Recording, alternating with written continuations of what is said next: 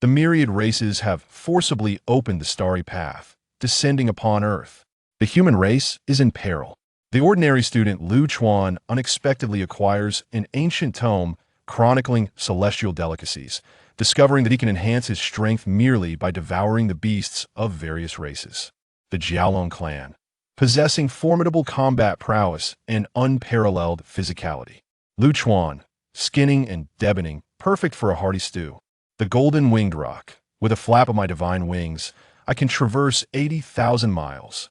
Chuan, braised chicken wings, my absolute favorite. The Fox clan, mastery of allure, irresistible to the formidable warriors of the human race. Chuan, this is utterly wicked. I must employ the ice and fire nine heavens technique to exact a severe punishment upon you. Chapter 1. A World Transformed. Have you become foolish from reading too many online novels? In a somewhat noisy classroom, Chuan clutches a yellow-covered book, staring blankly at his deskmate. This is a mathematics class. Where on earth did you find a copy of the fundamentals of cultivation to bamboozle me? Moreover, Mathematics Level 1 has a blue cover, yet you possess one with a yellow cover. If you're going to deceive me, at least be more professional about it. After merely dozing off for a brief moment during the break, Chuan awakens to find his mathematics textbook replaced with this nonsense. He can easily deduce that it was his deskmate who Fifin's doing. However, he did not anticipate that who Fifin, like him, was also staring blankly at him. Brother Chuan, I think you are the one who has read too many online novels. What do you mean by scientific mathematics? Have you lost your mind? Hu Fifin's tone gradually grew earnest. We are in a world of cultivation. The so-called science is merely fabricated by those who write novels. It does not exist. You must distinguish between fantasy and reality. Observing Hu Fifin's absurdly serious demeanor, Chuan felt a surge of irritation, suppressing the urge to slap him, and said in a low voice, "Class is about to start. Return my mathematics book immediately, or I shall reveal your secret crush on Li. Chuan, you heartless wretch." Upon hearing this, Hu Fifin immediately adopted a woeful expression, lamenting, "Here I am, sincerely trying to help you see the truth, and you, scoundrel, are plotting to betray a brother. Aye, aye." Just then, a series of crisp high-heel clicks echoed from the corridor outside, and the previously chaotic classroom fell into a profound silence. The teacher has arrived. Chuan immediately sat up straight, baring his teeth at Hu Fifin beside him. "Hurry up and give it back." Hu Fifin closed his eyes, wearing an expression of utter resignation, as if he had already accepted his fate. Chuan glanced at the book on Hu Fifin's desk, and his eyelid twitched violently. It was also the fundamentals of cultivation. That rascal, to go to such lengths to prank me. Does he wish for us to perish together? The sound of high heels grew closer, and the class bell rang in unison. The mathematics teacher, adorned with gold-rimmed glasses, high heels, and a black skirt suit, entered the classroom. At this moment, Chuan had already concocted an excuse. He would claim he had just awakened and was unaware of who had switched his book, nor when the swap had occurred. He would adamantly insist that he knew nothing. The teacher would likely discern that it was a prank by others and would merely demand the culprit return the book. Even if no one came forward, the worst outcome would be standing with Hu Fifin at the back of the classroom or in the corridor for a single class. In any case, while mischief is all in good fun, one must not betray a brother. If he reported Hu Fifin, the latter would surely suffer a dire fate. "Classmates, rise. The break has ended," the mathematics teacher announced from the podium, gently tapping the desk to rouse the students. In an instant, students with their foreheads resting on the desks, arms sprawled out, chins resting upon books, and those who were directly embracing their cushions in slumber all stretched languidly and began to rise. Class is commencing. The mathematics teacher retrieved a petite remote control from beneath the podium and gently pressed a button. Chuan immediately trembled all over. He beheld the homepage of the lesson material glaringly displayed on the multimedia projector at the front of the classroom. The title, Unit 1, Chapter 2, The Concept and Nature of Spiritual Power. It felt as though countless tiny insects were crawling all over him. Chuan found it difficult to articulate his emotions at that moment. Wasn't Chapter 2 supposed to pertain to the concept and nature of functions? What was this about the concept and nature of spiritual power? What on earth was spiritual power? What in the world is happening? Could it be that I'm still not fully awake? Students, in this class, we will once again discuss the concept and nature of spiritual power. Last class we covered. With a loud clatter, Chuan abruptly stood from his seat and dashed towards the classroom exit. Chuan, what are you doing? The mathematics teacher's stern voice pursued him from behind. Teacher, I noticed Chuan was trembling just now. He must not be able to hold it anymore and is heading to the restroom. Hu Fifin's timid voice provided a feeble cover from behind. Chuan paid no heed to any of it and continued sprinting down the corridor outside the classroom. There were no cameras outside the classroom. This was not a reality show orchestrated by a television station. The mathematics teacher had a serious demeanor, and the likelihood of colluding with the entire class to orchestrate a prank was nearly non-existent. Aside from his handsome appearance, he had no significant presence in the class, which made it unlikely for him to be the target of such a collective jest. The graffiti on the wall outside the classroom, hastily drawn with a ballpoint pen, remained unchanged from before, indicating that this was still Class 8 of Year 2. He sprinted from one end of the third floor to the other. The sounds of various classes in session echoed in his ears. Different properties of spiritual formations yield different effects. The properties of spiritual formations can be categorized into several types. The teacher has crafted a mnemonic, so let's recite it together. Metal, wood, water, fire, earth, thunder, light, ice, darkness, and wind. This question, the total value of spiritual power in the air. How many times have I explained this? Yet over 10 students still got it wrong in this exam. Still sleeping, are we? Do you think you are foundational cultivators who can absorb spiritual power just by napping? Get up and memorize your notes.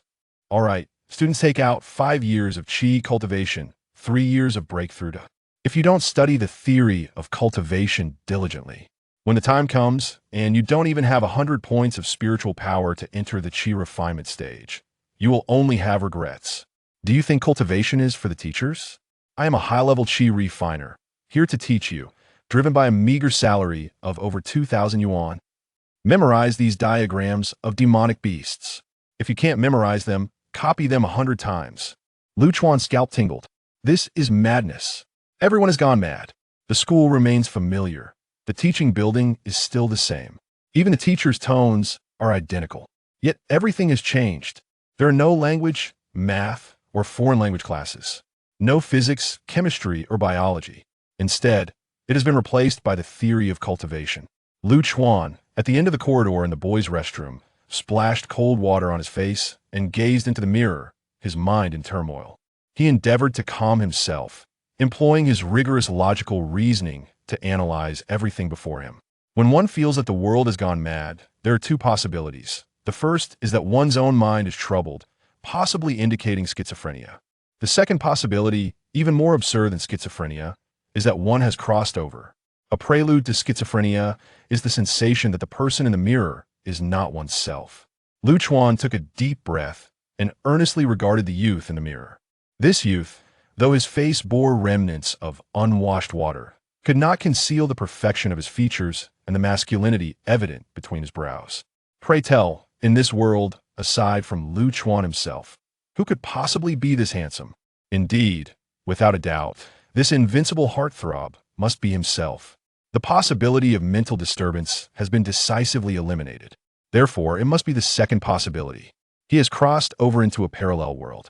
Although he had stayed up late reading web novels clandestinely, in those tales, crossing over only occurred after death, and there would at least be some sense of ritual. What about him? Did he cross over simply by taking a nap during break? This is utterly ludicrous, a complete absurdity. Do you know about trigonometric functions? The imagination is simply too rich. Look at what is stated here. With angles as independent variables, the coordinates of the intersection points of the terminal side of any angle with a unit circle, or their ratios, serve as dependent variables. And there are mnemonics. Odd changes even remain unchanged. Symbols depend on the quadrant. Yes, I saw that too, sine, cosine, tangent. It is simply a stroke of genius. Suddenly, 2 voices of eager discussion emanated from the restroom, causing Chuan, who was doubting the world before the mirror, to have his heart leap and his expression change drastically. What trigonometric functions? Isn't this a world of cultivation? How can there be such enthusiastic learners here? At last, I have caught the two of you. Instead of diligently attending classes to cultivate your skills, you take refuge in the restroom under the pretense of needing to relieve yourselves, engrossed in scientific novels. And you discuss them so loudly. While you neglect your cultivation, you approach the study of esoteric mathematics with great seriousness. Gome, hand over the spiritual device, your mobile phone. As he gazes at the scene before him, Chuan can only respond with a look of bewilderment. Chapter 2. Taking the vocational examination together. Which class are you in? What are you doing here? The teacher, having confiscated the spiritual phones of two unfortunate souls in the restroom, directed a fierce glare at Chuan. Chuan immediately tightened his grip. Teacher, I just came to use the restroom. You're not here with them to read science novels, are you? The teacher surveyed Chuan from head to toe, her expression full of skepticism. Certainly not. Chuan declared with righteous indignation. Teacher, I absolutely detest subjects like Chinese, math, English, and physics. I have no interest in them whatsoever. Ah, see, this is how a middle school student should behave. The teacher admonished the two unfortunate classmates caught in her grasp. Take a lesson from him. The unfortunate students gazed at Chuan with a mix of disdain and envy, clearly recognizing him as the model student. Well then, hurry back to class after using the restroom. Don't delay your cultivation progress. The teacher, having finished her reprimand, kindly reminded Chuan, her tone noticeably softened. All right, teacher. I'll return right away. Chuan dashed out of the restroom towards the classroom, his heart racing with excitement. This is absurd. Cultivation has become the primary focus, while science is relegated to the sidelines. I have to sneak into the restroom just to study math. This world is utterly insane. His heart pounded vigorously. Could it be that those diligent students who burn the midnight oil over problem sets would transform into mediocre beings, while someone like me, who has been carefree and indulged in countless cultivation novels, would emerge as a formidable force? Fueled by this fervent thought, Chuan sprinted back to Class 8 of his second year, slipping in through the back door. He sat upright, intent on absorbing the lesson. However, 10 minutes later, Chuan was bewildered. He couldn't comprehend any of it. The terms spilling from Teacher Lu's mouth, spiritual seals, spiritual veins, spiritual energy parameters, were far more perplexing than functions. He glanced at a few familiar classmates in the front row and was astonished to find that those who had diligently studied cultural subjects were now equally earnest in their pursuit of cultivation theory. Not only did they occasionally exchange glances with the teacher, but they were also fervently taking notes. It seemed that those who were dedicated would not waver in their efforts. Regardless of the subject matter, their diligence transcended mere interest. Just like the mathematics class before, the theory of cultivation class on Friday mornings consisted of 2 consecutive periods, with no break in between. After enduring more than an hour, Teacher Lu finally concluded her lecture, tidying up the PPT and stacking the course materials neatly on the multimedia podium. The podium emitted a thud. Classmates, Teacher Lu cleared her throat. There are 5 minutes left before class ends, and I have an announcement. Rest assured, it won't delay your lunch. She continued, your homeroom teacher, Mr. Hu Yin, is currently on a business trip and has specifically instructed me to inform you that, according to our school's training model, there will be another round of class reassignments before entering the 3rd year. The class reassignment exam will take place in a month. It will determine whether you enter the cultivation class, receiving preferential resources from the school to vigorously enhance your spiritual energy, paving the way to enter a cultivation university, or whether you opt for the vocational class to learn professional skills, ultimately leading to vocational studies. The significance of this choice is surely clear to all of you. Therefore, as is customary, I encourage each of you to put in extra effort over this month. With that, she donned her high heels and exited the classroom, buzzing with chatter. The classroom erupted as soon as the teacher departed. Why is it so early this year? In the past, it would take at least another 40 days. Oh no, my spiritual energy is still under 300. I really want to give up. Let us speak plainly. I'm only at 150. I'm in even worse shape. I'm at 250. I wish I were at 250. Throughout Teacher Lu's announcement, Chuan had been engrossed in introduction to cultivation theory. Grappling with his utter confusion and oblivious to the discussions around him, he nudged his deskmate, Hu Fei Fan. So, Hu Fei Fan, did you understand anything from this class? Hu Fei Fan twisted his face, chewing thoughtfully. Who can understand this cultivation theory? Those who can comprehend it are from cram schools. You think it's hard? I find it quite challenging too. Chuan's eyes twitched. Speak properly. Hu Fei Fan retorted, it's just too difficult. Hardly anyone in class understands. And those who do have spent a fortune on cram schools. Chuan's gaze flickered. It seemed that the cultivation theory class was even more challenging than functions. Back in his previous life, with effort, one could at least grasp functions. Those who invested heavily in cram schools were clearly aiming for the cultivation class. aspiring to become practitioners. Well, it doesn't matter, Hu Fei Fan said nonchalantly. Aren't you the one who despises cultivation? Didn't you want to find a science fiction author to learn math after graduation? Lu Chuan's eyes widened. Learn math from an author? What kind of ridiculous logic is that? The mathematical prowess of such beings barely surpasses that of a fifth grader. Can I write my name backwards? Bro, you're not having second thoughts, are you? Hu Fei Fan asked, his expression skeptical. You clearly said you weren't interested in cultivation theory and just wanted to enroll in the vocational class to graduate and earn money. Have you forgotten? Seeing the look on Hu Fei Fan's face, Lu Chuan felt a jolt of determination surge through him. He declared, absolutely not. A man's word is his bond. Once I say I'm going to the vocational class, I'm going to the vocational class. Yet, as he uttered these words, a hint of uncertainty lingered in his heart. The distinction between the cultivation class and the vocational class eluded him. But he knew he couldn't lose face in front of his friend, so he spoke confidently. Hu Fei Fan, taken aback by Lu Chuan's resolve, seemed momentarily flustered. A subtle shift in the atmosphere became palpable. In the meantime, similar dialogues unfolded repeatedly within the classroom of Class 8. Why is cultivation so tedious? What is the point of becoming a practitioner? Riding a spiritual energy vehicle or piloting a giant spiritual sword is just as exhilarating. A girl with a square face and black-rimmed glasses, seated in the front row, addressed her friend in a blue dress beside her, her voice robust and commanding. Isn't that right? Yes, I think so. The girl in blue hesitated, her voice significantly softer. So, are you enrolling in the cultivation class or the vocational class? The girl in glasses pressed. Of course, the vocational class. Cultivation is far too dull. I have no desire to pursue it. In the third row, a boy declared, we agreed to apply for the vocational class together. Those who don't are just pups. Fine by me. Another boy gritted his teeth. In the last row, someone chimed in, as for cultivation, let those who want to pursue it do so. A little learning here and there, and then let us earn money and enjoy life. Exactly. Observing his classmates' reactions, Lu Chuan's expression grew increasingly grave. The scene before him resembled the chaotic frenzy that unfolded before every exam in his previous life. This won't do. The vocational class must be a dreadful choice. I must enroll in the cultivation class. Chapter 3, A World of Universal Cultivation. Friday afternoons, once reserved for physics and chemistry, had now transformed into introductory courses on array formation and the principles of medicinal herbs. Lu Chuan endured the lessons in a daze alongside Hu Fei Fan, eventually departing the school to head home. Their small town, known as My City, remained unchanged.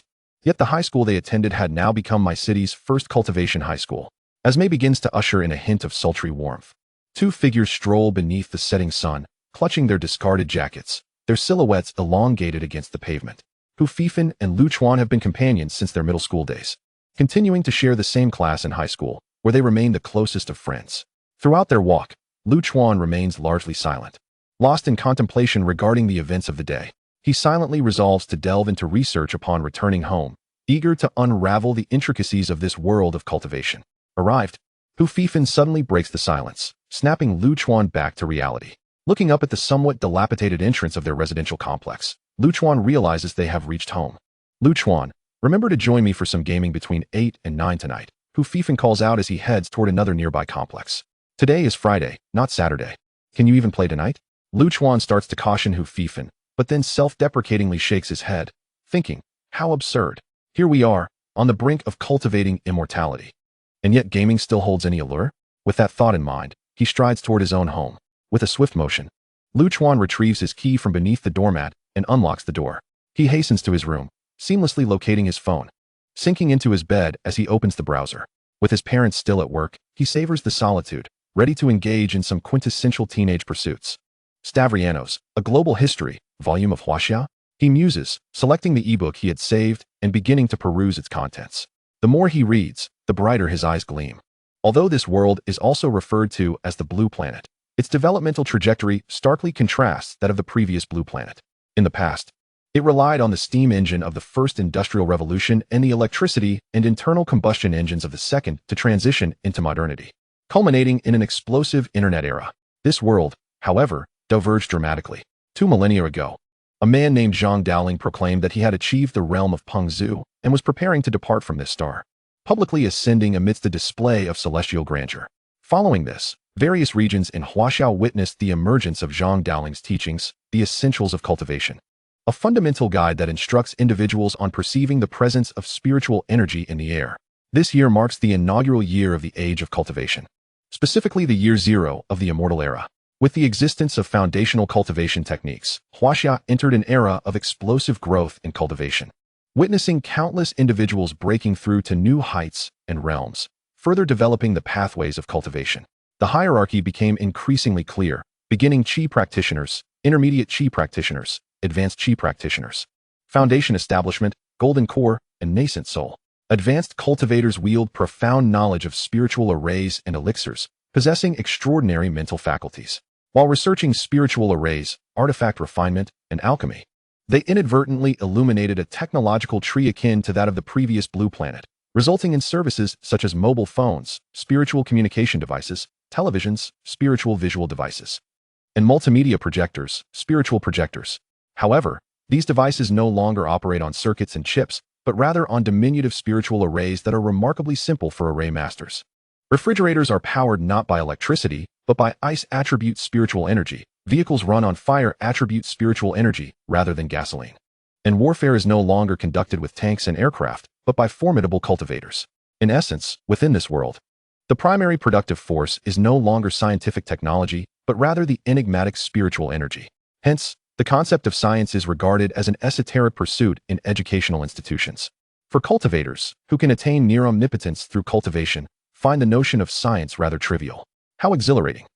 Chuan exclaims internally as he gazes upon these concepts that even the most audacious cultivation novels of his past life would not dare to depict. Feeling a surge of excitement that prompts him to dab at his nose with tissues. Satisfied to find no blood, he resumes scrolling through his phone, seeking information about foundational cultivation. 1,500 years prior, or 500 years before the Immortal Era, cultivation demanded exceptional aptitude.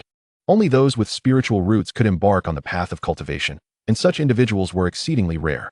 Yet, after the 500th year of the Immortal Era, the Huaxiao Alliance was established. Its first endeavor was to utilize the full strength of the alliance to construct a comprehensive spiritual array, the Four Directions Gathering Spirit Array, across Huaxia, subsequently promoting a revolutionary new cultivation method, the Spiritual Vortex Cultivation Method. From that point onward, the people of Huaxia were no longer dependent on spiritual root aptitude, ushering in an era where everyone could cultivate and engage in the pursuit of immortality. It appears to be a world that places immense value on cultivation. Does this mean that every individual can soar through the skies and traverse the earth? Yet, I have not witnessed any flying individuals on my way home from school. With this question lingering in his mind, Chuan continues reading. It becomes evident that while everyone can cultivate, not everyone can become a powerful practitioner.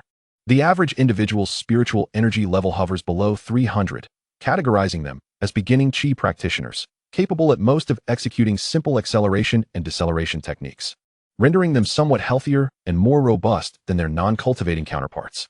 For professions requiring high physical prowess, such as military personnel or government guards, or those operating advanced spiritual machinery, large trucks, buses, or heavy machinery, a spiritual energy level exceeding 300, equivalent to the intermediate Qi practitioner level, is necessary. In contrast, educators, government officials, and corporate employees are held to even higher standards, requiring a minimum of 600 spiritual energy, placing them at the advanced Qi practitioner tier. Regardless of whether they are beginning, intermediate, or advanced Qi practitioners, they remain merely powerful ordinary individuals, standing in stark contrast to the formidable cultivators Chuan envisions in his mind. Where are these supposed immortals? Aren't there supposed to be countless holy tier practitioners?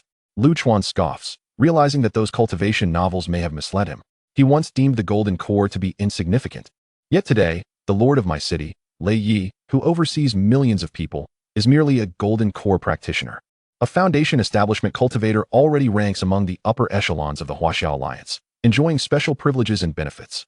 Fortuitously, despite the vast disparities between Qi practitioners below and above foundation establishment, there exists a clear pathway for advancement, the Cultivation University. Records indicate that all students who enter cultivation universities can break through to foundation establishment and become true cultivators. According to historical data from my #1 high school, typically only 5 or 6 students per grade gain admission to cultivation universities, all of whom hail from the cultivation class. In contrast, vocational classes attract fewer than 20 aspiring applicants each year, with most ultimately enrolling in vocational undergraduate programs. These vocational undergraduate programs bear a striking resemblance to those of the past, yet they emphasize professional skills over academic pursuits. Just as in the previous world, Zhanghua was accepted into BJ University. Li Ping entered a technical school, and I work as a sales clerk in a department store. We all have bright futures ahead. Here, too, whether one strives for the ethereal path of cultivation or chooses to be a chi practitioner working diligently for a living, there remains a promising future. As someone who has read millions of words of novels prior to his transmigration, Lu Chuan harbors a yearning for the majestic world of cultivation, naturally aspiring to become a formidable cultivator. To achieve this, he must excel in the college entrance examination and gain admission to a cultivation university. To secure a favorable score, he must first gain entry into the cultivation class in a month's time, thereby garnering the school's support. However, the examinations for those subjects in the cultivation class pose a significant challenge. Lu Chuan tosses his phone aside, lying on his bed and staring blankly at the ceiling. Lost in thought. Just then, a series of knocks resounded at the door. Knock, knock, knock. A sudden knock echoed from outside the door. Xiao Chuan, are you in there? Lu Chuan jolted, instinctively shoving the roll of tissue under his pillow. Yet, it was too late. His mother, Song Huiqin, had already entered the room. The scene froze for 2 seconds. Mom, let me explain. It's not what you think. Oh, spare me. Come out. Wash your hands, peel the shrimp, and prepare for dinner. With a soft thud, the door closed behind her, and the previously stern expression on her face transformed into a broad smile. You rascal. You've really grown up. 30 minutes later, Lu Chuan's father, Lu Zhanghua, returned home, and the family gathered around the dining table, exuding warmth and joy. The braised prawns were ready, glistening with a rich hue, the savory aroma of the shrimp wafting through the air, tantalizing the appetite. Come on, Xiao Chuan, eat. Song Huiqin selected the largest shrimp for Lu Chuan. Without hesitation, he bit into the shrimp head, devouring it whole, shell and all, relishing the feast. Observing her son's hearty appetite, Song Huiqin beamed. So, how does it taste? Delicious, Mom. Your culinary skills are worthy of a restaurant. Lu Chuan, benefiting from the meal, showered her with compliments. Of course it's good. This shrimp could be considered a mythical beast, albeit a rather low-grade one. As she spoke, Song Huiqin nudged the plate of shrimp closer to Lu Chuan. Mythical beast? That must be quite expensive then? Lu Chuan's chewing slowed. Indeed. It costs around 400 to 500 per pound, Song Huiqin casually replied, picking up a potato beside the prawns. I specifically bought these for you. Your father and I won't be having any. Lu Chuan paused, asking, but why? Isn't it too extravagant? Although still a high school student, he understood the significance of 400 to 500 per pound. Ordinary families wouldn't indulge in such pricey delicacies. Upon hearing this, both Song Huiqin and Lu Zhanghua chuckled. Look at him, already thinking about frugality. This was your father's idea. Song Huiqin gestured for Lu Zhanghua to speak. With a smile, Lu Zhanghua asked Lu Chuan, aren't you all scheduled for class division exams in a month? Lu Chuan was taken aback. How did you know, Dad? Lu Zhanghua teased, you little rascal. You wouldn't have mentioned it if I hadn't asked. If it weren't for the head of our department telling me, I wouldn't have known either. His child is in the same class as you, and just the other day, he informed me about your upcoming class division exams. I bought these prawns to nourish him. These prawns possess spiritual energy. Consuming them is beneficial for your development. Song Huiqin nodded in agreement, adding, they sell exceptionally well, far surpassing supply. But this is too expensive. Lu Chuan murmured, lowering his head. While his family wasn't destitute, their home and car were financed through loans, and they struggled to make monthly payments, leaving little in savings. Spending 500 to 600 per pound on shrimp would amount to over 10,000 a month. Such a lifestyle was unsustainable. Don't worry. Lu Zhanghua chuckled upon seeing his son's troubled expression. With a month to go before your exams and the bonus period for accumulating spiritual energy for intermediate practitioners, I reckon your classmates will start indulging in these spiritually infused foods, even if I have to tighten my belt. I won't let my son fall behind at the starting line. Oh, Lu Chuan replied, opting for silence as he focused on his meal. It seemed he truly needed to exert effort for this upcoming class division exam. Late at night, Lu Chuan gathered the books titled 5 Years of Qi Cultivation, 3 Years of Breakthrough, Detailed Explanations of Immortal Cultivation, Introductory Array Theory, Elementary Botany, History of Immortal Cultivation, and Geography of Immortal Cultivation. He let out a deep sigh. Since dinner, he had been studying for 5 continuous hours. In truth, before his transmigration, Lu Chuan had not been a poor student, although his grades fluctuated. He had always maintained a position above the median. When subjects piqued his interest, he could study with greater efficiency than even the top students. In the afternoon classes, he had been somewhat bewildered, primarily due to his recent transition and the fact that the teacher had started mid-lecture, leaving him lost. Now, propelled by a surge of interest, Lu Chuan opened the books, methodically reviewing the table of contents, slowly piecing together a framework of knowledge. Unlike the previous world, This realm did not segregate into arts and sciences. Immortal cultivation theory was paramount, akin to mathematics in his past life, while introductory array theory resembled physics. And elementary botany paralleled biology and chemistry. The history of immortal cultivation and geography of immortal cultivation corresponded to history and geography. Since the origins of immortal cultivation lay in Huaxia, the Huaxiao Alliance had always been the epicenter of this world, thus no foreign language subjects equivalent to English existed. Minor language specialties could only be pursued in immortal universities or vocational colleges. Of course, understanding the framework did not equate to mastering the knowledge. Chuan recognized that he had merely scratched the surface. To catch up, a month of burning the midnight oil was inevitable. With this resolve, he extinguished the spiritual lamp and nestled into bed. Perhaps the strain of studying had exhausted him, or the disorientation of entering an entirely new world had worn him out. He quickly succumbed to a deep slumber, drifting into dreams. In a hazy state, he sensed himself transported to a peculiar dreamscape. In this strange realm, a swarm of large shrimp, brandishing their formidable pincers, scuttled energetically around him, appearing remarkably similar to those he had devoured at dinner. The only difference was that they were enveloped in a faint azure glow, as if dusted with phosphorescent powder. What do you want? Chuan fretted. I ate you during the day, and now you want to eat me at night? He had never encountered such assertive shrimp on land, and nervously remarked. I didn't eat you raw. It was a proper deep fry, and I didn't add much chili, just a tad too much garlic and cilantro. Regrettably, the shrimp ignored his feeble attempts at humor, collectively tilting their heads, seemingly eagerly awaiting something above him. Suddenly, a thunderous boom resonated overhead. In the next moment, a colossal book materialized in the void before him. This ancient tome, bound in a rustic style, appeared as if countless scrolls were stacked together, exuding a grayish-black hue devoid of color, as though it did not belong to this world, emanating an aura of temporal and spatial mystique that Chuan had never encountered before. Suppressing his astonishment, Chuan stepped forward, extending his hands to grasp the weighty cover of the ancient book, and forcefully flipped it open to reveal the first page. In the instant that followed, his gaze was met with an unprecedented brilliance. The first page prominently displayed. Chapter 4, A Spiritual Energy Value Not Worth Anticipating. The following morning, as dawn broke, the bleary-eyed Hu Fei Fan received a message from Chuan. Brother Chuan, your drawing skills are abysmal. Chuan retorted, quit the small talk. Do you recognize this? Hu Fei Fan replied, looks like a claw. Chuan exclaimed, of course I know it's a claw. I'm asking if you recognize whose claw it is. Slams table.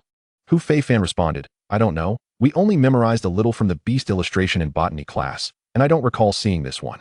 Chuan, let us head downstairs and go to the library. Hu Fei Fan, what for? Chuan, to gather information, of course. Didn't teacher Lu assign us homework, instructing us to measure our spiritual energy levels at the library? Hu Fei Fan, but don't we usually start our assignments just an hour before school?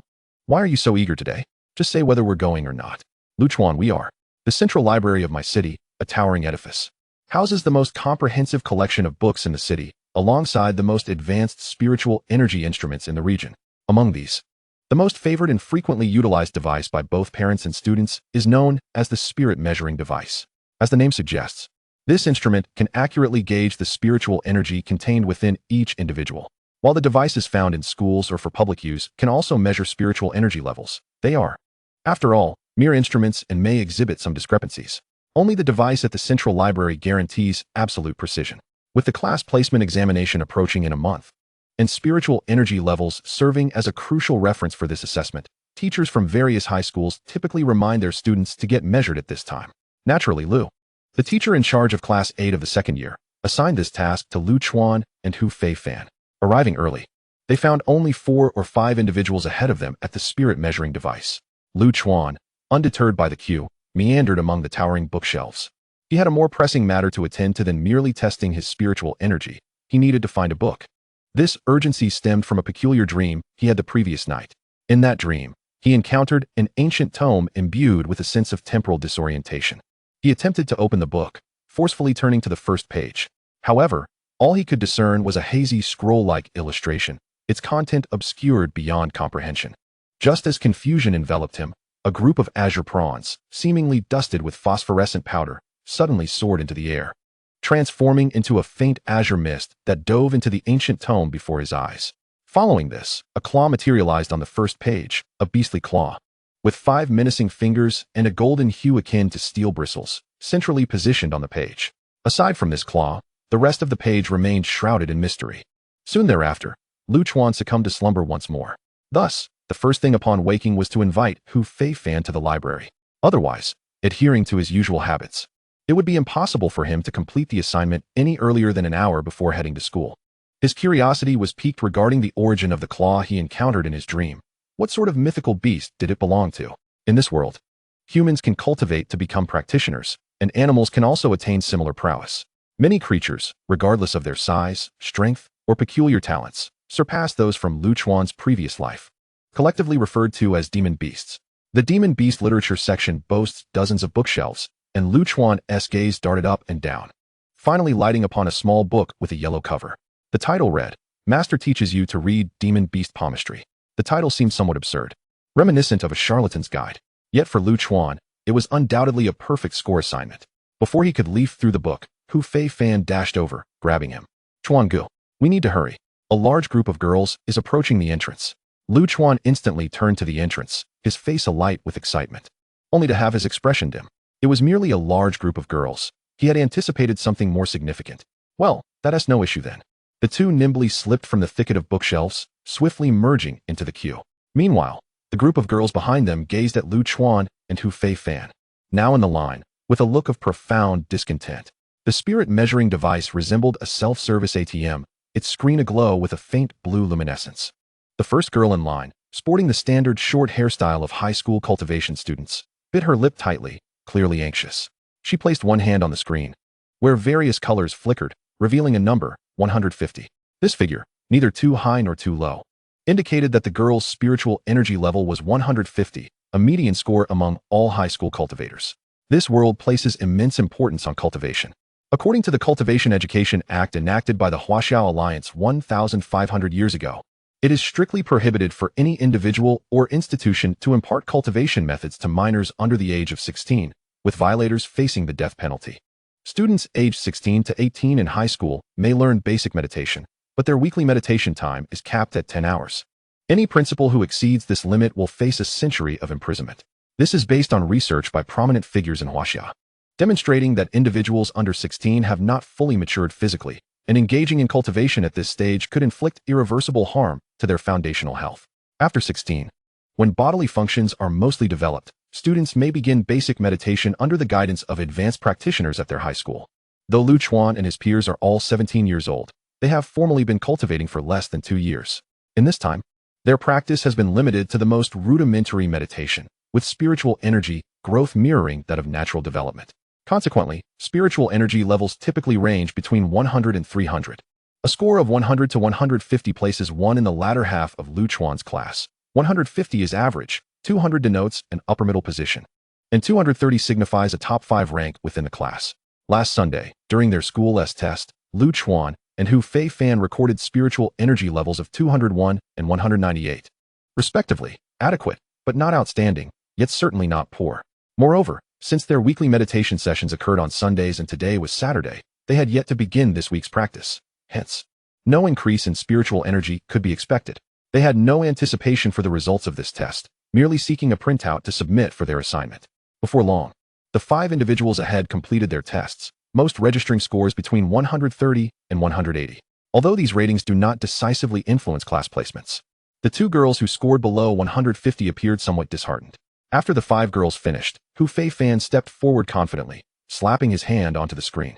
As expected, the displayed number was 198, identical to his previous school test, without even a slight variance.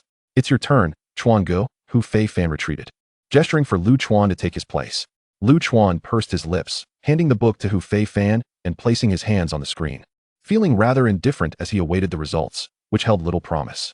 The screen flickered momentarily, and after a few seconds, he almost stifled a yawn. However, just as he began to yawn, he felt as though he had been struck by lightning, his mouth agape and eyes wide. The number displayed on the screen was Chapter 5, The Qualities of a Handsome Man. Wow, Lu Chuan exclaimed, staring at the spiritual energy value on the screen with a mix of astonishment and disbelief. What's wrong?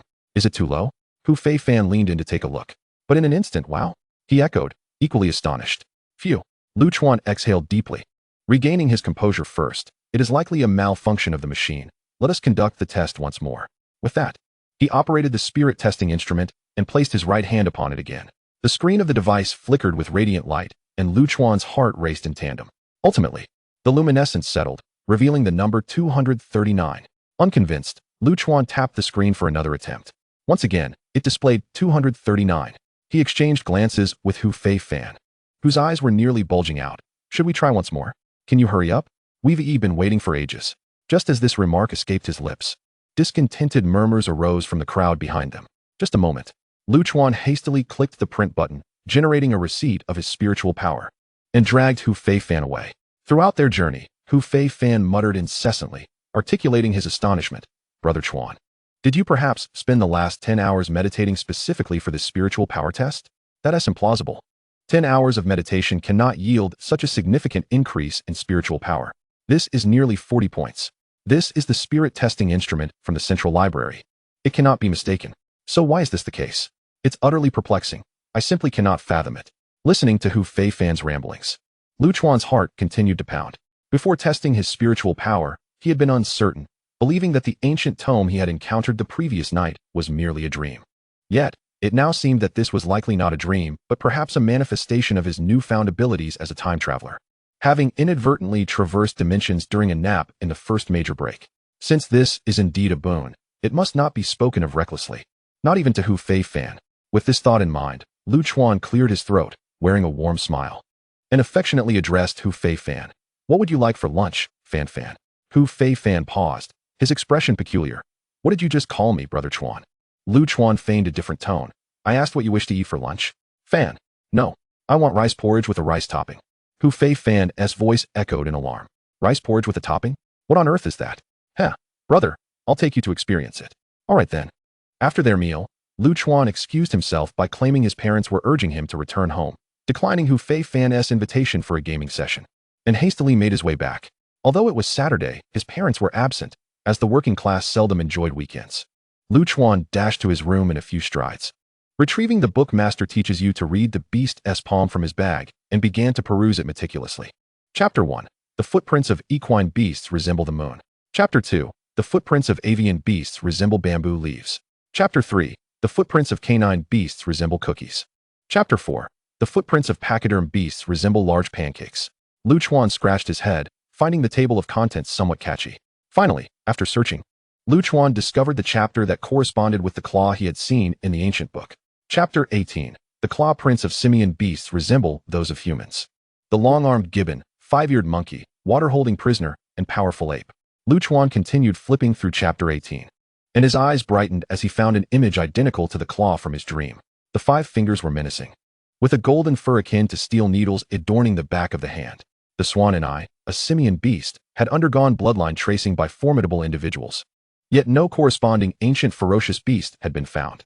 Based on texts from thousands of years past, it was speculated that this creature might possess the bloodline of the swan and I.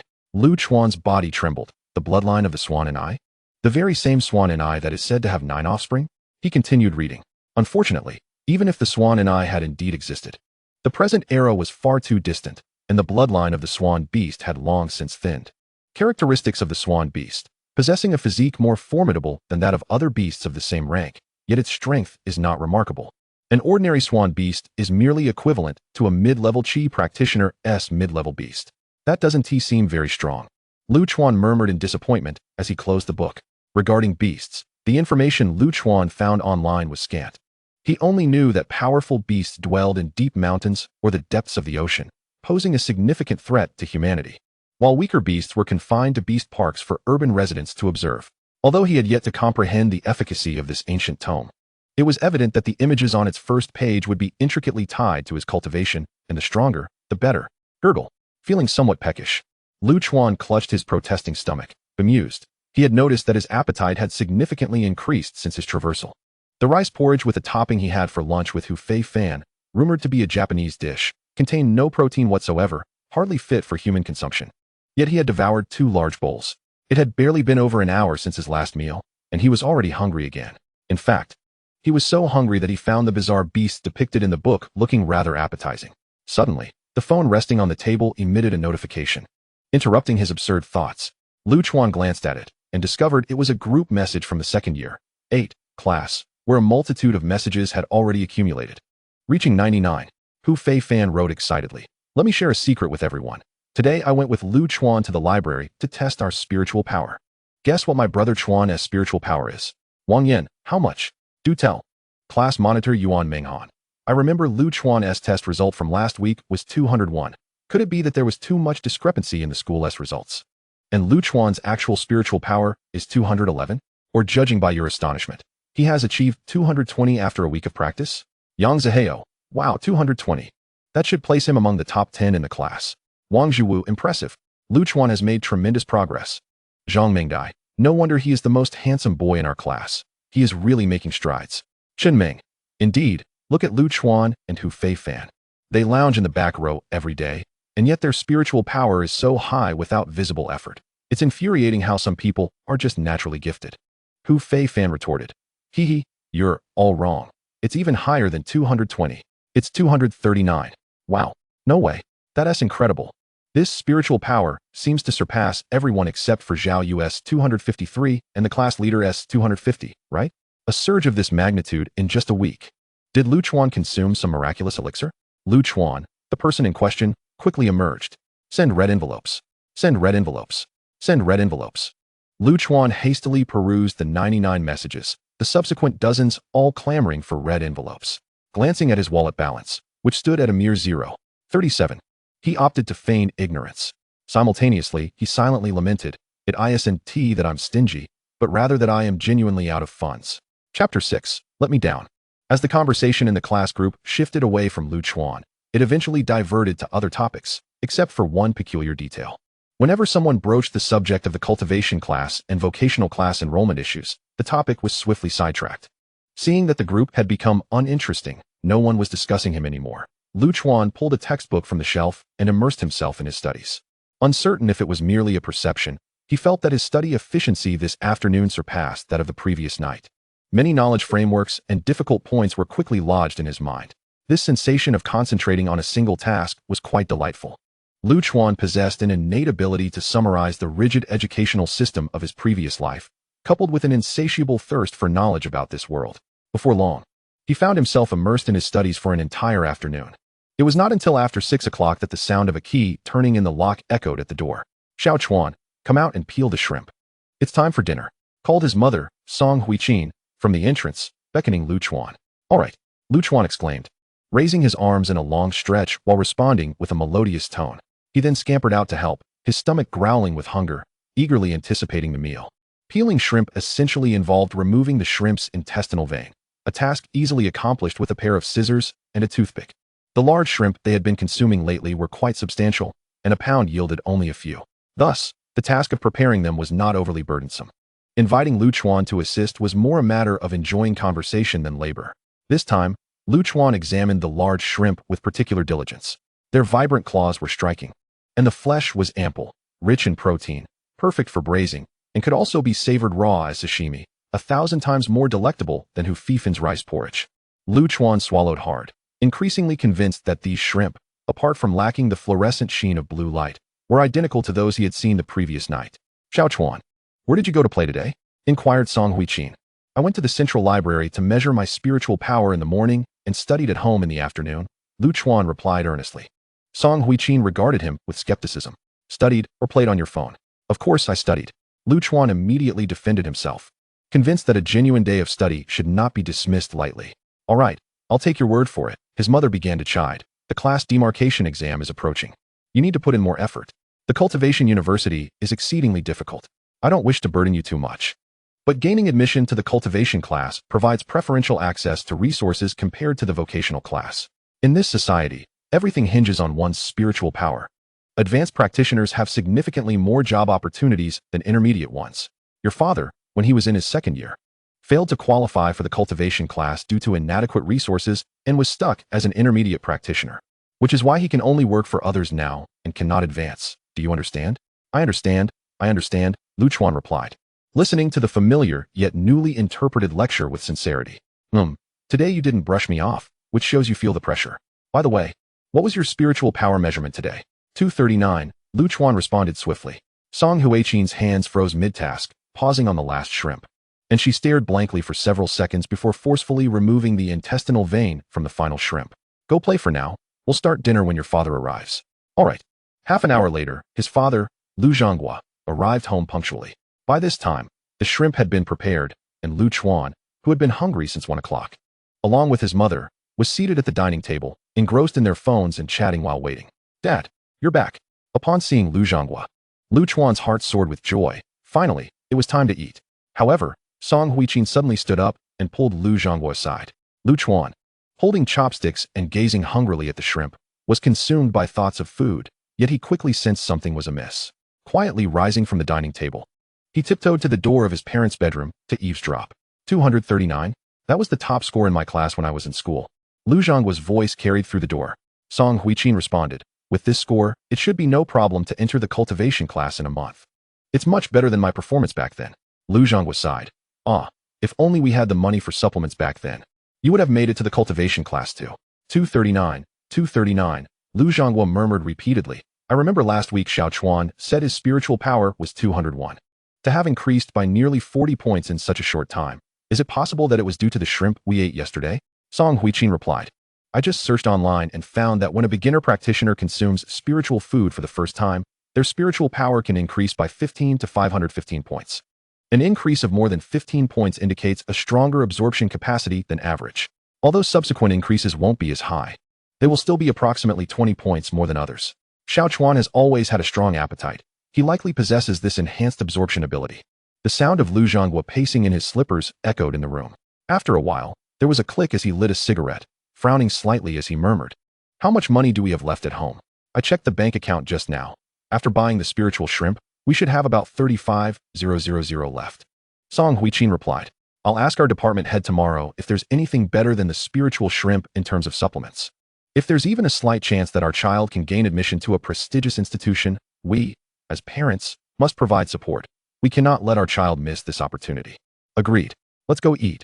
We shouldn't let the child know and add to his stress. Upon hearing his parents approaching, Lu Chuan quickly dashed back to the dining table, raised his arms, and let out a long yawn. That night, after devouring the shrimp, Lu Chuan concluded his studies on 5 years of qi cultivation, 3 years of breakthrough. Detailed exegesis of cultivation theory, detailed exegesis of beginner array techniques, detailed exegesis of beginner botany, detailed exegesis of cultivation history, and detailed exegesis of cultivation geography. As he lay in bed, a sense of unease washed over him. He was about 80% certain that the ancient book was his golden finger. But what if it wasn't? Perhaps he lacked any extraordinary ability, just as his mother suggested, and merely possessed a slightly stronger capacity for absorption? Never mind. Even if he only had a stronger absorption ability, that was still commendable. At the very least, he was assured a spot in the cultivation class. But he still aspired to enter a prestigious university. If his parents were to invest their savings in him, what would happen if he failed to absorb the spiritual power? Tossing and turning, Lu Chuan lay awake, eyes wide, until the early hours of the morning. What if he couldn't sleep tonight? Would the ancient book fail to manifest? What if it never appeared again? Wouldn't that be a tremendous loss? Suddenly, Lu Chuan sensed something was off as he spoke those words. With a start, he sat up in bed and tentatively called out, Ancient book, come forth? Boom. In the next instant, his mind went black, and his consciousness spiraled out of control, plunging deep into his psyche, as if traversing through the cosmos. Ultimately, he found himself once again in that enigmatic space. Click, click, click. A rustling sound emanated from beneath him. Lu Chuan looked down to find the same large shrimp, glowing with a blue light, brandishing their massive claws, full of life and vigor. 1, 2, 3, 4, 13. Lu Chuan counted eagerly, his eyes lighting up. There were exactly 13, matching the quantity he had consumed for dinner. After counting the shrimp, he raised his gaze and suddenly discovered that the ancient book had materialized above him, bound in an archaic style, as if countless scrolls were stacked together, presenting a grayish-black hue devoid of color, seemingly transcending the realm of existence, exuding an enigmatic aura that distorted time and space. It's real, it's real, it's real, Lu Chuan exclaimed in excitement, while the shrimp beneath him joyfully blew bubbles and leapt into the ancient book. Yet soon, panic set in as his exhilaration morphed into terror, and he shouted, What are you doing? Put me down. Why must you all carry me in like this? You troublesome shrimp. I had good intentions to save you. Yet you repay kindness with enmity. Help. Chapter 7. The weekly gathering of high school students. 13 large shrimps were clinging to him. Some grasped his sleeves. Others clutched his pant legs, and 2 others tugged at Lu Chuan's hair as if he were their steed, charging ahead toward the ancient tome. You rascals! Tomorrow, I shall devour you raw, accompanied by a generous helping of wasabi. Lu Chuan bellowed, flailing his arms and kicking wildly, exerting every ounce of strength he possessed. But to no avail. Just as he thought he might be overwhelmed by these shrimp, they suddenly halted. Lu Chuan was taken aback. What are they up to? At that moment, the largest shrimp, which had been resting on Lu Chuan's chest, slowly floated upwards. It flew a short distance forward, then extended its pincers to point at the ancient tome, twisting its head to gaze at Lu Chuan with its beady eyes. Lu Chuan was momentarily stunned. What does this mean? Do you want me to open it? The surrounding shrimps waved their pincers in unison, signaling their agreement. All right, then let me down first. With a plop, all the shrimps simultaneously released their grip, and Lu Chuan fell to the ground. Damn it, be gentle, he muttered under his breath, cautiously stepping forward to stand before the ancient tome. The last time had been too hasty. He hadn't had the chance to scrutinize the tome properly. This time, he observed it more clearly. The tome was predominantly gray-black, shrouded in a misty aura within this darkened space, so much so that it was difficult to discern unless one looked closely. It hovered about a meter above the ground, resembling a horizontally laid rectangle, as if many scrolls were bound together. Lu Chuan grasped the heavy cover with both hands and forcefully slid it open from right to left. The first page was revealed, appearing much like it had the day before. Most of its surface was still engulfed in a hazy power, obscuring clarity, save for the central area where a claw of a mythical beast was visible. Crack, crack, crack. At that moment, the shrimps behind him became agitated again, waving their pincers and charging toward Lu Chuan. Whoosh, whoosh, whoosh. Lu Chuan focused his gaze on the image on the first page. As the shrimps approached, they transformed into faint azure mist, all of which infused into the scroll. Subsequently, the claw began to shimmer and emit a whirring sound. Moments later, the hazy power surrounding the claw quivered slightly before dissipating entirely, unveiling the image beneath. Lu Chuan's eyes sparkled with delight. The image that appeared this time was significantly larger than before, an entire muscular forearm, robust and formidable. Its sinewy muscles coiled like that of a dragon, exuding an intimidating presence far surpassing that of the beast depicted in the tome. While Lu Chuan spoke the first half of his sentence with vigor, it felt as though he had exhausted all his strength by the time he uttered the last two words, and he fainted from sheer fatigue. The following morning, Lu Chuan sat half upright in bed, scratching his disheveled hair, musing, why do I keep fainting inexplicably? But then, his body jolted as if recalling something, and he abruptly awakened from his stupor, hastily dressing and leaping out of bed, rushing toward the door. Xiao Chuan, you haven't eaten yet. His mother, Song Huiqin, called from behind.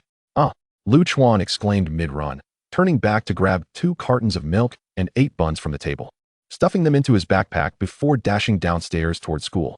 It was Sunday, the day designated for his weekly meditation session. The Huaxiao Alliance had instituted the Cultivation Education Act, mandating that high school students engage in 10 hours of meditation each week. Any school that violated this 10-hour rule would face severe penalties for its principal. In truth, even if someone wanted to flout this regulation, it would be impossible.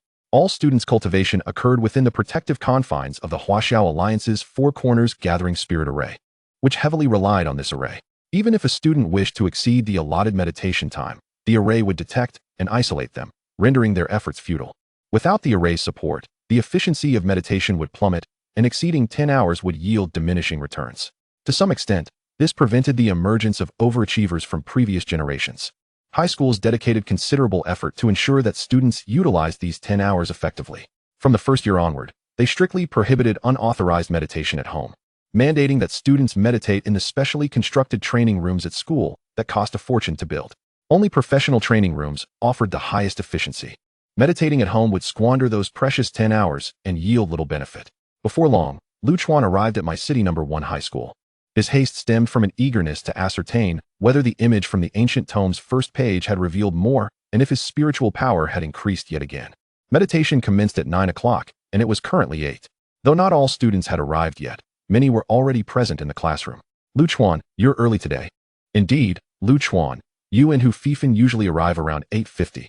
Whereas Hu Fifan, upon entering, several classmates greeted him. Among them were familiar faces, and some less so, yet all displayed warmth. Lu Chuan was slightly taken aback, but soon understood. What high school student would harbor elitist sentiments? It was likely that they were curious about his sudden surge in spiritual power and wished to inquire about his secret. Or perhaps they had previously dismissed him as merely handsome and now found themselves enamored by his newfound strength. After all, it's quite common for someone of his charm to attract affection now and then. Since Hu Fifan had yet to arrive, Lu Chuan submitted the printed spiritual power report from the library and returned to his seat, naturally pulling out a bun and devouring it. Lu Chuan noticed that, aside from after eating the large shrimp in the afternoon, he seemed perpetually in a state of hunger. At that moment, a short-haired boy from the front row approached, pulled out Hu Fifan's chair, and sat down. Upon seeing Lu Chuan devouring a bun, he paused for a moment before asking, "Lu Chuan, did Hu Fifan tell you that your spiritual power was measured at 239 yesterday? Is that true?" "Yes," Lu Chuan mumbled in between bites, knowing that Hu Fifan had nearly broadcasted this news to the world. If he didn't clarify, it would seem rather timid. The boy's name was Zhang Wubin, a frequent gaming companion of Lu Chuan and Hu Fifan, and they shared a good rapport, so their conversation was devoid of formalities. "Impressive. Your last measurement was 201. So you've increased by 38. Zhang Wubin remarked, eyeing Lu Chuan's delectable consumption with envy. "Get to the point," Lu Chuan urged, quickly shoving the seventh bun into his mouth and clutching the last one in his hand. He signaled Zhang Wubin to be direct. He didn't believe the boy had come merely to flatter him. "Hee. I was just wondering, with your current spiritual power, are you planning to enroll in the cultivation class or the vocational class? Isn't that obvious?" Lu Chuan almost retorted, but his gaze suddenly caught sight of Hu Fifan bursting through the classroom door. He swiftly retrieved his water bottle, swallowed the bun in his mouth, and exclaimed, "What class to enroll in? I had a firm agreement with Hu Fifan. I must enroll in the professional class." Almost instantly, Hu Fifan's expression stiffened as he halted abruptly just 1 meter away from Lu Chuan.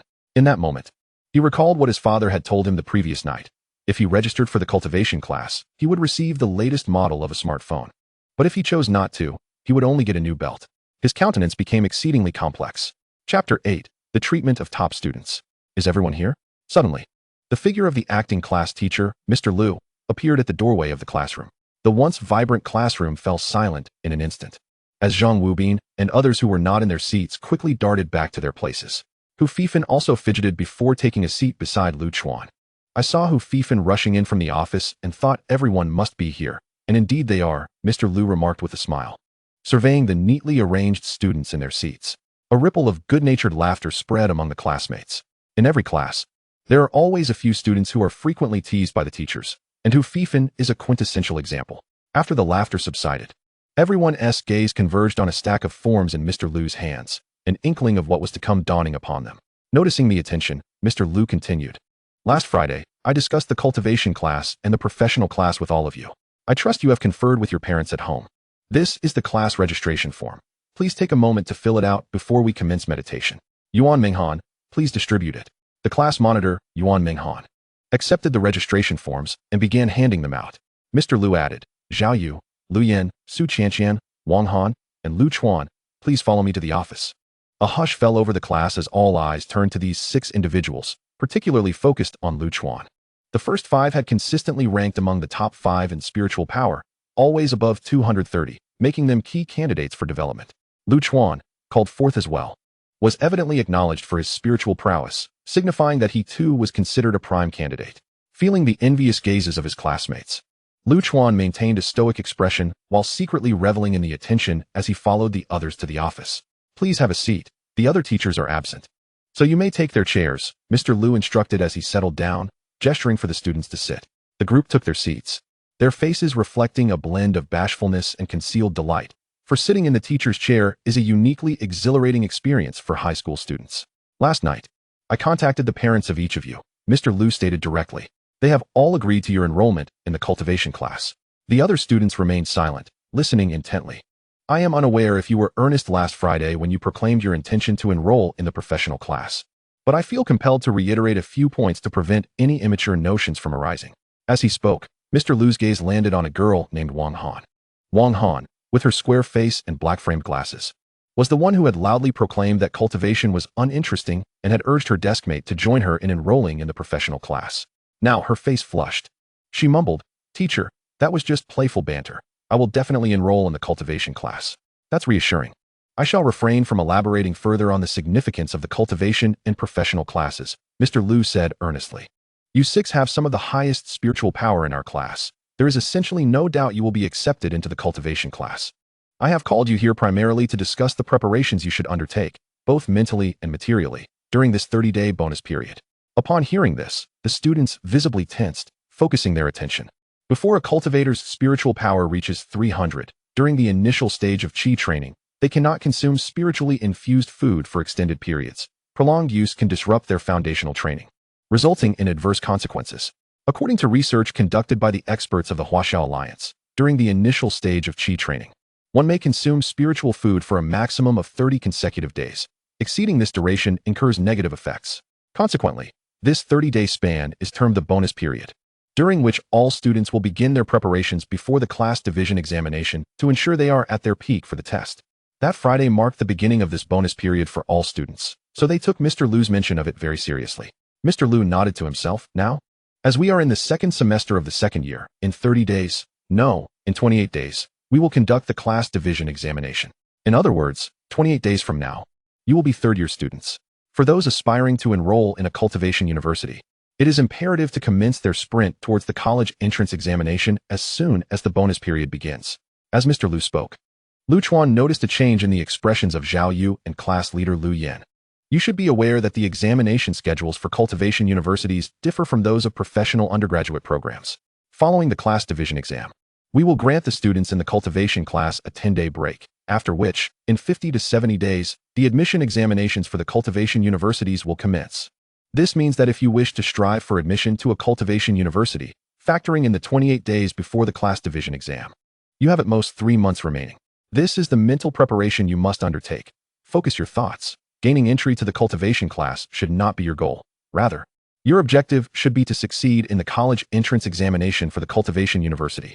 As for material preparations, accumulating spiritual power during the bonus period is fundamental to cultivation and is of utmost importance. Therefore, I urge each of you to discuss with your parents about purchasing at least one Qi condensing pill to supplement your daily intake of spiritual food during this period. Should conditions permit, establishing this foundation during the bonus period is essential for your success in gaining admission to a cultivation university. Do you all understand? Understood. Good. Zhao Yu and the class leader, please stay behind. The rest of you may return, as meditation is about to commence. All right, goodbye, teacher. Lu Chuan was filled with confusion, unsure of the reason for his summons to the office. He hurriedly stood up and followed the others back to the classroom to gather his belongings, heading towards the training room. Unlike the previous world, the most opulent structure at my city's first cultivation high school is the training room, which is constructed to resemble a grand hall, with a lofty, transparent dome built of exquisite marble, covering an area as vast as half a football field. Within the main space of the training room, there are more than 200 white meditation cushions, currently arranged neatly, with over 200 students from the second-year classes seated cross-legged on them. From above, the sight of so many students meditating together is quite a magnificent spectacle. Lu Chuan's class, Class 8 of the second year, occupies the lowest position. To his left sits Zhang Wubin, and to his right is Hu Fifan. As meditation has yet to commence, the three engage in a hushed conversation. Why haven't Zhao Yu and Lu Yan arrived yet? There are only 5 minutes left until the formation activates. They shouldn't be late. Hu Fifan exclaimed. Zhang Wubin chuckled. They must be having a private talk with the teacher. It's a perk of being a top student. Weren't the 6 of you together just moments ago? Did the teacher dismiss you for and keep them behind? Hu Fifan leaned forward, trying to catch Zhang Wubin's gaze. They're not on the same level as us.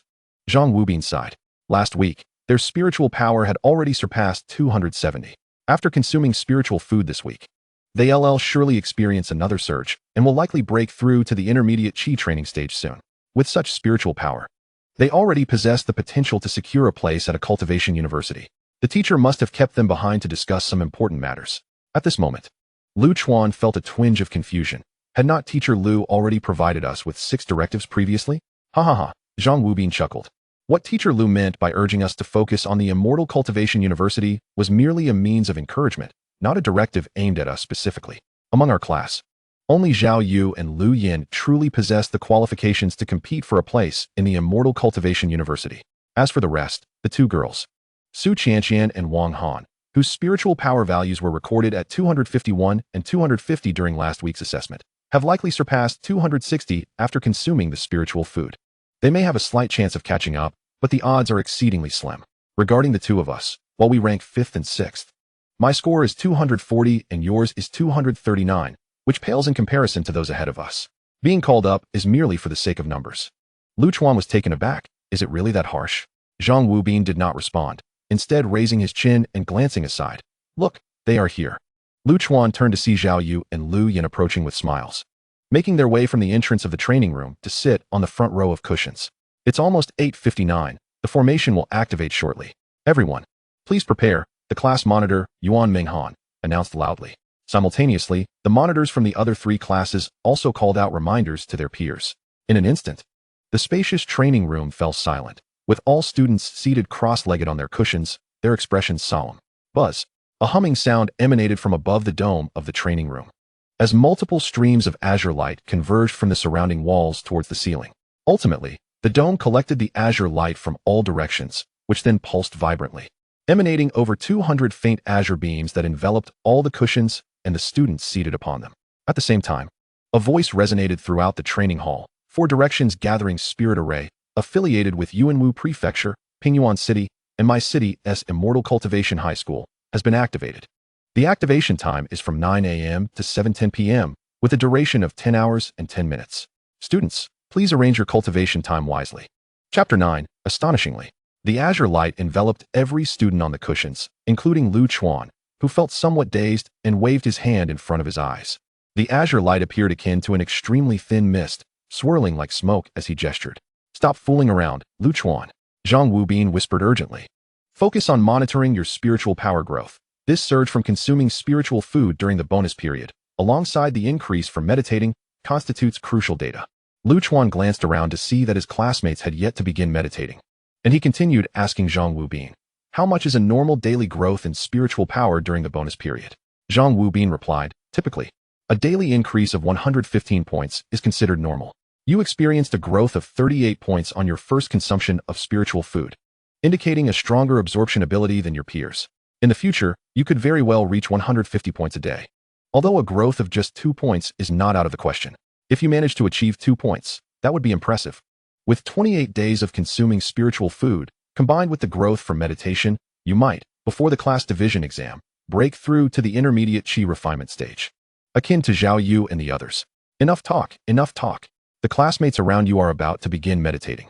Make sure to compare your spiritual power with yesterday's reading from the library, Zhang Wubin said before closing his eyes, straightening his neck, and entering a meditative state. Simultaneously, the surrounding classmates followed suit, gradually entering their own states of meditation. Lu Chuan took a deep breath, positioned himself in a cross-legged posture on the cushion, steadied his mind, regulated his breathing, and began to sense the power of the azure mist enveloping him. According to the research he had gathered over the past few days, the formation enveloping the cushions would display his current spiritual power at the onset of meditation. By comparing it with yesterday's reading of 239 in the library, he could ascertain his daily growth during the bonus period. How much would it increase indeed? Lu Chuan felt a flicker of anticipation. Just as Zhang Wubin had said, if his daily growth could reach 2 points, he would stand a chance of breaking through to the intermediate Qi refinement stage before the division exam, achieving the same level of excellence as Zhao Yu and Lu Yan. Let us hope for 2, he mused. With his eyes tightly shut, he quietly attuned himself to the surrounding mist, soon feeling his consciousness slip into an ethereal state. The flickering shadows beyond his eyelids, the faint sounds emitted by the meditating classmates, the scent of the laundry detergent from their uniforms mingled with the fragrance of the cushions, and the gentle caress of the breeze against his cheeks all grew extraordinarily vivid before abruptly fading into nothingness. Only a singular, indistinct voice emanating from the formation echoed in his mind. Spiritual power value, 255. Outside the training room, within an office, 4 teachers sat at their desks, simultaneously grading papers while monitoring the formation display overhead. These 4 instructors were the homeroom teachers of classes 5, 6, 7, and 8. And as their students meditated in the training room, they naturally kept a watchful eye. One tall, young male teacher, adorned with transparent spectacles, chuckled, not bad, within just 5 minutes. All the classes have students entering a meditative state. Indeed, Teacher Zhang, your student Li Yi almost fell into meditation the moment she closed her eyes. Truly a child of a cultivation family, another male teacher, with thick dark hair but a slight paunch, responded with amusement. Is this Li Yi? I didn't see her last week, inquired Lu, the substitute homeroom teacher for Lu Chuan's class, with curiosity. Yes, Teacher Lu.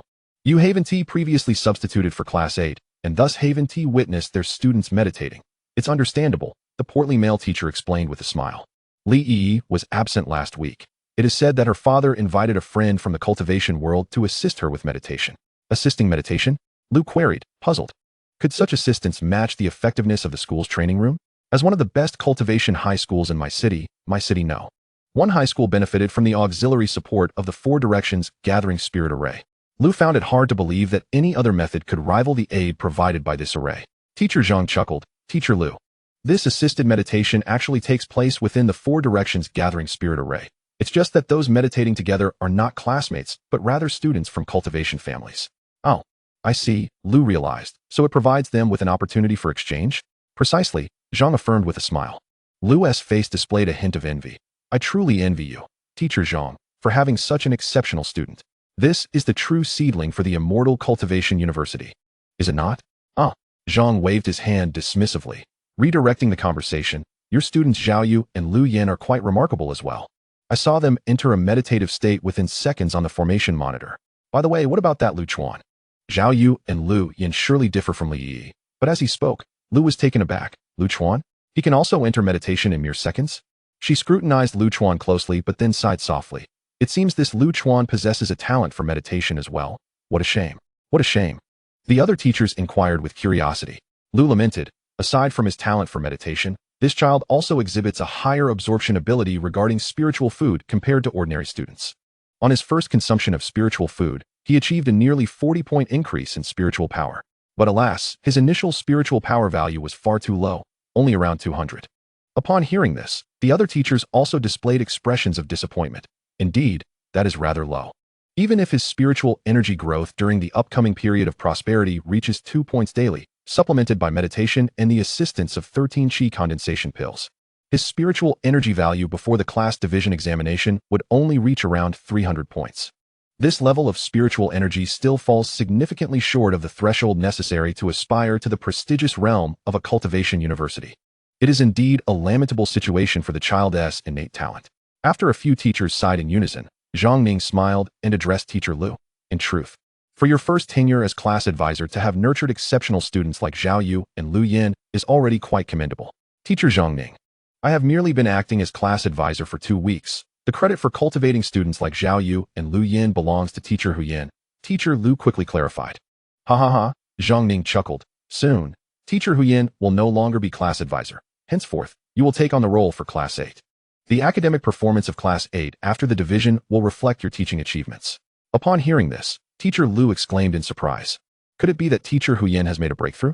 With a mysterious smile, Zhang Ning replied, if all goes well, indeed. This news brought genuine joy to Teacher Lu. After all these years, his efforts have not been in vain. Indeed, not in vain. Echoed the sentiments of the other teachers in the office.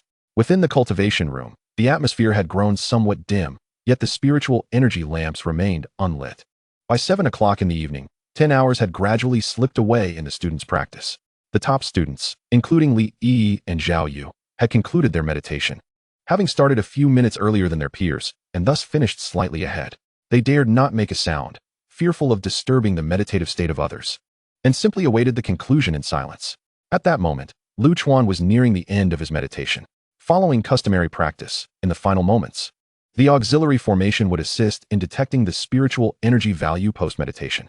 A vague, unidentifiable voice from the formation echoed softly in his mind. Spiritual energy value. Lu Chuan abruptly opened his eyes, filled with astonishment, for his spiritual energy value was indeed. Chapter 10. Lu Chuan's culinary concerns. Finally, within the cultivation room, all students had completed their meditation. The bright spiritual energy lamps illuminated the space, and the azure power from the formation receded from the high dome of the room. All students rose to gather their belongings and return home. Hu Fifan gazed towards Class 5, where a slender, elegantly dressed girl with a ponytail was smiling as she bid farewell to her friends before slinging a simple, yet attractive backpack over her shoulder and departing. Retracting his gaze from her retreating figure, Hu Fifan sighed softly, turned, and quietly beckoned Lu Chuan to head home. However, just as he turned, he was startled into a yell. Ah, Chuan Gu, what are you doing? At that moment, Lu Chuan sat cross-legged on the cushion, his eyes gleaming with an almost otherworldly light as he stared intently at Hu Fifan. He even swallowed audibly. I'm not like that, brother, Hu Fifan exclaimed, his face a mask of terror as he crossed his arms defensively and stepped back repeatedly. Lu Chuan, uninterested in playing along, pointed to Hu Fifan's backpack and inquired, is there chocolate in there? Hu Fifan paused momentarily. How did you know? Lu Chuan had already extended his hand. Just one large piece? Fine, you can have it all. Hu Fifan relented upon seeing Lu Chuan's evident hunger, promptly retrieving a substantial chunk of chocolate from his bag and handing it over. Lu Chuan swiftly accepted it, tearing off the wrapper and taking a generous bite. The chocolate's surface was smooth and flawless, exhibiting a rich brown luster under the light. With the first bite, the flavor was robust and rich, sweet and delicate, nearly eliciting a satisfied hum from Lu Chuan. Gulp. Suddenly, Lu Chuan heard a distinct sound of swallowing, and upon opening his eyes, he discovered that the guilty parties were Hu Fifan and Zhang Wubin, standing before him. Lu Chuan quickly covered the chocolate and stepped back 2 paces. What do you want? Nothing, just watching you enjoy it so much. Zhang Wubin scratched his head and swallowed again. Tentatively, Lu Chuan offered the remaining half of the chocolate. Do you two want some? Zhang Wubin and Hu Fifan glanced at the bite marks on the chocolate before shaking their heads in unison. No, no, no. All right then. Lu Chuan popped the remaining half into his mouth, mumbling indistinctly, it's not that I'm stingy, it's just that you didn't want it. Zhang Wubin and Hu Fifan exchanged exasperated glances with Lu Chuan. Then gulp. They swallowed another large mouthful of saliva. For reasons unknown, they found Lu Chuan's enjoyment of the chocolate to be irresistible, and though it was merely a simple piece, it stirred their appetites and left them feeling hungry. Zhang Haoming, what was your spiritual energy value after meditation? Oh, not much, just 238. Wow, impressive. Hey, Lao Wu, what was yours after this round of meditation? I'm terrible, only 247. What about you? I'm the real disaster. I got 244. Yang Pei, what's yours? 267. And you? Wow, you're a big shot. I only got 245. Jin Yu, how much? 235. I got 245. And Hang, hee, 241, 245. All along the way, Hu Fifan and Zhang Wubin continuously greeted students from other classes. Initially, they would inquire completely, what was your spiritual energy value after meditation? Eventually, they would just exchange their values with knowing smiles, understanding each other without further words. After a series of greetings, Zhang Wubin turned to Lu Chuan and said, Lu Chuan, it appears that most students have seen their spiritual energy values increase by 13 points after meditation. 13 points? Hu Fifan exclaimed in surprise. I asked around. And most only increased by 1 or 2 points. I haven't even heard of anyone getting an increase of 3 points. Hee, Zhang Wubin chuckled. True. Most are at 2 points, but there are indeed a few at 3 points. Because I am one of them, haha. My father often teaches me meditation, so I have a slight edge in this regard. Hu Fifan looked on with envy, with 4 weeks until the class division exam and 4 rounds of meditation. If you gain just a little more each time, you'll have a 4-point advantage. Zhang Wubin became even more smug upon hearing this. Hee, Hu Fifan. As long as you put in the effort, that 4-point gap can be bridged in other areas. As they continued talking, he turned his attention back to Lu Chuan. Lu Chuan, what is your spiritual energy value? I've asked you several times, yet you refuse to share. Although my growth rate during this period is 2 points daily, and I gain 3 points with each meditation, which is rather astonishing, we're good friends. There's no need to feel shy. Why are you silent? Listening to Zhang Wubin's boastful tone, Lu Chuan looked up at the sky, reflecting on his pre-meditation value of 255 points and post-meditation value of 273 points, lost in contemplation. What kind of anomaly am I? At 9:30 in the evening, Lu Chuan sat at his bedroom desk, staring at a piece of paper, his expression gravely serious. The handwriting on the paper was clear. Friday breakfast, 3 buns, 1 egg, 1 milk. Lunch, stir-fried tomatoes and eggs over rice from the school cafeteria. Dinner, 10 spirit shrimp. A few vegetables, 1 bowl of rice. Saturday, breakfast, 4 buns, 2 milk. Lunch, rice porridge over rice, 2. Dinner, 13 spirit shrimp, a few vegetables, 2 bowls of rice. Sunday, for breakfast, I consumed 8 steamed buns and 2 glasses of milk. I skipped lunch, and for dinner, I indulged in 200 grams of chocolate-infused shrimp from Hu Fifan, accompanied by 17 pieces of shrimp, half a plate of scrambled eggs with tomatoes, an entire plate of shredded potatoes, and 3 bowls of rice. He jotted down at the bottom of the page. Conclusion, clearly, my appetite is increasing day by day. He then took out another sheet of paper and wrote, 3 days of spiritual energy changes, 201, 239, 273. Does my appetite grow in tandem with the increase in spiritual energy? A large question mark adorned the paper as Lu Chuan rose and heavily collapsed onto his bed. He was indeed a bit alarmed. He was certain that the rapid increase in his spiritual energy was due to the ancient book residing in his mind. With a value of 273, his spiritual energy undoubtedly surpassed that of his classmates Wang Han and Su Qianqian, with only Zhao Yu and Lu Yin ahead of him. However, given his daily increase of 16 points, in just 3 or 4 days, he would surpass Zhao Yu and Lu Yin as well. Judging by the current trajectory of his appetite, in 4 days he might consume 30 enormous spiritual shrimps, 20 buns, and 68 servings of rice in a single day. Lu Chuan could hardly fathom that in the year 2022, during the epoch of cultivating immortals, he was actually fretting over meals. With this thought, he ceased reading, turned off the light, and began to sleep. Since everything stemmed from the ancient book, he resolved to seek it out for clarity. Chapter 11. Do you know how I have managed these past 5 days? The following day, Monday, Lu Chuan rose from his bed, his hair tousled and his expression one of dismay. Although he had entered the realm of the ancient book the previous night, as usual, the colossal shrimp beneath him transformed into a faint azure mist, and after the images on the first page had restored further, he lost consciousness once again. This had occurred the last 2 times as well. Once the images on the first page began to materialize, he would completely lose awareness, only to awaken in the morning. Despite his diligence this time, he still succumbed. Gurgle. Before he could finish his thought, Lu Chuan cast a ghastly glance at his stomach. Hunger had returned. Meanwhile, outside a high-end community in my city, "Hello, Teacher Lu, it's me." Hu Yanbai chuckled as he answered the call. "I sincerely apologize. I was in seclusion for a breakthrough these past few days and didn't check my phone, so I missed your call." "Yes, the breakthrough was successful." "Ha ha ha, thank you. I'm currently at Danyan residence. Yes, the house assigned to me by the government. I just arrived to take a look." "All right. I'll inspect the house first, and we'll call you back later. I need your assistance with some matters regarding the Yuanwu Immortal Academy." "Thank you, goodbye." After hanging up, Hu Yanbai handed the card in his hand to the tall security guard at the entrance of Danyan residence.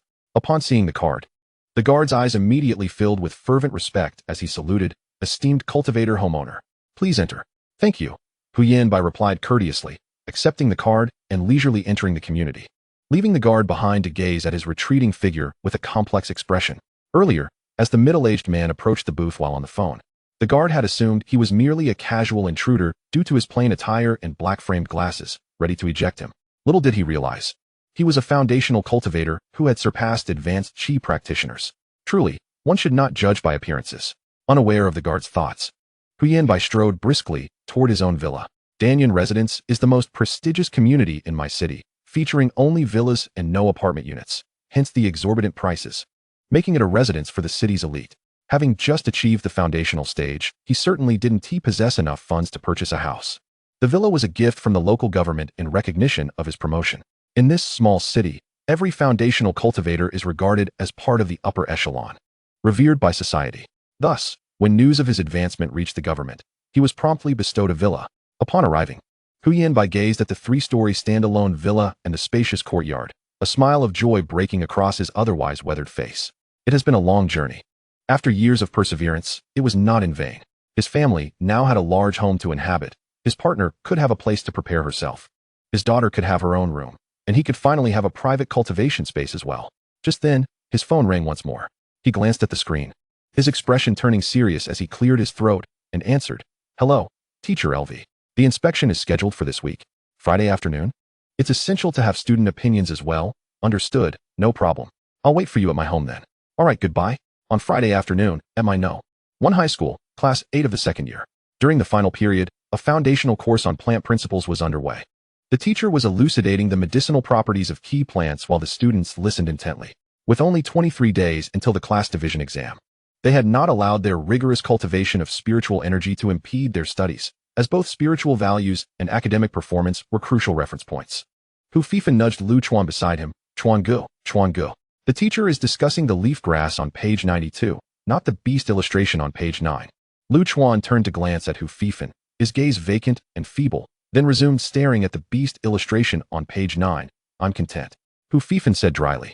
"But you've been looking at it for 35 minutes. He found Lu Chuan's behavior today rather peculiar.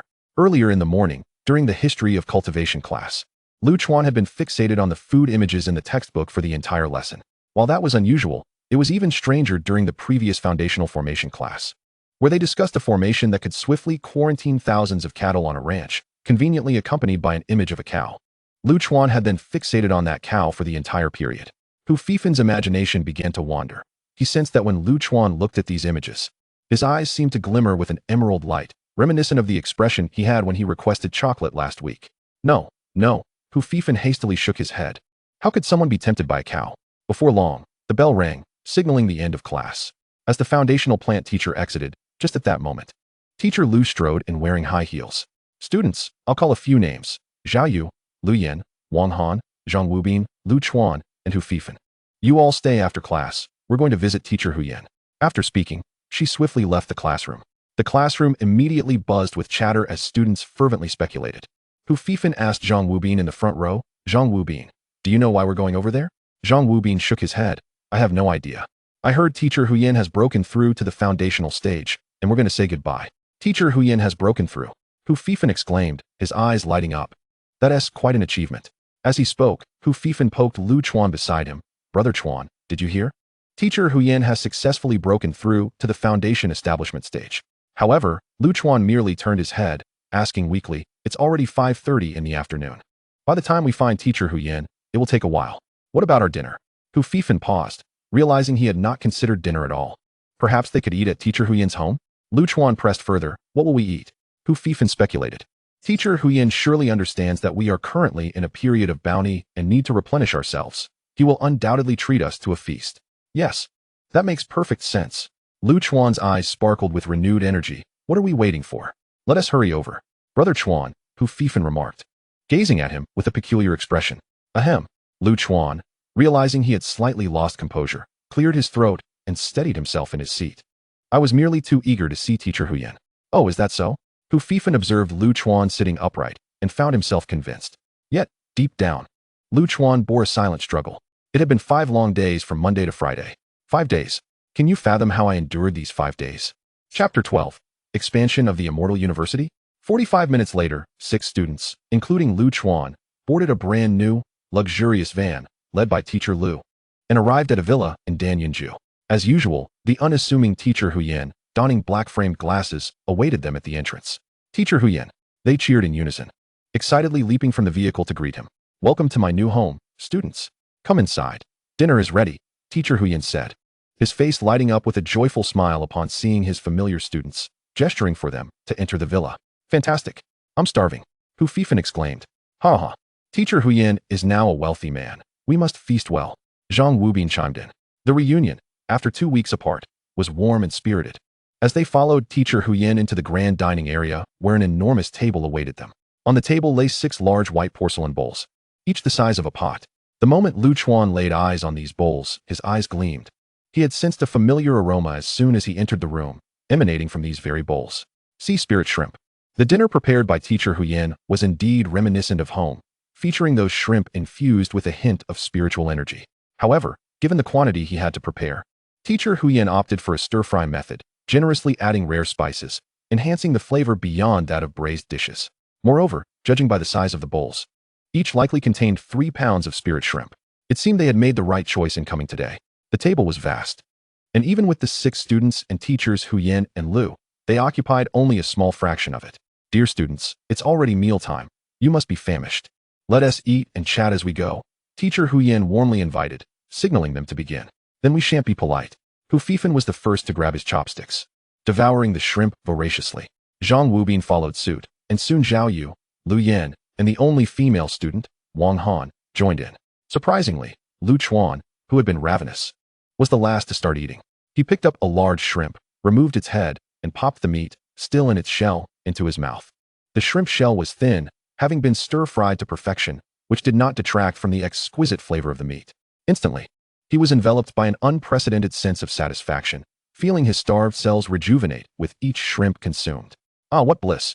The persistent hunger that had plagued him for 2 days was finally alleviated. The 5 days from Monday to Friday had indeed been arduous. During the first 3 days, he diligently ensured he consumed ample meals, meticulously tracking his intake. Eventually, he concluded that his appetite increase was unrelated to the growth of his spiritual energy, but rather a consistent daily rise of 50 to 60. By the 3rd day, Wednesday, he had astonishingly devoured 19 buns for breakfast, 5 rice meals at lunch, and 29 spirit shrimps by the afternoon. Ultimately, amidst his parents' astonished gazes, he fled after finishing his 2nd bowl of rice. Consequently, on Thursday and Friday, he began to restrict his portions, only eating until he was 3/4 full, which left him in a state of dizziness, perceiving everything around him as food. This explained why he spent Friday fixated on the culinary delights depicted in his textbooks, even daydreaming about mythical beasts or an entire cow. He finally grasped why certain authors, lacking even 5th-grade math skills, described a person as so hungry that they felt they could devour a cow, because at that moment, Lu Chuan truly believed he could eat an entire cow. Slow down. Slow down. Don't choke. Teacher Huyen placed several bottles of water in front of the students, and as he approached Lu Chuan, he remarked, "Lu Chuan, you're really enjoying your meal." The other students, hearing this, turned to look at Lu Chuan, momentarily stunned, then swallowed their shrimp and saliva with difficulty. A singular thought crossed their minds. Is what's in Lu Chuan's bowl tastier than what's in mine? It was no wonder. Lu Chuan was savoring his food to such a degree that he made it appear utterly delectable. He expertly lifted a large shrimp, applying gentle pressure, causing the head to detach effortlessly, then placed the shell-on meat into his mouth. Although he consumed it with the shell, he appeared anything but clumsy. Rather, his cheeks slightly puffed as he chewed, and the serene enjoyment on his face conveyed a genuine sense of satisfaction and delight that resonated with those watching. "Stop staring. Your own bowls are getting cold," Teacher Huyen chuckled, prompting the others to snap back to reality, bursting into laughter to ease the awkwardness before returning to their own bowls of shrimp. At last, all 6 students finished their shrimp and turned their gazes towards Teacher Huyen. Just then, Hu Fifan exclaimed, "Teacher Huyen, you mentioned chatting while eating, but now that we've all finished, you haven't said a word." This remark ignited laughter among everyone, completely lifting the atmosphere. Once the laughter subsided, Teacher Huyen inquired, "Are you all full?" "Yes," they replied in unison. "Are you truly full?" Teacher Huyen focused intently on Lu Chuan, prompting the others to follow suit with their gazes. They were genuinely concerned that Lu Chuan, having feasted so heartily, might still be hungry. Feeling somewhat bashful under their scrutiny, Lu Chuan nodded, "Teacher Huyen, I am full." 3 pounds of shrimp had indeed brought him to about 80% satisfaction. "Well, since everyone is satisfied, let us discuss something else," Teacher Huyen said with a smile. "Your current spiritual energy levels must have surpassed 240, right?" "Yes." Zhao Yu, Lu Yen, Wang Han, Zhang Wubin, Lu Chuan, and Hu Fifan all nodded in agreement. Lu Chuan understood that Teacher Huyen mentioned 240 to accommodate Hu Fifan, for among the 6, only Hu Fifan possessed a spiritual energy level of 241, while the others had likely exceeded 260. However, he was uncertain of the specifics and could not inquire further, as per school regulations. Spiritual energy levels were not to be discussed after the bounty period prior to class division unless voluntarily disclosed, otherwise, the school would remain uninformed. Lu Chuan nodded in agreement, acknowledging the truth of the matter. In the past, after each meditation session, the class representative Yuan Menghan would notify everyone in the class group to submit their spiritual energy values, compiling them into a table for the teacher. However, this week, she had ceased her statistical efforts. What I wish to convey to my classmates is that last week I visited Yuanwu Academy of Immortal Cultivation, where I applied for a graduate degree in foundational studies. A chorus of awe erupted from the 6 classmates. Yet, Hu Yanbai raised his hand, interrupting the excitement. This is not the most crucial point. The most significant news is that while I was at Yuanwu Academy, I received an important update. Starting this year, Yuanwu Academy will significantly expand its admissions, and the cutoff score for spiritual energy will be lowered by over 50 points. Upon hearing this, the 6 students erupted in elation, their eyes sparkling with excitement as they gazed at Hu Yanbai. A reduction of 50 points in the requirements for spiritual energy meant that those who previously only aspired to enter the less prestigious immortal academies now had a greater chance. Perhaps even the possibility of gaining admission to a distinguished institution like Yuanwu Academy. Observing the enthusiastic expressions of his classmates, Hu Yanbai glanced at his watch, a hint of pride in his tone as he said, "In a moment, a guest from Yuanwu Academy will arrive. He once studied at our my #1 high school. Whether you can seize this opportunity depends on you." The classmates looked at Hu Yanbai with the same reverence as one would regard a deity. To have a teacher from Yuanwu Academy visit, Hu Yanbai was indeed impressive. Seeing their admiration, Hu Yanbai felt a sense of relief. The stringent scrutiny imposed by Yuanwu Academy on students stipulated that they could not inform students in advance about the impending evaluations, or else their qualifications would be revoked. However, he feared that these youthful, impetuous individuals might act recklessly and create trouble, so he resorted to invoking their concerns regarding their futures. Now, with their aspirations in mind, he believed there would be no issues. Chapter 13, Lu Guangyan. What was last year's spiritual energy cutoff at Yuanwu Academy? Lu Chuan quietly inquired of Zhang Wubin beside him. Zhang Wubin scratched his head in contemplation. "I believe it was around 798. 798? Lu Chuan nearly exclaimed. "That's exceedingly high. Is it even possible for anyone to achieve that?" The classmate Li Yi from Class 5, whom Hu Fifan secretly admired, was rumored to have reached a spiritual energy value of 350 just a few days prior. With only 23 days remaining until the class division examination, and following that, the college entrance exam for the cultivation class would commence in at most 3 months. This meant they had only 100 days left to prepare for their entrance to the academy. even for Li Yi. She would need to increase her spiritual energy by 45 points daily to barely reach 800 on the examination day, just enough to qualify for Yuanwu Academy. Surely, this academy was exceedingly difficult to enter. Noticing Lu Chuan and the others' astonishment, Hu Yanbai smiled and explained, in truth, once you enter the cultivation class, the rate of spiritual energy absorption will accelerate. Historically, our school has seen around 46 students exceed a spiritual energy value of 750, all of whom qualify for the academy. And typically, the top 1 or 2 students surpass 800, thus gaining entry to esteemed institutions like Yuanwu Academy. Of course, the educational quality at my one high school has limits. While there have been graduates with even higher spiritual energy values, that was during the tenure of the previous principal many years ago. How high were they? Wang Han inquired with curiosity. 950, Hu Yanbai replied. Wow. The 6 classmates gasped in all once more. 950 was astonishingly impressive. Suddenly, a knock echoed from outside the villa. Hu Yanbai chuckled. Speak of the devil. Here comes the 950. At this proclamation, all the students' eyes gleamed in anticipation as they turned towards the villa's entrance. The guest visiting Hu Yanbai today, who had once studied at my one high school and currently taught at Yuanwu Academy, was indeed the legendary graduate with a score of 950. Hu Yanbai stepped forward to gently open the door. Teacher Lu, welcome. Lu Chuan and the others followed closely behind, curiously observing the figure outside. Before them stood a young man who appeared to be only a few years their senior. Dressed in a casual outfit and smiling as he greeted everyone. Apologies for the delay. Teacher Hu, I was held up by some matters. He then warmly addressed Lu Chuan and the others. Hello, junior students. The classmates, unsure of his name, simply chuckled shyly. Hello, senior. Lu Chuan scrutinized the young man closely. He was tall and slender, with an unremarkable appearance, his short hair neat and tidy, complemented by bright eyes that exuded vitality. Classmates, let me introduce this individual. He is our alumni who graduated 5 years ago from my #1 high school, your senior, Lu Guangyan. Lu Guangyan, Lu Chuan murmured to himself, committing the name to memory. Hello, Senior Lu, several classmates chimed in. Just call me Lu Gu or Old Lu, no need for such formality. Lu Guangyan replied with a smile. Sure, Old Lu.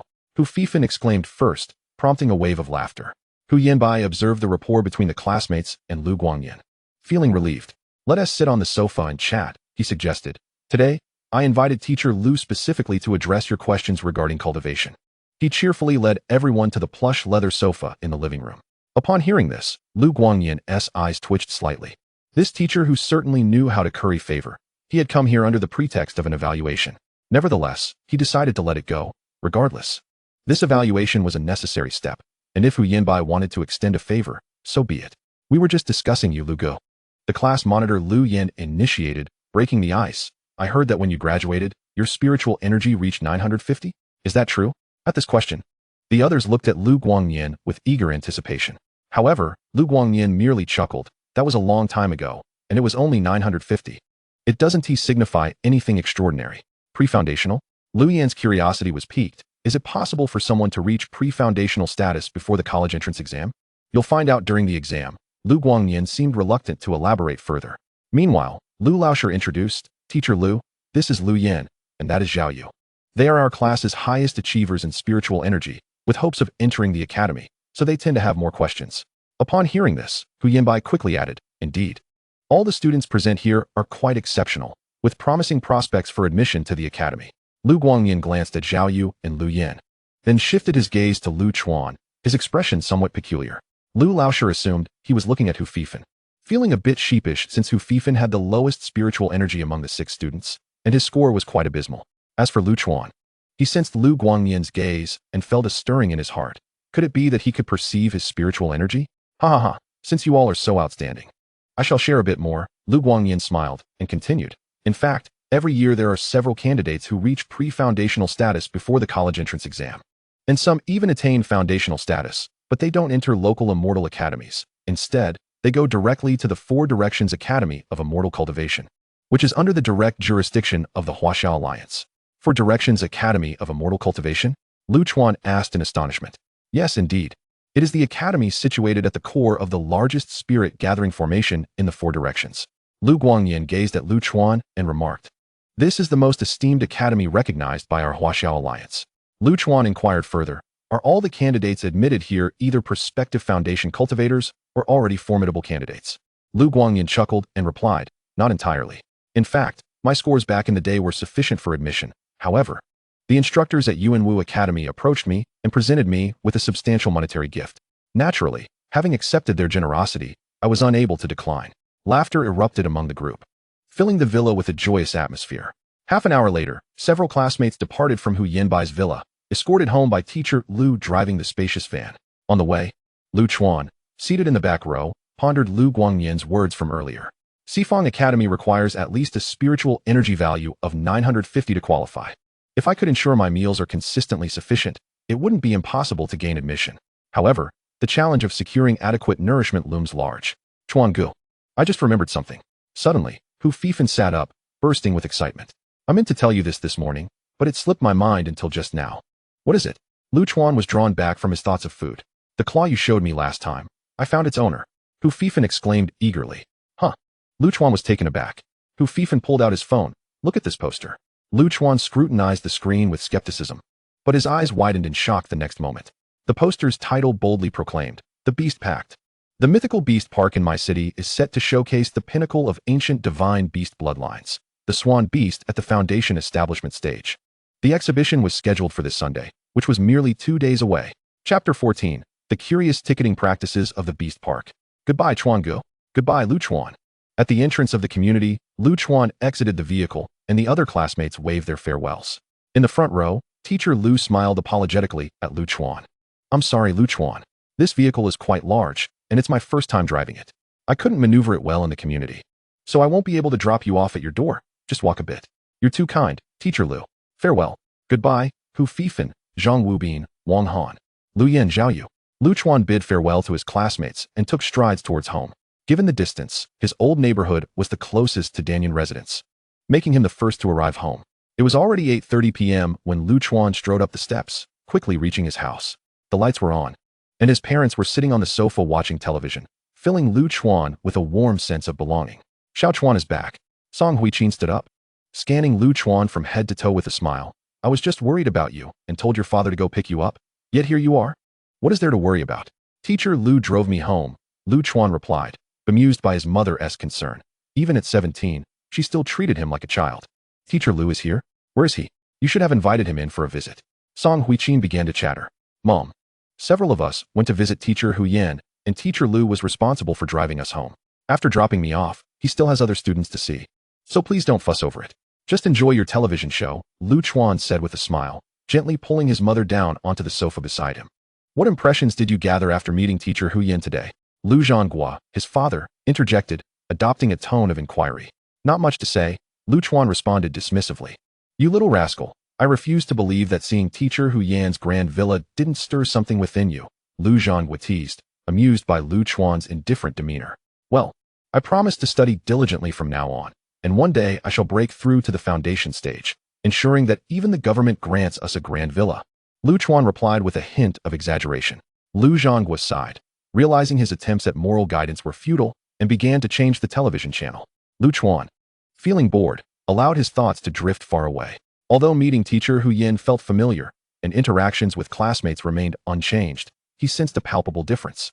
The van that transported the 6 students from school to Danyan residence was new and spacious, accommodating 7 or 8 people. From the gossip shared by vehicle-savvy Hu Fifan and Zhang Wubin during the trip, he learned that the vehicle was worth at least 400,000 to 500,000. Moreover, the van was not a family vehicle. Teacher Hu Yan's household of 3 would not require such a large automobile, suggesting that he must possess a second vehicle. Perhaps, even this lavish purchase was made specifically to accommodate transporting students. Lu Chuan distinctly recalled how teacher Hu Yan previously walked several kilometers to wait for the school bus to save money. 6 months ago, when he and Hu Fifan visited teacher Hu Yan's home, they found the 3 of them cramped in a modest space of less than 50 square meters.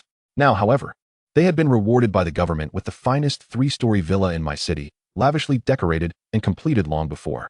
Lu Chuan felt a wave of reflection. This was the treatment afforded to foundation cultivators. The ability to transcend social classes through breakthroughs in cultivation. Teacher Hu Yan was a living example. He wondered how much the government had compensated teacher Hu Yan. 5 million? 10 million? How he wished he had wealth. Not for the sake of transcending class or bringing glory to his family, but simply to avoid hunger. Lu Chuan was engulfed in melancholy.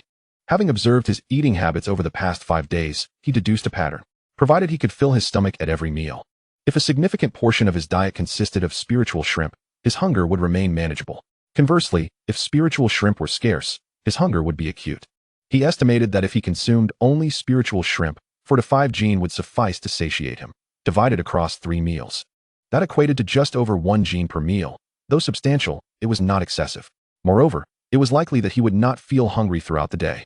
This would allow him to eat adequately without overindulging, thus avoiding being labeled a monster. In this light, relying solely on spiritual shrimp seemed the optimal solution to his current predicament. However, the sole issue lay in the fact that 4 to 5 gene of spiritual shrimp would cost over 2,000 huaxia coins, a daily expense that could deplete his family's finances. Thus, Chuan, more acutely aware of the importance of money than ever, mused that if he had 100,000, no, even just 10,000, he would no longer need to fret over meals until the college entrance examinations. Alas, 10,000 was no trifling sum. Where could he possibly acquire it? If this were a time of war, he might have a chance to earn such an amount through hard-fought endeavors. But in this era of peace, opportunities were scarce. Suddenly, the television program switched to the local news channel. Recently, the upcoming exhibition of the Pinnacle Foundation stage Swan Beast at the My City Beast Park had captured the attention of many citizens. In the center of the screen, a charming female reporter, smiling brightly, reported, "Both parents and children are eager to witness what the legendary Pinnacle Foundation stage Beast looks like in person." Yet the ticketing system of the Beast Park has sparked widespread criticism. As she spoke, the reporter handed the microphone to a man standing nearby. The elder brother was brimming with excitement as he pulled out his phone, exclaiming, "Look, look! The fine print on this poster states that ticket sales commence at noon on the day of the event. Only 500 tickets will be available. The performance begins at 1 o'clock. How utterly unreasonable. If we manage to secure tickets by noon, how will we rush over from home?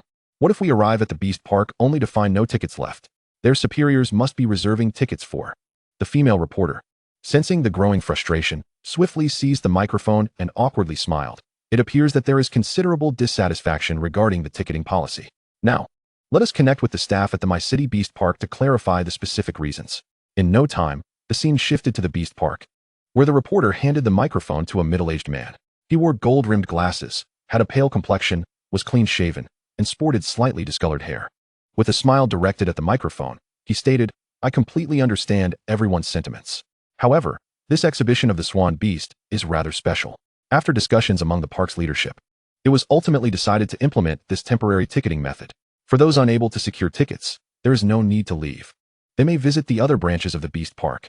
Meanwhile, as Chuan wore a frown, in the villa of Dan Yunju, Hu Yanbai gazed nervously at Lu Guangyan, who was diligently using a pen to write on a form.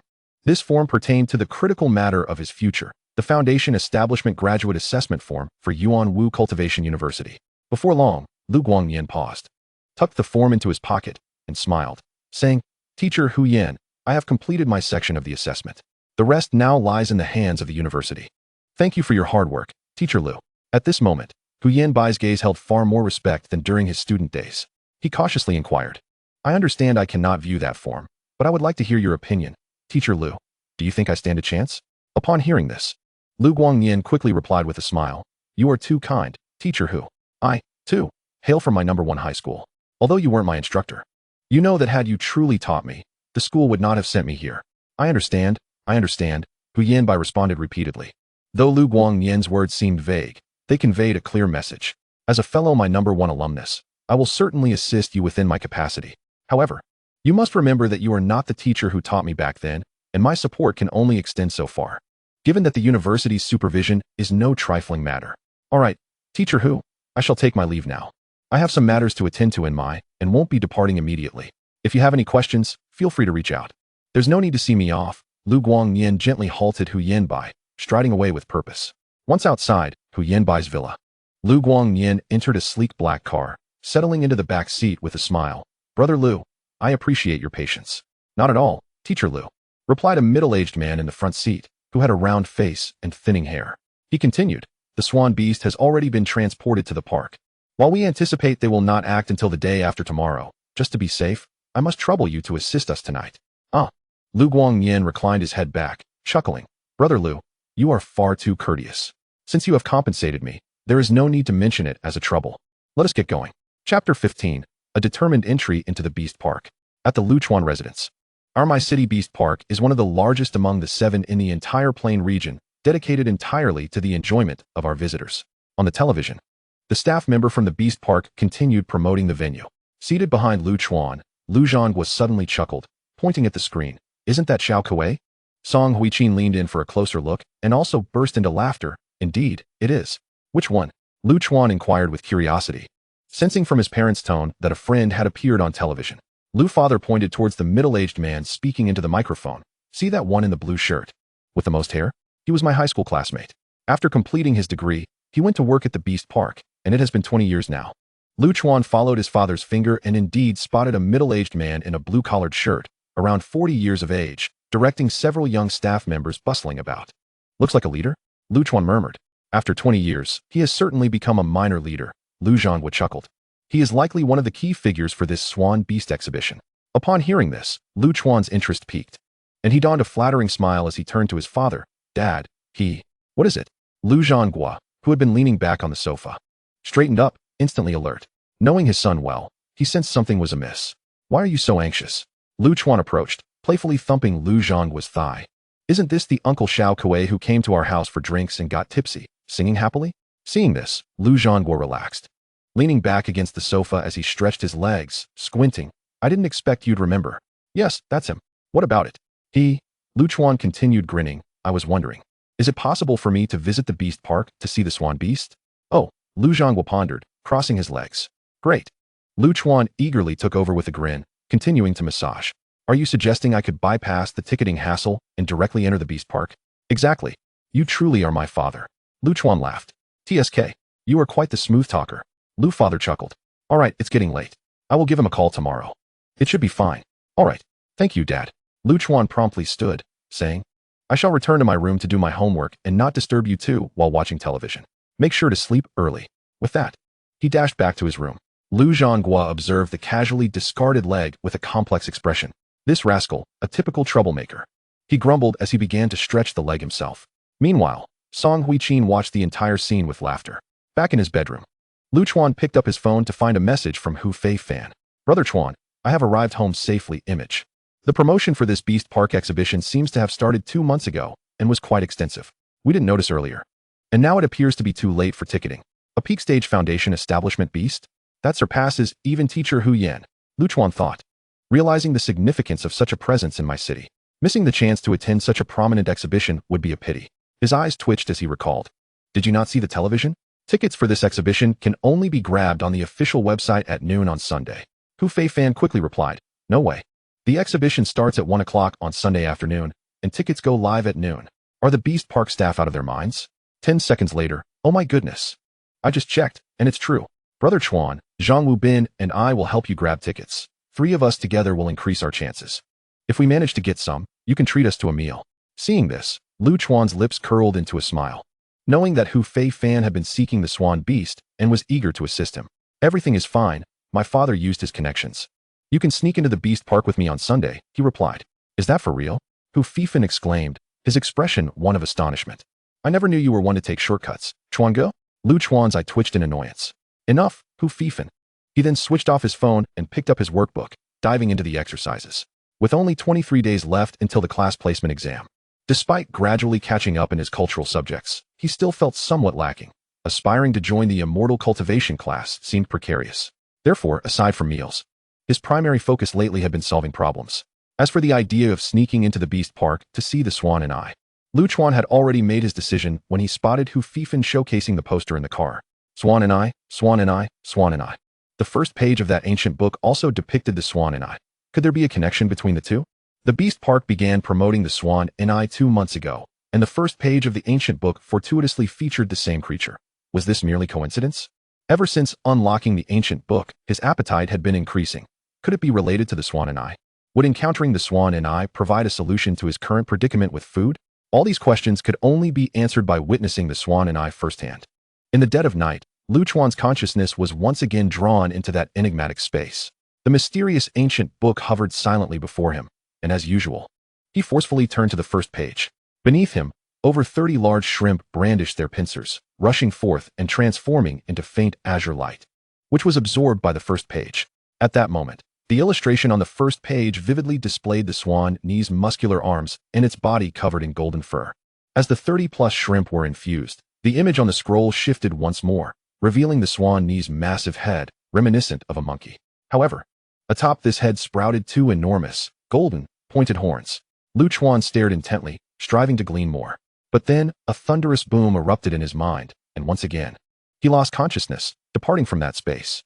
Damn it, another failure.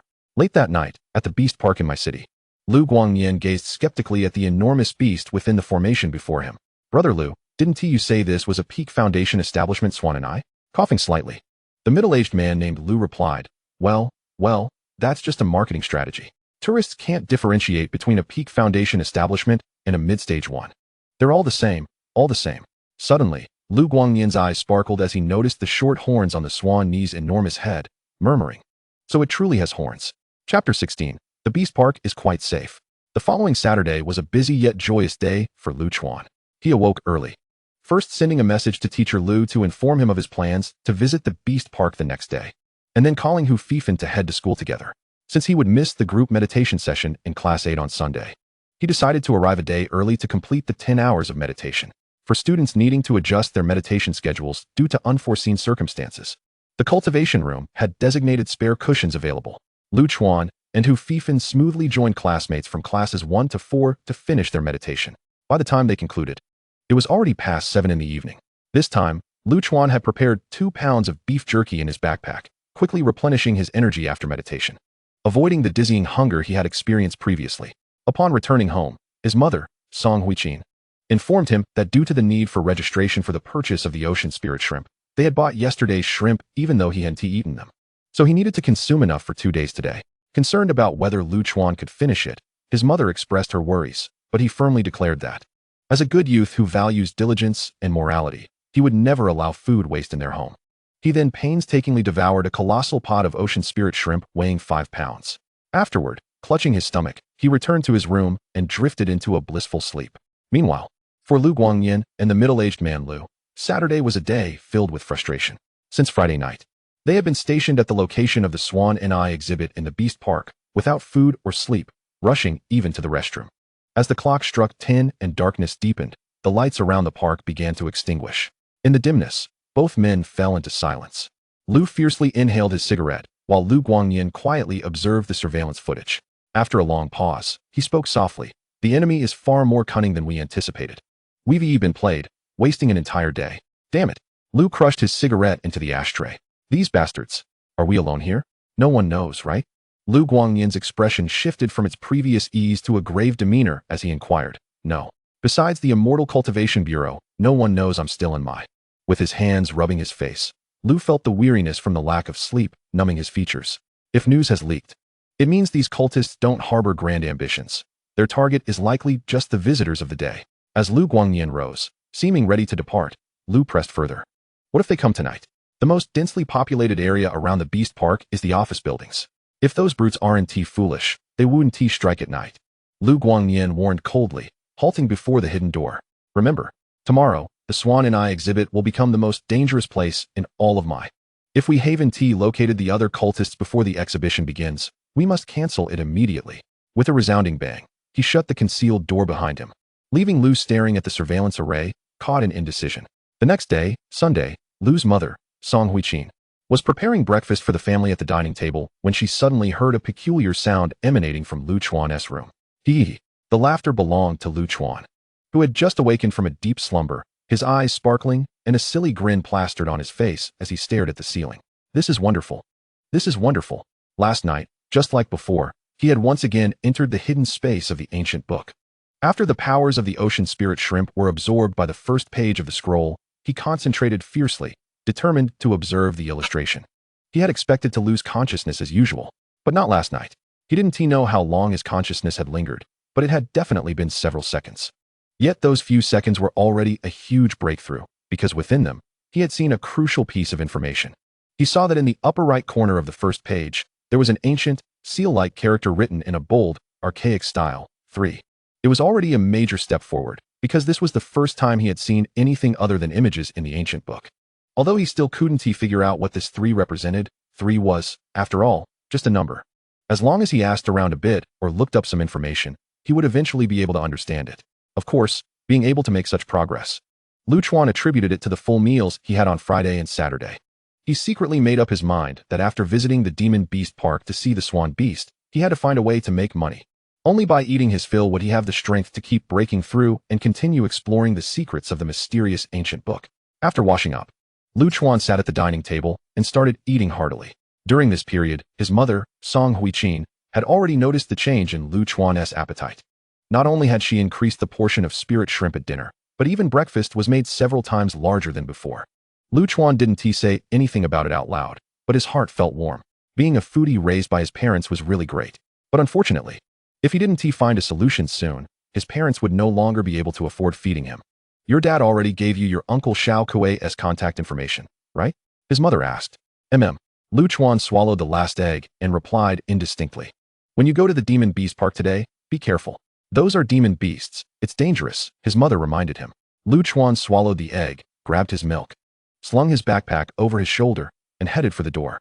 He turned back and reassured her confidently, "Don't worry, Mom. The Demon Beast Park has powerful formations protecting it. It's very safe. Nothing will go wrong."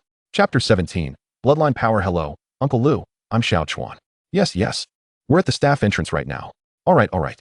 At 11 o'clock a.m. at the back gate of the Miyuan City Demon Beast Park, Chuan took out his phone and dialed the number of Lu Tiankui that his father, Lu Zhonghua, had given him. He was actually quite curious why someone with such a domineering name like Lu Tiankui was called Xiao Kui by his dad. Soon, a middle-aged man of average build walked out from the entrance ahead, looking around. "Uncle Xiao Kui, we're over here." Although this middle-aged man was dressed differently from when he appeared on TV yesterday, Chuan quickly recognized Lu Tiankui thanks to childhood memories. Ha, Xiao Chuan. Lu Tiankui recognized him as well and stepped forward warmly. "I've only not been to your place for 2 years, and you've already grown so tall. This is your classmate, right? Come, go in with Uncle." As he spoke, he nodded to the guard at the staff entrance and brought Chuan and Hu Fifan into the Demon Beast Park. Along the way, Chuan and Hu Fifan looked around curiously. They had been to the Demon Beast Park before, but the visitor's perspective and the staff perspective were completely different. Backstage, they could see young women with graceful figures and exaggerated makeup rushing around to make it to performances. They could also see middle-aged men carrying meat to feed carnivorous demon beasts, and women wielding axes to chop bamboo shoots and leaves to feed herbivorous ones. Of course, while observing all this, they also chatted with Lu Tiankui. Hu Fifan was naturally outgoing, and after knowing him for only a short while, he started complaining. "Uncle Xiao Kui, your park's ticketing system is way too unfair. Selling tickets only an hour in advance. People online are complaining about you everywhere." Lu Tiankui didn't mind at all. He smiled meaningfully at the two of them and said, "That was decided by the top leadership. You know how it is." "Oh," Chuan and Hu Fifan replied in unison, drawing out the sound, clearly understanding. In their minds, whether it was a school principal or a Demon Beast Park director, neither seemed particularly smart. Since it was a decision made by those people, it was understandable. Soon, the three arrived at a massive exhibition hall. Lu Tiankui introduced it. "This is the Swan Beast Pavilion. To bring this Swan Beast here for exhibition, we prepared for a long time. We cleared out all the demon beasts that used to be here, the giant saber-toothed tiger and the golden patterned lion, to make room for it." "Why?" Hu Fifan asked again, unable to keep his mouth shut. "Wouldn't it be nice for them to live together in harmony?" Ha. Lu Tiankui burst out laughing. "I'm afraid not only would they fail to live in harmony, the saber-toothed tiger and golden patterned lion would be scared to death by the Swan Beast." "Scared to death? That exaggerated?" Chuan asked in surprise. "Of course," Lu Tiankui said as he led them into the Swan Beast Pavilion and toward the front half of the hall. "This Swan Beast is a foundation establishment, stage demon beast. The demon beasts that usually live in this hall are only about as strong as advanced chi refining cultivators. The gap between the foundation establishment stage and the chi refining stage is huge. When high-tier demon beasts are placed together with low-tier ones, the weaker ones will become restless and live in constant fear. Of course, the difference in strength isn't the most important part," he continued. "The most important thing is that this Swan Beast possesses the legendary bloodline power." "Bloodline power?" Chuan and Hu Fifan asked at the same time. "Yes, bloodline power," Lu Tiankui replied. "Although the saber-toothed tiger and golden patterned lion are fairly large and imposing demon beasts, under the pressure of the Swan Beast's bloodline, they would immediately lose control of themselves. Over time, they would die from bodily dysfunction caused by fear." Lu Tiankui had worked in the Demon Beast Park since he was young, and most of the visitors he dealt with were children and students. Explaining cultivation knowledge like this was second nature to him. Soon, the three arrived at the front half of the hall. Wow! Hu Feifan let out a cry of amazement, drawing glances from nearby staff. Not far ahead was an area about the size of half a sports field. It was covered with grass and vegetation, with a small cluster of tall trees growing there, but none of that was important. What mattered was that, at the center of the trees, stood an enormous beast. Its entire body was covered in yellow fur. Its head resembled that of an ape, but its limbs were far stronger, far beyond comparison. Its eyes did not carry the dull foolishness of an ape, but instead a cold indifference that looked down on everything. Although it was currently confined within a formation, with only half a field's worth of space to move around in, when it gazed at the humans outside the formation, its eyes were still filled with disdain. This was the disdain of a strong being toward the weak, utter contempt. "It's so arrogant," Hu Feifan muttered. Lu Chuan, however, didn't say a word. His heart was pounding violently. This swan beast was almost identical, about 90% similar, to the one depicted on the first page of the ancient book. The only difference was that the swan beast in the illustration had a pair of long horns on its head, its fur was even more golden, and its limbs were even thicker and more powerful. "Haha, that's exactly the effect we want," Lu Tiankuei said with a smile to Hu Feifan. "It's a powerful demon beast. Visitors want to see how imposing it is. If it weren't arrogant, what would there be to see?" Hu Feifan froze for a moment, then muttered, "That's true." At that moment, a warm laugh came from behind them. "Old Lu, sneaking people in through the back door. I caught you, didn't I?" Lu Chuan turned around and saw a middle-aged man walking over with a smile. He wore gold-rimmed glasses, had fair skin, and slightly yellowish hair. He joked familiarly with Lu Tiankuei. Lu Chuan recognized him as the man who had spoken on TV yesterday. He was likely one of the people in charge of this exhibition, and judging by his demeanor, his rank seemed slightly higher than Lu Tiankuei's. Oh, Section Chief Chui, spare me." Lu Tiankuei laughed loudly, joking with Chui Rong. "If you report this to the director, no one in the entire park will be allowed to bring their own kids anymore. Everyone would hate you for it." After speaking, he smiled at Lu Chuan and said, "Xiao Chuan, why don't you take your classmate for a stroll up front? There are posters about the common knowledge of scientific demon beasts. You might find them interesting." "Sure thing. Uncle Lu, you carry on with your work," Lu Chuan replied, understanding that Lu Tiankuei was busy, and he said no more. He led Hu Feifan towards the scientific posters, genuinely intrigued by what they might reveal. The first poster caught his attention and made him shudder. It featured an exceptionally clear image of a swan beast, with its head prominently circled. Lu Chuan's gaze sharpened as he noticed two distinct protrusions atop the swan beast's head, resembling finger joints.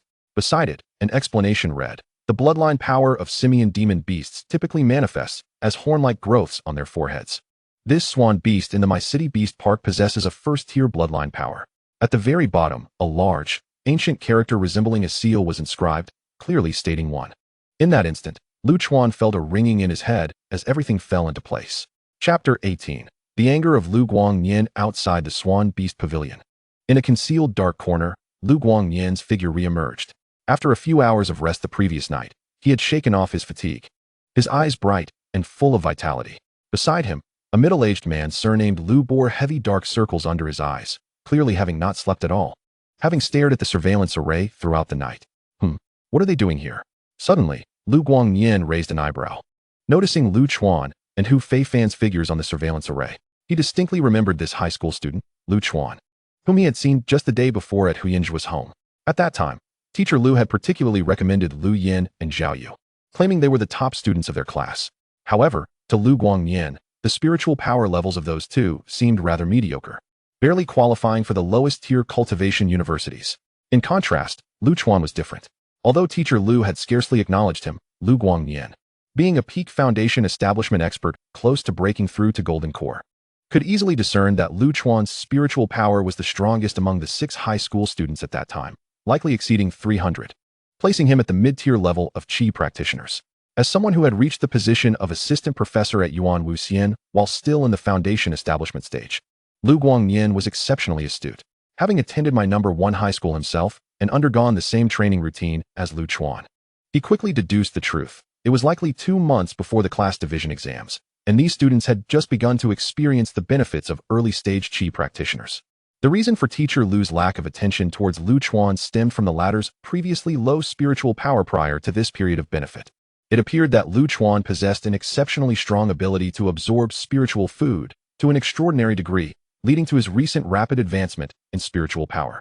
Regrettably, after the class division exams commenced, the school ceased to track each student's spiritual power levels, leaving teacher Lu unaware of Lu Chuan's progress and thus dismissing him as merely a future high-level Qi practitioner with no hope of entering a cultivation university. This experience mirrored his own past, which is why he had paid special attention to Lu Chuan. P.S. out. Suddenly, the middle-aged man surnamed Lu shouted, pulling Lu Guangnian back to the present. Lu Guangnian raised his eyebrows and turned to the surveillance array, where he saw a middle-aged man with slightly yellow hair and gold-rimmed glasses entering the Swan Beast Pavilion, warmly greeting the staff around him, and ultimately calling over another middle-aged man who had brought Lu Chuan and Hu Fei Fan inside. "This is the Cui Rong you mentioned?" Lu Guangnian inquired. "Indeed." The middle-aged Lu replied, now alert and no longer fatigued, gritting his teeth as he continued. "If it weren't for his communicator leaking, no one would suspect him of being a cult spy. He is diligent in his work and amiable, integrating well with his colleagues. A few years ago, he was even voted the most popular mid-level leader in the Beast Park. We discovered his spy identity 3 months ago, at which point he had already begun orchestrating this Swan Beast exhibition. Such a large-scale display of demon beasts poses significant safety risks, although the Beast Park has protective arrays. Should anything go awry, it could lead to irreparable consequences. My intention was to apprehend him directly and cancel the event. However, the Cultivation Bureau contacted me, suggesting that we leverage Cui Rong's identity as a cult spy to root out the cult members hidden around Mai and subsequently clear them out. Sighing, the middle-aged Lu added, "To be honest, seeing him on the surveillance array, I can hardly accept that he is a cult spy." Lu Guangnian's tone turned cold. Every tragic incident over the years has been linked to such deeply hidden spies. The more concealed they are, the more severe the consequences. However, your My Cultivation Bureau seems to be overly ambitious this time. If a Golden Core cult member shows up today and Mayor Lei is not in town, I fear you all will bear the responsibility. You should understand what that entails. The middle-aged Lu turned pale at this thought, forcing a laugh. "Is that why you brought in Professor Lu from Yuan Wuxian? Even if a Golden Core cult spy appears, Professor Lu can fend them off, giving us enough time to activate the Grand Array." Lu Guangnian's eye twitched. What a well-calculated plan. However, he felt no real concern. Golden Core members within the cult were exceedingly rare, and unless there was a large-scale attack, they would not deploy such formidable forces. Ha ha ha. The middle-aged Lu chuckled nervously. Mai is also Professor Lu's hometown. Cleansing the cult from your homeland and ensuring peace and prosperity must surely be your wish. Lu Guangnian chose not to pursue this topic further and stated with gravity, "Cui Rong's appearance confirms that my speculation from yesterday was correct. Their plan is to target the visitors coming to observe the demon beasts today. The daily visitor count at the My City Beast Park ranges from 3,000 to 5,000. Today being Sunday, combined with the fervent promotion of the Swan Beast exhibition, the anticipated number of visitors was around 5,000. In accordance with cult practices, for an attack on 5,000 civilians, they would typically deploy 12 Foundation establishment experts and approximately 20 high-level Qi practitioners. Such a force could be dealt with by the Cultivation Bureau, as all that was needed was to identify their accomplices before Cui Rong struck, allowing them to apprehend everyone at once. Yes, yes, yes, the middle-aged Lu nodded. The plan we devised with the Cultivation Bureau is just that. However, should a Foundation establishment expert intervene, we will require your assistance, Professor Lu, as we, the Foundation establishment practitioners, are somewhat, you understand. Understood, Lu Guangnian replied nonchalantly, merely asking, where are the Cultivation Bureau personnel stationed? Oh, the middle-aged Lu glanced at his wristwatch and casually remarked, they should arrive in about 15 minutes. However, the moment those words left his lips, Lu Guangnian's expression turned abruptly cold, his earlier calmness replaced by an uncontrollable fury. Ticket sales will commence in half an hour, and Cui Rong is already on site. How could the Cultivation Bureau still not be here? I assumed they were lying in wait outside. What will happen if the cult strikes first? What about the crowd waiting outside? A bunch of useless fools. Inside the Swan Beast Pavilion, Brother Chuan, Hu Feifan inquired curiously while pointing at the poster ahead. In this peaceful era, the only place to see beasts is in the Beast Park.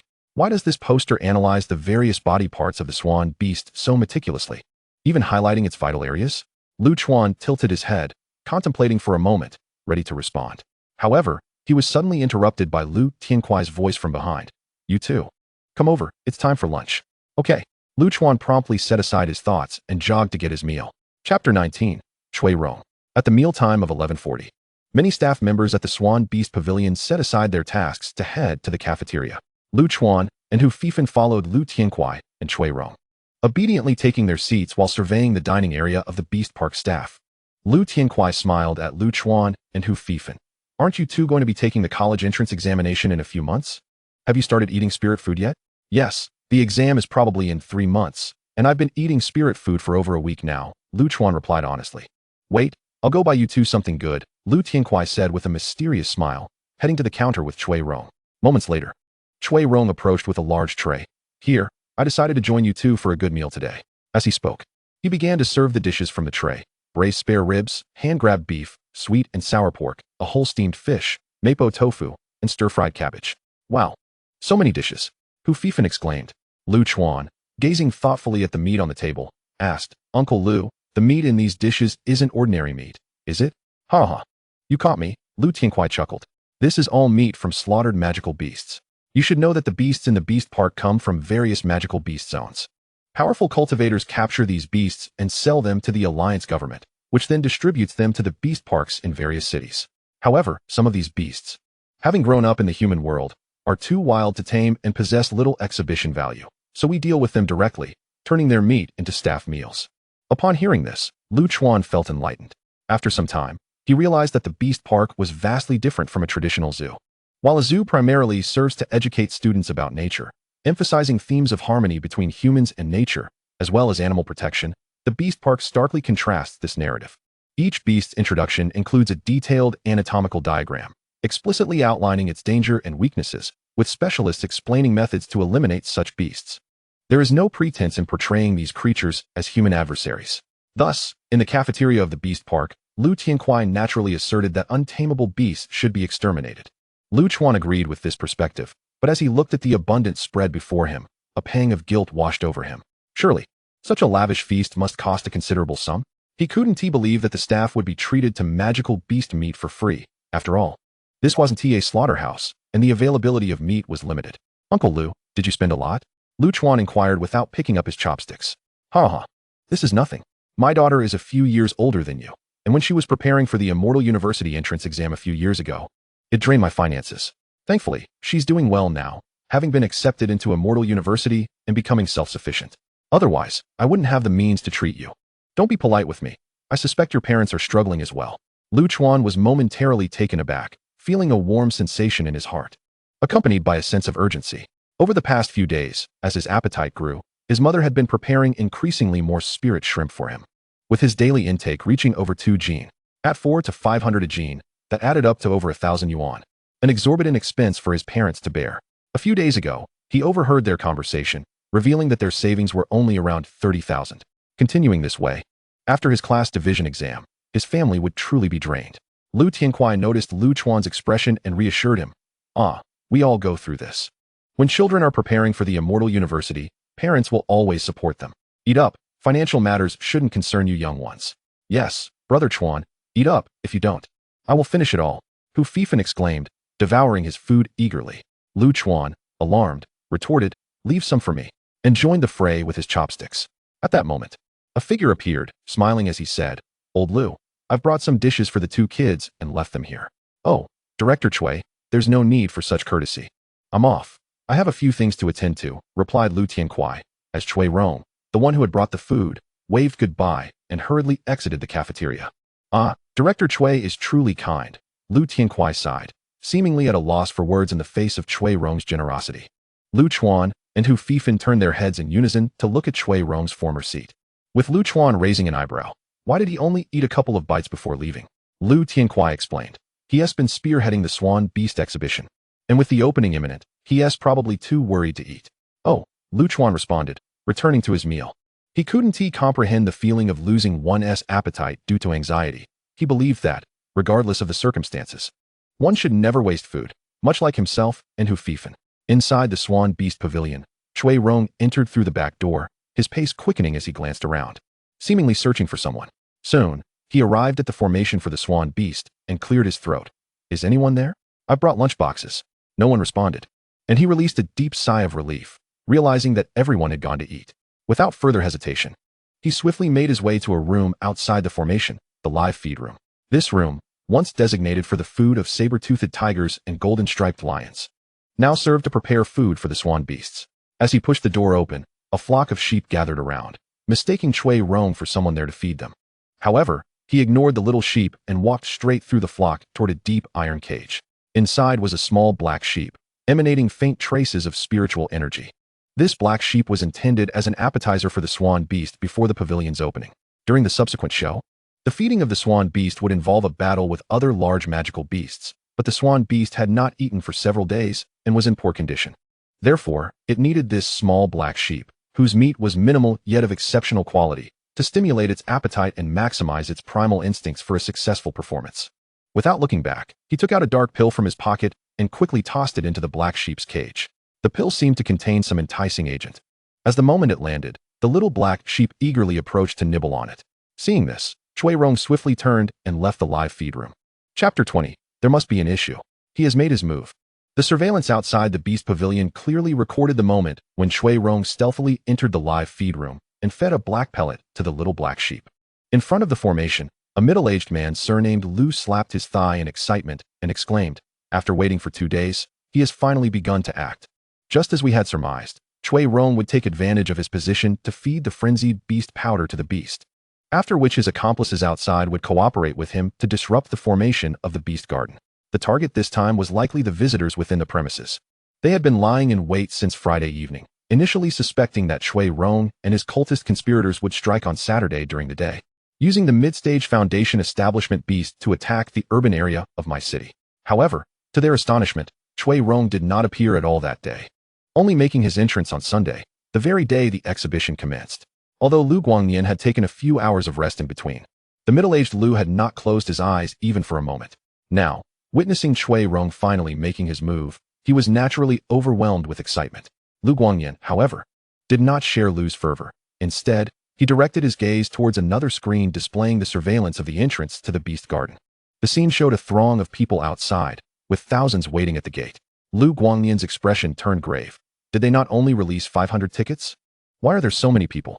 Observing this, Lu wiped the sweat from his brow. There are only 10 minutes left until the ticket rush begins. These visitors likely intend to secure tickets to see the beasts in the pavilion. If they fail, they will simply enter the beast garden to view the other beasts. This implied that the number of visitors inside the beast garden could potentially exceed 5,000. Lu Guangnian, now serious, turned to Lu and inquired, "Where are the people from the Immortal Cultivation Bureau hiding at this moment?" Lu was momentarily taken aback, and his expression turned pale as sweat began to bead on his forehead. His lips trembled as he stammered, "Not good. The Immortal Cultivation Bureau has not yet arrived." In the canteen of the beast garden, Lu Chuan and Hu Fifan continued their meal. Lu Tianquai had just received a phone call and hurriedly left, instructing the two to return to the pavilion after finishing their meal. Lu Chuan understood this well. With the large-scale event at the beast garden about to commence in just over an hour, Lu Tianquai, as one of the responsible parties, had to fulfill his duties. "Brother Chuan, there's something I wanted to tell you earlier, but I only just confirmed it." Hu Fifan suddenly set down his chopsticks and spoke seriously to Lu Chuan. Noticing Hu Fifan had paused, Lu Chuan quickened his pace in eating and asked, "What is it?" Hu Fifan replied, "Brother Chuan, actually, this Chui Rong lived in our neighborhood a long time ago, right above my family. I have seen him before." "Oh," Lu Chuan exclaimed, as he picked up a large piece of beast meat, quickly stuffing his mouth. The meat from this beast was coarser in fiber than ordinary beef, yet it was somewhat softer, carrying a rough, aromatic flavor that he relished. "I heard my dad mention him. He nearly failed to enter the Immortal University in high school by a single point, after which he started to lose control, becoming abusive towards his wife and child and developing a drinking problem. Eventually, his wife divorced him and took the child away. Moreover, I recall hearing screams from his home when I was young." Lu Chuan, puzzled, asked, "How do you remember so clearly?" Hu Fifan grimaced. "Once, I jokingly teased him, and he grabbed me and gave my backside a hard smack. Ever since then, I remembered him. My dad said he has antisocial personality disorder, and then, when I was about 10, he moved away."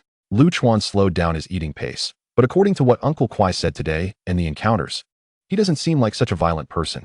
He must be pretending. Hu Fifan insisted, "I remember him well. His appearance has not changed much, but I have changed significantly over the years, so he doesn't recognize me. Furthermore, there's something that confirms my suspicion." He pointed to Chui Rong's recently vacated seat, where there lay remnants of rice and vegetables, barely touched and carelessly discarded. When he was about to move out of our neighborhood in those last 2 years, he often ordered takeout of a certain dish, only consuming the sea spirit shrimp while discarding the rice and side dishes. He would throw away dozens of takeout boxes in one meal. I frequently saw almost new boxes stuffed in the trash downstairs. Lu Chuan was taken aback, completely putting down his chopsticks. The sea spirit shrimp dish was a rather expensive takeout, with only 1 shrimp per box. He picked out all the shrimp, likely to replenish his spiritual energy, but why not just buy a few pounds of shrimp directly? A detail flashed through his mind, causing Lu Chuan to shudder. His mother, Song Huichin, had once told him that purchasing over a pound of sea spirit shrimp required registration. Therefore, he had saved some from the previous 2 days to eat. Purchasing over a pound requires registration. Chui Rong must be afraid of being discovered by the authorities. He concluded, this person definitely has issues. Let's go? Lu Chuan abruptly stood up. Hu Fifan was startled. What's wrong, Brother Chuan? Lu Chuan replied. Did you not say he hit you when he was younger? We should go find him and take revenge. Hu Fifan was taken aback. Brother Chuan, isn't that a bit excessive? Stop talking nonsense. Lu Chuan insisted, pulling Hu Fifan's arm as they dashed towards the Beast Pavilion. Soon, the two arrived at the pavilion, where the staff were just beginning to have their meal in the canteen. The vast hall was empty and eerily silent, which felt somewhat unsettling. Lu Chuan's heart sank as he suddenly felt a pang of fear, reflecting on the audacity that led him to suspect that Chui Rong might be problematic and rush over. He had not considered that Chui Rong was a high-level chi practitioner, possibly possessing lethal techniques. If he truly angered him, it could spell danger. All right, fine. I will go check the formations core. Director Chui, it has been a hard day, came the voices of 2 individuals from a small compartment deep within the venue. Lu Chuan's heart raced, but he soon spotted Lu Tian Kuai and Chui Rong stepping out. The two were surprised to see Lu Chuan and his companion. Lu Tian Kuai approached with a smile. Xiao Chuan, why did you run back without eating? Lu Chuan replied, Uncle Kuai, we have already finished eating. Goodness, that was fast. Lu Tian Kuai teased, quickly walking towards the exit. I need to coordinate some work over there. You two stay here and wait for the exhibition to begin. With that, he exited the Beast Pavilion. Now, the once bustling pavilion was left with only Lu Chuan, Hu Fifan, and the warmly smiling Chui Rong. Chapter 21, The Unfortunate Child. Thankfully, it was Lu Tian Kuai's sudden return to retrieve documents that interrupted Chui Rong's actions. Otherwise, the consequences would have been dire. The middle-aged Lu stared at the surveillance footage, his forehead glistening with beads of sweat. However, Lu Guangyan behind him coldly interjected, there would be no consequences. Had he truly intended to feed the frenzied beast powder to the little black sheep, I would have appeared within 3 seconds and eliminated him with a single strike.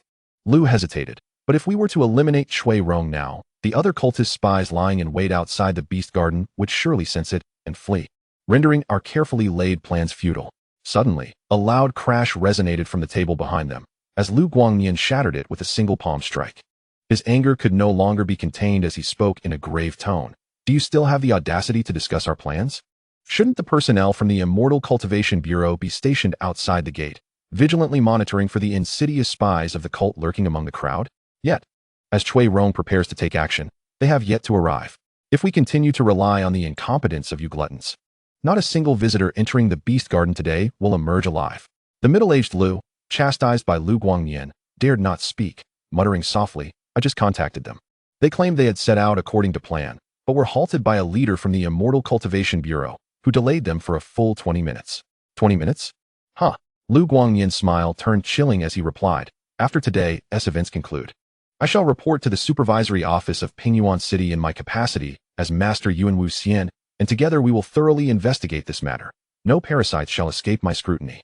However, if Chui Rong proceeds with his actions today, I will not hesitate to eliminate him. I will not allow your ineptitude to toy with the lives of thousands. At this moment, he felt utterly disillusioned with both the middle-aged Lu and the cultivators of the Immortal Cultivation Bureau. They oversee matters of cultivation, while the cult's affairs are under their jurisdiction. Thus, the safety of millions within the city rests in their hands during times of peril. He could scarcely comprehend how someone in such a position could be so profoundly foolish. Lu, aware that Lu Guangyan's plan was indeed the most prudent, silently rejoiced at having called upon him from Master Yuanwu. Otherwise, in the face of this unforeseen crisis, he could not possess the swiftness to eliminate Chui Rong as Lu Guangyan could. Meanwhile, on the surveillance screen, Lu Tian Kuei had a brief exchange with Chui Rong before being dismissed under the pretense of retrieving a document. As Lu Tian Kuei prepared to leave, it appeared that Chui Rong would be left alone in the Beast Pavilion. Suddenly, a flurry of footsteps echoed from the entrance of the pavilion, as Lu Chuan and Hu Fifan burst in. What are these kids doing here? Lu frowned. Aren't they just adding to the chaos? Chui Rong is a high-level chi practitioner and must possess numerous lethal techniques learned from the cult. If he were to strike, these children would be in grave danger. Perhaps we should act now to prevent them from perishing here as well. Yet Lu Guangyan gently shook his head, keenly observing Lu Chuan on the monitor. He felt an inexplicable sense of significance surrounding Lu Chuan, believing that his unexpected arrival might indeed alter the course of events. Inside the Beast Pavilion, Chui Rong was in a state of deep agitation as he regarded the two high school students before him. Moments ago, he had administered a substance to the small black sheep and was about to further spread its effects to the beasts when Lu Tianque unexpectedly returned, claiming to search for some documents and inquiring about their location. After much negotiation, he had finally managed to use the excuse of the Array's Corps to send Lu Tianque away, only for these two children to come rushing back in. Just as Lu Guangnian had surmised, Chui Rong felt a flicker of murderous intent rising within him. After all, they were on the cusp of the final phase of his plan. Once the small black sheep was fed to the beasts, everything would conclude. Eliminating these two high school students would take mere seconds and allow him to resume his scheme. However, he felt a pang of indecision. Without any suitable weapon or powerful talismans at hand, he could not directly sever the heads of these children. Should they scream, it would surely attract unwanted attention. Conversely, if he refrained from silencing them and acted before their eyes, they might escape and expose his actions. Perhaps it would be best to attempt persuading them to leave. With this thought, Chui Rong promptly donned a warm smile directed at Lu Chuan. Yet before he could utter a word, Lu Chuan eagerly chimed in, his face radiating innocence. "Hello, Uncle Chui." Chui Rong instinctively waved back, his expression softening. "Ah, hello there. Have you eaten well?" Lu Chuan beamed even more sweetly, gazing at Chui Rong with gratitude. "I'm full. Thank you for the delicious beast ostrich legs, Uncle Chui. They were truly delectable." Upon hearing this, Chui Rong's eyes gleamed with delight. During his earlier meal purchase, he had splurged on 2 massive ostrich legs for Lu Tianque and these children to delay time. Given the brief interval since Lu Tianque's return, it was certain they had not finished the hefty 10-pound legs. Perfect. He would use this to encourage the children to return and pack up the legs, giving him the perfect opportunity to feed the small black sheep to the beasts. With this plan in mind, Chui Rong smiled benevolently. "As long as you're full, that's what matters. You mustn't leave Uncle Chui's place unsatisfied. By the way, those 2 ostrich legs were quite an investment. Have you finished them?" Lu Chuan blinked curiously and asked, "How much did they cost?" Chui Rong's eye twitched. Was this boy truly so oblivious? He was asking if they had finished their meal. Yet, maintaining his facade as a patient elder, he continued with a gentle tone. "Oh, it was merely 2,000 yuan, a small sum really. But tell me, did you finish the ostrich legs?" "Wah." Before Chui Rong could finish, Lu Chuan's eyes sparkled with admiration. "That is a lot of money. Uncle Chui, you must earn a high salary." Chui Rong, somewhat higher than average. "Have you ever engaged in embezzlement or bribery?" "I've heard that many officials do." Lu Chuan eagerly continued, even nudging Hu Fifan beside him. Hu Fifan nodded vigorously. "Yes. Yes, indeed." Chui Rong, suppressing his irritation, interjected, "My dear student, I must ask you again. Did you finish those 2 ostrich legs?" Unable to hold back any longer, he posed the question he desperately wanted an answer to. Lu Chuan sheepishly scratched his head, smiling awkwardly. "We finished them." Chui Rong's face twitched uncontrollably. The beast ostrich legs. Those were ostrich legs. 2 of them. In under 10 minutes. How could they have consumed them so quickly? Are you even still in high school? Yet, true to his cunning nature as a cult spy adept at navigating the complexities of the beast garden, Chui Rong quickly conceived a new scheme. "Then quickly bring me the bones. Uncle needs them to feed the beasts." With this declaration, he felt an overwhelming sense of triumph. Such quick thinking deserved commendation. However, the next moment, a sense of foreboding washed over him as he watched Lu Chuan break into the same silly grin. Scratching his head once more. "Oh, I smashed the bones too. We cleaned everything off." Chui Rong. "I." In earnest, Chui Rong stepped forward, retrieving a card from his pocket and grasping Lu Chuan's hand to slip it in. "Uncle can tell you're still hungry, right?" Lu Chuan nodded eagerly. "Yes, yes. Here, take this. It's Uncle's employee meal card. You 2 go and get 2 more ostrich legs. Make sure to eat your fill." Chui Rong declared firmly, his heart already resolved. If these unfortunate children lingered any longer, he would not hesitate to eliminate them, regardless of the risk of being discovered. "Oh, I feel so bad," Lu Chuan said, looking bashful. "If you insist, I'll take it," Chui Rong urged, all the while quietly channeling his internal energy. "All right. Can I buy a few more ostrich legs? My parents haven't had any, and I want to treat them," Lu Chuan asked, his eyes filled with innocent yearning. "Thank goodness for your filial piety. That is perfectly fine." Chui Rong suppressed his impulse to slap Lu Chuan into silence and smiled encouragingly. "Good," Lu Chuan replied, stuffing the meal card into Hu Fifan's hands. Meanwhile, Chui Rong breathed a sigh of relief. Finally, he had managed to send these 2 unfortunate children away. Yet in the next moment, an astonishing scene unfolded before him. The child named Lu Chuan leaped forward and delivered a swift kick to Hu Fifan's backside, exclaiming, "What are you still dawdling for? Hurry and buy the food. Get me 10 ostrich legs." Hu Fifan, propelled high by the kick, grimaced in pain but summoned all his strength to scramble out of the beast exhibit, rolling and crawling until he vanished in the blink of an eye. Lu Chuan then turned around, continuing with an embarrassed chuckle, "Hee hee, Uncle Chui, we usually enjoy this playful banter. I assure you, I'm no delinquent or school bully, but rather a well-behaved child." Chui Rong gazed despairingly at the empty doorway in the distance. One had fled, another had escaped. Now, even if he wished to take action, it would be futile. Lu Tiankuai, where on earth did you find such an unfortunate child? A well-behaved child, indeed. I am the one who is well-behaved. Chapter 22, Lu Guangyan's Decision. Lu Chuan observed Chui Rong's face, which flickered between shades of blue and white, further solidifying his earlier judgment. From the moment he entered the beast exhibit and noticed Chui Rong urging Lu Tiankuai to leave, Lu Chuan felt something was amiss. Coupled with his previous suspicions in the cafeteria, he was resolute in his determination not to allow any malicious intentions to flourish, insisting on remaining inside the exhibit. Even when Chui Rong offered him a meal card for unrestricted use, he did not budge. "Uncle Chui, you don't seem to be well," Lu Chuan inquired cautiously. "Oh, is that so?" Chui Rong immediately forced a smile. "How about now? Is it any better?" Lu Chuan maintained his composure as he lied. "Now it's much improved." Yet internally he scoffed. "Nonsense. Your face practically screams ghost." In truth, Chui Rong was indeed beginning to panic. With Hu Fifan gone, he could not ascertain how long it would be before his return. Should he choose to eliminate Lu Chuan prematurely, there was a risk that Hu Fifan might return sooner than anticipated, potentially exposing him before the effects of the beast frenzy concoction took hold. Conversely, if he waited for Hu Fifan to return before acting, the situation could spiral out of control. If this seemingly honest high school student returned late, the other staff members of the beast exhibit would also be back, complicating matters further.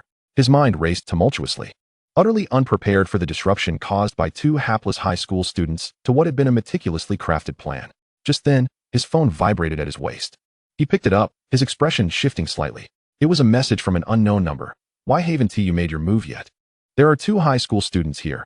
I cannot act," Chui Rong replied, a knot of fear tightening in his chest. He was well aware that the sender was his superior, Blood Omen, who had orchestrated this entire operation, including his infiltration of the beast exhibit as a spy. Every command was relayed through this unknown number. Upon receiving the intel, the cultivators from the Immortal Cultivation Bureau will arrive in 8 minutes. The ticketing channel will open in 2 minutes, and visitors will enter the park simultaneously. You understand when to act, correct? Understood. The Immortal Cultivation Bureau will arrive in 8 minutes. Meanwhile, outside the beast exhibit, a middle-aged man named Lu exclaimed with excitement, 8 minutes. Lu Guangyan, seated nearby, retrieved his backpack and began organizing its contents. "We cannot wait for them any longer. We must commence ticket acquisition immediately. As visitors enter, I will keep a watchful eye on the infiltrators mingling among the crowd. When they attempt to disrupt the formation from outside, I will seize them. You, however, must remain vigilant within the beast exhibit. You must not allow Chui Rong to harm Lu Chuan in any way." The middle-aged Lu was taken aback by Lu Guangyan's sudden shift towards action. "Teacher Lu, why the sudden recklessness? Did we not agree to minimize losses by eliminating Chui Rong?" It must be noted that the original plan designated the Immortal Cultivation Bureau to monitor the infiltrators among the visitors outside the beast exhibit, deploying dozens of fully armed high-level cultivators for this task, especially considering the potential presence of 20 to 30 cult infiltrators. Yet now, Lu Guangyan had resolved to undertake this mission himself, abandoning his previous caution, leaving Lu filled with confusion. Without addressing Lu's concerns, Lu Guangyan produced a rune from his robe and handed it to him. "This is a concealment rune. Once affixed, it will mask your presence, valued at 100,000. You will reimburse me after the mission concludes. Upon utilizing this rune, your aura can be suppressed to that of a chi refinement stage, ensuring you remain undetected by those cult infiltrators. But remember, you must activate the rune the moment Chui Rong administers the beast frenzy to the beast, and simultaneously rush to the beast exhibit to protect Lu Chuan. Do not let him be harmed." With that, he produced a gleaming curved blade, reminiscent of silver, and cast a murderous glance at the surveillance monitors. The middle-aged Lu remained unconvinced, pressing on. "Teacher Lu, please explain your reasoning." Lu Guangyan turned, casting a cold, piercing glance at Lu that sent shivers down his spine. "Your strategy has been flawed. You have been waiting for the Immortal Cultivation Bureau, but in truth, this operation does not hinge solely on their presence. Initially, I hesitated to take risks due to my inability to observe the visitors outside and ascertain the positions of those cult infiltrators in advance. However, now with Lu Chuan buying me 6 or 7 minutes, That is more than sufficient. Upon hearing this, Lu could only stare in awe at Lu Guangnian, utterly astounded. 6 or 7 minutes. He was capable of identifying hidden cult infiltrators among thousands of visitors through surveillance? Was this even human? 3, 2, 1. Outside the beast exhibit. A multitude of visitors counted down, fervently tapping their screens. Moments later, cheers erupted, mingled with lamentations. I got it. I got it. Let's go. Daddy will take you to see the beasts. Ah, we didn't get it. Come on, son. Let us check out the other beasts. Yay. We can see the big beasts now. Wow, I want to see too. Thousands of visitors surged forth, creating an overwhelming tide that echoed like a tempest through the trees, nearly deafening the staff as they crowded against the gates of the beast exhibit. A small fraction rushed directly to the entrance, eagerly awaiting its opening, while many others lingered nearby, reluctant to leave, seemingly wishing to catch a glimpse inside.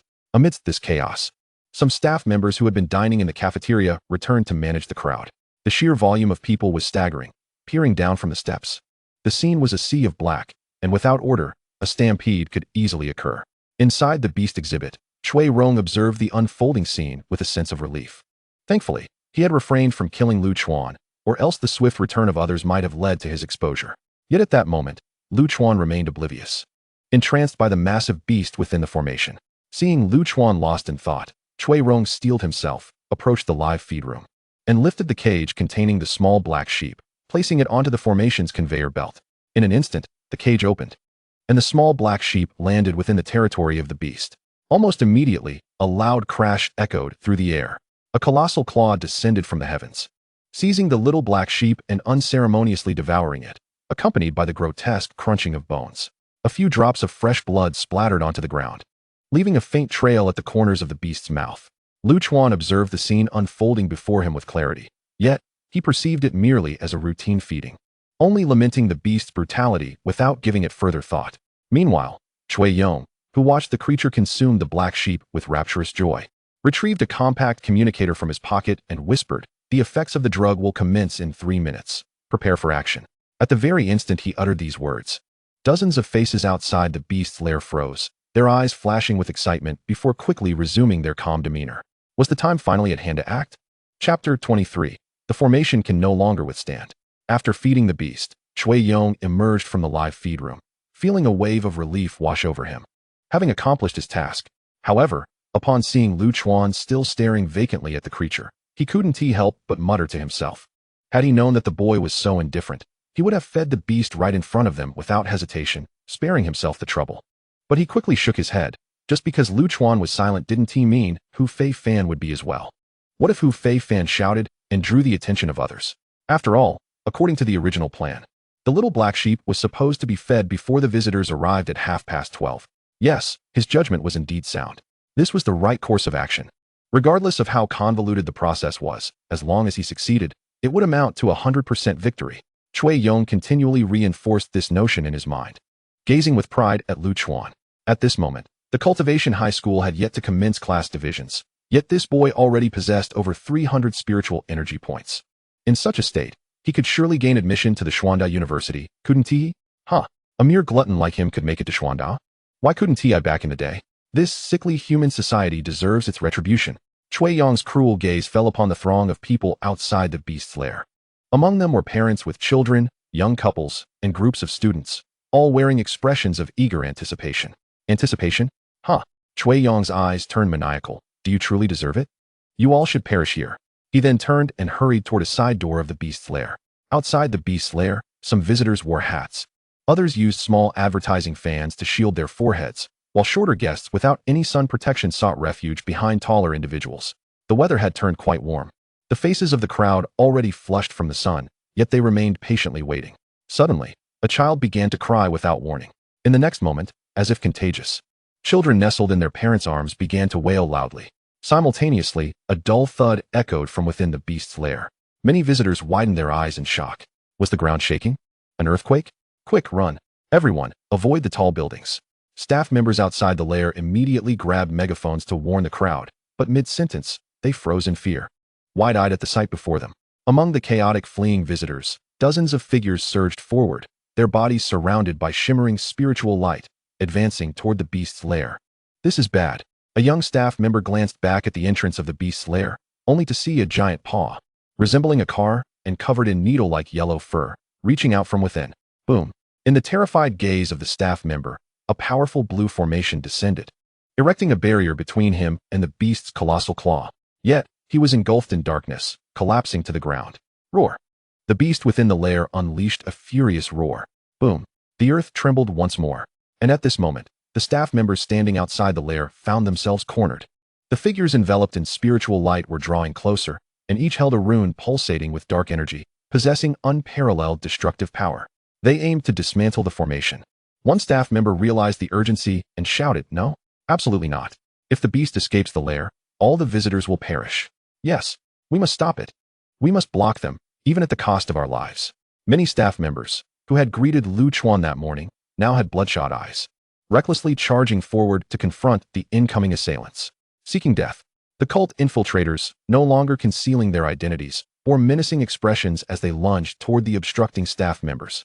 These staff members, all at the mid-tier level of Qi practitioners, lacked formidable techniques, making it all too easy for the assailants to eliminate them as if they were mere poultry. But just as they were about to strike, a cold voice rang out from behind them. "Insects of the cult, turn and face me." At the sound of this voice, over 30 cult infiltrators, as if compelled by an unseen force, simultaneously turned around. In the next instant, they beheld a figure clad in white, surrounded by a dense aura of spiritual energy. Lu Guangnian hovered in the air behind them, wielding a long blade, its countless sword energies brewing as if a celestial deity had descended. Buzz! A pure white blade of light descended. In the next moment, the dozen or so cult infiltrators dissolved within the blade's radiance. Yet, Lu Guangnian did not halt. He swiftly maneuvered toward the chaotic crowd, and wherever he arrived, his blade would fall, followed by a piercing scream. Not all the infiltrators had acted immediately following the beast's rampage. Many had concealed themselves within the crowd, waiting for the opportune moment to strike or to massacre those around them. However, they were all marked by Lu Guangnian, and within mere seconds, he eradicated them all. Having completed this task, Lu Guangnian stood at the entrance of the beast's lair, searching for the figure of the middle-aged Lu. The initial tremors had already incited panic among the bustling visitors, and the subsequent elimination of the cult infiltrators sent their terror to new heights. Nearby, some visitors shouted, "Why is there such an earthquake? Is the beast about to escape? Why has such a powerful cultivator suddenly appeared to slaughter visitors?" The staff members who had just been rescued by Lu Guangnian hurried to reassure the crowd. "Everyone, rest assured. The beast's lair is protected by a formation capable of containing all beasts below the golden core stage. The beast cannot escape. This esteemed cultivator was merely eliminating those taking advantage of the chaos. He will not harm anyone." Lu Guangnian paid little heed to their reassurances. Suddenly, his gaze sharpened as he spotted the middle-aged Lu rushing from the right edge of the beast's lair. However, Lu appeared disheveled and panicked, blood trickling from the corner of his mouth. "Teacher Lu, our intel was incorrect. It's not the frenzied beast powder. It's the blood-exploding powder. The formation cannot hold much longer." No sooner had the words left his lips than bang. A terrifying crack reverberated through the dome of the beast hall, followed by a monstrous claw, adorned with yellow hairs resembling steel needles, stretching forth from the opening. Chapter 24, Madness. What on earth? At this moment, Lu Chuan found himself outside the beast hall, gazing in shock at the colossal claw that towered just meters away. The clarity of the needle-like yellow hairs sent chills down his spine as fragments of stone from the shattered dome fell around him. All around, visitors were in a frenzy of panic. Children were swept into their parents' arms, while girls, previously composed, abandoned their dignity in the chaos. Some were paralyzed with fear, collapsing to the ground in tears, while others stumbled and fled barefoot, too frightened to retrieve their scattered shoes. Before his crossing, he had lived in the peaceful empire sphere, and even after his arrival, he had been ensconced in the tranquility of academia, never imagining he would witness such a scene reminiscent of the apocalypse. Yet, amidst his horror, he felt a flicker of relief. Having discreetly followed Cui Rong after she fed the beast, he sensed something amiss and trailed her out. Had he remained within the beast hall, he would likely have been crushed under the beast's colossal foot. After a brief moment of shock, Lu Chuan turned to flee. After all, he was merely a mid-tier Qi practitioner, and returning would only lead to his demise, offering no aid amidst such calamity. The chaos of the beast would be quelled by those stronger than he. But just then, a wave of dizziness washed over him, shrouding his vision in darkness. What was happening? He shook his head vigorously, striving to regain his senses, but to no avail. The vertigo intensified, culminating in a searing pain deep within his skull, as if it were about to split apart. Clenching his teeth, Lu Chuan fought to suppress a scream. Suddenly, a resounding boom echoed within his mind. In that instant, An awe-inspiring sensation enveloped him. He perceived the ancient tome. He was neither in slumber, nor had he closed his eyes. Yet he distinctly felt the presence of a tome within his consciousness, one he could communicate with. It was an extraordinarily mystical sensation, akin to having opened a realm within his mind. However, before he could fully grasp this phenomenon, the tome stirred to life. It unfurled its cover, revealing the first illustrated page. In that moment, beams of light converged from the surrounding space, coalescing around the initial illustration. Chuan discerned that these lights, though varied in shape and incomplete, were all connected to the beast meat he had consumed at noon. The first page flickered incessantly, the haze dissipating to unveil a vast image in the lower left corner. It depicted the enormous left foot of the beast, accompanied by 2 lines of text. With rapt attention, Chuan read the words inscribed. Technique: Great Scorching Flame Art. Method: Use the scorching flame art to sear the beast's tail, roasting its fur. Immediately, a refreshing sensation surged from the depths of his consciousness, flooding his mind with a torrent of information. The essence of the great scorching flame art. Could it be that the beast's weakness lay in its tail, which was particularly vulnerable to flames? Turning his gaze outward, Chuan observed that the array's protective barrier surrounding the beast hall had fully activated, yet it was dimming under the relentless assault of the beast's colossal claw. On the verge of collapse, no powerful allies had yet arrived to lend assistance. After a moment's hesitation, he steeled himself, resolutely declaring, "Madness! Let us do this. Immortal Cultivation Bureau. Immortal Cultivation Bureau. We are in the beast park of my city. A mid-stage foundational beast is attacking. It has consumed a blood-exploding pill. Its strength has surged to the golden core stage. Its bloodline has ascended to the 2nd tier. The array cannot hold. Requesting support. Requesting support." Outside the beast hall, a middle-aged man with the surname Lu shouted frantically into his communicator, beseeching the Immortal Cultivation Bureau for aid. Yet, all he received in response was a busy signal before the line abruptly disconnected. It was over. Lu's heart sank as he gazed despairingly at Lu Guangnian. The communication from the beast park has been severed. Lu Guangnian raised his gaze to the sky, channeling his spiritual energy into his eyes, and indeed observed a vast black net suspended high above, enveloping the entire beast park. Around them, numerous visitors attempted to use their phones for help, but every attempt was thwarted by the imposing net above. With a heavy sigh, Lu Guangnian grasped his long blade and strode towards the beast hall. Seeing this, Lu suddenly realized the gravity of the situation. "Teacher Lu, this beast has not only broken through to the golden core stage, but has also elevated its bloodline to the 2nd tier. Do not act recklessly. The communication blackout will surely draw the attention of powerful cultivators from my city. Reinforcements will arrive shortly." Lu was filled with excitement. Though Lu Guangnian was formidable, he was still young and had been invited by Lu himself. He could not perish here. However, Lu Guangnian showed no signs of hesitation, ignoring Lu's pleas entirely. With his blade in hand, a multitude of white blade lights coalesced behind him as he soared towards the dome of the beast hall. With a mighty roar, he raised his long blade, unleashing a torrent of blade energy towards the beast's outstretched right claw. The beast howled in pain, blood spraying from its claw. Yet, in the next instant, boom. The dome of the beast hall shattered once more, and another terrifying claw descended, crashing down upon Lu Guangnian in midair. Thud! His body plummeted to the ground. "Teacher Lu!" Lu cried out, rushing forward to rescue Lu Guangnian's fallen form. But before he could reach him, Lu Guangnian sprang back to his feet, launching himself into the air once more. Lu was taken aback. Realizing that Lu Guangnian was enveloped in a protective shield of spiritual energy, the beast's blow had not inflicted a fatal injury. Roar! The beast, enraged by Lu Guangnian's survival and renewed assault, ceased its attack on the array, focusing instead on the relentless onslaught against Lu Guangnian. Yes, a glimmer of hope surged within the hearts of onlookers as they witnessed Lu Guangnian holding the beast at bay, shouting encouragement. Yet, Lu's expression remained grim. While others could not perceive it, he understood that Lu Guangnian had not yet reached the golden core stage. Every leap and rapid evasion of the beast's attacks was draining his spiritual energy perilously fast. He could not sustain this for long. At that moment, an even more despairing sight unfolded before Lu. Wailing alarms erupted throughout the beast park, reverberating in both the beast hall and other venues outside. As the protective array flickered violently, no, Lu dashed frantically towards the array's control chamber.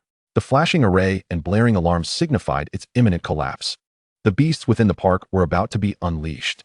Within the beast park, nearly 1,000 beasts, most possessing high-tier chi cultivation, had been transported from the wild, each brimming with untamed ferocity, certainly not something the high-tier cultivators of the city could withstand. The consequences of their release were unfathomable. Meanwhile, The battle in the skies reached a critical juncture. The claws of the swan beast had already breached the formation, relentlessly assaulting Lu Guangyan. However, its right claw was now drenched in blood from the cuts inflicted by the blade's aura, significantly diminishing its strength. In stark contrast, Lu Guangyan's plight was far more dire. He had been struck directly by the swan beast 3 times and grazed on 7 occasions. Although his body was enveloped by a protective layer of spiritual energy, it remained unbroken. Yet, the overwhelming shockwaves had left his head spinning, and he could feel muscles tearing apart, blood dripping down his body. Alarmingly, he had been battling the swan beast for less than a minute, and his spiritual energy was nearly depleted, with almost 90% consumed. At most, he had 20 seconds left before he would be utterly drained, forced to retreat. According to his original calculations, he had acted 2 minutes after the swan beast had gone berserk, if he could endure for a full 3 minutes. The cultivators from the Immortal Cultivation Bureau would likely arrive at the Beast Garden in time to assess the situation and report back. At that moment, reinforcements would take about a minute to arrive, and he could leave the rest to the formation. However, he had not anticipated the swan beast's terrifying power, which had thwarted his efforts before he could even delay for a minute and a half. Moreover, the formation was flickering ominously, on the brink of collapse. Should it shatter, the beasts within the swan beast hall would escape, and they could easily slaughter all the visitors in the Beast Garden before the strong reinforcements arrived. The Beast Garden was shielded by a formation, rendering the visitors incapable of fleeing its confines. That was the potential loss of thousands of lives. With this thought, Lu Guangyan's eyes reddened. Absolutely not. He quickly distanced himself from the swan beast and retrieved a blood-red pill from his robe, his gaze ablaze. Even if I have no hope of achieving the nascent soul in this lifetime and my future is in ruins, I shall fight to the bitter end. Just as he was about to swallow the pill, a thunderous roar echoed from the swan beast hall. I will burn you to ashes. Lu Guangyan halted his hand. Stunned by the scene before him, he beheld Lu Chuan, who had somehow appeared on a massive structure behind the swan beast, leaping down towards its tail. The next instant, a colossal inferno erupted from behind the swan beast, engulfing it entirely.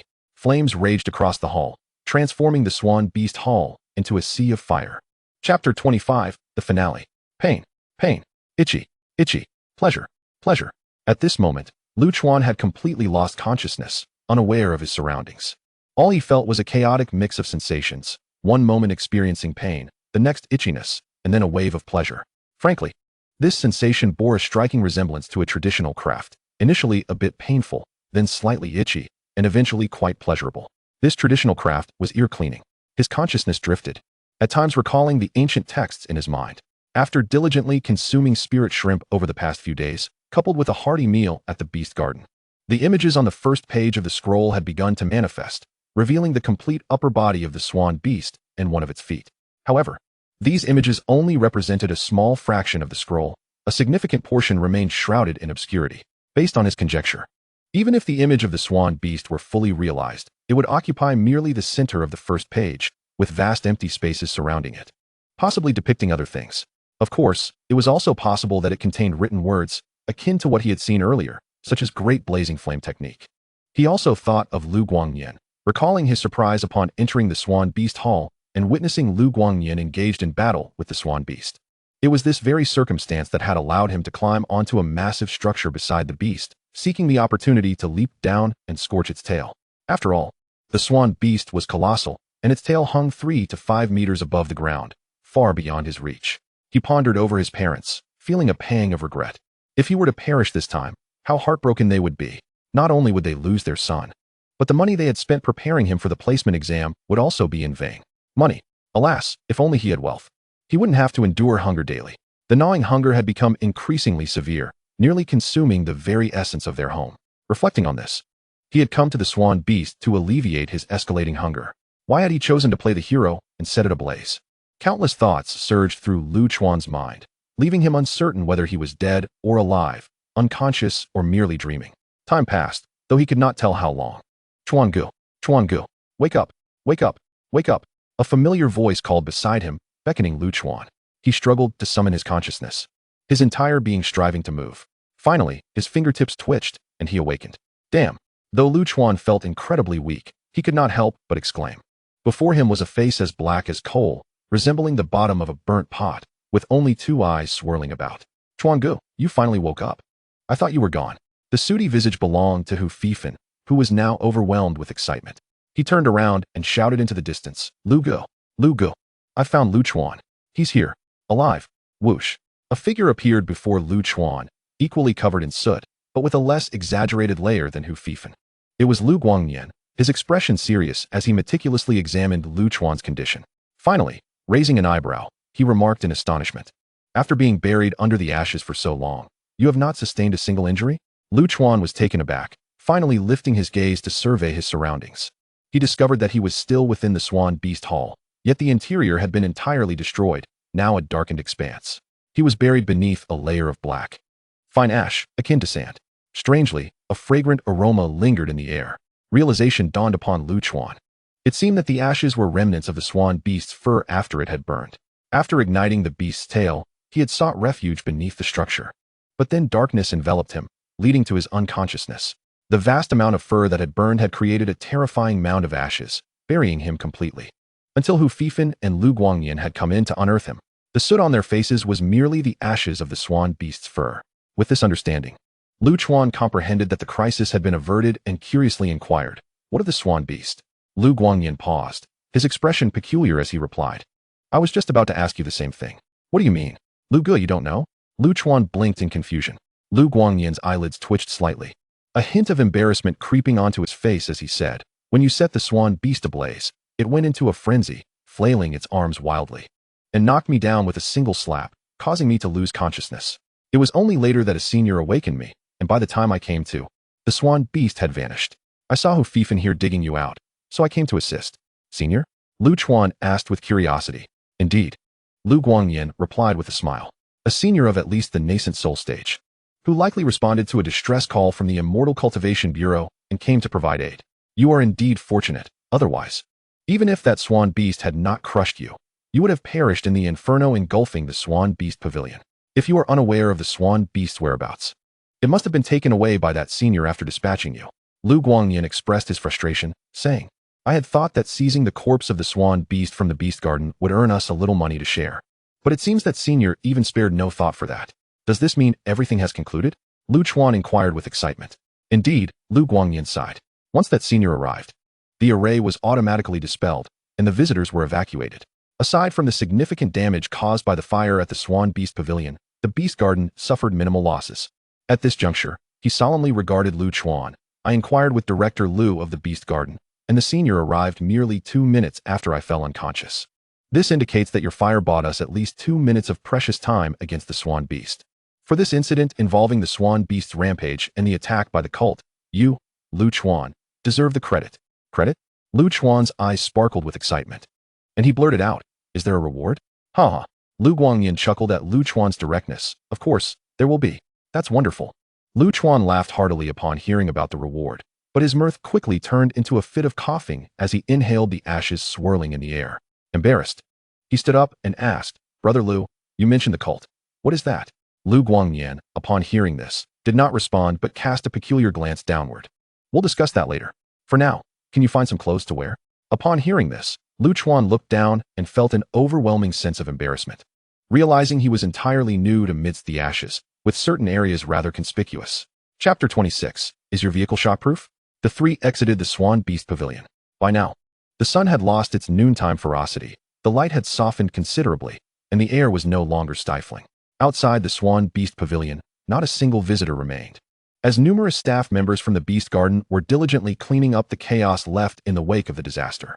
Their movements were slow, their faces reflecting the relief of having survived, as they chatted amongst themselves while they worked.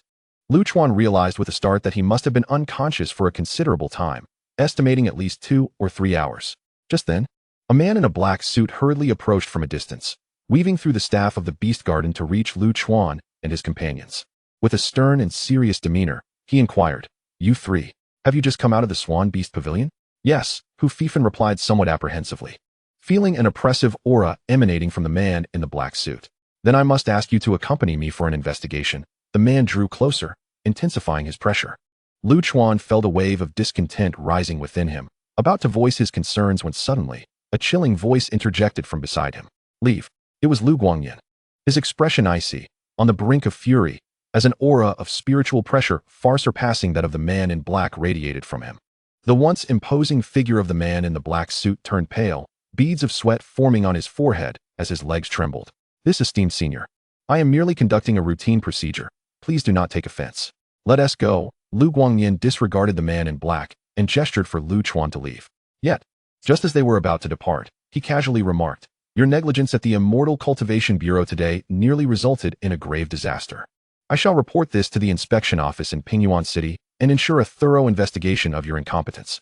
If you have any guilty conscience, perhaps you should make arrangements for your family." Without pausing, he led Lu Chuan and the others away from the scene. The man in black, too terrified to utter a word, kept his head down, sweat streaming down his cheeks. Though he was unaware of Lu Guangyin's true identity, he comprehended the implications of his words. The Swan Beast incident at the Beast Garden had already been reported to the cult's infiltrator, Chui Rome, by Director Lu. What was intended to be a covert operation against the cult spy had turned into a precarious situation due to the Immortal Cultivation Bureau's tardiness, nearly costing thousands of tourists their lives. Such a blunder would not go unnoticed by the higher-ups and would certainly prompt a thorough investigation. As the leader responsible for this operation, he bore the brunt of the blame. "Are we leaving just like this?" Outside the Beast Garden, Lu Chuan asked curiously. "We have no classes today. It wouldn't hurt to accompany them to the Immortal Cultivation Bureau for an investigation." Lu Chuan was aware that the Immortal Cultivation Bureau was a department dedicated to overseeing matters related to cultivation, a significant authority. He thought it appropriate to fulfill his duty as an eyewitness in the wake of such a substantial incident.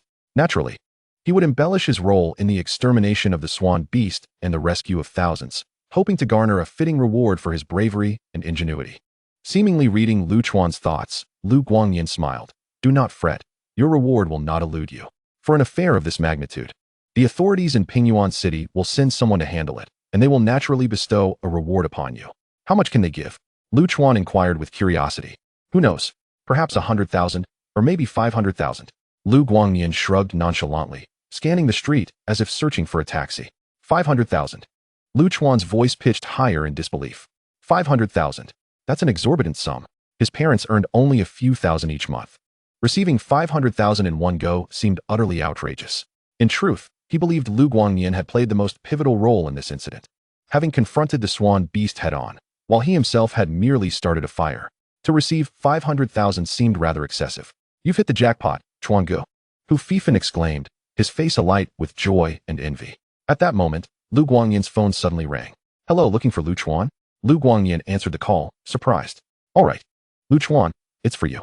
He handed the phone to Lu Chuan, who received it with a puzzled expression. "Hello, Xiao Chuan, are you all right?" Came the anxious voice of Lu Tiankuai from the other end of the line. "I'm fine, Uncle Lu. I'm in good health, currently with Teacher Lu from Yuanwu University. So there's no need to worry about me." That's good, Lu Tiankuai replied, relieved. "Your father dropped you off with me. If anything were to happen to you, how would I explain it to him? I never imagined that Director Chui, such a good person, would be an infiltrator for the cult. When he broke into the array's control room, I didn't think much of it, but he ambushed me from behind. Thankfully, Director Lu arrived in time to maintain the array." "Uncle Lu, are you injured?" Lu Chuan asked with concern. "Yes, I've been receiving treatment at the hospital. The doctors won't allow me to leave, otherwise I would have come to find you. Director Lu has been assuring me of your safety and has been trying to reach Teacher Lu, but it's only now that I've managed to get through. You're truly all right, Xiao Chuan?" Lu Chuan chuckled softly. "Uncle Lu, focus on recovering. I'm as fit as a fiddle. I'll visit you with my father soon. All right, as long as you're safe. Now, please hand the phone to Teacher Lu. Director Lu seems to have something to discuss with him." Lu Tiankuai finally relaxed. Lu Guangyin nodded at Lu Chuan, taking the phone. "Certainly. We shall meet at the entrance of the Beast Garden." After hanging up the phone, Lu Chuan smiled at Lu Guangyin and Hu Fifan, saying, "There's no need to take a taxi. Let's wait for Director Lu to give us a ride." Lu Guangyin nodded in agreement. At this point, the Beast Park had already closed, with security lines drawn, making it indeed difficult to hail a taxi. Having someone drive them was undoubtedly the best option. "Director Lu?" Hu Fifan inquired curiously from the side. "Is he the one who insisted on changing the ticket reservation time to 1 hour before the opening? That brain, cough. Lu Guangyin shot a disdainful glance at Hu Fifan, retorting, "If you want to say he is foolish, just say it." Hee. Hu Fifan chuckled, choosing not to elaborate. Lu Guangyin continued, "But you can't really blame him. If those incompetent fools at the Immortal Cultivation Bureau hadn't made mistakes, the ticket reservation wouldn't have started. And the matter should have concluded by now. Delaying the reservation time was the right decision. Compared to those inept individuals at the Immortal Cultivation Bureau, Director Lu had managed to delay the formation in the central chamber for a few minutes before the seniors arrived. effectively preventing a collapse that would have unleashed the beasts of the park. Lu Chuan silently scoffed at this. Just how much resentment did Lu Guangyan harbor against the Immortal Cultivation Bureau? He brought them up every chance he got, calling them useless. Before long, a deep green SUV approached from the distance and stopped in front of the trio. A portly middle-aged man jumped out and opened the car door for them, courteously saying, "Please, gentlemen, step inside. I've rented a private training room at my hotel for us to discuss." As the three settled into the vehicle, Lu Guangyan remarked nonchalantly, "There's really no need to do anything at the hotel. We can discuss matters right here in the car." "Do it in the car?" Lu Chuan and Hu Fifan exchanged bewildered glances, unable to suppress their curiosity as they whispered, "Is this car shock-resistant, Director Lu?" "Ah, Lu Chuan. You truly have a sense of humor." Director Lu laughed heartily. "Shall I hand you the steering wheel so you can drive?" The atmosphere within the car lightened considerably, with laughter resonating among the four men, regardless of their ages. However, Director Lu bore a hint of pride on his face as he explained with a smile. "Due to my work, I often have to venture into areas inhabited by beasts. Thus, this vehicle is not only exceptionally shock-resistant, but also boasts a robust exterior. My colleagues at the Beast Park envy it." "Ah, that makes sense," Hu Fifan, who had some knowledge of vehicles, suddenly realized. "I was wondering why I couldn't identify the model. It's been modified." Upon hearing this, Lu Chuan couldn't help but reflect. Although this world was also called the Blue Planet, it was not like the Blue Planet of his previous life, where humanity had always dominated. 2,000 years ago, before the advent of immortal cultivation, the development of this world was comparable to that of the Shang dynasty in his past life, perhaps even less advanced than the spring and autumn period. At that time, the cities established by humans could accommodate only a few thousand or tens of thousands of people, resembling tribes more than dynasties, and humanity was relatively weak, posing little threat to the primordial forests and the wild beasts within the vast mountains. However, following Zhang Daoling's ascension and the dissemination of immortal cultivation, the era of celestial essence commenced, leading to the rise of humanity's strength, while concurrently, beasts began their own cultivation. Among humans, there were formidable individuals who became powerful cultivators, while among beasts, there were also strong entities that evolved into formidable beasts capable of threatening entire nations. Consequently, before the 500th year of the celestial essence era, the Blue Planet was rife with chaos, with beasts and humans embroiled in violent conflicts over territory. This turmoil persisted until the 500th year of the celestial essence era, after which it seemed that an accord was reached between humans and beasts. Powerful beasts no longer recklessly invaded human cities, and human cultivators ceased the indiscriminate slaughter of beast packs. However, the animosity between beasts and humanity remained palpable. Thus, the duty of the Beast Park was to educate the urban populace about these creatures, instilling the notion that beasts were adversaries who warranted vigilance. This revelation struck Lu Chuan profoundly. In his previous life, humanity had developed rapidly, while the beasts, or rather animals, had hardly evolved, resulting in humans occupying the entirety of the Blue Planet, with animals relegated to the roles of protected, observed, and adorable entities, posing no threat whatsoever to humanity.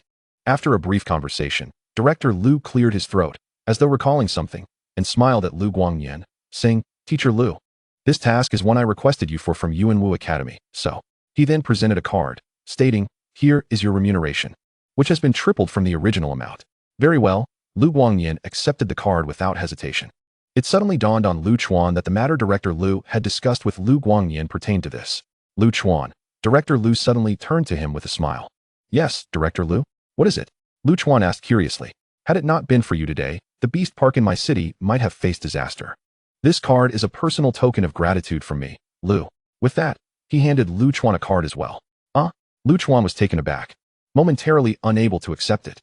Suddenly, Lu Guangyan, seated in the front passenger seat, casually remarked while gazing at the car ceiling, "Don't you dare be courteous and refuse.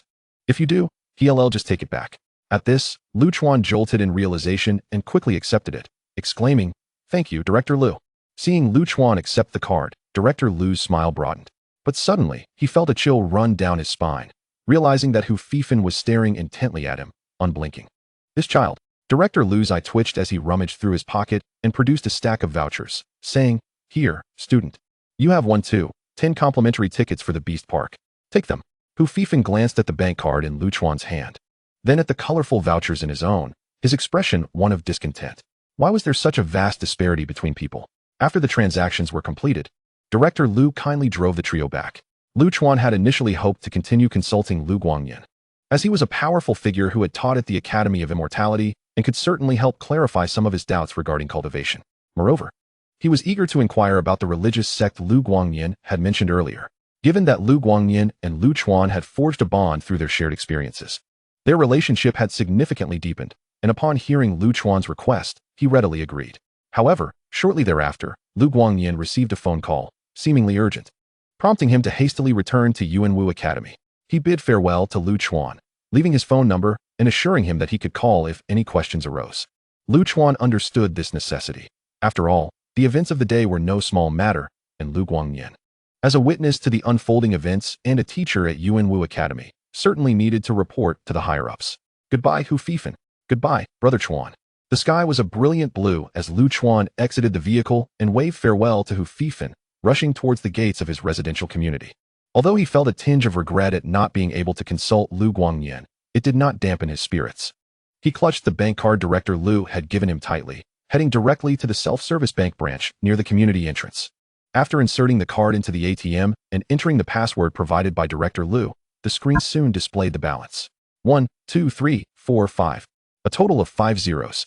The first digit was even a 2. 200,000. Lu Chuan felt as if his breath had been stolen.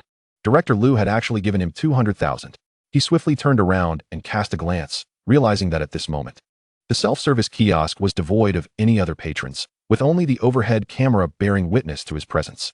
Without hesitation, he hastily tucked his bank card into his pocket and dashed home, flinging open the door and shoving the card beneath his pillow. Lying on the bed, he stared blankly at the ceiling, an unsettling thought suddenly dawning upon him. By heavens, why have I lived 17 years only to find myself rich? Yet feeling like a thief? This wealth isn't stolen. It's something I earned with my own sweat. Contemplating this, Lu Chuan sat up once more, retrieving the bank card and slamming it onto the table. But then another thought crossed his mind. How would I explain this to my parents? Should I claim I heroically vanquished a formidable demon beast at the Monster Beast Park? That would be quite a stretch. Ultimately, he decided to conceal the card for the time being, planning to concoct an excuse for his parents later. With a sigh, Lu Chuan tucked the card away. Yet, at that moment, an overwhelming wave of drowsiness washed over him, and he found himself succumbing to sleep once again, collapsing onto the bed. In a haze, he found himself transported back to that enigmatic space, where the ancient tome reappeared before him, slowly opening. Groggily, Lu Chuan glanced at the first page of the tome, and a spark of elation ignited within him. For the first page of the tome now revealed. Chapter 28. I truly am more wrong than doughy. On Saturday night, the eve of his visit to the Monster Beast Park, Lu Chuan had consumed 5 pounds of sea spirit shrimp that afternoon.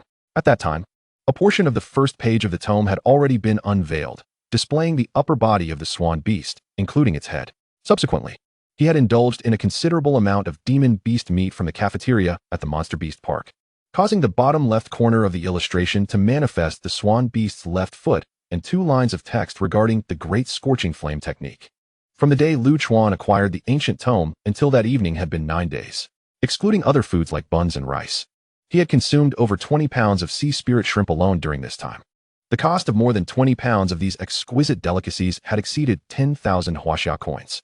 Yet, even with such a copious intake, by Sunday afternoon, only a quarter of the illustration on the first page had materialized. Based on his previous calculations, to fully restore the first page of this illustration, he would likely need to consume shrimp for a month and a half. And considering his increasing appetite, it might require over 200 pounds of shrimp, which, at 500 per pound, would cost him a staggering 100,000 coins. As Lu Chuan made his way home from the Monster Beast Park, he had already calculated this financial predicament in his mind. After checking his bank card balance at the bank, he resolved to utilize the 200,000 coins that Director Lu had handed him to continue purchasing spiritual food to fill this insatiable void. However, at that moment, in the space where the ancient tome resided, Lu Chuan gazed at the slowly unfurling pages with glimmering eyes of exhilaration. For he could see that the once hazy power enveloping the first page had nearly dissipated entirely. The illustration upon the first page was now almost fully revealed. In the pitch-black space, a page of illustration floated serenely in midair, depicting a colossal beast resembling a golden-furred ape, its gaze icy and its limbs extraordinarily robust. It boasted incredibly powerful limbs, its entire form rippling with muscle, and most notably, it sported a pair of light yellow horns, each extending 3 feet in length, bestowing it with an imposing aura. Everything has emerged, Lu Chuan exclaimed in sheer excitement, rushing forward to scrutinize the illustration on the first page. Indeed, the swan beast's head, limbs, and body were now vividly displayed before him.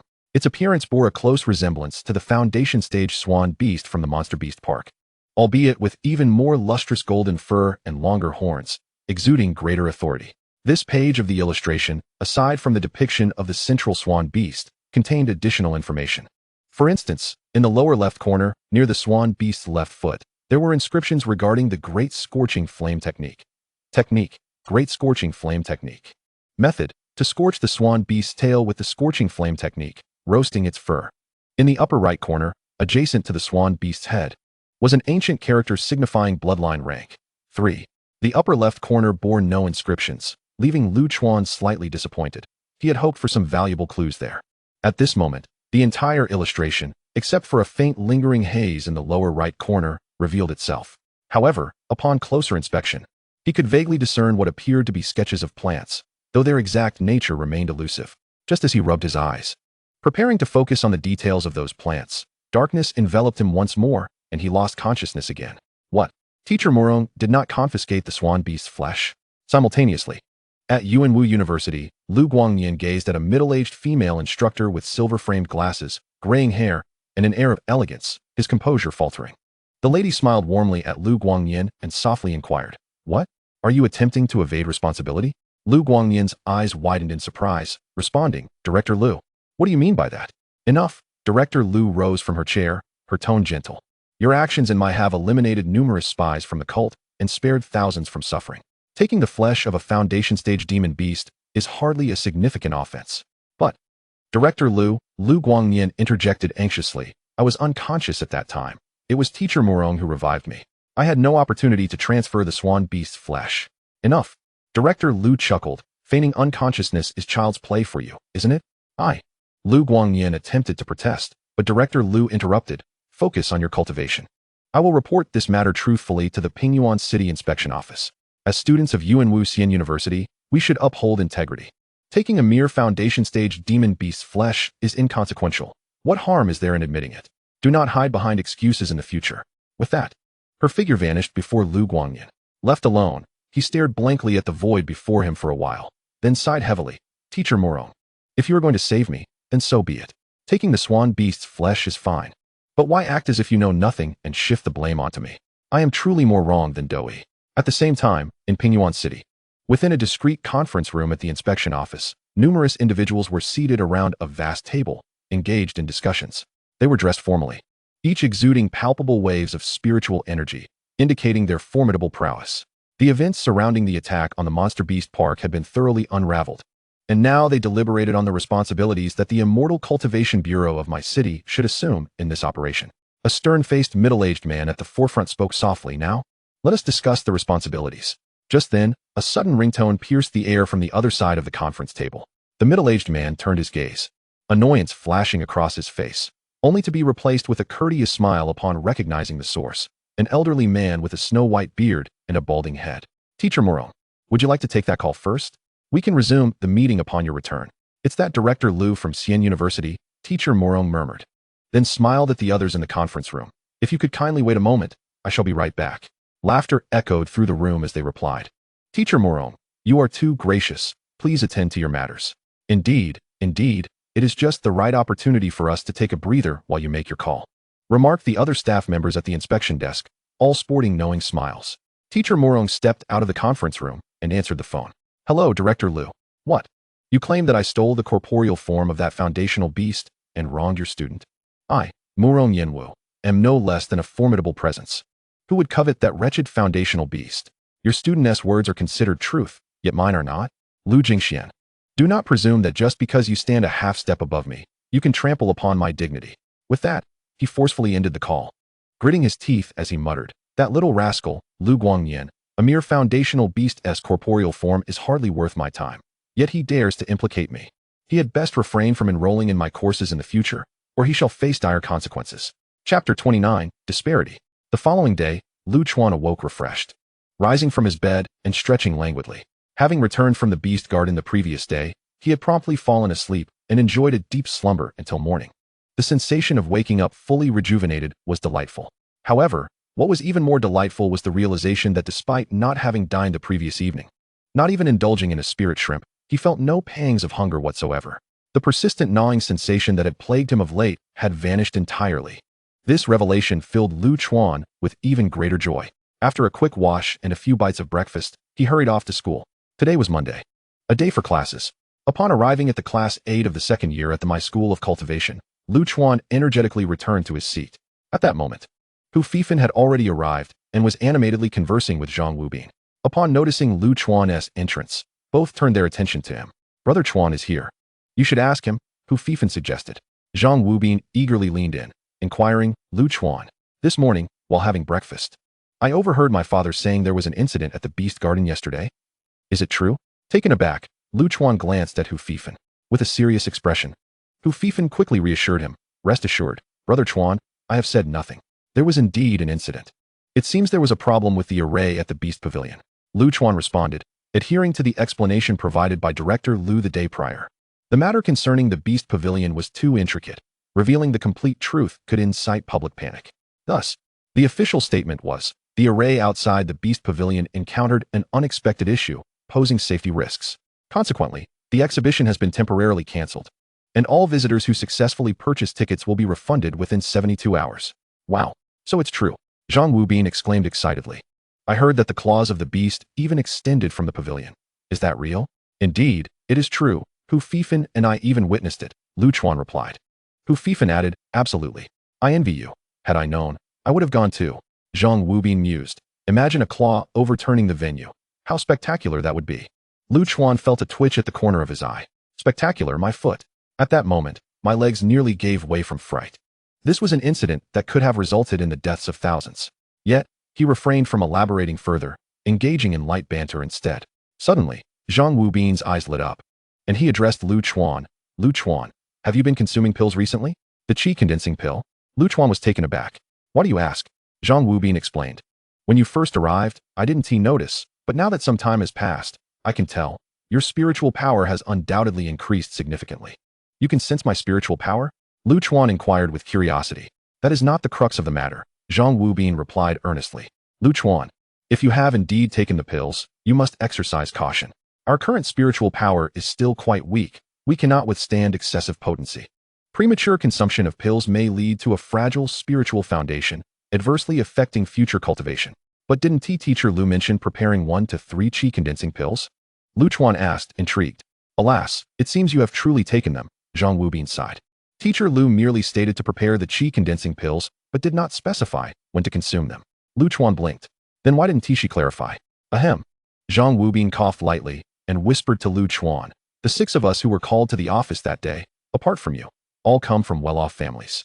Teacher Lu likely presumed that everyone understood the rules regarding the consumption of qi condensing pills, hence her silence. So, she simply omitted that detail? Lu Chuan queried. Precisely. Zhang Wubin said cautiously, observing Lu Chuan's slightly altered expression. He added hesitantly, Lu Chuan, actually. Enough. Lu Chuan waved his hand, interrupting Zhang Wubin. I'm fine. It's not significant. Zhang Wubin seemed to wish to say more, but ultimately, he just patted Lu Chuan's shoulder and sighed softly, saying nothing further. At that moment, the class representative, Yuan Menghan, entered through the front door of the classroom, her voice ringing clearly. Zhao Yu, Lu Yan, you two come to the office. Teacher Lu is calling for you. Lu Chuan raised an eyebrow, inquiring, what could that be about? Zhang Wubin whispered. I've heard the principal believes our cohort has quite a few promising talents and, with Yuan Wuxian's expansion, wishes to secure some good results. Thus, a small class has been established in the second year for those whose spiritual power exceeds 300, allowing them to enter early. Zhao Yu and Lu Yan had their spiritual power measured during meditation yesterday, and it seemed they had surpassed 300. Continuing cautiously, Zhang Wubin addressed Lu Chuan. Lu Chuan, your spiritual power must have exceeded 300 as well, right? That should be the case, Lu Chuan admitted without reservation. Then you can go along too. Zhang Wubin nudged his chin toward Yuan Menghan and the departing figures of Zhao Yu and Lu Yan. Go along. Join the small class. Lu Chuan asked. What do they teach in the small class? After pondering for a moment, Zhang Wubin responded, according to what my father mentioned a few days ago. It should be about cultivation techniques. What? Lu Chuan nearly exclaimed. Is the principal seeking trouble? How could that be? Zhang Wubin chuckled wryly. You need to see the broader picture. The regulations in the Cultivation Education Act state, it is strictly forbidden for any person or organization to teach cultivation methods to minors under the age of 16. Violators shall face capital punishment. The stipulation applies to minors under 16, and we, being second-year students, are already 17, making us exempt. My father informed me that according to the school's curriculum, instruction in cultivation techniques would commence post-class division. However, those from cultivation families have started much earlier. Sighing deeply, Zhang Wubin lamented the disparity. Lu Chuan's gaze mirrored a complex understanding. Indeed, it was all about disparity. Zhang Wubin's family circumstances were significantly better than his own, allowing him to learn the proper usage of qi condensing pills. Yet, even so, his family lacked the means to facilitate early cultivation of techniques. Conversely, Lu Yin Zhaoyu and that Li Yi from Class 5 hailed from cultivation families. Their parents were foundational cultivators, so they need not worry about the scarcity of spiritual food nor remain ignorant of the proper usage of qi condensing pills, receiving the best guidance and commencing their cultivation techniques ahead of others. In any world, fairness is a fleeting illusion. Only strength speaks volumes. For instance, Teacher Lu is acutely aware that Lu Yin and Zhao Yu excelled in class due to superior spiritual nourishment and better familial guidance. She also comprehends that Lu Chuan's South achievement of 6th place in spiritual power, despite the lack of resources and guidance, is truly remarkable. However, she only focused on the results. As an educator, her attention was solely directed towards nurturing those students with higher spiritual power and greater potential. It was these students who would embellish her illustrious career and bring her the recognition she sought. Why was she disregarding him? She had even forgotten to inform him about the critical usage of the qi condensing pill, which could have significantly impacted his future cultivation. This neglect stemmed from the fact that, among the 6, he possessed the lowest spiritual power, and his family's circumstances appeared insufficient to support a long journey in the path of cultivation, rendering his chances of foundation establishment exceedingly slim. Lu Chuan understood the stakes clearly. He comprehended Teacher Lu's rationale and bore no ill will towards her, as he had not ingested the qi condensing pill at an inappropriate moment, thus avoiding a grave error. Nevertheless, Lu Chuan was not a saint. While he understood, he still harbored a sense of resentment. At that moment, he mentally noted that if he were to one day become the top student of my number 1 high school and collect his prize at school, he would not utter a single word to Teacher Lu. He would make her regret it profoundly. Chapter 30. The reason behind the Huaxiao Alliance's ban on early cultivation techniques. Inside the office. All right, teacher, we understand, Zhao Yu said. The 5th floor, right? We're on our way. Goodbye, teacher. After Lu's instructions, Zhao Yu and Lu Yin waved farewell and prepared to leave the office for the small class. However, as they stepped out, they encountered Lu Chuan at the door. Lu Chuan, what are you doing here? Lu Yin inquired with curiosity. As the class monitor of Class 8, he was particularly sensitive to class schedules and was intrigued as to why Lu Chuan was loitering at the office door instead of attending class. Lu Chuan glanced toward the office, gesturing for Lu Yin and Zhao Yu to move to a more private space. Understanding his cue, they followed him aside. What is up? Lu Yin asked with concern. Although he served as the class monitor, he was not a sycophant to the teachers. When it came to choosing sides, he would undoubtedly stand with his peers. Zhao Yu shared this sentiment, looking at Lu Chuan with solidarity. Observing their apprehensive expressions, Lu Chuan chuckled. Nothing particularly special. Aren't you both heading to the small class? I'd like to join you. Lu Yin hesitated. But Lu Chuan quickly interjected. My spiritual power has surpassed 300 now. I can go. Zhao Yu and Lu Yin both exclaimed in disbelief. Since when? How did you achieve that so quickly? I just had a longer after effect after the breakthrough. Lu Chuan replied nonchalantly. All right, since you've surpassed 300, you can join us in the small class, Lu Yin conceded, oblivious to Lu Chuan's playful banter, and decided to take him along. Thus, the 3 of them set off together toward the classroom at the end of the 5th floor. Upon their arrival at the small class, they found many students already waiting. Among them were several familiar faces that Lu Chuan had encountered during trips to the restroom or other school activities, indicating they were other students whose spiritual power had also exceeded 300. Let us sit in the last row, Lu Yin suggested to Lu Chuan and Zhao Yu. Agreed. They replied, and the trio settled into their chosen seats. Before long, the small classroom was filled to capacity. Lu Chuan raised an eyebrow. This was somewhat unexpected, as the classroom appeared to accommodate around 37 or 38 individuals, yet there were only 8 classes for their age group. By that calculation, each class would nearly have 5 students with spiritual power exceeding 300, while Class 8 had only the 3 of them. It seemed Class 8 was rather lacking. Soon, as the classroom filled, a tall, slender male teacher wearing transparent glasses entered. The moment he stepped inside, the room fell silent. Lu Chuan recognized this teacher, Zhang Ning, the homeroom teacher of Class 5. Before Teacher Hu Yan's breakthrough to foundation establishment, Zhang Ning's spiritual power ranked second among the second-year teachers, and with Hu Yan's recent advancement, he had now become the strongest teacher in the second year. It seemed only fitting that he was tasked with overseeing this small class. Zhang Ning surveyed the classroom behind his glasses, pausing momentarily upon spotting Lu Chuan, before gently nodding. Excellent. It appears everyone is here. Let us begin our lesson. I trust you all understand the purpose of gathering here. Each of you is a top student from your respective classes. And with just 20 days remaining until the division exam, achieving a spiritual power exceeding 300 is commendable. Hearing Zhang Ning's praise, a low murmur of amusement spread through the small classroom. Most students beamed with pride, while a few concealed their smiles. However, Zhang Ning then shifted his tone, stating blandly, historically, students who gained admission to the Immortal University at this juncture had spiritual power levels already exceeding 450. I would like to inquire, does anyone among you possess a spiritual power of 450? Upon this inquiry, the classroom fell into a profound silence. The expressions of those who had just been smiling now turned grim. For 50, the gap was indeed vast. 10 seconds elapsed without a single hand raised. Oh, Zhang Ning remarked expressionlessly. It appears there is still a considerable distance between you all and the truly accomplished individuals from prior years. The atmosphere in the classroom grew increasingly somber, with some students even letting out soft sighs. Having gauged the impact of his words, Zhang Ning smiled lightly, but fear not. This year's small class has commenced much earlier than in previous years, as long as you all diligently pursue your studies here. Surpassing those elite students from past years is certainly within your grasp. Upon hearing this, the eyes of all the students sparkled with hope as they looked toward Zhang Ning. Filled with anticipation, Zhang Ning rubbed his nose, thinking to himself how easily good students were to deceive. He then retrieved a book from beneath his desk, smiling. This is the manual that will enable you to catch up to those elite students from previous years. Now, class, what does this book say? Spiritual Vortex Cultivation Method. Correct. Zhang Ning affirmed with a smile. The cultivation method is the primary focus of our studies in this small class. He then called out to someone outside. Come in and distribute these. A few students promptly entered, carrying stacks of books, and began to hand them out.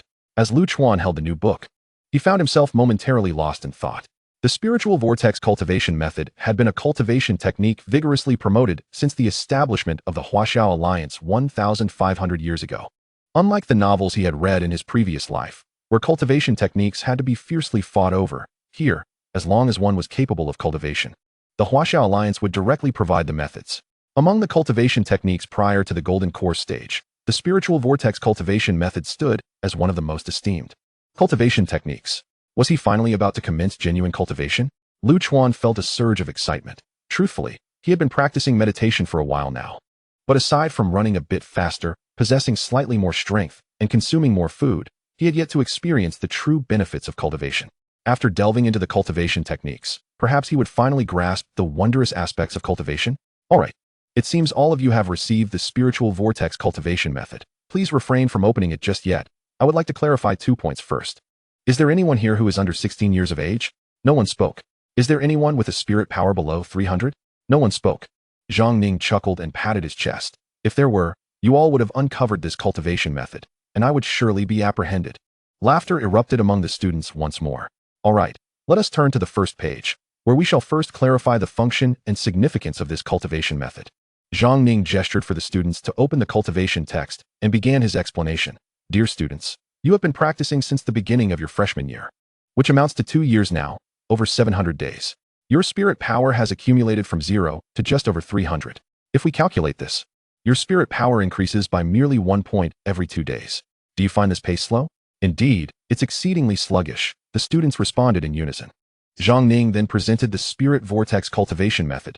Pointing to the book, please refer to the second page, which outlines the cultivation speed of the Qi training stage.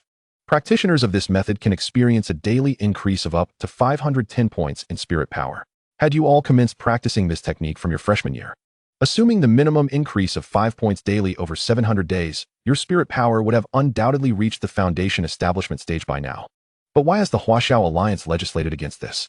Upon hearing this, the classroom fell silent, as the students had never before contemplated such a question. Indeed, if we began cultivation in our freshman year, we would have at least reached the foundation stage by now, they murmured. This method accelerates cultivation faster than the spirit foods during the bounty period. Why the prohibition? Lu Chuan, too, appeared puzzled, casting a curious glance at Zhang Ning. Zhao Yu, it seems you have something to say. Please share your thoughts, Zhang Ning prompted. Zhao Yu stood and remarked, Mr. Zhang. Could it be that early cultivation yields no real results, rendering spirit power growth impossible? Upon hearing this, the classroom erupted in nods of agreement. It seems quite plausible. If not, why would the Alliance prohibit it? Zhang Ning, however, smiled and assured them. I can responsibly inform you that had you all begun practicing the spirit vortex cultivation method from your freshman year, while you would not truly achieve a daily increase of 5 points in spirit power, every one of you would now be a high-level chi practitioner, with perhaps even one or two among you having reached the foundation establishment stage. The classroom was thrown into an uproar. Wow, that's impressive. Why then is it not allowed? I don't understand. I cannot accept this. Is it possible that the Alliance fears having too many high-level chi practitioners? Observing the rising agitation in the classroom, Zhang Ning offered a gentle smile. It's quite simple. The Huaxia Alliance does not require merely high-level chi practitioners, nor even foundation establishment cultivators, but stronger beings. If you were to begin practicing the spirit vortex cultivation method at 16, there would indeed be an increase in high-level chi practitioners and possibly a few more foundation establishment cultivators among you. However, the potential for you to break through to higher realms would become virtually impossible. The classroom fell silent once more. Zhang Ning continued. The 300 points of spirit power for a beginner chi practitioner is the foundation of all cultivation. The firmer, the better. By utilizing the 2 years between ages 16 and 17 to accumulate spirit power in a nearly primitive fashion, the drawbacks of this method become apparent. Many students who cannot reach 300 spirit power during their freshman and sophomore years will miss the optimal cultivation period, perhaps graduating with only 400 points. The Huaxia Alliance would consequently lose a significant number of high-level chi practitioners and even some foundation establishment cultivators. Yet, the advantages are equally significant. Zhang Ning's expression grew serious as he stated, among 10,000 high-level chi practitioners, if their foundations are feeble, only 300 or 400 foundation establishment cultivators may emerge, yielding but a single golden core. However, if those 10,000 high-level chi practitioners possess solid foundations, with their initial 300 points of spirit power being accrued gradually, there exists the potential to produce nearly 1,000 foundation establishment cultivators and around 5 golden cores. Students, this is why the Huaxia Alliance has legislated against early practice of the spirit vortex cultivation method. Only with a robust foundation and a greater number of solidly grounded beginner chi practitioners can true powerhouses arise. Zhang Ning's voice resonated with conviction throughout the classroom. The students appeared awestruck, staring blankly ahead. Chuan, too, felt an overwhelming sense of astonishment. This was the rationale behind the legislation against premature cultivation methods. The Huaxia Alliance, he realized, was far more visionary than he had initially perceived.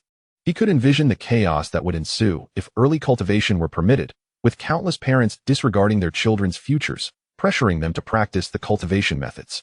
If you dare to begin at 16, I shall commence at 14. If you at 14, then I at 12. The competitive spirit within the Huaxia culture would undoubtedly extend to both examinations and cultivation alike. Thus, the Huaxia Alliance's measures effectively prevented such dire circumstances, sacrificing a number of high-level chi practitioners to cultivate an environment conducive to the emergence of true strength. Quite remarkable. Outside the small classroom, 2 figures stood by the window, quietly observing the happenings within. One was diminutive, slightly rotund, with a dark complexion yet abundant hair, standing before the other, exuding an air of authority. The other figure was taller, fair-skinned but bald, standing respectfully behind the shorter individual. These two were none other than Principal Xiao Xingxing of the My School of Immortal Cultivation and Director Lu Zhiyong, who taught the second-year class and served as the head teacher for the senior class each year. Observing the harmonious atmosphere in the small class, Lu Zhiyong chuckled. Principal Xiao, it seems appointing Zhang Ning to lead this small class was indeed a wise decision. Principal Xiao Xingxing, however, did not respond directly to Lu Zhiyong's comment, instead asking, which student in this class possesses the highest spirit power? Principal, the school ceased collecting data on the student's spirit power 2 weeks ago. We have no way of knowing their current levels, Lu Zhiyong explained. I am well aware of that. Principal Xiao replied, somewhat irked. I meant, can you apply your years of teaching experience to discern which student here has the highest spirit power? Understanding, Lu Zhiyong quickly moved to the window, scrutinizing the students within. After a full 10 minutes, he leaned close to Principal Xiao and whispered, based on nearly 2 decades of teaching experience, I suspect 3 students in this classroom have the highest spirit power. The third girl from the left in the front row, the bespectacled girl in the center of the third row, and the most handsome boy in the last row. Principal Xiao followed Lu Zhiyong's indications, matching them to the photos on his phone, murmuring, Li Yi, Jiang Yi Lu Chuan, are you certain? Aside from Lu Chuan, I cannot be entirely sure, but I am confident about the other 2 girls. Good, Summon all 3 to my office tomorrow. Chapter 31. How frustrating. Why do I already have 6 spirit rings within me without even having started cultivating? Inside the small classroom, Chuan and his classmates remained engrossed in Zhang Ning's lecture, wholly unaware of the events transpiring outside. Upon reaching the age of 16 and achieving a spirit power of 300, they would then be able to engage with the true cultivation methods. Low-level spells such as Fireball and Frostbolt can indeed be learned. And one might also consider the consumption of the Qi condensation pill, a remedy that expedites the enhancement of spiritual energy. The primary function of the cultivation techniques is to guide your practice and accelerate the gathering of spiritual energy. In previous years, students who gained admission to the Immortal University managed to increase their spiritual energy by 300 to 500 points within the first 70 days after the establishment of the Immortal Cultivation class, largely due to their rapid mastery of the spiritual vortex cultivation method. Of course, beyond the mere increase in spiritual energy, these cultivation methods also serve to enhance the quality of your spiritual energy. However, this enhancement is quite minimal. When you eventually gain admission to the Immortal University, specialized techniques for refining spiritual energy quality will be available for your study. Chuan sat quietly in the back, listening intently as teacher Zhang Ning elaborated on the subject, enlightening him considerably. He learned that the Qi condensation pill should only be attempted once one's spiritual energy reaches 300, as a solid foundation is necessary to avoid a fragile base. Similarly, spells can only be learned after reaching the threshold of 300 spiritual energy points. Fortunately, his spiritual energy had already surpassed 300 during his visit to the Beast Garden yesterday. Otherwise, even if the ancient tome had imparted some knowledge of great blazing fire technique, he would have struggled to conjure flames to ignite the fur of the beast. However, Chuan found himself pondering. Last week during meditation, his spiritual energy tested at 273. By the day before yesterday, the day prior to the Beast Garden's opening, his energy had surged to 350 after meditating alongside Hu Fifan, marking a growth of 77 points over 6 days, despite having gone 2 days with inadequate nourishment. Had he eaten sufficiently during those 2 days, he estimated that his growth could have approached 90 points over the same period. This was merely the measurement before Saturday's meditation, and after meditating, he had gained another 15 points, bringing his total to 365. This did not even account for the potential increase from the ancient tome after sleeping on Saturday and Sunday nights. Moreover, following his fainting episode in the Beast Garden, the first page of the illustrated scroll had nearly fully manifested. Previously, even a small part of the scroll's imagery could yield a gain of 10 or more spiritual energy points. This time, the potential gain seemed to surpass anything he had experienced in a month. Could it be possible for him to receive a boost of 300 points at once? That seemed improbable. While there are no significant obstacles in the accumulation of spiritual energy during the Qi refinement period, if he were indeed to gain several hundred points overnight, it would be quite difficult to remain unaware of such a transformation. Having provided a comprehensive overview, teacher Zhang Ning announced the commencement of the actual practice of the spiritual vortex cultivation method. Adjacent to them lay the training room specifically designed for smaller classes, prompting the students to shift their positions.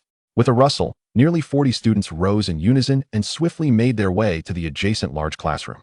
Gasps of awe filled the air as all the students settled cross-legged upon enormous cushions. The classroom, devoid of desks, was instead arranged with dozens of these sizable cushions, each nearly the size of a small bed and seemingly quite valuable. It was evident that the school had invested significantly in this endeavor.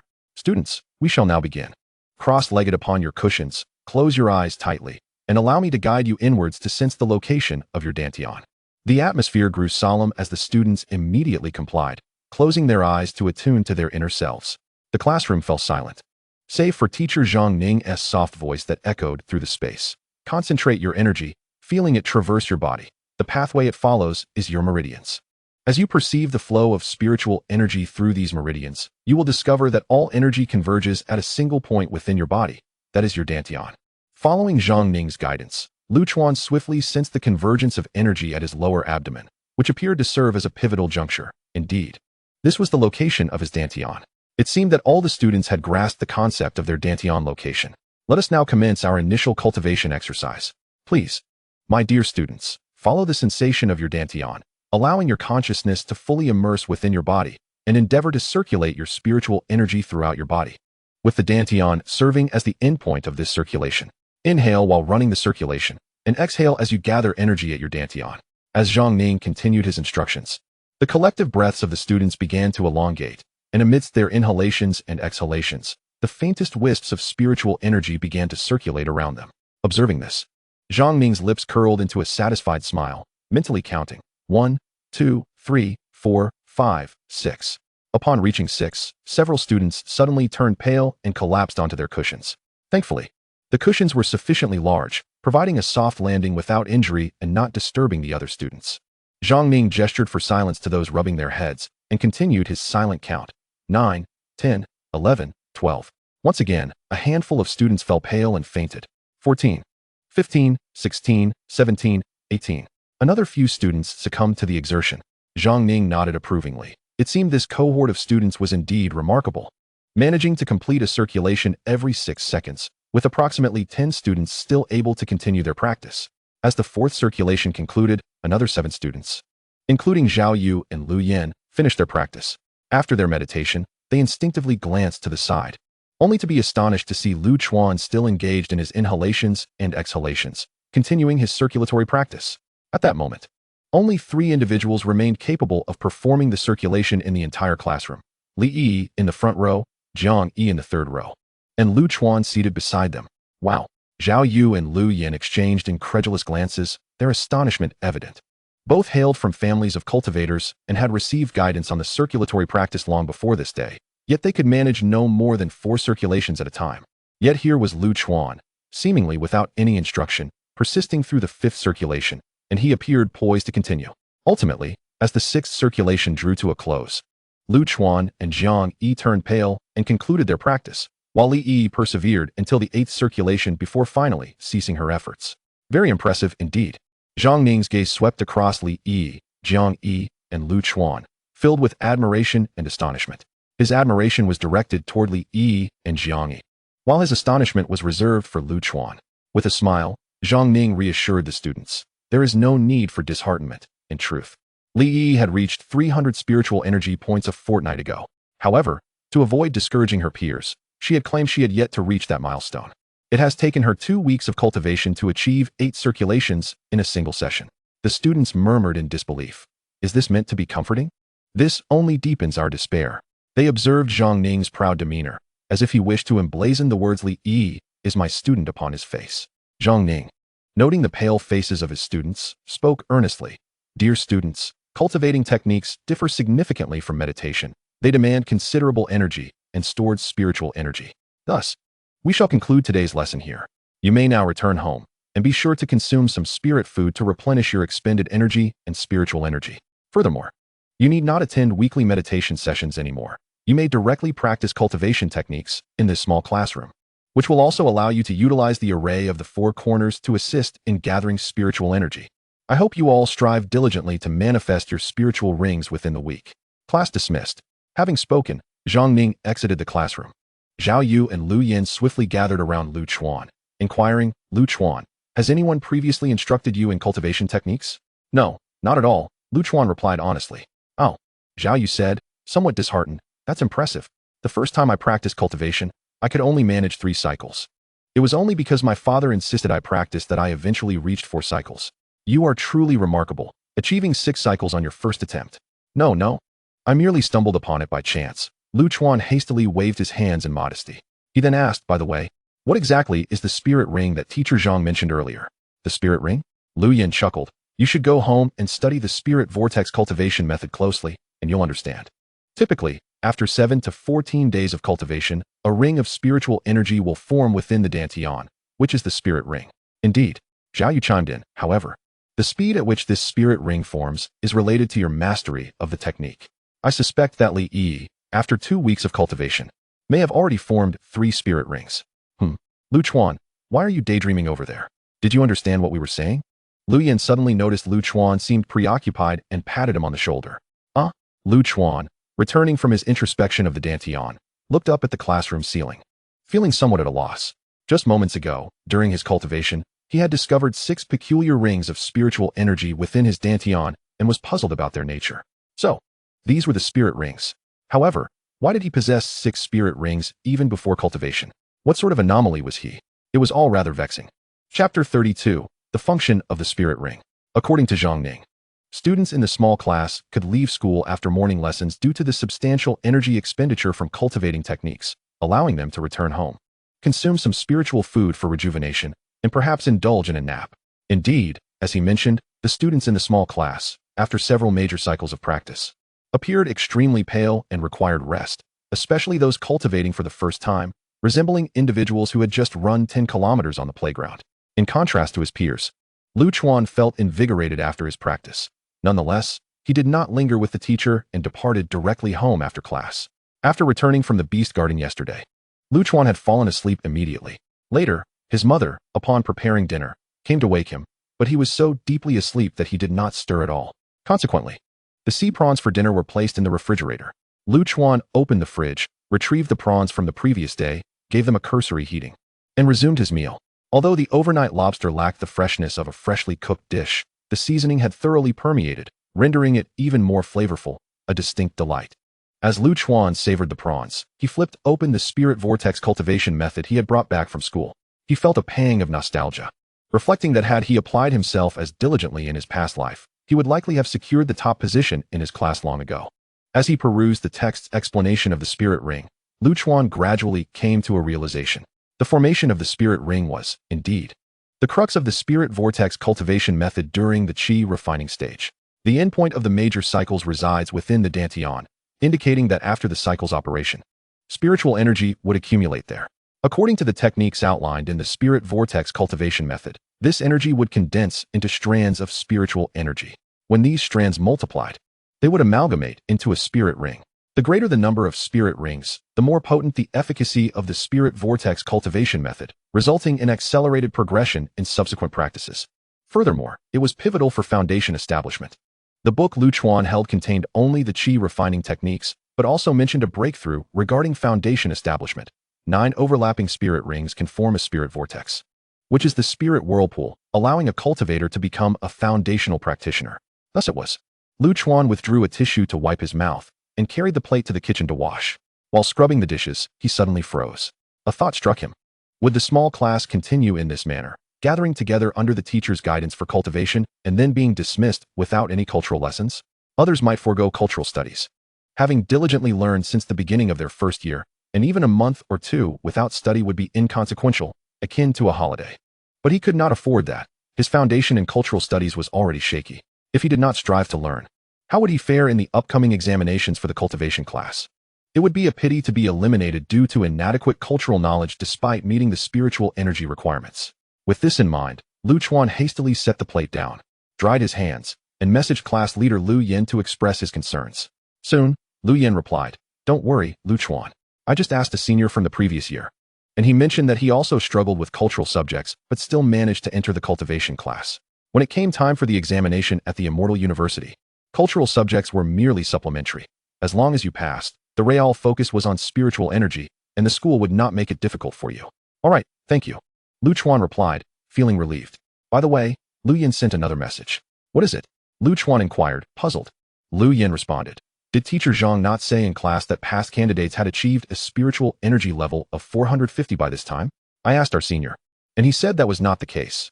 At this stage, their spiritual energy was only just over 300, with the highest at about 350. Teacher Zhang is deceiving us." Chuan replied, "Indeed, these teachers are all tricksters. Claims like your class is the noisiest in the building and you are the worst class I have ever taught are all fabrications."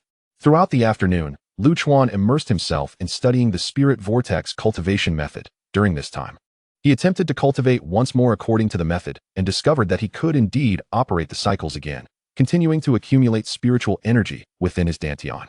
This contradicted teacher Zhang's assertion. He had claimed that beginners could only perform one cycle on the first day, with more cycles available on subsequent days, and after 3 days. One could conduct multiple cycles in a day, provided there was sufficient spiritual food and elixirs to support it. Operating the cycles placed immense strain on the cultivator. And after an intense session, spiritual energy, vitality, and stamina would be nearly depleted. To perform a second cycle on the same day, one would need to quickly consume spiritual food containing spiritual energy or elixirs rich in spiritual power to aid recovery. However, the human body has a limited capacity for absorption. Beyond a certain point, one cannot consume more spiritual food, and excessive elixirs can lead to resistance. Therefore, accumulating spiritual energy through cycles was neither simple nor inexpensive. Chuan speculated that therein lay the issue. Recently, he had felt perpetually hungry, indicative of a lack of energy in his body, akin to a typical person failing to replenish after operating cycles. Yet since the events of the Beast Garden yesterday afternoon, that sensation of hunger had vanished. He even felt that he would not feel hunger even if he skipped meals. This scenario could only suggest one possibility. He might be harboring a formidable energy within him, continuously replenishing his expenditures. The 6 spirit rings within him were likely a manifestation of that energy. However, where did this energy originate? Lu Chuan's eyes sparkled with uncertainty. On that day, the towering beast was not taken away by that elder, but rather absorbed by itself. This thought crossed Lu Chuan's mind, leaving him feeling quite deranged. He quietly delved into the depths of his consciousness, seeking to uncover the truth. However, at that moment, his phone rang. It was Hu Fifan calling. Chuan Gu. Yuan Minghan informed Teacher Lu that you haven't attended class all day. Teacher Lu is furious and has descended upon your home. Good heavens. Lu Chuan jolted upright. This was bad. He had attended a small class in the morning and returned home directly after his training, completely neglecting to go to his regular class. The most critical point was that he hadn't even informed Teacher Lu of this matter. Did you cover for me? Lu Chuan instinctively inquired. Cover for you? How the hell am I supposed to do that? I could say you were in the bathroom for one class. In the second class, I could say you fell in. But for an entire day, what can I say? I can't very well claim you drowned, can I? Hu Fifan lamented. Chuan Gu, you'd better fend for yourself. At that moment, the sound of keys jingled at the door. His mother, Song Huiqin, called out, Xiao Chuan, come out quickly. Your teacher Lu has come to see you. Lu Chuan lay in bed, silent. You little rascal, I know you're home. I can hear you've changed your slippers, yet you're still hiding? Come out. At that moment, his father, Lu Zhang's voice joined in from outside. This is it, Lu Chuan despaired inwardly. With both parents now involved, it was a mixed double team, with teacher Lu cheering them on from the sidelines. Pretending to sleep was no longer an option. Sighing, he steeled himself and pushed open the door. Inside, teacher Lu and his mother, Song Huiqin, sat on the sofa waiting for him. However, to his astonishment, the atmosphere was not as heavy as he had anticipated. His parents wore beaming smiles, their eyes glimmering with a hint of pride. What was going on here? Chapter 33, Teacher Lu's Home Visit. I sincerely apologize for the delay. Mr. and Mrs. Lu, for taking so long to come for a home visit at such a late hour, Teacher Lu said. A hint of embarrassment evident as she sipped the tea brought by Lu's mother. Oh, Teacher Lu, you are far too courteous. It is simply after work hours. And we must thank you for your efforts in coming all this way. Xiao Chuan has caused you quite enough trouble at school, Song Huiqin replied. Patting Lu Chuan on the shoulder, her heart swelling with pride. At this moment, Lu Chuan grasped the entirety of the situation, inwardly cursing. So it was a home visit. It seemed that his attendance at the small class and his initial training, where he had circulated his energy through 6 cycles, had reached Teacher Lu's ears. He had thought they were here to reprimand him, leading to his unnecessary anxiety. I also mentioned to both of you earlier that Lu Chuan has been performing exceptionally well at school lately, with his spiritual energy steadily increasing, surpassing that of most of his classmates, Teacher Lu remarked with a smile. Moreover, he has officially entered the small class designed specifically for potential students of the Immortal University. The small class? Lu Zhanghua exclaimed, his eyes widening with surprise. Does this mean Xiao Chuan has the potential to aim for the Immortal University? Before arriving at their home, Teacher Lu had provided a brief overview of Lu Chuan's recent academic performance, but had omitted details about the small class. Lu Zhanghua was aware of the small class's significance. It was said that students who gained admission to the Immortal University had undergone training in this small class during high school.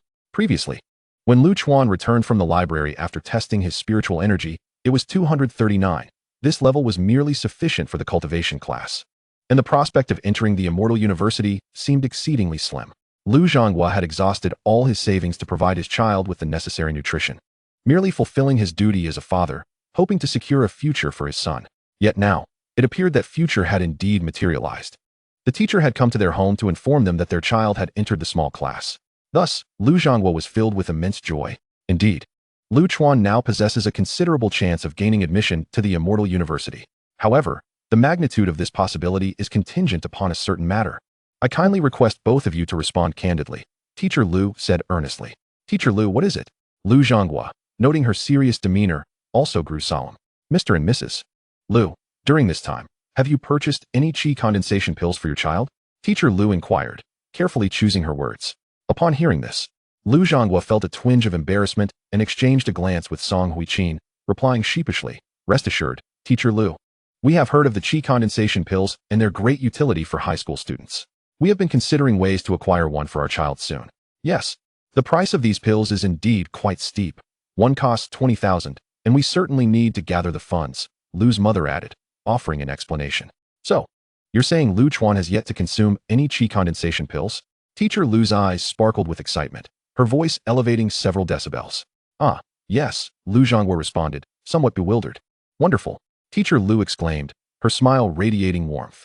This means, Mr. Lu, that Lu Chuan now has over a 70% chance of being admitted to the Immortal University. Over 70%. Lu Zhonghua's excitement surged. Is that true, Teacher Lu?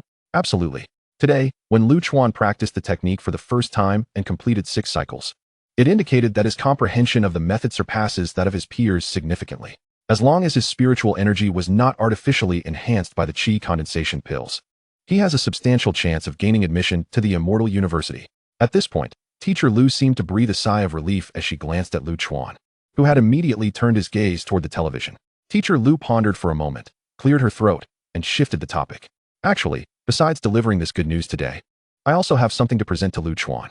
With that, she retrieved a small wooden box and a bracelet from her bag. Teacher Lu, what does this mean?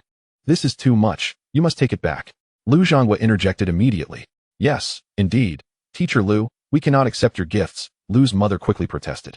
At that moment, Lu Chuan redirected his gaze from the television, his eyes gleaming intensely as he looked at Teacher Lu.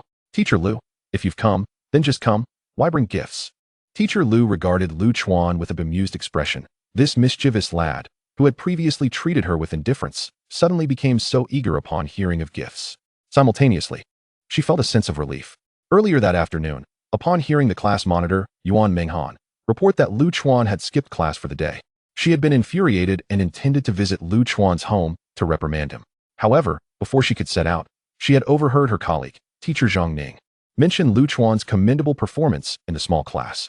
Then, she received a call from the grade director, Lu Jiong, who wanted to understand Lu Chuan's situation, indicating that the principal might soon give special attention to Li Yi, Jiang Yi, and Lu Chuan. Only then did she realize the gravity of the situation. Hence, her original intent to chastise had transformed into a visit of concern for a promising student. Thank goodness, she thought, relieved that she had inquired of Teacher Zhang Ning and taken that phone call. Otherwise, had she truly come to reprimand Lu Chuan, considering his tendency to hold grudges, he likely would have never spoken to her again, even if he were to gain admission to the Immortal University. Mr. and Mrs. Lu, please do not misunderstand. These items are not personal gifts from me, Teacher Lu explained to Lu Chuan's parents, her face adorned with a smile. She picked up the small wooden box and the bracelet, introducing them. Inside this box are qi condensation pills. The spiritual power bracelet encompasses the most advanced spiritual energy detection array currently available in the Huaxiao Alliance, with an accuracy deviation of no more than 3 points. It was procured at a considerable expense from Yuanwu City by the school. A single qi condensation pill and this bracelet are provided to every student in the small class this year, serving as a modest reward from the institution. That's good. That's good, sighed Lu Zhonghua and Song Huiqin in relief. Having lived for so many years, they had only heard of parents bestowing gifts upon teachers, never the reverse. If indeed Teacher Lu had spent his own money on it, they would have felt too embarrassed to accept. Teacher Lu then turned to Lu Chuan with a smile, saying, "Moreover, the principal has been paying attention to you, Lu Chuan, and intends to bestow upon you a special reward soon. This accolade is reserved for exceptionally outstanding students, and only 3 individuals from the entire grade will receive it." Upon hearing this, Lu Chuan's parents were nearly ecstatic, their eyes sparkling with excitement. A reward from the principal. Only 3 individuals across the entire grade could be honored. Their child was truly excelling. However, prior to the reward, it was necessary to ascertain Lu Chuan's spiritual energy level. Teacher Lu picked up the bracelet from the table and smiled at Lu Chuan. "Shall we use this bracelet for the measurement? Are you willing?" "What does willingness have to do with it? Teacher Lu is not an outsider. Let us just do it," Song Huiqin replied with a chuckle. Yet, at that moment, Lu Zhonghua interrupted Song Huiqin with a serious expression, looking intently at Lu Chuan. "Lu Chuan, do you want to measure it?" "Of course. Teacher Lu is not an outsider. It's a great opportunity to learn how to use this spiritual power bracelet," Lu Chuan replied obediently. However, he was acutely aware of the underlying implications. After conversing with Zhang Wubin and realizing that Teacher Lu had completely overlooked him, even forgetting the crucial method for properly utilizing the qi condensation pill, Lu Chuan began to grasp a profound truth. Following the small class teachings, his conviction in this truth only deepened. In this world, aside from one's parents, no one will unconditionally value or care for you. To command attention from others, one must first demonstrate their worth. Only those with significant potential can garner greater recognition and access to more resources. This world seemingly craves strength, and the Huaxiao Alliance expends countless resources annually to cultivate powerful individuals, resources that are only bestowed upon those deemed valuable. Before long, the bracelet was secured, and Teacher Lu cheerfully remarked, "Lu Chuan, you may now attempt to channel your spiritual energy. A slight exertion will suffice for the bracelet to gauge your energy level." All right. Lu Chuan nodded lightly and began to mobilize the spiritual energy within his meridians. Soon, the bracelet began to flicker, emitting a bluish light from its screen. Teacher Lu, along with Lu Chuan's parents, watched in eager anticipation at the display. What would the result be? Moments later, the bluish light on the bracelet faded to reveal a number. This, Teacher Lu gasped in astonishment, his eyes wide with disbelief, for the reading on the spiritual power bracelet was a staggering 495. Outside Lu Chuan's residence, Teacher Lu exhaled deeply and dialed the principal's phone number. "Hello, Principal Xiao. I apologize for disturbing you at such a late hour. There is indeed something I must report. I have measured Lu Chuan's spiritual energy level, 495. Understood. I have already informed Lu Chuan's parents, and I will ensure this information remains confidential," came the principal's reply. Meanwhile, inside the Lu household, the family of three was seated at the dining table, enjoying their dinner. Lu Chuan felt a sense of unease. After the bracelet indicated his spiritual energy level of 495, Teacher Lu had initially been elated, but then became extremely serious, instructing his parents that this information must not be disclosed to anyone, especially not to the garrulous Hu Fifan. Since the onset of the initial phase of Qi practitioners, the school had seemingly emphasized the confidentiality of spiritual energy levels. Yet shouldn't the institution and its educators prioritize the monitoring of students' energy levels to tailor their teaching approaches effectively? After all, this would enable them to better assist those in need. Unable to comprehend this, Lu Chuan's mother asked, "Are you full, Lu Chuan?" as she observed the empty shrimp platter before him. "I'm full, really full," Lu Chuan chuckled. "After all, I also ate the leftover shrimp from yesterday at lunch. Are you truly satisfied? If not, I can prepare more for you," she pressed. "Honestly, I'm full. Would I be polite if I weren't?" Lu Chuan stood up, saying, "You two continue eating. I'm going to study." He then scampered back to his room. What a child. Once the door was closed, Lu Chuan breathed a sigh of relief.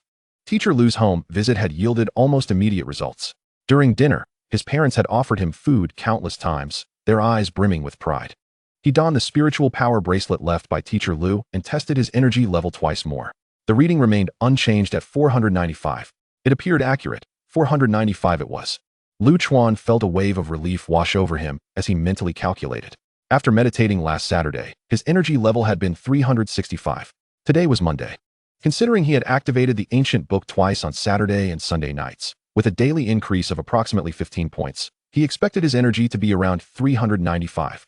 Yet now, it was 495, a surplus of 100 points.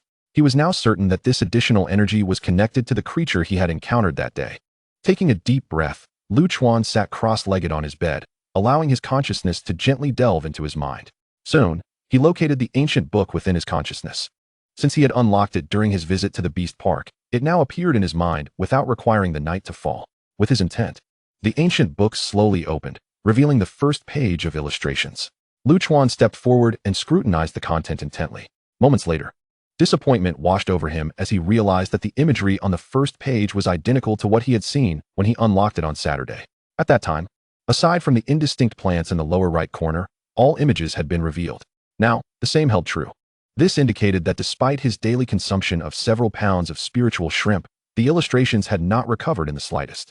What was so special about that lower right section? Determined, Lu Chuan sought to examine the plants depicted in that corner. However, before he could focus, a sharp, piercing pain surged through his mind, nearly rendering him unconscious once more. "I can't look any longer. If I do, I might end up losing consciousness like before." Covering his head, Lu Chuan arrived at a conclusion.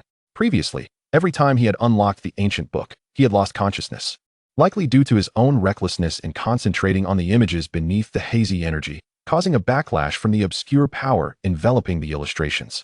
Fortunately, as the first page of the illustrations gradually became clearer, it seemed he was also growing more resilient, able to endure for longer periods. This time, he merely experienced intense pain without losing consciousness entirely. After poring over ancient texts for an extended period, apart from learning that the uncharted sections of the illustrated scroll would be retaliated against by nebulous forces, Lu Chuan gleaned nothing of value. With a sense of helplessness, he picked up his phone and composed a message. Brother Lu, may I inquire about the investigation into the Beast Garden? Have there been any developments regarding the physical form of the Swan Beast? He sent it to Lu Guangyan. Before long, Lu Guangyan's phone call came through, immediately asking, "Hello? Lu Chuan, what prompted your inquiry about the Swan Beast's corporeal form?" Lu Chuan hastily replied, "I suddenly remembered today, thinking you might not be too busy at the moment. So I decided to send you a message." He continued, "The inspection team from Pingyuan City is likely about to release their findings, at which point you'll be fully apprised of the events surrounding the Beast Garden. However, regarding the Swan Beast's physical form, you needn't be concerned. It was likely taken by our esteemed Professor Morong from Xian University, though he is unwilling to acknowledge it and now wishes for me to step forward to claim it." "What?" Lu Chuan responded.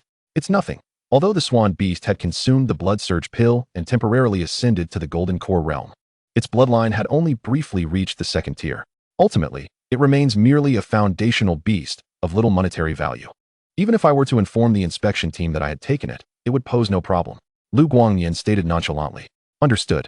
Relieved that this matter had not burdened Lu Guangyan, Lu Chuan felt a sense of ease wash over him. Nonetheless, he surmised that the Swan Beast had indeed been absorbed by the ancient text within him. Otherwise, the images on the first page of the scroll would not have manifested so vividly since that incident.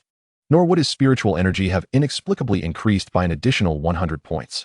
"Brother Lu, I have a minor question regarding my cultivation." "Speak." Lu Guangyan's response on the other end was succinct. Lu Chuan explained, "We have commenced our study of the spiritual whirlpool cultivation method these past few days. According to our instructor, during the initial practice, one's physical energy and spiritual power would be significantly drained, potentially leading to fainting. Yet, I experienced no such symptoms after completing 2 full circuits today during my first practice session. Why is that?" On the other end, Lu Guangyan seemed to hesitate for a moment before responding. "Your situation is indeed rare, but it is not without precedent. Typically, this occurs when one has consumed high-grade elixirs the night before or the day prior to practicing. The residual spiritual energy from the elixirs remains in the body, and during the subsequent circulation, it is expended before the body's own energy. If you are experiencing this, it likely indicates that you ingested some elixir or high-grade spiritual food prior to your practice." "Oh," Lu Chuan exclaimed, his internal confusion entirely resolved. "The case is closed. It appears that the Swan Beast has indeed been absorbed by me, and its energy remains within. Thank you for your assistance, Brother Lu. I shall take my leave now." "Hardship? What hardship?" But before Lu Guangyan could finish, Lu Chuan, with a complex expression, hung up the phone. "What hardship indeed? It was certainly the burden of taking the blame for me." Chapter 35. The Handsome Man's Dilemma. As days passed by, it had been 20 days since teacher Lu visited Lu Chuan's home. The time for class division examinations had arrived. On this day, Lu Chuan, as usual, entered the classroom of Class 8, his visage marked by a cloud of frustration. 20 days had elapsed. Throughout this period, he had diligently consumed approximately 3 pounds of shrimp daily, yet the nebulous energy on the first page of the scroll had ceased to dissipate. This meant that the images on the first page of the scroll had remained unchanged since Lu Chuan's return from the Beast Garden. What troubled Lu Chuan further was that, with the cessation of image restoration on the scroll, the acceleration of his spiritual energy had also slowed dramatically, plummeting from an increase of 15 points per day to a mere 6. Lu Chuan even suspected that this 6 points was merely the result of his cultivation practices and the inherent energy of the spiritual shrimp. The augmentation in spiritual energy provided by the ancient scroll had completely vanished. There must be some error somewhere. Lu Chuan scratched his head vigorously, pulling out his textbook from the desk to study. Although academic performance was not crucial for Xian University, failing to achieve any results could lead the institution to question one's intellect, resulting in rejection. Thus, Lu Chuan had not abandoned his studies, diligently attending 2 classes each day before meticulously timing his small group cultivation sessions. "Brother Chuan, have you heard?" Suddenly, Hu Fifan nudged Lu Chuan's shoulder and inquired. "Heard what?" Lu Chuan lifted his gaze. "My father mentioned that a few days ago, the city lord of Mai, Lei Yi, returned from an expedition in a furious rage and completely overhauled the Immortal Cultivation Bureau." Hu Fifan's eyes sparkled with gossip. "Do you think it has something to do with that previous incident?" "Really? That's quite something." Lu Chuan raised an eyebrow. It had been over 20 days since the Beast Garden incident. It seemed that the investigation results from Pingyuan City regarding the My Immortal Cultivation Bureau had finally surfaced. The administrative divisions in this world were not quite aligned with those of his previous life, but the hierarchies were comparable. Pingyuan City was akin to a city in his past life, while my city fell under its jurisdiction, equivalent to a county, though more populous, resembling a county-level city. Furthermore, Yuanwu City, to which Pingyuan City belonged, was referred to as Yuanwu Prefecture, comparable to a province in his previous life. Therefore, the direct intervention of Pingyuan City in the affairs of the My Beast Garden indicated a significant level of concern. The fact that City Lord Lei Yi had completely restructured the Immortal Cultivation Bureau suggested that the inspection team from Pingyuan City had indeed uncovered something substantial. Otherwise, Lei Yi would not have expressed such fury. I also heard that the Immortal Cultivation Bureau is short-staffed, and Teacher Situ might be stepping into work there. Hu Fifan continued, gossiping animatedly. Lu Chuan, however, patted Hu Fifan on the back, chuckling. Hu Fifan, the class division examination is this afternoon, and here you are, preoccupied with gossip. Aren't you afraid your father will scold you? Hu Fifan shot him a glare. Don't underestimate me, Brother Chuan. My spiritual energy has already surpassed 300. And I haven't even consumed a condensation pill yet. There are hardly any in our class who can compare. Is that so impressive? Lu Chuan exclaimed in surprise. It seems you've been eating well lately. Humph, Hu Fifan scoffed. This is the talent of the Hu family. My father also told me that back in the day. He too had low spiritual energy before the class division examination, but after the exam, his energy skyrocketed. Just wait. Once I enter the Immortal Cultivation class and take a condensation pill, I too shall make it to Xian University. Impressive. Lu Chuan gave him a thumbs up, praising Hu Fifan. Hu Fifan was momentarily taken aback. Brother Chuan, don't be sarcastic. Lu Chuan blinked innocently. What's sarcasm? I'm sincerely complimenting you. See, you're being sarcastic again. I truly am not. Lu Chuan replied, somewhat exasperated. He genuinely thought Hu Fifan was remarkable and hoped he would gain admission to the Immortal Cultivation class and eventually enter Xian University. Classmates, here is the examination venue list for this afternoon's test, posted at the front. Everyone please check for yourselves, the class monitor, Yuan Minghan, announced. Affixing an examination list to the front of the classroom. She then called out to the last row, Lu Chuan, Teacher Lu is calling for you. All right. Amidst the envious gazes of his classmates, Lu Chuan dashed toward the office. Over the past month, the students of Class 8 had witnessed a miracle unfold before their eyes. A month ago, Teacher Lu would summon the top students in the class to his office for discussions, yet at that time, Lu Chuan was conspicuously absent. Subsequently, as the period of opportunity began, Lu Chuan, ranked 6th, was called to the office for the first time. Following that, only 3 individuals entered the office, Zhao Yu, Lu Yan, and Lu Chuan. Now, even Zhao Yu and Lu Yan seldom visited, leaving Lu Chuan as the sole student frequently summoned by Teacher Lu for private tutoring sessions.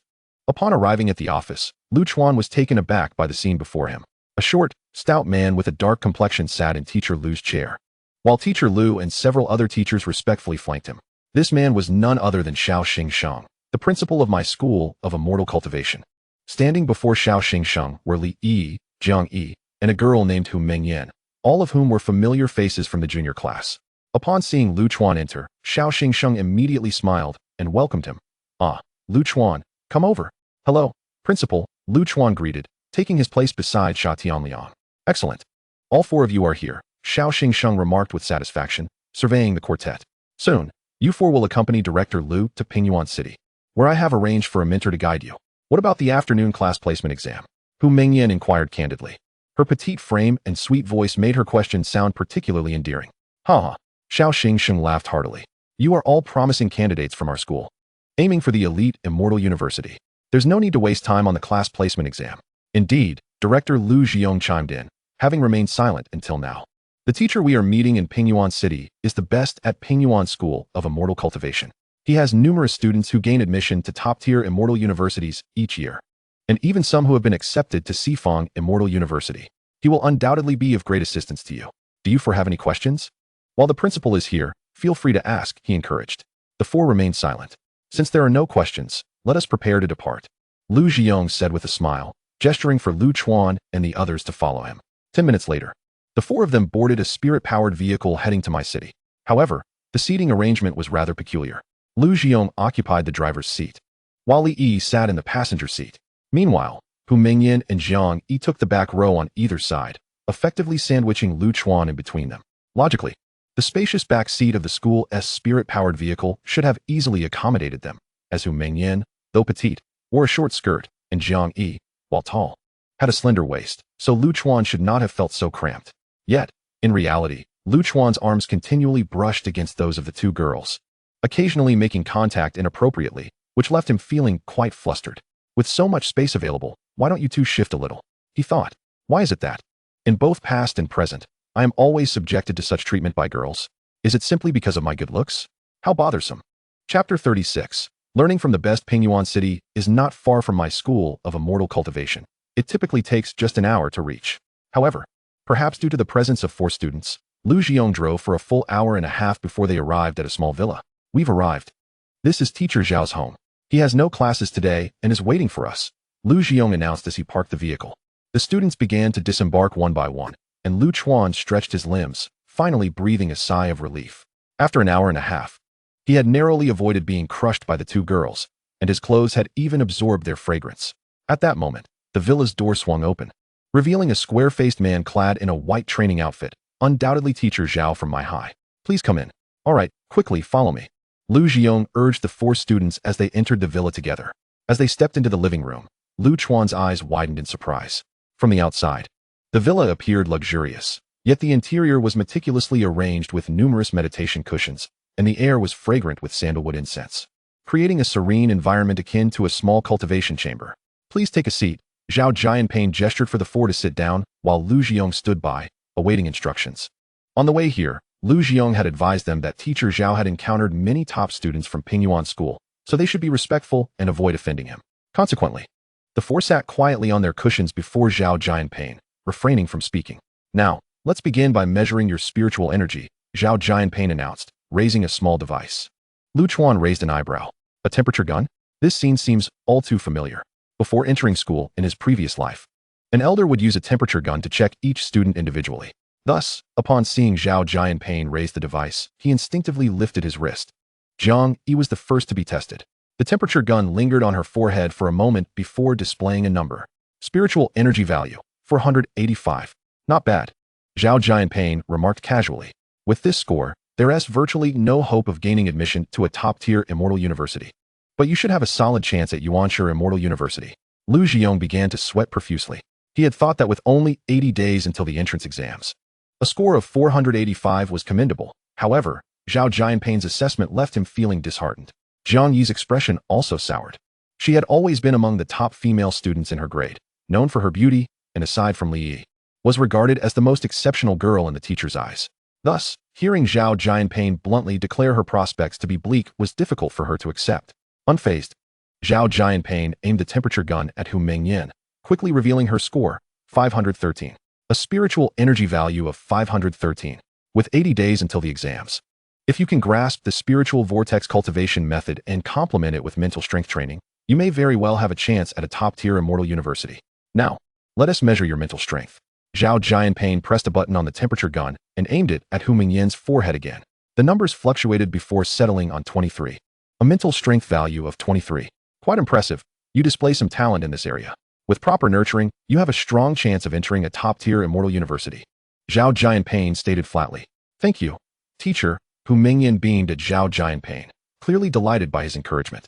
Lu Jiong recognized that Zhao Jianpain's remark about proper nurturing was directed at him, and his expression relaxed slightly. Originally, the school had primarily focused on Jiang Yi, Li Yi, and Lu Chuan, but in recent days, Hu Mengyan as homeroom teacher had reported her remarkable progress in spiritual energy, making her a subject of interest as well. Unexpectedly, while Jiang Yi faced discouragement, Hu Mengyan emerged as a pleasant surprise. In stark contrast to Lu Jiong's surprise, Lu Chuan gazed blankly at the scene before him. Mental strength value? What on earth is that? Why have I never heard of it?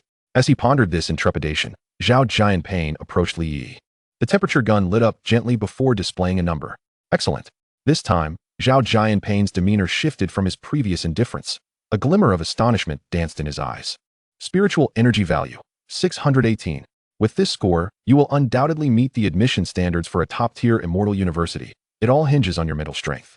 Upon hearing Zhao Jianpain's assessment, Lu Jiong's heart quickened. Li Yi was undoubtedly the most outstanding student of their cohort. Her potential was pivotal for the reputation of my school of immortal cultivation. Soon, the measurement of spiritual power was revealed, and Zhao Jianpain's face beamed with a gentle smile as he addressed Li Yi softly. Your mental strength is rated at 31. My dear, have you recently perused any visualization diagrams? Yes, Li Yi replied in a hushed tone. A few days ago, my father took me to consult with Professor Wang from Pingyuan Academy. Professor Wang advised me to temporarily ease my training in spiritual power and to focus some of my energies on honing my mental strength. Zhao Jianpain appeared momentarily dazed. That is indeed the correct approach. He then turned to the 4 students, explaining, top-tier immortal universities not only have stringent requirements for spiritual power, but also demand exceptionally high standards for mental strength. If one's spiritual power is adequate, yet their mental strength falls short, they can only attend the most ordinary immortal universities. If you aspire to enter a top-tier institution, you must cultivate both your spiritual and mental faculties diligently. Hearing this, Chuan felt a wave of confusion wash over him. There were realms of knowledge he was entirely oblivious to. Unfortunately, my city was rather small, and my school of immortal cultivation produced only a handful of students each year who could gain admission to the more mediocre immortal universities, let alone the elite ones. Thus, even the teachers at my were not well acquainted with the requirements of top-tier immortal universities. Only Li Yi, with her affluent background, had the connections to seek guidance from esteemed professors at Pingyuan, allowing her to commence her training in mental strength ahead of others. Indeed, barring any unforeseen circumstances, this student had a promising shot at gaining admission to the most prestigious institutions among the elite. Should her mental strength experience further breakthroughs, she might even have a chance at the coveted Sifang Academy. Zhao Jianping turned to Lu Zhiyong, speaking earnestly. Excellent, excellent, Lu Zhiyong exclaimed joyfully, his eyes brimming with satisfaction as he regarded Li Yi. A top-tier immortal university. This will certainly enhance the reputation of our school this year. Now it's your turn. Why are you in a daze? Zhao Jianping remarked cheerfully, noticing Lu Chuan's distracted expression after assessing Li Yi. Haha. The other girls laughed at Lu Chuan's bewildered demeanor, alleviating the previously tense atmosphere. I'm concerned about my mental strength, Lu Chuan replied candidly. Why the concern? Zhao Jianping inquired, puzzled. To be honest, prior to meeting you, Teacher Zhao, I was utterly oblivious to the concept of mental strength. I only knew to enhance my spiritual power, hence my worries. Lu Chuan sighed heavily, wearing a troubled expression. Unlike Jiang Yi, who bore the burden of being a model student, he voiced his thoughts without reservation. Ha ha ha, fret not. It's not too late to begin your training now, Zhao Jianping chuckled, amused by Lu Chuan's sincerity. Come, let me measure your spiritual power. With that, he gently waved the measuring device across Lu Chuan's forehead. The light flickered, revealing the number, 631. Wow. Hu Mingyan gasped in astonishment beside him. Lu Zhiyong stared wide-eyed at the reading, utterly astounded. This spiritual power was, astonishingly, 13 points higher than Li Yi's. Even considering Li Yi had recently slowed her spiritual training, Lu Chuan surpassing her was quite extraordinary. After all, according to Lu Zhiyong's understanding, Lu Chuan had barely qualified for the cultivation class a month prior. To have achieved such a remarkable increase in just 1 month? Truly impressive. Ha. It seems you have indeed dedicated your efforts to enhancing your spiritual power. This is indeed commendable, Zhao Jianping praised Lu Chuan with a smile. Now, let us assess your mental strength and see where your foundational mental capacity stands. All right, Lu Chuan replied, appearing somewhat anxious as he swallowed hard. Zhao Jianping reassured him. Do not be overly anxious. As long as you commit to cultivating your mental strength from this moment onward, although challenging, it is entirely possible to meet the admission standards of a top-tier immortal university. Understood, teacher, Lu Chuan responded earnestly, taking a deep breath as if to ease his tension. Zhao Jianping observed Lu Chuan's demeanor, sighing inwardly. This boy was commendable in every aspect, yet perhaps a bit too earnest. It seemed he was yet another diligent student wholly devoted to his training, though it was unfortunate that my city had not provided him with the proper education. With only 80 days remaining until the entrance examinations, and having yet to begin honing his mental strength while still in its nascent state, how much could he truly achieve? Ordinary individuals typically hovered around a mental strength of around 10 points. With his spiritual power exceeding 600, he might gain an additional 3 or 4 points. A mental strength of 15 points would be the utmost. Alas, one could only hope that the forthcoming results would not dishearten this earnest child. With that thought, Zhao Jianping adjusted the measuring device's mode, placing it on Lu Chuan's forehead to commence the assessment of his mental strength. Beep. As a light flashed, the device displayed the number. Mental strength value, 43. Zhao Jianping rubbed his eyes in disbelief. 43? Seeing Zhao Jianping in shock, Lu Chuan's face fell as he asked, Teacher, what is it? Is it too low? Why are you silent? He gritted his teeth. Teacher, you need not fear disheartening me. Just tell me the truth. I can handle the blow. Witnessing Lu Chuan's reaction, Zhao Jianping seemed to reevaluate him, lowering his head to scrutinize him from head to toe. Who would have thought that behind those bushy eyebrows and big eyes, you'd be such a diligent learner? A mental strength of 43. One can only wonder how much effort you've secretly invested in cultivating your mental strength. And here I was, thinking you were just being honest. Chapter 37. The Rigorous Requirements of Sifang Academy. Lu Jiong gazed at Lu Chuan, whose expression was one of sincerity, feeling somewhat dazed. If Hu Mingyan had been considered by Zhao Jianping to have a chance at entering a top-tier university, then Lu Chuan's spiritual power of 631 and mental strength of 43 felt like a treasure falling from the heavens. He had initially believed that this year's hope lay with Li Yi. If she could gain admission to Shangjiao Academy or Shangfu Academy, she would undoubtedly be the pride of my school of immortal cultivation this year. Yet, Lu Chuan had surpassed even her. Not only had he exceeded her in spiritual power, but he had also outperformed her in the notoriously difficult realm of mental strength. Most astonishingly, just a month ago, Lu Chuan had been a struggling student, and now he had reached such heights in a mere month. What did this signify? It indicated that Lu Chuan possessed a remarkable talent for cultivation. With this realization, Lu Jiong's gaze transformed completely, filled with fervor as he looked at Lu Chuan. A gem, a treasure indeed. In this scenario, admission to Shangjiao Academy or Shangfu Academy was practically assured. If he could maintain this rate of progress, perhaps, just perhaps, Sifang Academy was also within reach. With that thought, Lu Jiong felt parched and could hardly contain his excitement as he approached Zhao Jianping, cautiously patting him on the shoulder. Teacher Zhao, how likely is it that Lu Chuan can gain admission to Sifang Academy? Zhao Jianping was momentarily taken aback by Lu Jiong's inquiry, but responded politely. Well, to speak candidly. Lu Laosher, please, do share, Lu Jiong urged eagerly, nodding intently. Beside them, Lu Chuan and Li Yi listened with curiosity. Zhao Jianping turned to address everyone. Choosing his words carefully, in truth, both Li Yi and Lu Chuan have a substantial probability of gaining admission to Shangjiao Academy or Shangfu Academy. However, if one aspires to gain admission to the esteemed Sifang Xian University, it cannot be said that there is no hope, but rather that such hope is exceedingly slim. Lu Jiong exclaimed in surprise. Why is that the case? Alas, Zhao Jianping sighed. Teacher Lu has never taught a student who has been admitted to Sifang Xian University, so he may not be fully aware. In our entire Pingyuan city region, which includes Mai, Huiyuan, Yantian, and Fengcheng, only 3 students have qualified for admission to Sifang Xian University in the past 5 years. 2 of them are from our Pingyuan No. 1 high school, from our class, while the other is from your my No. 1 high school, named Lu Guangyan. However, Lu Guangyan chose not to attend Sifang Xian University, but opted for Yuanwu Xian University instead, as they offered him exceedingly generous rewards. Upon hearing this, Lu Jiong felt a flush of embarrassment. For years prior, when the old principal of my No. 1 high school retired, Xiao Xingxing took over, and it was during that time that Lu Jiong joined him at my. However, since their arrival, the educational quality at my No. 1 high school has inexplicably declined. Over the past 4 years, not only has there been a dearth of exceptional students akin to Lu Guangyan, but they have not produced a single student capable of entering a first-rate Xian University. Consequently, my Xiaoxian No. 1 high school, once the second best in the region after Pingyuan No. 1, has now fallen to the lowest tier. This is precisely why Principal Xiao Xingxing has placed such great emphasis on nurturing the few outstanding students like Li Yi this year, even going so far as to invite Zhao Jianping at great expense for guidance. If they fail to achieve results, it may not only be a matter of face, but Xiao Xingxing's position as principal could very well be jeopardized. As Xiao Xingxing's confidant, Lu Jiong would also be forced to resign should he lose his position. While I do not know much about Lu Guangyan, I can attest that each of my 2 students who gained admission to Sifang Xian University excelled in mental cultivation, achieving a training speed 7 to 8 times faster than that of ordinary students. Prior to the college entrance examination, their mental strength reached 217 and 211, respectively, with their spiritual power both exceeding 950. As he spoke, Zhao Jianping's face beamed with pride.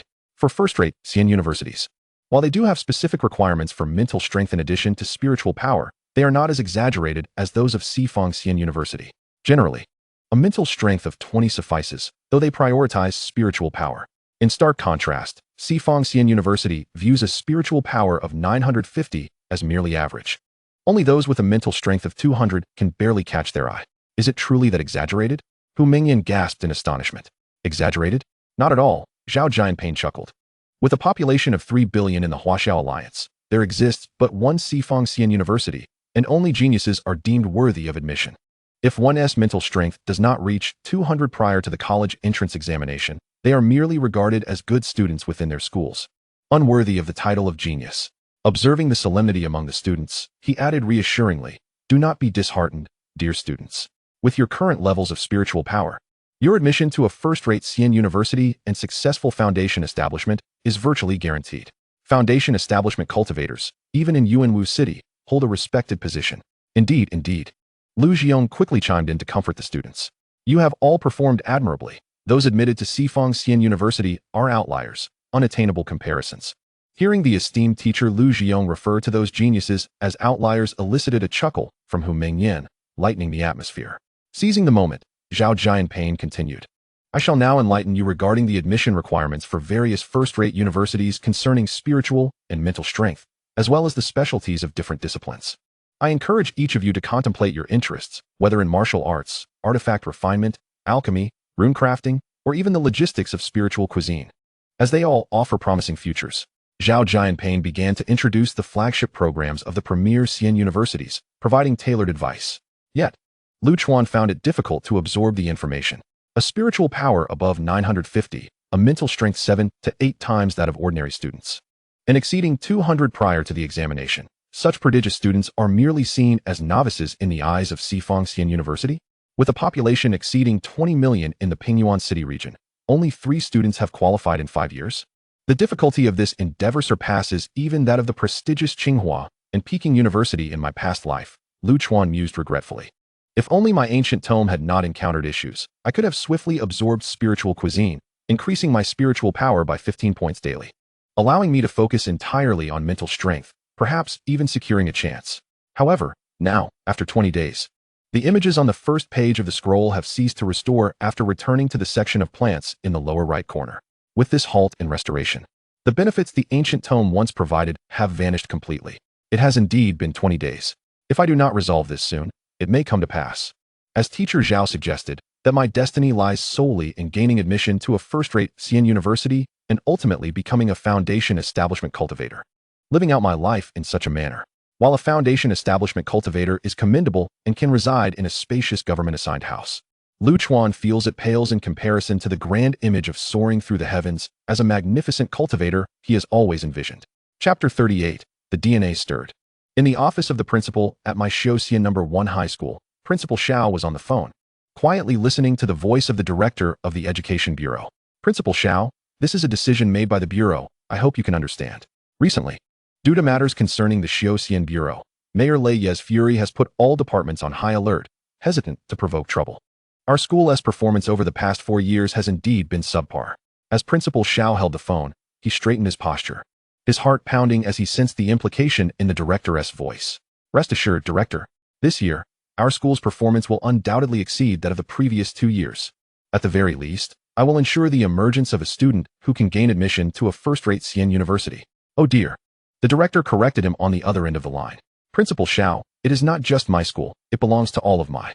The students you bring forth are not solely for me, but for the people of my, and for Mayor Lei Yi. Do you understand? Yes, I acknowledge your criticism.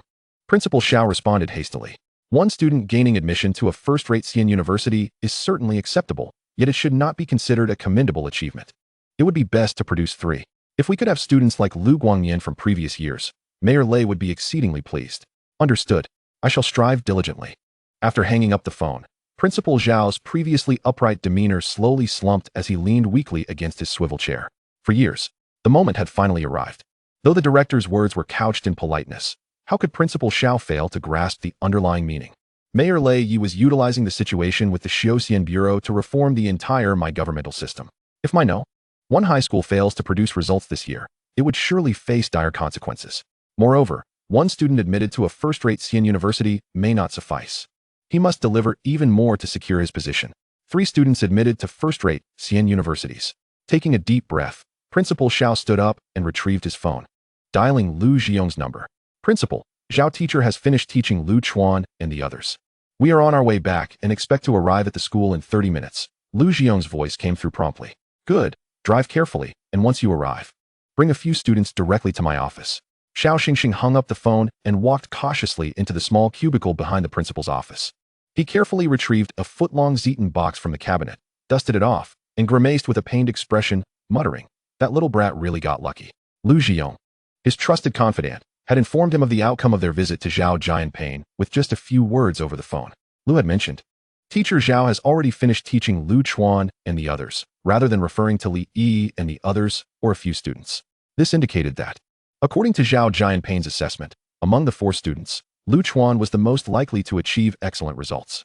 The contents of the box were thus intended for the most promising student. Hence, Xiao Xingxing's remark about that brat rather than that girl. At 4:30 in the afternoon, Lu Jiong drove the spirit vehicle slowly into the campus of my school of immortal cultivation, parking in front of the administration building. A few students. Let us head to the principal's office first. The principal has something for you, Lu announced as he parked the vehicle, guiding Lu Chuan and the others toward the principal's office. The mention of the principal's office sparked a flicker of surprise in Lu Chuan's eyes. During the last home visit from teacher Lu, it had been mentioned that the principal intended to reward a few outstanding students. Would today finally be the day? The principal's office was located in room 606 of the administration building, its doors similar to those of other teachers' offices. However, when Lu Jiong knocked and entered, Lu Chuan was startled to find the interior was indeed quite ordinary. Principal Xiao Xingxing was seated in a swivel chair behind the desk, wearing a welcoming smile. Welcome, welcome. Please take a seat, dear students. Lu Chuan and his companions obediently settled onto the sofa opposite the desk. Lu Jiong stepped forward, placing a list before Xiao Xingxing. Principal, here is today's record. Upon glancing at the list, a look of delight flashed in Xiao Xingxing's eyes, and he lowered the paper to gaze intently at Lu Chuan and Li Yi, especially Lu Chuan, showering him with praise. Excellent, excellent. The list clearly detailed the spiritual and mental energy values of the 4 students, along with Zhao Jianping's assessment. Both Lu Chuan and Li Yi had the notation indicating they were likely to secure admission to Shanghai Jiaotong University or Fudan University. Meanwhile, Li Mingyin's note suggested she had a chance to be admitted to a top-tier immortal university and was advised to apply to the Agricultural and Forestry Immortal University in the border provinces.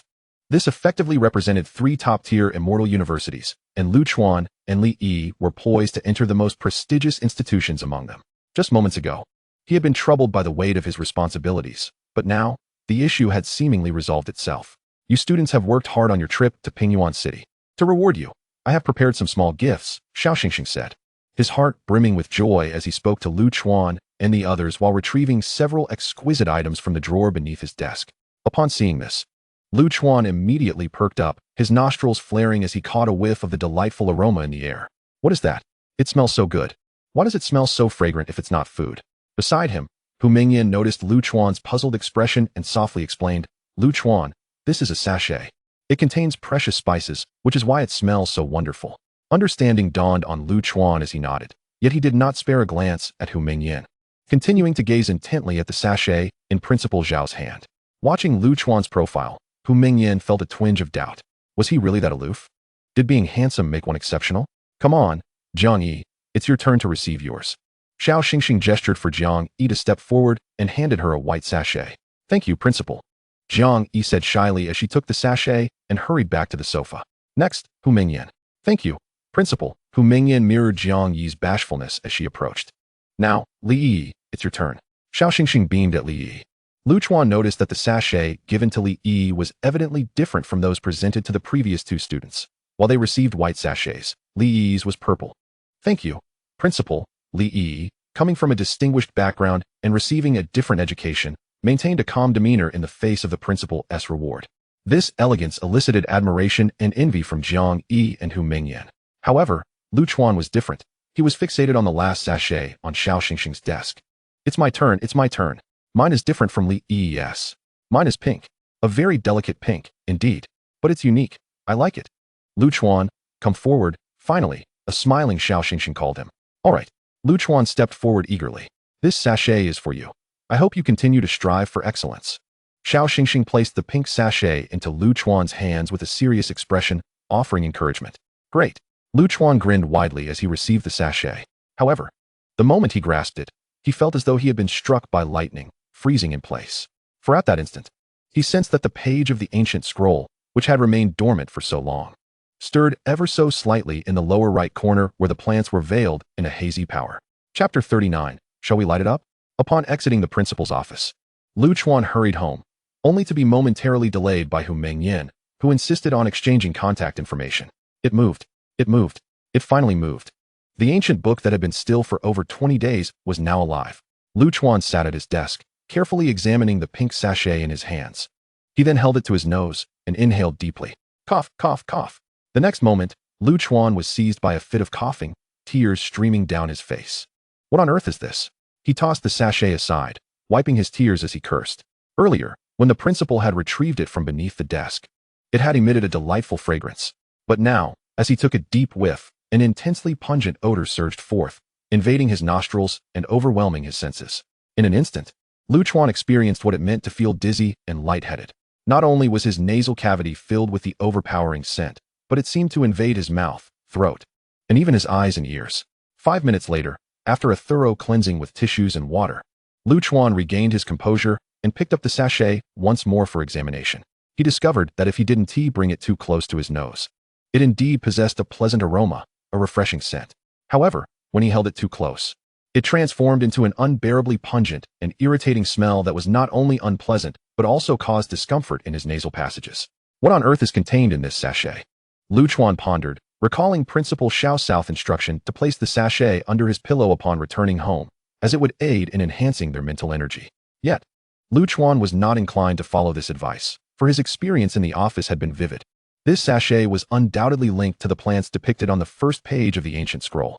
With this in mind, Chuan carefully unfastened the sachet and gingerly emptied its contents. Inside lay 7 slender, yellow-gray fruits, each about the length of a finger joint, from which the alluring aroma emanated. What peculiar spices are these? Chuan scrutinized them closely but could make no sense of their origins. He attempted to take a photograph and search online, but to no avail. In this world, the internet is not as advanced as it was in a previous life, making it quite challenging to access various pieces of information. Just then, a message from Hu Mengyan popped up on Chuan's screen. Chuan. How many Lingxiangzi do you have in your sachet? A sudden realization dawned upon Chuan. So this fragrant substance was called Lingxiangzi. Nevertheless, he chose not to respond to Hu Mengyan. Dealing with girls can be quite a hassle. Replying to one message often leads to another, and then yet another, an endless cycle. Why squander precious time chatting with them when one could be diligently honing their skills? He resumed his search for information regarding Lingxiangzi online, yet to no avail. Moments later, another message from Hu Mengyan arrived. Chuan, have you reached home? Hurry and open the sachet to see how many Lingxiangzi you have. Chuan continued to ignore her, switching to different websites in pursuit of information about Lingxiangzi. 10 minutes passed, and Hu Mengyan sent yet another message. Chuan, I just asked. Both Jiang Yi and I have 2 Lingxiangzi in our sachets, while Yi seems to have 4 or 5. How many do you have? Along with her message was a cute blushing cat emoji. Chuan remained indifferent, opting to wait until Hu Fifan finished his class placement exam to inquire with his father. Once he clarified the situation, he would decide how to handle the Lingxiangzi. After all, he was genuinely concerned that consuming this item could lead to dire consequences. Indeed, the reckless Chuan was contemplating eating it. Chuan, why are you ignoring me? Chuan, are you not home yet? Chuan, are you there? After a while, Hu Mengyan's messages became incessant, and Chuan, feeling exasperated, silenced his phone. Just then, Hu Mengyan sent another message. Chuan, our school has truly spared no expense this time. Just the Lingxiangzi alone is a first-grade spiritual food, costing 20,000 per piece. Principal Xiao must have spent over 100,000 in one go. Chuan's eyes brightened. So it was first-grade spiritual food. It could be eaten, after all. Hu Mengyan sent yet another message. Chuan, my dad just told me that 5 years ago, the old principal also rewarded top students with Lingxiangzi.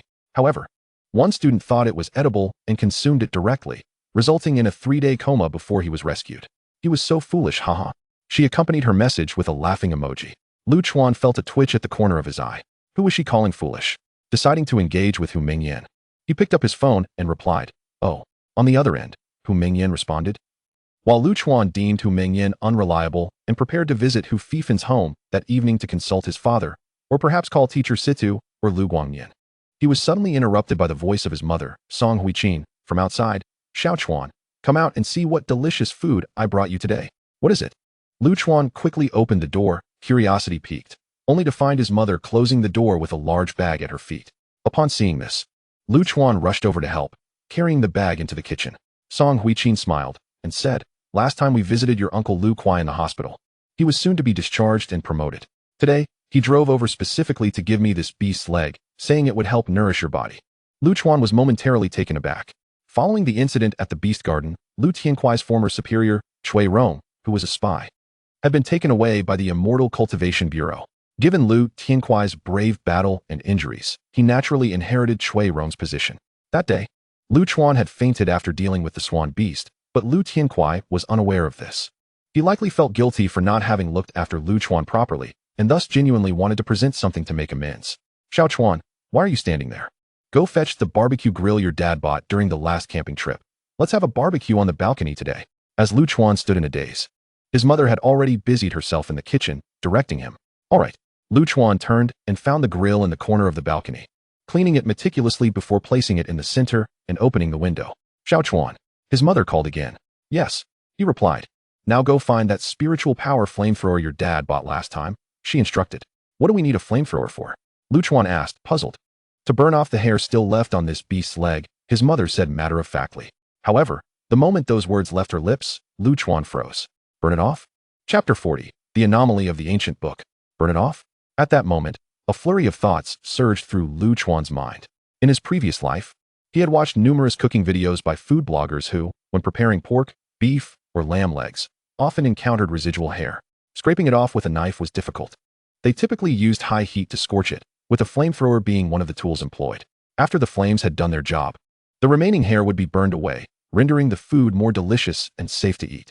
This was a common method of food preparation. Yet Lu Chuan couldn't help but envision a scene. In the Swan Beast Pavilion at the Beast Garden, towering 7 or 8 stories high, he stood poised with a torch, secretly igniting the tail of a swan beast. Flames erupted into the sky. Before long, a hairless, glistening, tender swan beast appeared before him. No. Realizing the absurdity of his thoughts, Lu Chuan shook his head vigorously. That was great blazing flame art. Such a magnificent name could not possibly be used for cooking. Xiao Chuan, have you brought the spiritual power flamethrower? His mother urged from the kitchen. I'm coming. Lu Chuan hurriedly jogged to retrieve the flamethrower and rushed back to the kitchen, handing it to Song Huiqin. With a whoosh, the flamethrower roared to life, emitting blue flames that began to scorch the remaining hair on the beast's leg.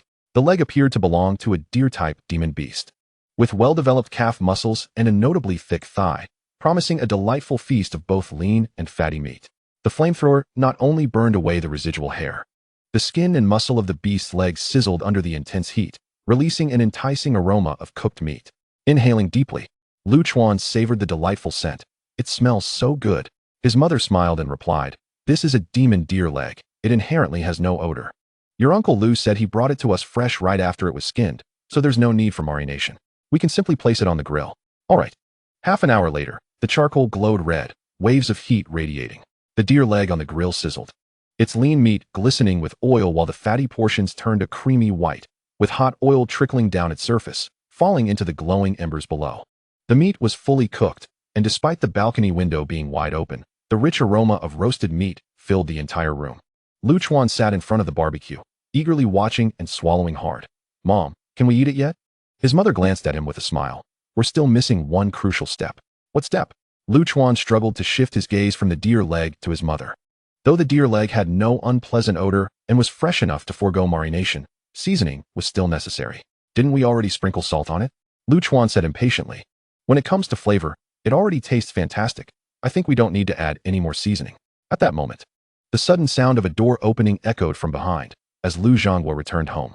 Upon entering, he smiled at Lu Chuan and said, Come, Xiao Chuan. Bring in the cumin powder. Certainly. Lu Chuan promptly stepped forward, taking the bottle from Lu Zhongguo's hand and handing it to his mother, Song Huiqin. Lu mother smiled and remarked, This is the final step. We are almost done. Grasping the cumin powder, she evenly sprinkled it over the venison leg. At this moment, the venison leg was already sizzling, the oil glistening uniformly across its surface. As the cumin powder was scattered upon the fatty layer, the aroma immediately fused with the scent of the roasted meat. The fragrance reached its zenith at that very instant. Lu Chuan's mouth began to salivate uncontrollably. It smells divine. Simply exquisite. Lu mother lifted the venison leg from the grill, placing it onto a plate and handing it to Lu Chuan. Xiao Chuan, go, take it to the table. Of course, Lu Chuan carried the large roasted venison leg, which was even bigger than the iron platter, and positioned it at the center of the dining table. Lu mother and Lu father arranged the bowls and chopsticks, and soon, the family of 3 gathered around the table, under the soft glow of the lights. The roasted meat appeared even more tantalizing, the mingling scents of the meat, the charcoal, and the cumin wafting through the air, tantalizing their taste buds. Let's dig in. But be careful, it's hot. Lu mother, pleased with her culinary skills, smiled as she handed Lu father and Lu Chuan each a pair of disposable gloves. Let the feast begin. Once Lu's parents had taken their first bites, Lu Chuan, no longer shy, waved his hands and eagerly tore off a substantial piece of thigh meat. shoving it into his mouth. A satisfied moan escaped him. The meat was incredibly tender, and the rich flavor unique to venison spread across his palate. With each chew, the juices burst forth, filling his mouth with bliss. The various parts of the venison leg offered Lu Chuan distinct pleasures. After all, the leg was quite large, and the seasonings could not fully penetrate its depths. The interior was imbued with the pure essence of the venison, while the outer meat was grilled to a perfect golden hue, with the flavors of cumin and coarse salt intensifying. The sensation of devouring the meat made Lu Chuan feel as though every cell in his body was being satisfied, his focus entirely on the meal. Meanwhile, Lu father and Lu mother looked on, their smiles unwavering as they observed Lu Chuan's enthusiastic eating. During this period, Lu Chuan had been subsisting primarily on sea spirit shrimp in preparation for his studies, and he had grown weary of it. They had longed to offer him a change in cuisine, and now, witnessing his joy, they felt genuinely pleased. In the dead of night, Lu Chuan stealthily emerged from his room, returning the mortar to the kitchen before cautiously making his way back to his bedroom. At that moment, on his desk lay a piece of paper, upon which rested a small mound of yellowish-gray powder. This powder was the spirit-scented cumin he had just ground using the mortar. Taking a deep breath, Lu Chuan steadied his racing heart, attempting to quell the turmoil within. During dinner, while savoring the roasted venison leg, a wild idea had suddenly struck him, an idea so outrageous it bordered on the absurd, nearly impossible. Yet, once it materialized, it firmly lodged itself in his mind, refusing to dissipate. Thus, he resolved to test it. On the table lay a piece of leftover roasted meat. Although it had cooled, it still exuded a tantalizing aroma. Lu Chuan inhaled deeply once more, then resolutely bit down, grasping the paper that contained the spirit-scented cumin powder. He poured the powder liberally over the roasted meat. Then, without hesitation, he stuffed the meat, along with the cumin powder, into his mouth. Buzz! In an instant, Lu Chuan's ears began to hum, and the scene before him started to spin. Struggling to rise from his desk, he collapsed onto his bed. Then, darkness enveloped him, and he lost consciousness entirely. In the dream realm, the ancient book once again floated before Lu Chuan's consciousness, just as it had in days past. However, this time, unlike the previous 20 days, the faint power in the lower right corner of the first page of the scroll began to dissipate rapidly, revealing a plant beneath it. This was an umbrella-shaped plant, with a slender green stem standing upright and golden yellow flowers resembling an umbrella atop it. It stood quietly in the lower right corner of the scroll, appearing to thrive remarkably well. To think it actually worked, Lu Chuan gazed at the plant from afar, his tongue clicking in astonishment. Simultaneously, the thought that had emerged earlier that day, when he helped his mother find the blowtorch, began to flicker wildly in his mind. At last, unable to contain himself, Lu Chuan approached the first page of the scroll, examining the flowers and fruits on the plant closely as he murmured, "Another fire starter and cumin grower. Could it possibly be?" Before he could finish his thought, an unexpected event unfolded. Boom! A thunderous roar erupted, and a terrifying tremor emanated from the ancient book, causing the entire space to shake violently. In the next instant, a blinding white light shot up into the sky, filling the dark expanse with a terrifying brilliance. Simultaneously, myriad resounding voices filled Lu Chuan's mind, sacred texts, the harmonious ringing of bells, the whispers of sages, the murmurs of women, and a voice that resonated like the sound of the Tao echoed all around. My goodness! Lu Chuan was taken aback, staring at the scene before him, instinctively realizing that something extraordinary was about to occur. Chapter 41, The Celestial Food List. Meanwhile, as Lu Chuan fell into a deep slumber, and the ancient book underwent its transformation in his mind, in a certain location within the Huaxiao Alliance, a majestic palace stood amidst the starry sky. Above the palace, the night sky was shrouded in darkness, with countless stars twinkling, forming streaks of light that rendered the palace even more sacred and imposing. This was the power center of the entire Huaxiao Alliance, the Huaxia Star Trace Hall. At that moment, within the side hall on the west side, an elderly man with graying hair, clad in a gray robe, was frantically rummaging through documents. While searching, he muttered to himself, "A minute ago, the Four Directions Spirit Gathering Array suddenly supplied an additional 30% of power to the Yuanwu Mansion. This can only mean one thing. Someone at the Yuanwu Mansion has broken through. Let me see which old fellow has achieved this breakthrough. It's not the head of the Yuanwu Mansion, Wang Yuchuan? That makes sense. He is currently on the Star Road and hasn't returned. Not Wang Hong. Not Li Shurchen either. No, none of them." The elderly man, known as Elder Xia, rummaged through the documents for a full half hour, ultimately finding nothing and plopping down onto the ground. Behind him, a youth resembling a student chuckled and said, "Elder Xia, why trouble yourself so? If a senior at the Yuanwu mansion truly broke through, it would certainly be announced to the entire Huaxiao alliance by the next day. You young lad. What do you know? Elder Xia retorted with irritation. The Four Directions Spirit Gathering Array providing extra power to the Yuanwu mansion indicates that a Dao Source level expert has emerged from there. Before reaching Dao Source, he may have been merely a mansion lord, but once he attains it, he becomes a target for the major families to woo. If we wait until tomorrow to seek him out after he announces it, who knows how many competitors will be vying for him. So, that's why you hurried to the document room? The young man inquired, realization dawning. Did you find anything? Nothing. The elderly man rose from his seat, muttering. No one has broken through to the rank of a lord in the manor, not even a solitary soul at the primordial spirit level. I have searched high and low today, yet found no one who has achieved a breakthrough. How perplexing. Could it be that the archives have neglected to record it? The young man inquired curiously. Youngster, refrain from making unfounded assertions. The archives are interconnected with the Four Directions Spirit Gathering Array, encompassing all experts above the nascent soul realm within the Huaxia Alliance. There can be no oversight, the elder, despite his impatience, patiently elucidated to the youth. Oh, what if it were a cultivator below the nascent soul level that made a breakthrough, causing a disturbance in the Four Directions Spirit Gathering Array? The bold youth speculated further. Enough. If you continue to babble nonsense, I shall discipline you. The elder waved his hand, signaling the youth to follow him away from that place. In a secluded villa within a small town of the Yuanwu Manor, a gathering of seemingly ordinary men and women convened around a dining table.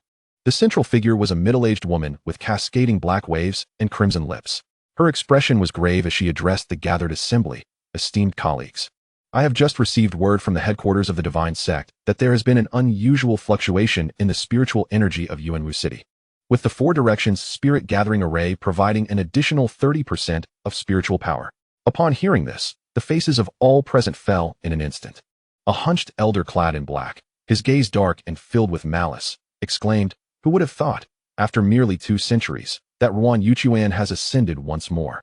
All our years of effort, wasted. A middle-aged man, appearing rather ordinary and with a gloomy countenance, took a deep drag from his cigarette, exhaling a long plume of smoke. Indeed, we have been a step too slow. With the additional 30% of spiritual power from the Four Directions Spirit Gathering Array, it is evident that someone has broken through to the Dao Source. With the Dao Source Guardian at Yuanwu Manor, our previous endeavors have truly been in vain. He turned to the woman at the head of the table, asking, Wan, when shall our divine sect's Yuanwu branch retreat? The woman, Wan, gently shook her head. The headquarters has yet to issue an instruction. It seems they are still uncertain whether it is indeed Ruan Yuchuan who has broken through to the Dao Source. However, what else within Yuanwu Manor could provoke such a disturbance in the Four Directions Spirit Gathering Array? A retreat is likely imminent. A collective sigh of despair resonated within the room. Simultaneously, across various locales within the Huaxia Alliance, many of the top-tier cultivators sensed the additional spiritual energy being funneled to Yuanwu Manor, directing their keen attention towards Yuanwu with great anticipation. Unbeknownst to Lu Chuan, who was obliviously immersed in the ancient tome before him, the turmoil among the elite outside went unnoticed. At that moment, the seismic phenomena, the resonating sounds of the Tao echoing in his mind, and the radiant glow from the ancient book vanished. What replaced them was a remarkable transformation of the tome itself. Suddenly, between the cover of the ancient book and the first page depicting the beast swan, an additional page materialized out of thin air. As Lu Chuan approached to examine it, he was astonished to find several lines of text that danced across the page with a majestic aura emanating from them. The first line proclaimed, all things may be consumed, beasts may be consumed, myriad races may be consumed, and even the heavens may be devoured. The second line stated, the consumer must not disdain the refined, otherwise, indulging in raw flesh and blood is no different from the lowly savage races. The third line declared, all things require a method of preparation to maximize their flavor and efficacy. The proclamation concluded, in my lifetime, I have attained the Tao through consumption, and thus I leave behind this cosmic culinary ledger for posterity. Upon finishing the reading, the ancient tome's cover slammed shut, and the previously blank front cover automatically inscribed 4 large characters, Cosmic Culinary Ledger. Witnessing the events unfold before him, Lu Chuan was utterly astounded. Indeed, his wild conjecture had proven correct. Why did the scroll of the swan beast feature the great blazing flame technique, directing him to scorch the beast's fur? Why did the lower right corner of the swan beast bear a plant identical to cumin? Because this ancient tome was, in fact, a cookbook. Yet, it was a cookbook of extraordinary distinction. All things may be consumed. Even the heavens may be devoured. No matter how formidable the beast or bird, they are but food. This tome, This cosmic culinary ledger was left behind by its creator, who had achieved enlightenment through consumption, and now it lay in his hands. Moreover, it appeared that prior to this day, he had not been regarded as the owner of this cosmic culinary ledger, for the inscriptions upon the cover and the message from its creator had not manifested until now. It was only after he uncovered the method to restore the plant in the lower right corner of the Swan Beast scroll that the cosmic culinary ledger finally acknowledged him. Of course, apart from the tome recognizing him, a minor event had also occurred.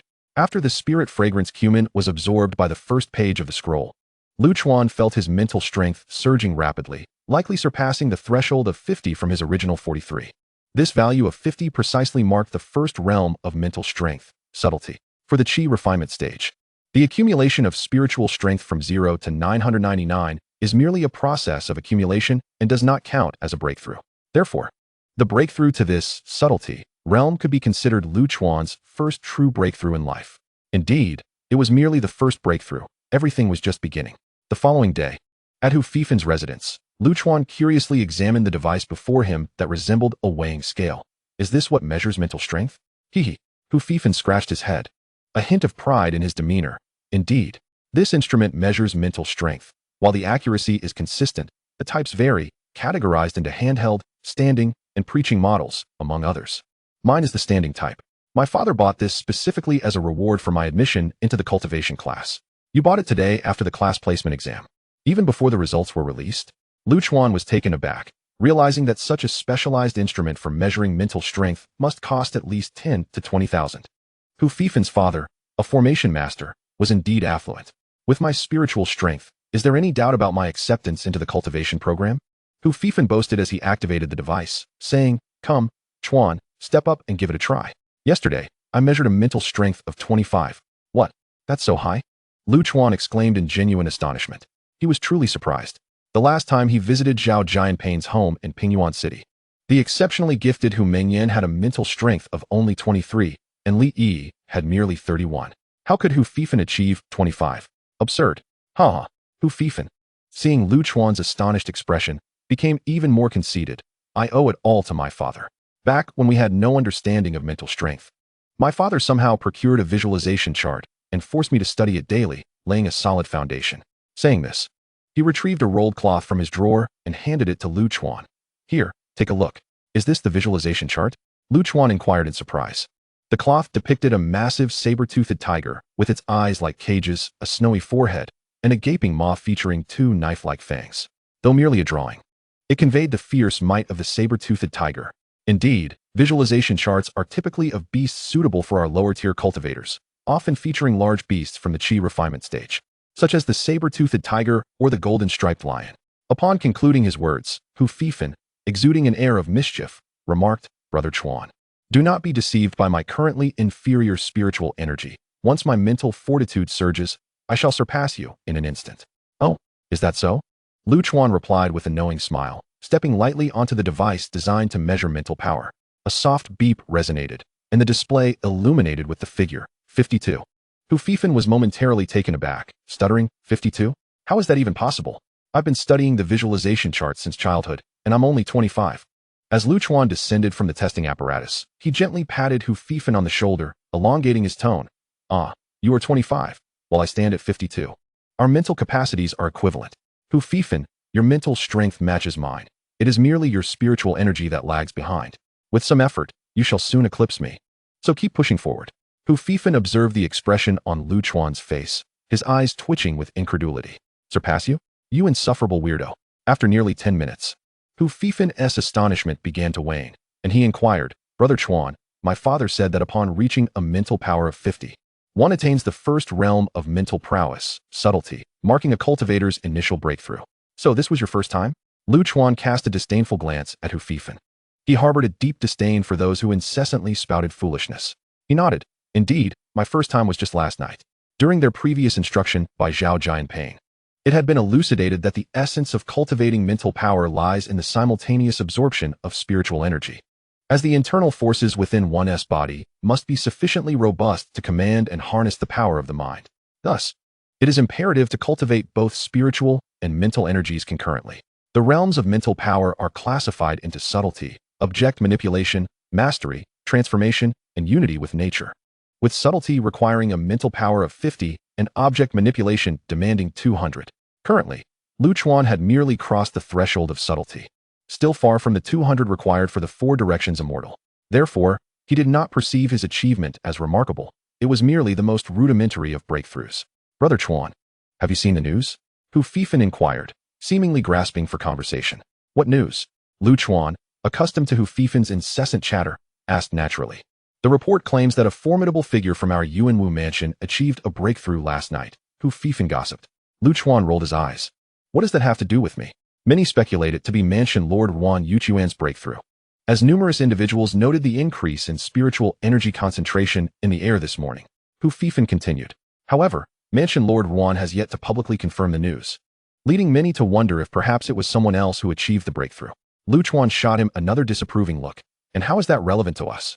Are you suggesting that the one responsible for this fluctuation in spiritual energy is me? Not quite. It is said that only a mansion-level powerhouse can cause such disturbances in the natural energies, Hu Fifan elaborated.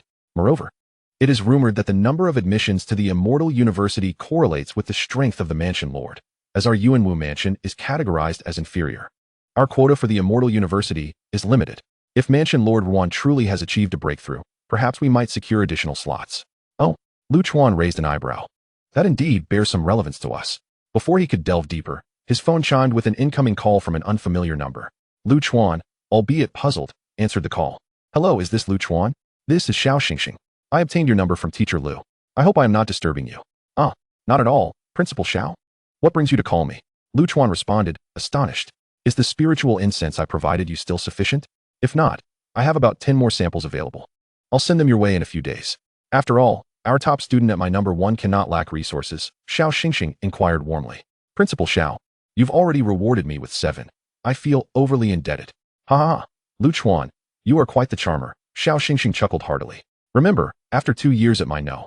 1, your teachers and classmates are all here. When you excel in the college entrance examination, they will be proud of you. Be sure to uphold your integrity until the very end. Ha ha, I want to keep you. Remember to practice diligently. Ah, goodbye, Principal Xiao. As the call ended, Lu Chuan felt a sense of bewilderment. Just as Hu Fifan was about to ask further, Lu Chuan's phone rang again. Hello, is this Lu Chuan? Lu Chuan blinked. Yes? May I ask who is calling? Ha ha, I'm from Pingyuan No. 1's Academic Affairs Office. I heard you've been cultivating your mental power recently. We are launching a specialized mental power enhancement class, personally instructed by teacher Zhao Jianping. I wonder if you would be interested in learning more? Upon hearing this, Lu Chuan suddenly realized the implication of Principal Zhao's earlier call and politely declined. Thank you for your kind offer, but I am more accustomed to practicing at my No. 1. Wait, don't be hasty. We at Pingyuan No. 1 are willing to offer you 100,000 yuan to assist you in acquiring resources for your mental power. The voice on the other end urged. 100,000? Is there room for more? Lu Chuan inquired. More? The maximum we can offer is 150,000. 150,000. Is there any further increase possible? None beyond that. Thank you, teacher. Goodbye. Lu Chuan hung up the phone. Wow, you're not satisfied with 150,000? Brother Chuan. Hu Fifan exclaimed, clearly excited. The teachers at Pingyuan No. 1 are superior to ours. You must consider your future. If you attend Pingyuan No. 1, you can still contact your classmates, can't you? Brother Chuan, don't be foolish at such a critical juncture. Seeing Hu Fifan genuinely concerned for him, Lu Chuan smiled mysteriously. With 70 days until the college entrance examination, what I need most is not merely the guidance of a teacher, but resources. With that, he picked up his phone, composed a message, and sent it to Xiao Xingxing. Principal Xiao, I just received a call from Pingyuan No. 1 offering me 300,000 to purchase resources for enhancing my mental power, but I am more inclined towards my No. 1. Hu Fifan observed everything, smacking his lips and muttering. If it's 300,000, then my No. 1 is indeed the better choice. In the principal's office of my No. 1, Xiao Xingxing read Lu Chuan's message, his eyes twitching furiously. This little rascal. He was well aware that Pingyuan No. 1 could not possibly offer 300,000. This was a price Lu Chuan had set himself. Fine, if 300,000 is what he wants, so be it. Xiao Xingxing sighed, with the pressure from the director of the Immortal Cultivation Bureau mounting. He needed to secure his own future, and even if Lu Chuan demanded 500,000, he would comply. All right, my No. 1 shall also grant you 300,000. I will personally reward you with 10 more spiritual incense samples. Focus on your cultivation at my. He swiftly composed a reply to Lu Chuan. Almost instantly, Lu Chuan responded, "All right. Thank you, principal. I will certainly strive to excel." Xiao Xingxing let out a sigh and addressed his secretary, Ma Wenlong, who stood beside him, saying, "Go to the finance department and request 300,000, stating it is a reward for our outstanding students." "Understood, principal. I shall attend to it immediately." Ma Wenlong nodded with a smile at Xiao Xingxing before turning to leave the principal's office. However, the moment he stepped out, the warmth and respect on his face morphed into a visage of icy disdain and resentment. "For years, Xiao Xingxing, you worthless fool. Do you have any inkling of the hardships I have endured during these 4 years? 5 years ago, my no.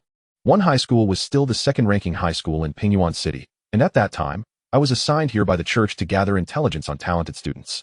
Little did I expect that during your tenure, you would fail to cultivate even a single genius. It is only today that one Lu Chuan has finally emerged. With a spiritual power of 631 and a mental value of 43, this qualification should suffice for admission to the most prestigious of immortal universities, should it not?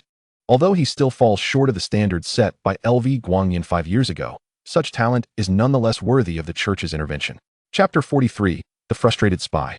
Not long after Lu Chuan tested his mental power at Hu Fifan's residence, the class group chat announced the results of the placement exam, with Hu Fifan's name prominently featured among those in the Immortal Cultivation class. After congratulating Hu Fifan, he hurriedly took his leave and returned home. Following the placement exam yesterday, the second-year students of my number 1 high school were granted a holiday. Upon their return, they would be divided into the Immortal Cultivation class and the Vocational class, with the former continuing their cultivation while the latter gradually transitioned to academic subjects and vocational skills. Thus, Lu Chuan was in high spirits, humming a tune as he walked. On one hand, he was elated about the break from school, and on the other, he had finally unraveled all the functions of the ancient book residing in his mind.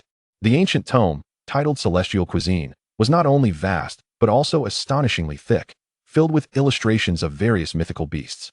For reasons unknown, these illustrations were all enveloped in a thick, hazy energy.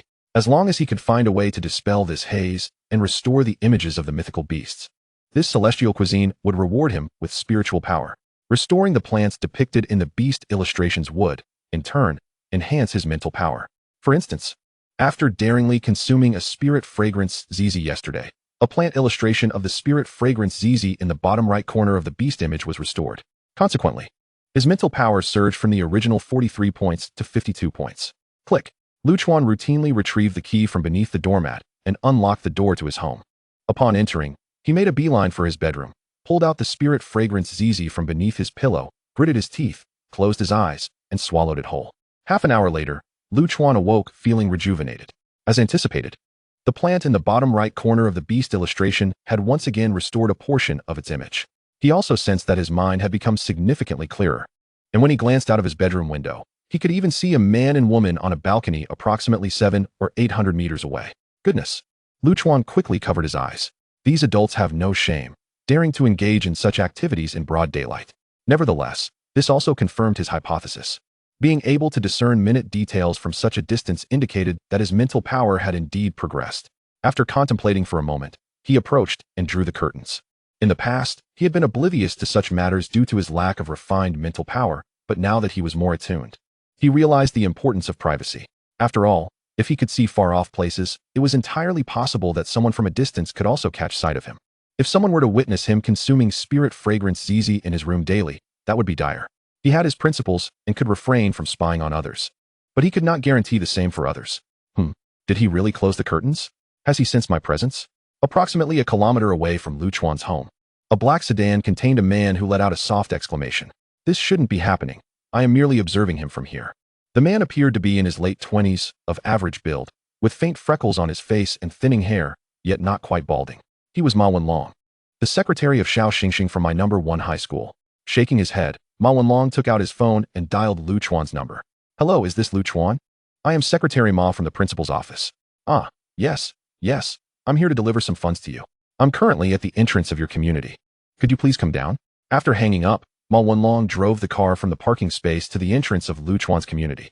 Retrieving the bank card and a pink pouch containing the spirit fragrance zizi, and carefully donned a specially crafted ring on his hand, he then waited patiently outside the car. Soon, Lu Chuan's figure appeared at the entrance. "Lu Chuan, over here." Ma Wenlong smiled and waved at him. "I'm here." Lu Chuan hurried over. "Thank you for making the trip, Secretary Ma. Here, have a bottle of water." He courteously offered Ma Wenlong a bottle of mineral water. Ma Wenlong was somewhat taken aback and chuckled. Lu Chuan, perhaps you should first accept your payment. As he spoke, he extended the bank card and pouch toward Lu Chuan, inadvertently bringing the ring on his hand close to Lu Chuan's palm. Thank you, thank you, thank you. Lu Chuan gleefully accepted the bank card, tucking it into his pocket and grinning broadly at Ma Wenlong. Ma Wenlong, having served as a secretary for several years, was well aware of what Lu Chuan's demeanor implied. The money was now in hand, and he felt there was little left to discuss. It was time for him to leave. Haha, well, if there is nothing else, I shall take my leave. Farewell, Lu Chuan. With a brief farewell, he turned to walk toward the car door. Goodbye, goodbye, Secretary Ma. Lu Chuan waved back with a smile. In no time, Ma Wenlong drove the black sedan away from the entrance of Lu Chuan's community. However, at that moment, his expression grew exceedingly grim. Had it been in the past, Lu Chuan's solitary appearance before him would have provided the perfect opportunity to act, to eliminate this genius. Even without direct action, a subtle manipulation of the bank card or the spirit fragrance ZZ could have sufficed to do him in. Once he succeeded, the church's other members would assist him in escaping my city, retreating beyond the boundaries of the gathering zones for mythical beasts. But now, that was no longer an option. Last night, the Grand Master of the Yuanwu sect sent a covert message to all members of the church embedded within the Yuanwu sect. Effective immediately, all church members were to lie low, all prior plans were to cease. And those who felt at risk of being discovered were to flee to the outskirts of the city, where mythical beasts congregated. The recent breakthrough of a powerful individual within Yuanwu sect could potentially alter the entire situation. Not only were his actions now constrained, but should he attempt to act forcefully, he would find himself unable to escape, leading to mutual destruction with Lu Chuan. Such an outcome would be unwarranted. Ma Wenlong, after all, considered himself a valuable piece placed by the church at my #1 high school for 4 years. Although Lu Chuan exhibited the potential of a top-tier immortal university candidate, he believed that remaining at my #1 could yield intelligence on more geniuses, allowing him to eliminate even more threats. Thus, despite his fervent loyalty to the church and his belief that all should perish, he refrained from rash actions. Instead, he chose to obey the Grand Master's orders, patiently lying low. However, the more Ma Wenlong pondered, the more infuriated he became. In his youthful exuberance, he had infiltrated my #1 high school, only to encounter the utterly useless Xingxing, who, over the course of 4 years, failed to provide a single piece of valuable intelligence regarding talented individuals. Just when he finally caught wind of a promising candidate named Lu Chuan, he found himself in such a dire predicament, igniting a fire of rage within him, prompting him to curse vehemently in the car. It's all that damned powerhouse's fault. Why did they have to break through at this moment? Achoo! Upon returning home, Lu Chuan, who was ready to meditate in a cross-legged position, suddenly sneezed. He then rubbed his nose in confusion and resumed his practice of the spiritual whirlpool cultivation method. Chapter 44, The Peculiar Secretary Ma. Time swiftly passed, and soon 40 days had elapsed. This day marked the date for pre-examination physicals across various schools. With 30 days remaining until the college entrance examination, Lu Chuan stood in line alongside his classmates from the my #1 high school cultivation class, his eyes brimming with curiosity. The physical examination in this cultivation world differed greatly from that of his previous life. In his former existence, the examination primarily assessed candidates' height, weight, vision, hearing, olfactory, color perception, and the development of bones and skin. This data would become part of the candidates' profiles for reference during college admissions. In contrast, the cultivation world not only evaluated height, weight, vision, hearing, olfactory, and color perception, but also tested candidates for allergies to various foundational formations, runes, and several peculiar powers. At this moment, Lu Chuan had already passed these assessments and was awaiting the final and most daunting test, the 5,000-meter dash without external force. As the name suggests, it prohibited the use of spiritual and mental power, requiring candidates to rely solely on their physical strength to run 5,000 meters. To accommodate this, the hospital providing the physical examination had specifically constructed a large playground. Lu Chuan nudged his companion Hu Fifan and asked, "What do you think is the significance of this test?" However, Hu Fifan remained entranced, staring blankly ahead, completely ignoring Lu Chuan. Following Hu Fifan's gaze, Lu Chuan discovered that this rascal was indeed sneaking glances at Li Yi in the front row, his eyes twitching uncontrollably.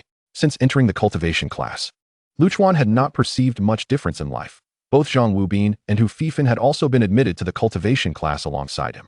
His close friends from before were still at the same school, making it easy to see them whenever he wished. However, Hu Fifan was a different story. After entering the cultivation class, he and Li Yi had transformed from classmates separated by 3 classrooms into classmates who could see each other at any moment. Lu Chuan felt that this rascal constantly gazed at her with a lovesick stare, significantly diminishing his usual chattiness. At that moment, some girls in the front row posed a question to the class advisor, Lu Zhiyong. With a smile, Lu Zhiyong addressed the students. This is to prevent certain physically gifted students from being overlooked. In our cultivation system, besides the methods of manipulating spiritual power to cast spells, there is also a technique known as body refinement, which utilizes spiritual power to strengthen the physical body. In certain esteemed universities, the body refinement major is quite formidable, and your performance in the 5,000 meters today will be taken into consideration during admissions. What? Why didn't you inform us of this earlier? A boy lamented. I didn't mention it because I've long since realized that none of you possess any talent for body refinement, Lu Zhiyong replied with a chuckle. Those with such talent can be observed in everyday life. For instance, they can lift objects weighing over 500 pounds without the aid of spiritual power. Does anyone in our class have such capabilities? Haha, it's only natural that there aren't any. In all my years of teaching, I've never encountered a student with talent in body refinement. It's exceedingly rare. Then, does that mean we can skip the run? A student asked hopefully. That won't do. Since this is a physical examination, it must be completed in its entirety. Just run well. Your bodies have been nourished by spiritual power, so you won't sustain any injuries from the 5,000 meters. In fact, the high-intensity exercise might alleviate some of your exam preparation stress. Moreover, you shouldn't perform too poorly. If you finish behind others, even if your spiritual and mental values, as well as your academic scores, are the same, a lower 5,000-meter time could lead to your elimination. A chorus of regret and disappointment echoed among the students. Soon, it was time for Lu Chuan's class to undergo the physical examination. Brother Chuan, please don't run too fast. Can you run with me? Hu Fifan implored Lu Chuan with a pitiful expression. No, Lu Chuan resolutely shook his head. Hu Fifan, this 5,000 meters is ostensibly a physical examination, but in reality, it's an assessment. You must strive to do well. Hu Fifan looked astonished. Brother Chuan, have you lost your mind? Why the sudden surge of positivity? We have no talent for body refinement, so why bother? Lu Chuan chuckled and pointed toward the front of the line at Li Yi. Do you think Li Yi runs fast or slow? Hu Fifan's body trembled. What do you mean, Brother Chuan? Lu Chuan merely smiled in response. Just then, bang. The proctor behind them fired the starting pistol, and everyone took off running. Lu Chuan suddenly turned to Hu Fifan and said, if you can't catch up to me, I'll run ahead and tell Li Yi that you like her. With that, he bolted forward. Ah, Lu Chuan, you bastard. The next moment, Hu Fifan's anguished cry resonated across the playground. 15 minutes later, the first group of students crossed the 5,000-meter finish line. 5th place, Hu Mingyan. 4th place, Jiang Yi. 3rd place, Lu Chuan. 1st place, Li Yi, tied with Hu Fifan. Awesome, Brother Chuan. Hu Fifan, panting heavily, still managed to give Lu Chuan a thumbs up, exclaiming, Li Yi just quietly praised me after the run. Lu Chuan wiped his sweat and disdainfully retorted. So, she is still calling me a bastard? No more insults, no more. Hu Fifan vigorously shook his head. That's more like it, Lu Chuan murmured, taking a sip of water and handing the physical examination form to the class monitor, Jiang Yi, before heading to the restroom. In truth, he exerted himself to the fullest. His spiritual power had already exceeded 900, and the nourishment he received from it was far greater than that of his classmates. Typically, students, after receiving spiritual nourishment, could complete the 5,000 meters in 15 to 20 minutes, a time that would be considered on par with provincial long-distance runners in his previous life. However, he estimated he could finish in 13 minutes, but chose not to. The first reason was his desire to support Hu Fifan by intentionally pacing with him and then easing off. The second reason was that he had recently consulted with LV Guangyan twice over the phone regarding cultivation matters. Upon learning about Lu Chuan's progress in spiritual power, LV Guangyan had advised him to avoid drawing too much attention and to exhibit some shortcomings. Although he did not elaborate on the specific reasons, given the stakes involved, Lu Chuan was quite cautious, thus he had concealed his abilities today. Upon entering the restroom and loosening his belt, Lu Chuan was just about to attend to his needs when, with a casual glance, he spotted a familiar figure nearby and smiled. Secretary Ma, what a coincidence. You're here to use the restroom too? Standing 2 meters away was Secretary Ma, dressed in a suit, his thinning hair noticeable, engrossed in his phone. Upon hearing Lu Chuan's greeting, Secretary Ma turned to him with a warm smile. Student Lu, the principal just called me, informing that after your class concludes the physical examination, you need not return directly to school. He has arranged for teacher Zhao Jianpain from Pingyuan City to assist you. Make sure not to leave prematurely. Having delivered the message, he turned and departed. All right. Lu Chuan resolved the matter, swinging around while casting a suspicious glance at the back of Ma Wenlong's head. Why did Secretary Ma retreat to the restroom just to use his phone? Moreover, why was there a black earpiece on his right ear? It certainly did not resemble a conventional headphone. Chapter 45. A problem arises. At Yuanwu Academy, within the Taoist conference room, the high-ranking officials of Yuanwu Academy gathered, the atmosphere thick with tension. Among them was the figure of Lu Guangnian, albeit seated behind his mentor, Lu Jingxian, with no designated seat at the conference table. Presiding over the meeting was a man in his 50s, his skin slightly dark, with a full head of hair, and deep-set wrinkles that lent him an air of scholarly elegance. Governor Wan Yuchuan had returned from the Star Road, and this time, it was practically confirmed. The moment those words were spoken, the atmosphere in the conference room plunged to an oppressive low. All present, including Lu Guangnian, furrowed their brows deeply.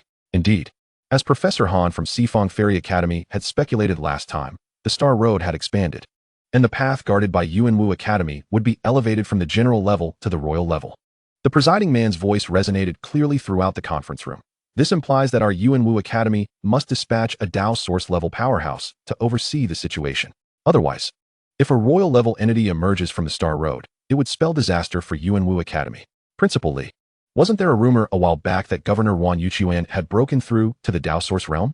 Suddenly, a female teacher inquired from the corner of the conference room. Principal Li shook his head. It's merely a rumor.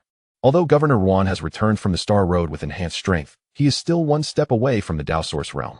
Murmurs of discussion arose in the conference room. Then who has broken through to the Dao source realm? Is it Vice Governor Wang Hong? Aside from Governor Wan Yuchuan and Vice Governor Wang Hong, and the principal, it seems there are no other leaders of the academy at that level. However, I distinctly sense that the Four Directions Spirit Gathering Array has been supplying our Yuanwu Academy with more spiritual energy lately. Surely a powerful individual must have made a breakthrough. Enough, Principal Li gently gestured. The increase in spiritual energy from the Four Directions Spirit Gathering Array is indeed a fact. But it is not due to any breakthrough by a powerful individual. Our Yuanwu Academy still lacks Dao Source Realm powerhouses. A heavy silence fell. What this means should be clear to all of you. Henceforth, all students and teachers at the Golden Elixir Realm and above are to prepare to enter the Star Road. Let us brace ourselves for battle. As he uttered the final 3 words, the principal's previously scholarly demeanor dissipated, replaced by a piercing aura of lethal intent emanating from his eyes. Yes, everyone in the conference room stood in unison, responding with a resounding affirmation. Outside the examination hospital in my city, the students of the Immortal Cultivation class from my number 1 high school had boarded the bus. At that moment, class monitor Jiang Yi stood at the front, speaking loudly. Fellow students, we just received notice that we will not be returning directly to school. The principal has arranged for a teacher from Pingyuan City to conduct a group tutoring session for our class. What kind of teacher? What about our homeroom teacher? Queries arose from below. Jiang Yi patiently explained. This teacher, whom Li Yi and I have met before, is the finest instructor from Pingyuan number 1 high school. If anyone doesn't wish to attend, you may disembark now. No one spoke up. Our homeroom teacher received a call and left in a hurry. So I'm responsible for leading the group. Is there anyone else with questions? Jiang Yi asked once more. Silence ensued. Jiang Yi tossed her hair back and took a seat in the front row, addressing the driver. Driver, please start the engine. The bus roared to life. Departing from the hospital, 3 kilometers away from the examination hospital, at the intersection of Hepping Road, a plain white van was parked. It has already set off. Expected to pass this intersection in 10 minutes, a seemingly ordinary middle-aged man in the front seat stated calmly. In the back seat sat a young woman with a smooth chin, who coolly inquired, has there been any news from the headquarters? I inquired again, and the response was the same. It has been confirmed that Wan Yuchuan has not advanced to the Dao Source Realm, and no Dao Source-level powerhouses have been detected within Yuanwu Academy, replied Ma Wenlong, fastening his seatbelt in the passenger seat. Indeed, it has been 40 days. We can finally make our move. The woman inhaled deeply. This assault should be the first action after the divine sex immersion. The rewards from the headquarters will be substantial. And you, Ma Wenlong, will be credited for the initial success. Upon hearing this, Ma Wenlong hastily interjected, No, you deserve the credit, Sister Bai. My original plan was to eliminate only Lu Chuan, but it was your suggestion that led to organizing this extermination of all students from my number 1 high school. All for the divine sex cause. There's no need to dispute such matters. The young woman referred to as Sister Bai waved her hand dismissively. Then, a look of disgust and hatred crossed her face as she venomously declared, These filthy students raised by the Huaxiao Alliance are utterly repugnant. Only by purifying them can we awaken the Huaxiao Alliance to the folly of resisting the divine. Only the divine can lead humanity to transcendence. At the sound of Sister Bai's voice, the other occupants of the van displayed solemn expressions, gazing piously at the sky. On the bus, Lu Chuan rested his chin on his hand, surveying the scenery around him, his brows slightly furrowed. Indeed, the bus was headed toward Pingyuan City. But he sensed something was amiss. Why did their homeroom teacher, Lu Zhiyong, abruptly leave during such an important examination? It seemed uncharacteristic of Principal Xiao Xingxing, who did not typically prioritize non-exceptional students, to spend money for the entire class to receive guidance from Zhao Jianping.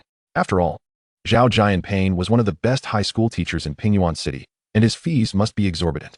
Why did Secretary Ma suddenly appear in the restroom of the examination hospital? Could he not have simply called Lu Zhiyong directly? Moreover, why did the driver possess such thick calluses on his hands? Coupled with Lu Guangyin's vague warnings during their phone conversation about concealing his capabilities, Lu Chuan's anxiety grew. Finally, he could no longer contain himself. He stood up and shouted to the driver, "Driver, stop the bus." The driver, maintaining his speed, inquired, "What's the matter, student?" Lu Chuan approached and shouted louder, "I need to use the restroom." "There's no restroom here.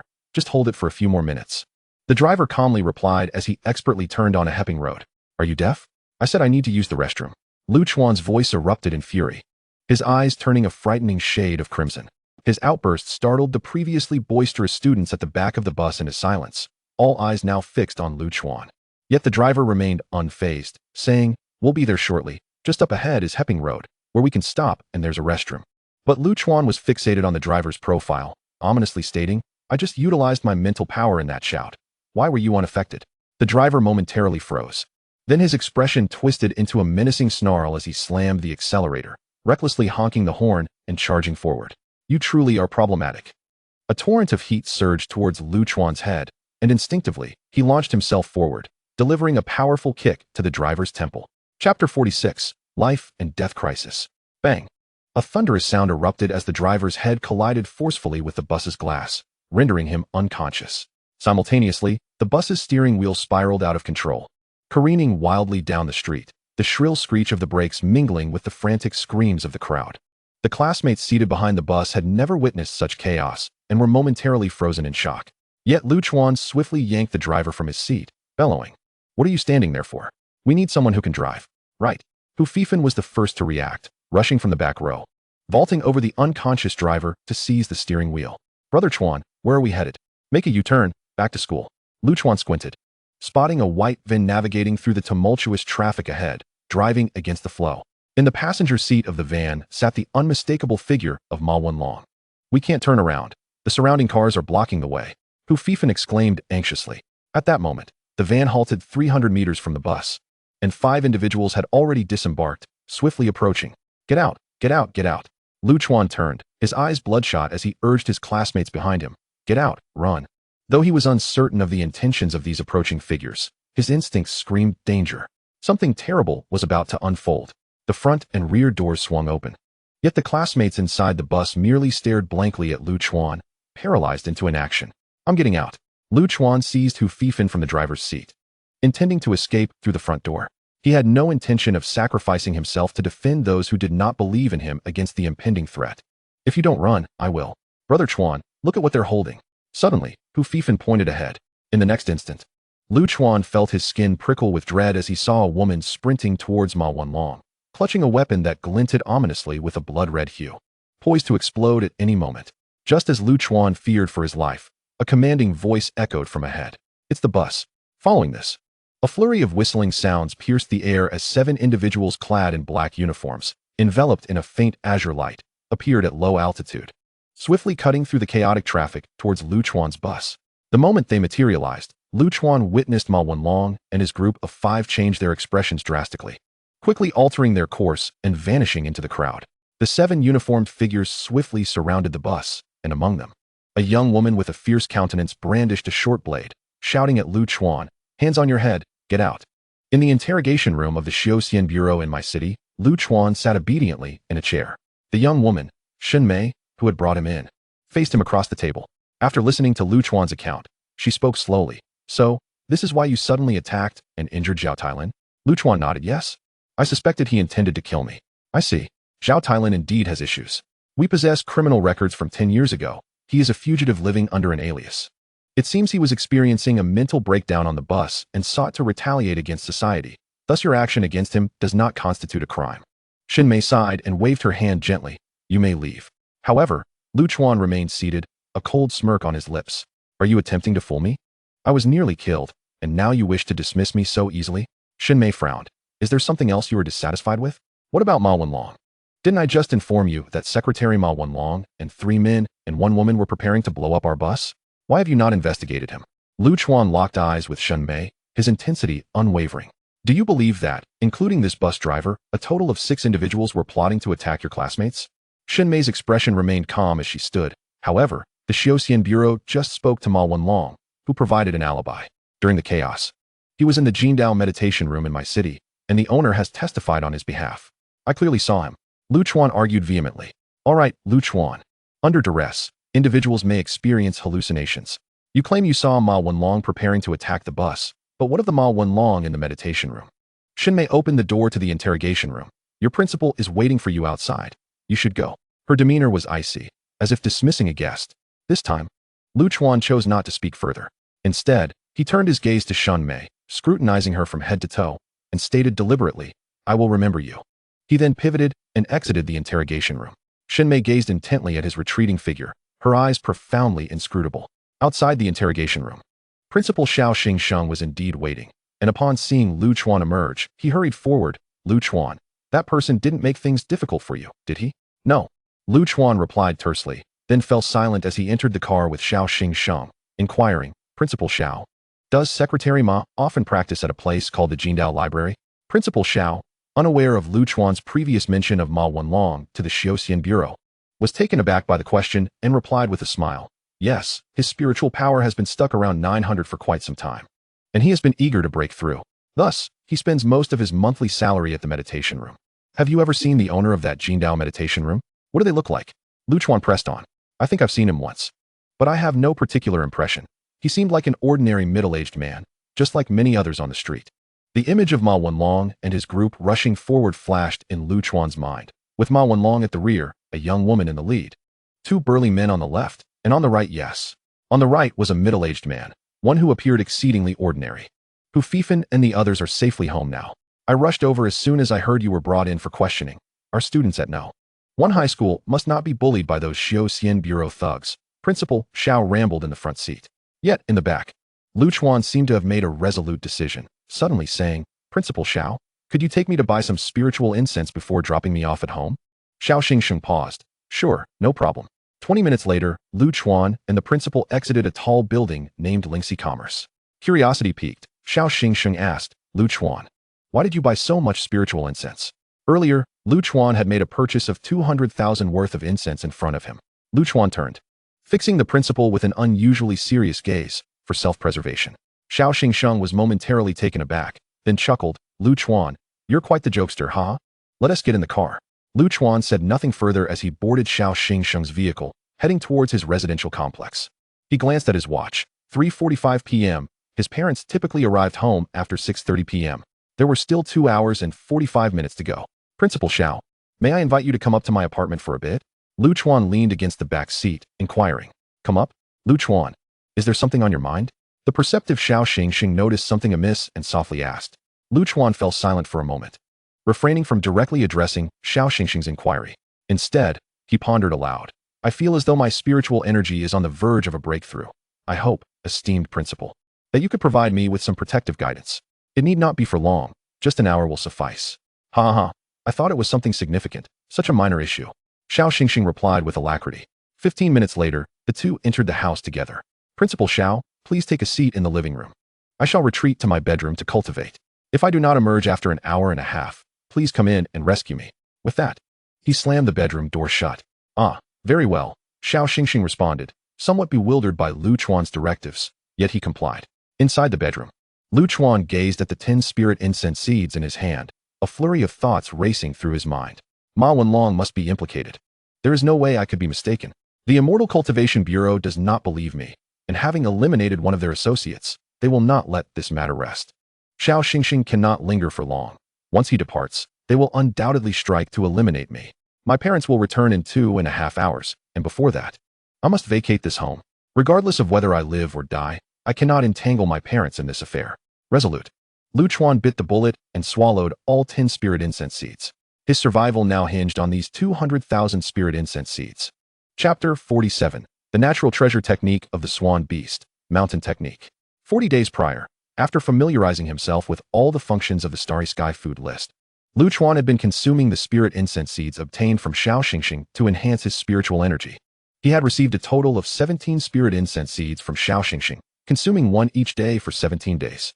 In the subsequent 23 days, he intermittently purchased 13 spirit incense seeds from Lingxi Trading, not taking them daily. Including the 200,000 from Director Lu of the Beast Garden and 300,000 from Shaoxingxing, he possessed a total of 500,000 in savings. The 13 spirit incense seeds had cost him 260,000. He had also given his parents 40,000, claiming it was a scholarship from school to buy sea spirit shrimp. Thus, the 200,000 he spent on the 10 spirit incense seeds a half-hour prior represented Lu Chuan's entire fortune. He had considered seeking help, yet just yesterday, he had spoken with Lu Guangnian, who informed him that he would soon enter a closed-door retreat, rendering him unreachable. While in the car, when Shaoxingxing inquired if Lu Chuan had matters to discuss, Lu Chuan hesitated but ultimately chose not to confide in him. After all, if the Immortal Cultivation Bureau did not trust him, how could he trust Shaoxingxing, who had been Ma Wenlong's secretary for several years? Countless chaotic thoughts flashed through Lu Chuan's mind, gradually settling as he swiftly entered the realm of the Starry Sky food list. On the first page, the Swan Beast illustration displayed a 99 restoration after his 40 days of effort, with the final spirit incense seeds still concealed beneath the veil of obscurity. According to Lu Chuan's estimation, if he consumed one spirit incense seed per day, the final obscured power would dissipate in approximately 6 to 7 days. At that point, the entire Swan Beast illustration would be wholly restored. However, he could not afford to wait that long. 10 spirit incense seeds should suffice for complete restoration.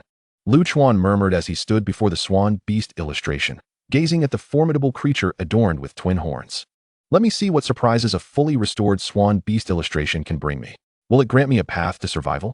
As soon as he uttered those words, a blinding golden light erupted from the bottom right corner of the Swan Beast illustration.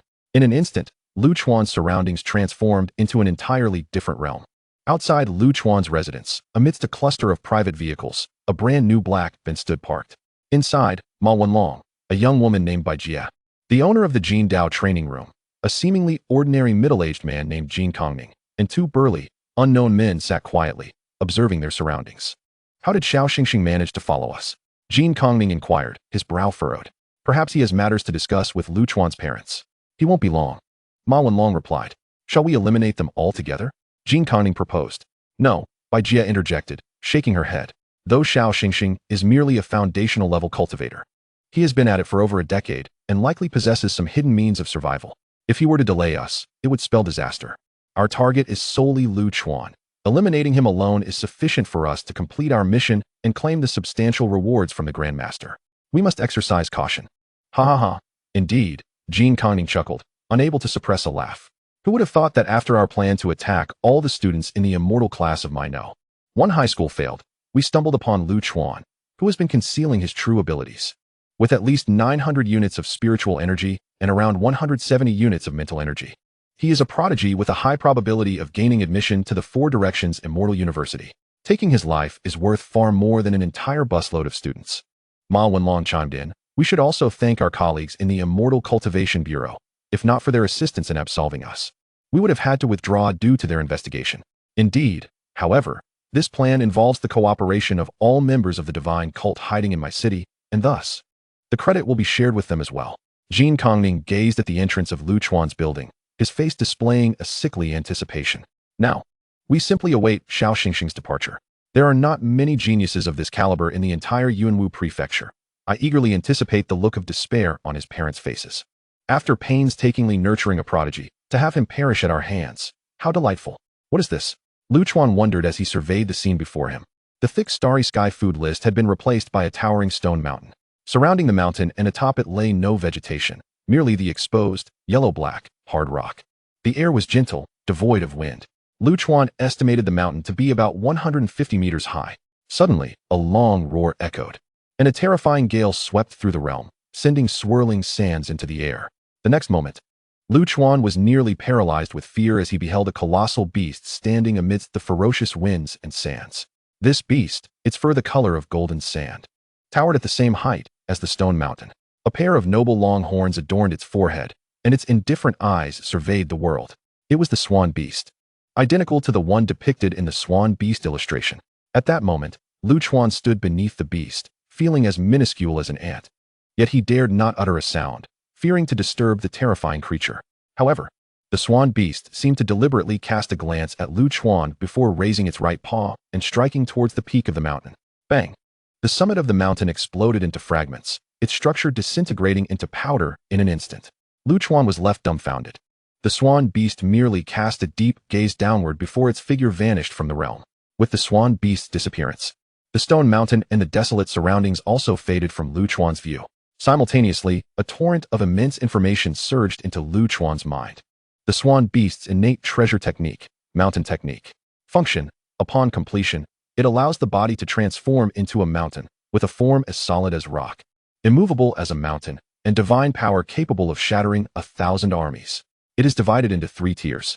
The first tier requires cultivation at the 9th level of Qi refinement to achieve mastery. The second tier necessitates late-stage foundation establishment for refinement. The third level requires a golden core to be forged. Presently, Chuan is perfectly capable of reaching the first level. Without a moment's hesitation, he opened the first level's secret manual and began his studies. The first level of the mountain technique transforms the right arm into a mountain, endowing it with the strength of 1,000 pounds. Mastering this technique allows one to cultivate to the 9th layer of Qi, enabling the defeat of mid-stage foundation establishment cultivators.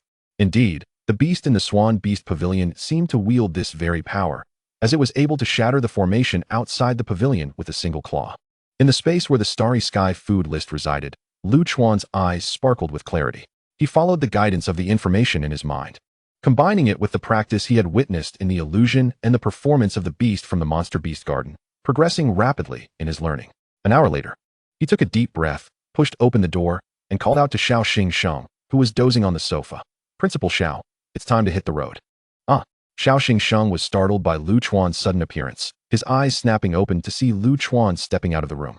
For a fleeting moment, he felt that Chuan seemed to exude a newfound sense of composure compared to when he had entered, yet the youthful vigor and sharpness in him remained undiminished.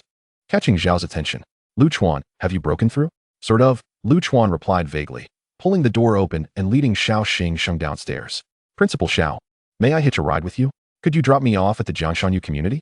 "The Jiangshanyu community?" Xiao Xingsheng, following Chuan, asked in surprise. "Isn't that a construction site left unfinished? The workers abandoned it due to unpaid wages." "Precisely where I intend to go," Chuan affirmed. It was already 5:30 in the afternoon. The sky was gradually darkening, and in an hour, his parents would return home. He needed to leave as soon as possible. The abandoned site at Jiangshanyu was the perfect location for him to confront Ma Wenlong and his associates, whether he perished at their hands or they at his. Being away from the bustling city would mitigate complications. "All right, Chuan, you seem to be full of secrets," Xiao Xingsheng remarked with a chuckle, then drove Chuan toward the Jiangshanyu community. Behind them, a black business vehicle followed at a leisurely pace after Xiao Xingsheng departed. Finally, Jin Kongming, watching the rear of the car, exhaled in relief. However, the woman with the surname Bai flashed a glint of murderous intent in her eyes. If Xiao Xingsheng does not leave soon, eliminate him as well. Upon her words, the others in the vehicle shuddered and nodded in agreement. Soon, Xiao Xingsheng's car arrived at a dilapidated construction site surrounded by blue iron sheets. "Is this the entrance?"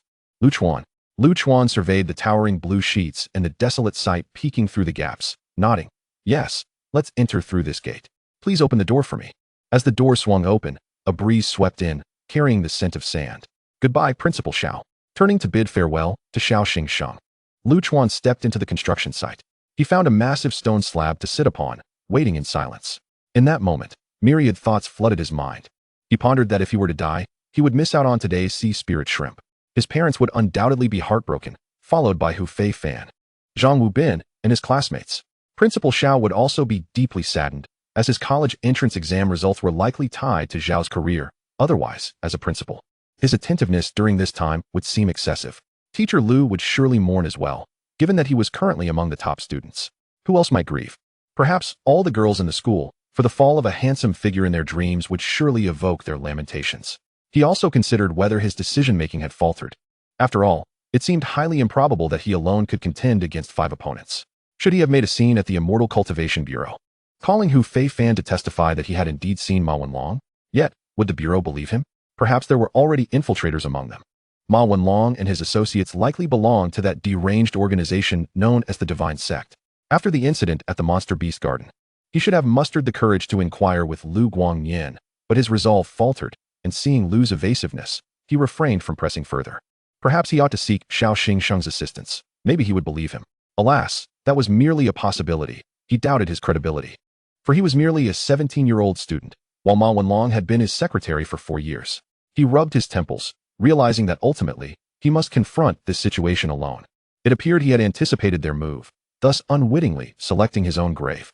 Just as Lu Chuan was lost in his thoughts, a female voice resonated from not far ahead. The time had approached 6 in the evening. The sky had dimmed, and the desolate construction site lacked illumination. Yet, Lu Chuan clearly discerned the figures approaching.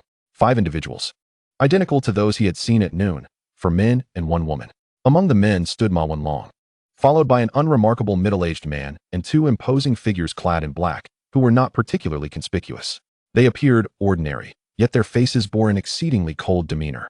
The speaker was the young woman at the center. She was reasonably attractive, with a well-defined face and fair skin, embodying the grace of a woman in her 30s. The only flaw was the absence of gentleness in her eyes, which were instead filled with the ferocity of a wolf. Indeed, I have long been aware of your intentions to seek me out. I initially intended to seek assistance from the Immortal Cultivation Bureau to eliminate you, but alas, those fools did not believe me. Lu Chuan rose from the stone slab, scoffing in disdain at the Immortal Cultivation Bureau. Thus, I came here directly.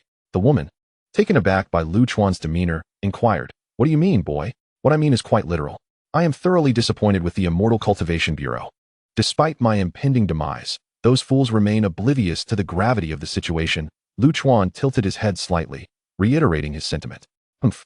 The woman chuckled lightly, her eyes narrowing. "You would do well not to play tricks." Turning to her companions, she commanded, "Check if there are any communication monitoring formations in the vicinity." "Yes." Ma Wenlong responded promptly, retrieving a talisman from his pocket and reciting an incantation. Moments later, the talisman exploded in the air, with a portion of its energy sweeping past Lu Chuan. After a few seconds, Ma Wenlong observed that neither the surrounding air nor Lu Chuan exhibited any reaction, and reported, "By Tangzhu, there has been no communication formation here within the past day," eliminating the possibility that this boy contacted the Immortal Cultivation Bureau to deliberately delay. So, no tricks after all. If you had attempted to deceive us, you would have been a corpse within 3 seconds. The woman with the surname stepped closer to Lu Chuan, a smile that was more menacing than warm gracing her lips. "However, since you are being so compliant, I shall grant you 3 minutes. If you can satisfy me, I might consider sparing your life." Lu Chuan had spoken quite tactfully, but the woman discerned his underlying implication. Lu Chuan's disappointment with the Immortal Cultivation Bureau suggested a desire to join them. 3 minutes? Lu Chuan smiled faintly. Taking a couple of steps forward, 3 seconds will suffice. I need only present one reason, 4 directions immortal. The woman of the Bai family trembled slightly at his words. "Are you suggesting that you are willing to become our pawn and infiltrate the Xifeng Academy?" Her tone remained steady, yet it was evident that both she and the 4 men beside her were somewhat agitated. The prospect of eliminating a prodigy from Xifeng Academy and the possibility of winning one over were incommensurable.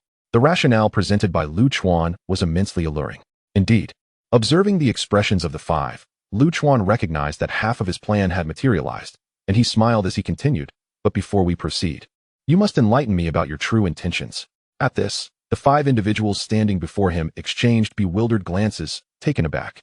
The Bai woman scoffed, took a few steps closer to Lu Chuan, and the fierce demeanor she had displayed vanished, replaced by a sultry charm. "Child, do you really believe your current predicament affords you the luxury to negotiate terms with us? Whether you live or die is merely a matter of my whim. Does it truly matter what I do?" Lu Chuan was momentarily stunned, gazing at the Bai woman's alluring figure, and he foolishly remarked, "Sister, you smell divine." As he spoke, he inhaled deeply and moved closer to her. The Bai woman paused, caught off guard by Lu Chuan's unexpected advance. However, being a woman and perceiving Lu Chuan's handsome visage, she found herself flustered by the compliment, her defenses momentarily abandoned. In that fleeting instant, a murderous intent ignited in Lu Chuan's eyes. Act now. Golden scales, reminiscent of mountains, erupted from his right arm, and with a thunderous force, he struck toward the Bai woman's head. Ruthless and direct. Chapter 49. The significance of cultivating immortality. The first level of the mountain and rock technique states that one can possess the strength of 1,000 pounds, adeptly wielding it to slay mid-stage foundation establishment cultivators. A sudden assault could eliminate such a practitioner. Thus, Chuan had been patiently waiting for the opportunity to close in on the Bai woman. This derelict construction site was a crucial element of his strategy. Engaging these individuals in a bustling marketplace might have yielded a minuscule chance of garnering assistance from bystanders. But the greater likelihood was that he would be swiftly dispatched by the followers of this cult, fearing exposure. By choosing this desolate site, he ensured a quieter environment where the cultists would be less on edge and more relaxed, affording him the chance to demonstrate his value and to approach the strongest woman among them. And then, a decisive blow. Bang! Crack! In the horrified gaze of the four men, and amidst Chuan's grim expression, a sickening crack resonated as the Bai woman's body soared like a puppet before crashing heavily against the half-finished concrete wall. The once alluring woman, who had been smiling like a viper, was now twisted and grotesque, her body mangled and bloodied, crimson liquid streaming down the wall in rivulets. The scene was so harrowing that Chuan found himself momentarily dazed, an odd thought flashing through his mind. Is this the world of immortality cultivation? The ethereal elegance depicted in novels is merely a facade. The true nature of cultivation is brutally savage. Yet, the next moment, an intense pain surged through Chuan's right arm, snapping him back to reality. It turned out that Ma Wenlong had exploited the moment Chuan struck to land a kick on his arm. Chuan cried out in agony, instinctively retreating to create distance. Ma Wenlong, clutching his leg, also cried out in pain. At this juncture, Jin Kongning and the other two finally reacted, hastily drawing their weapons and charging at Chuan with bloodshot eyes. Gazing at the unfolding scene, a fleeting regret washed over Chuan. His psychological fortitude in his first act of murder was still inadequate. He shouldn't have allowed himself to become distracted. He should have seized the opportunity to eliminate another, thereby increasing his chances of survival. Resolving himself, Chuan suppressed the excruciating pain in his arm, thrusting it forward while bellowing, "Dare you approach?" Seeking death.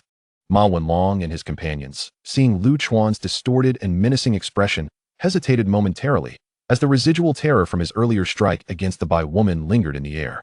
Seizing the moment, Chuan turned and fled. What a folly! The first level of the mountain and rock technique is effective only for close-range ambushes, in a direct confrontation. It is practically useless.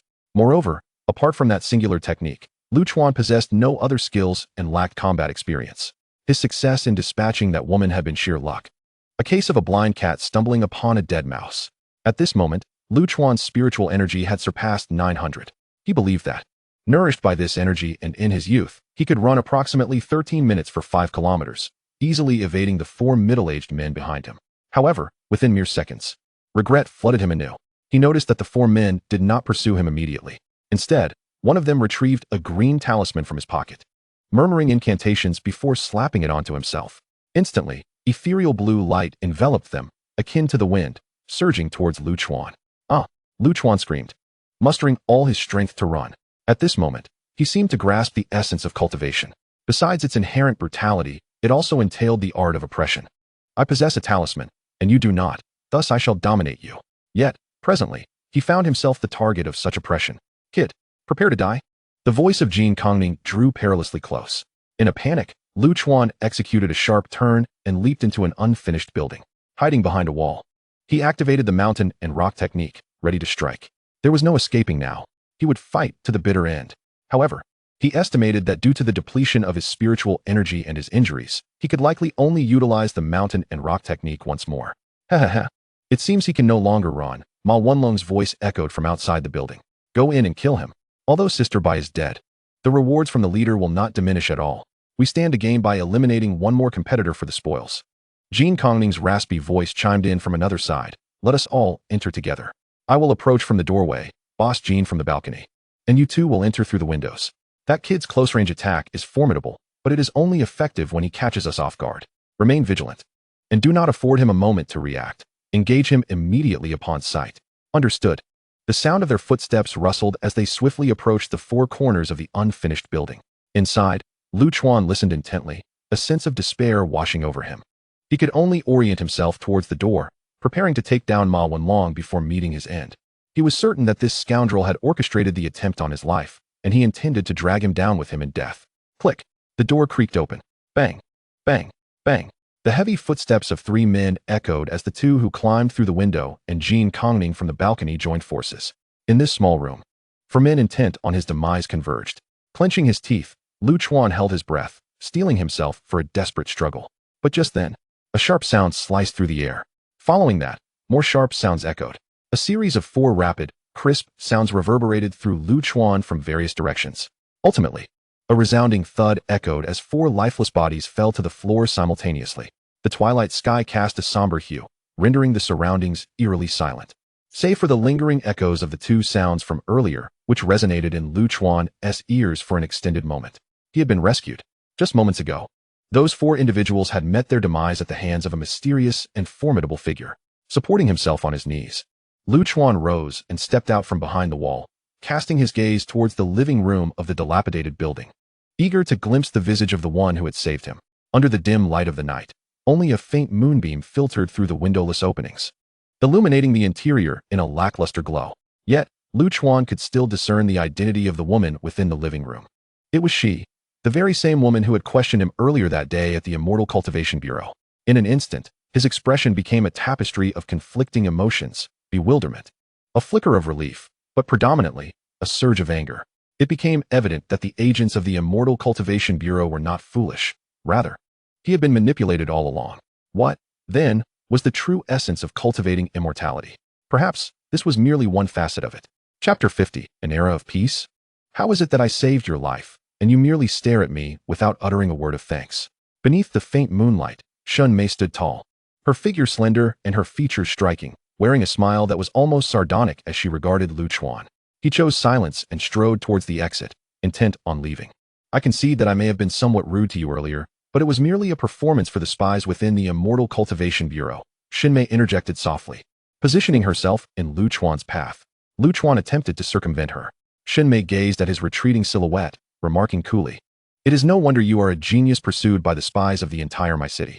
If you would but turn around and speak to me, I could recommend you to a master at the nascent soul stage." Lu Chuan paused at the doorway, slowly turning to her with a disdainful utterance, "Foul fool." With that, he vanished into the shadows of the night, leaving Shun Mei standing there, her face flushed with indignation, unable to decide whether to be angry or to suppress her fury. After hurling insults at Shun Mei, Lu Chuan still felt a simmering resentment within him. He ambled along the crumbling earthen ground, heading towards the construction site's entrance. Shun Mei deserved the rebuke. Her lofty rhetoric about rooting out the spies of the Immortal Cultivation Bureau and dismantling the cult had been infuriating. Yet, had he not fortuitously slain that Baitang master, he might well have been the one lying lifeless. The distinction between a foundation establishment cultivator and a chi refinement practitioner was stark. The latter, known as a chi practitioner, could only wield rudimentary talismans and feeble spells, possessing minimal lethality. During the recent skirmish, Ma Wenlong and his associates had merely been ordinary individuals endowed with spiritual energy, possessing slightly swifter reflexes and greater strength. Had the Baitang master survived, a mere trivial spell could have dispatched him from a distance, leaving no hope for escape. If the woman from the Immortal Cultivation Bureau truly cared for his well-being, she should have been covertly safeguarding him all along. Why had she only appeared now? After he had voiced his suspicions about Ma Wenlong, she had deliberately refrained from investigation, using him as bait while failing to adequately protect him. She deserved to be scolded. Were he not at a disadvantage, Lu Chuan might have even considered striking her, for this woman was toying with his very life. The construction site was expansive, and after the tumult of battle, Lu Chuan found his energy considerably depleted, forcing him to proceed at a leisurely pace. After some time, his anger gradually dissipated. He began to feel a sense of gratitude. Though the ordeal had been perilous, in the end, he had managed to preserve his own life. Suddenly, a piercing scream pierced the air ahead. Moments later, a familiar voice echoed from a distance. "Why are there dead bodies here? Lu Chuan, where are you? Who dares to lay hands on our students? I warn you, if you harm my students, I, Xiao Xingsheng, will be the first to not spare you. Show yourselves." Listening to Xiao Xingsheng's panicked voice, Lu Chuan felt an inexplicable warmth in his heart. It appeared that Xiao had sensed something amiss and had returned to seek him out. He quickened his pace, navigating through the disordered stones, calling out, Principal Xiao, I'm over here, I'm unharmed." Upon spotting Lu Chuan, who appeared disheveled with blood staining his right arm, Xiao rushed over in alarm. However, at that moment, Lu Chuan's gaze fell upon the mangled corpse of the Baitang master against the cement wall. In an instant, his stomach churned violently. He retched forcefully, expelling the contents of his stomach.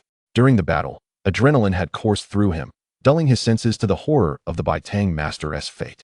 Yet now, with the skirmish concluded and confronted by the sight of the corpse, He could no longer suppress the wave of nausea that surged within him. No matter how cruel or evil the Baitang master had been, she had once been a living being.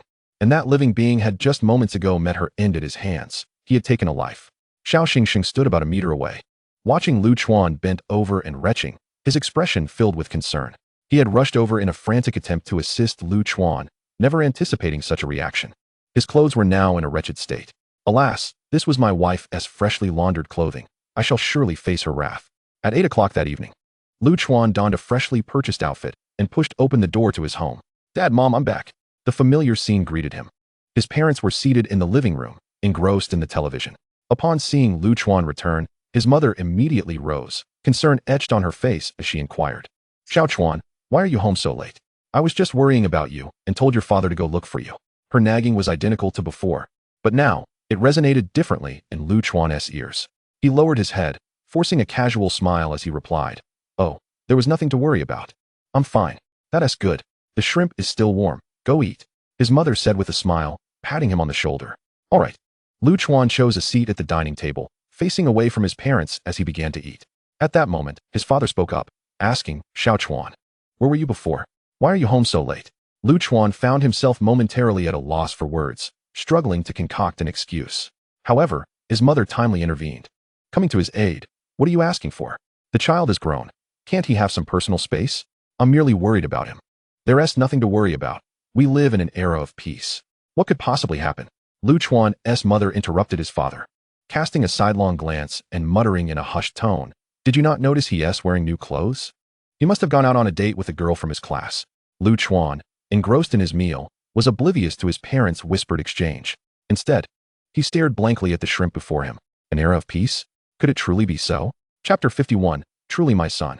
The following day, at 9 o'clock, Lu Chuan was brushing his teeth, his parents having already left for work, leaving him alone at home. He had called the school earlier to request a leave of absence, informing Lu Zhiyong that he was unwell and would be taking the day off. Naturally, Lu had readily agreed, urging Lu Chuan, his precious pupil, to rest well. As he brushed his teeth, Lu Chuan replayed the decisions he had made the day before. He felt he had made two significant errors. The first misstep was his inadequate mental fortitude. After delivering a lethal blow to the Whitehall master, he experienced a fleeting moment of disorientation due to his lack of prior experience in taking a life, causing him to miss the opportunity to continue his assault. The second mistake was his overemphasis on the foundational level Whitehall master, underestimating the four individuals accompanying Ma Wenlong. He had presumed he could escape effortlessly, only to find himself directly pursued by them. At this moment, Lu Chuan felt an increasing pressure, realizing that such perilous encounters might become a frequent occurrence in his future. Thus, he diligently reflected on and analyzed the situation to prevent repeating his errors. Originally, like his mother, Song Huiqin, he believed that this era was one of peace, dismissing the earlier uprising at the Beast Arena as an isolated incident. However, when the events of yesterday unfolded before him, he comprehended that this world was far from tranquil, fraught with dangers he had yet to grasp. Today it was the divine sect. What might tomorrow bring? Lu Chuan recalled his bewilderment while perusing the historical records of this world, questioning why there was such a profound emphasis on cultivating cultivators. From the inception of the Huaxiao Alliance, the Four Corners Spirit Gathering Array was established to assist the populace in their cultivation endeavors. Subsequently, laws were enacted to prohibit the indiscriminate dissemination of cultivation techniques, aiming to prevent the frailty of cultivation foundations among high school students. Was this exhaustive investment in cultivating cultivators indicative of challenges beyond the divine sect that the Huaxiao Alliance faced? As Lu Chuan continued to replay yesterday's battle in his mind, lost in thought, a sudden knock echoed from outside the door. He expelled the foam from his mouth and called out, "Who is it?" "It's me," came a cool female voice from outside. Lu Chuan immediately recognized the speaker as the young woman from the Cultivation Bureau he had encountered yesterday. He lowered his head to rinse his mouth and hastily washed his face before approaching the door to open it. Indeed, the woman stood outside, clad in a black crop top and fitted light-colored jeans, her impressive figure and long legs unmistakable. She flashed a slight smile at Lu Chuan and said, "Little brother, why the sour face? Am I not welcome?" "Just state your business," Lu Chuan replied, holding the door firmly, signaling no intention of inviting Shun Mei inside.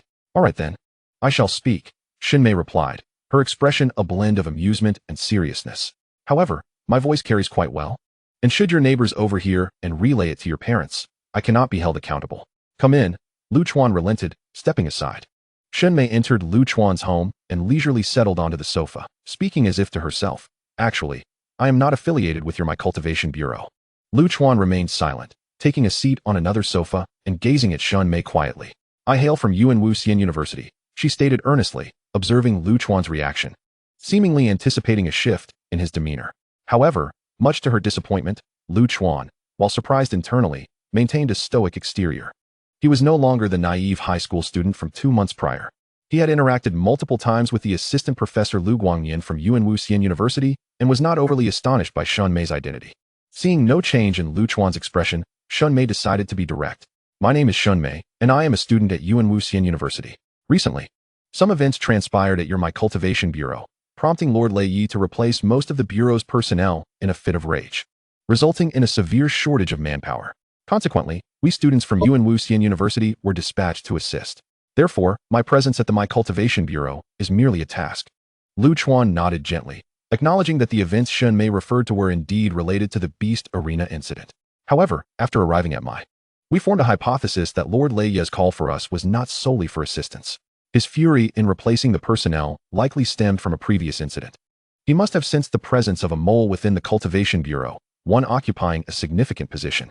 Although many students from our university have joined the bureau, we remain unfamiliar with its internal structure. Thus, the purportedly expelled veterans of the bureau still linger, retaining control over operations. Among them lies a spy for the divine sect, and our task is to uncover them. At this juncture, Shunmei shrugged at Lu Chuan. When you were revealing Ma Wenlong to me, the cultivation bureau had already identified the driver's identity as a mole for the divine sect. According to protocol, they could have apprehended Ma Wenlong for questioning immediately. However, to draw out the higher-ups mole, I had to feign ignorance and seek guidance on the appropriate course of action. Soon, a senior official suggested we verify Ma Wenlong's whereabouts at the time, ensuring we do not wrongfully accuse an innocent person, and specifically designated an older member of the cultivation bureau for the task. I quickly grasped these developments, and the mole hidden within the bureau was swiftly uprooted, revealing many spies from other departments in my as well. This operation was quite significant, and you, Lu Chuan, are a pivotal piece in this endeavor. Finishing her explanation, Shunmei smiled at Lu Chuan. This is my clarification. I hope you can comprehend. Lu Chuan nodded. Now that you've explained, you may leave. Shunmei was taken aback, her face revealing an unmistakable surge of anger. I've explained everything to you. What more do you want? Lu Chuan frowned and inquired. What leads you to believe I desire anything further? If your purpose today was merely to elucidate these matters, I have already understood. You may take your leave. Shunmei was momentarily stunned. She had anticipated that by explaining everything to Lu Chuan, he would grasp her intentions, yet she was taken aback by his persistent hostility. Lu Chuan himself found the situation perplexing. This woman had nearly caused his demise, and yet she had the audacity to appear before him? If her visit had been an apology, he might have begrudgingly accepted it, offering her a verbal pardon while still harboring resentment. But it was infuriating that she had not even uttered a single word of apology, assuming that her explanation alone warranted forgiveness. What audacity! Why should he forgive her? As the tension between them mounted, the door to Lu Chuan's home suddenly swung open, revealing his father, Lu Zhonghua, who entered with a smile, saying, Xiao Chuan, why aren't you at school? I'm just home to grab something. Before he could finish his sentence, he noticed Shunmei seated across from Lu Chuan in the living room. His expression shifted instantaneously, and he feigned casualness, muttering, Oh, I just remembered. The item seems to be missing from home. With that, he hastily closed the door behind him. As he rushed down the stairs, Lu Zhonghua muttered to himself, Yesterday, your mother mentioned that our son might be dating. I didn't believe it. This is quite sudden. But bringing a girl home, truly my son. Chapter 52, The Secrets of the Divine Sect. Shunmei quickly discerned the awkwardness of Lu Zhonghua's arrival and his hasty retreat. Her face flushed with embarrassment as she realized he had mistaken her for his son's girlfriend.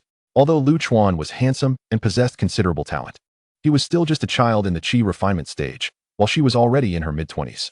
In contrast, Lu Chuan remained composed, internally criticizing his father's cowardice. Was Shunmei's appearance truly so intimidating that he felt the need to flee? If she had come to apologize, he might have offered her a verbal pardon. But the fact that she had not even attempted an apology frustrated him. After a prolonged silence, Shunmei took a deep breath and solemnly addressed Lu Chuan. Since it has come to this, I shall speak candidly. The infiltrators from the Immortal Cultivation Bureau have been apprehended, and my mission in my city is virtually complete. However, due to the prior scheme that involved your participation, I now require you to sign a written letter of understanding so that I may secure additional task rewards. Lu Chuan responded with a simple O.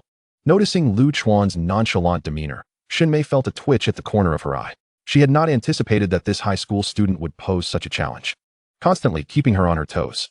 Initially indifferent to her explanations, he now continued to feign disinterest even as she laid bare her intentions. This was no ordinary high school student. He resembled a cunning old fox.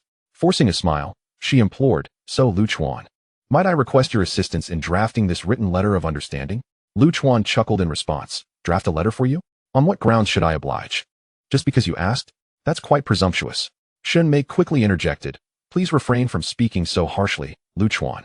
The grievances you've encountered and the contributions you've made during this operation will be thoroughly investigated by the Immortal Cultivation Bureau, and you will be duly compensated." "Huh." Lu Chuan scoffed lightly. "After the incident at the Beast Garden, I was assured compensation too, yet I have yet to see my share of the rewards. Trusting your bureau's efficiency is a fool's errand." Xinmei's expression darkened at Lu Chuan's derisive tone.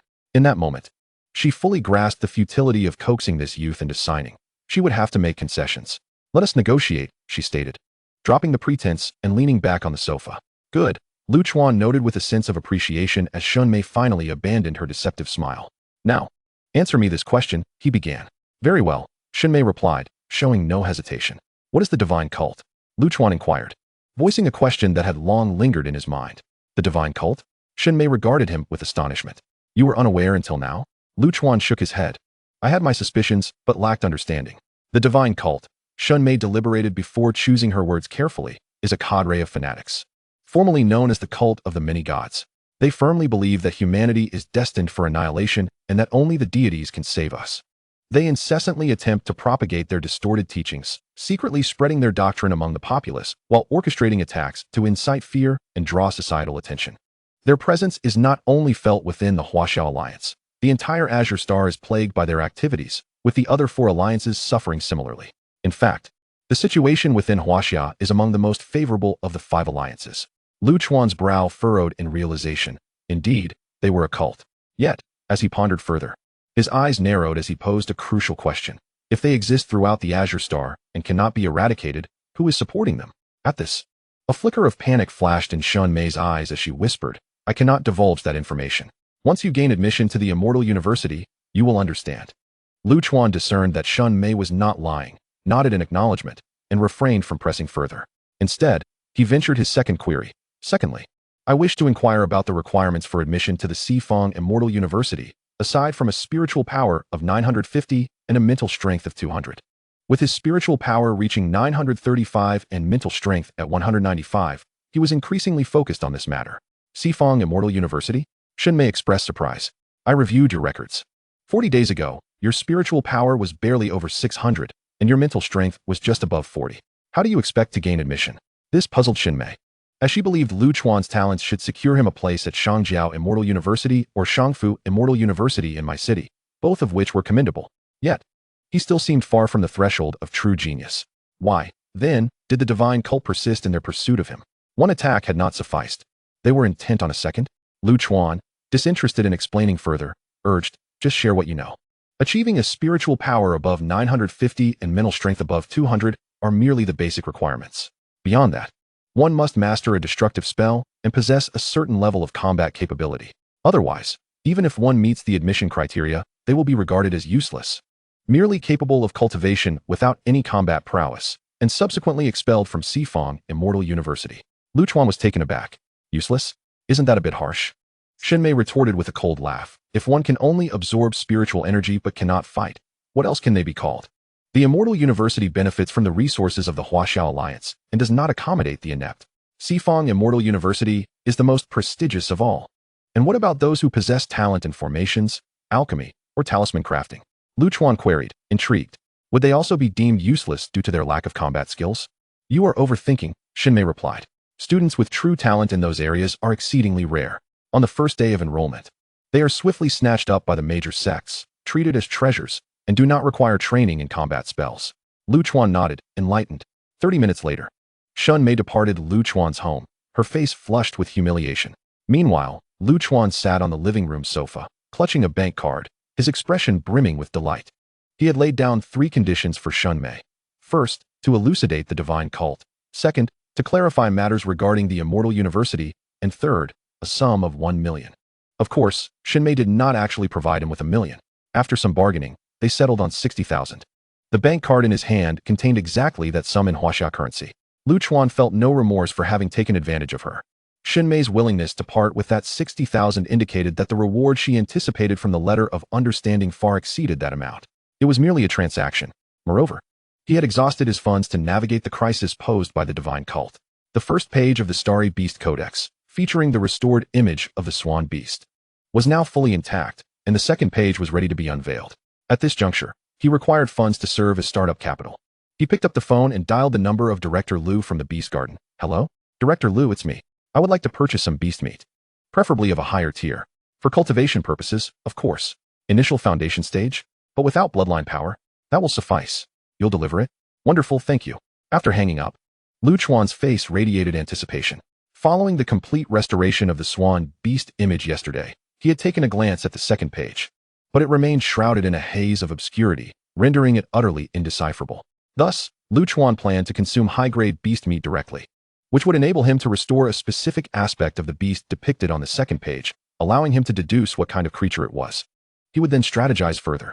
The first page showcased a high-tier swan beast imbued with the power of mountains. What could possibly await him on the second page? Chapter 53, A Breakthrough Once More. 2 hours later, Lu Chuan hurried down from his home just as Director Liu's specially modified vehicle arrived. Lu Chuan. It's been a while. Director Liu exclaimed as he stepped out of the car, his eyes lighting up upon seeing Lu Chuan. You truly are a top student from the first high school. Your spiritual power level is quite impressive. Director Liu, no need for pleasantries. What did you bring for me?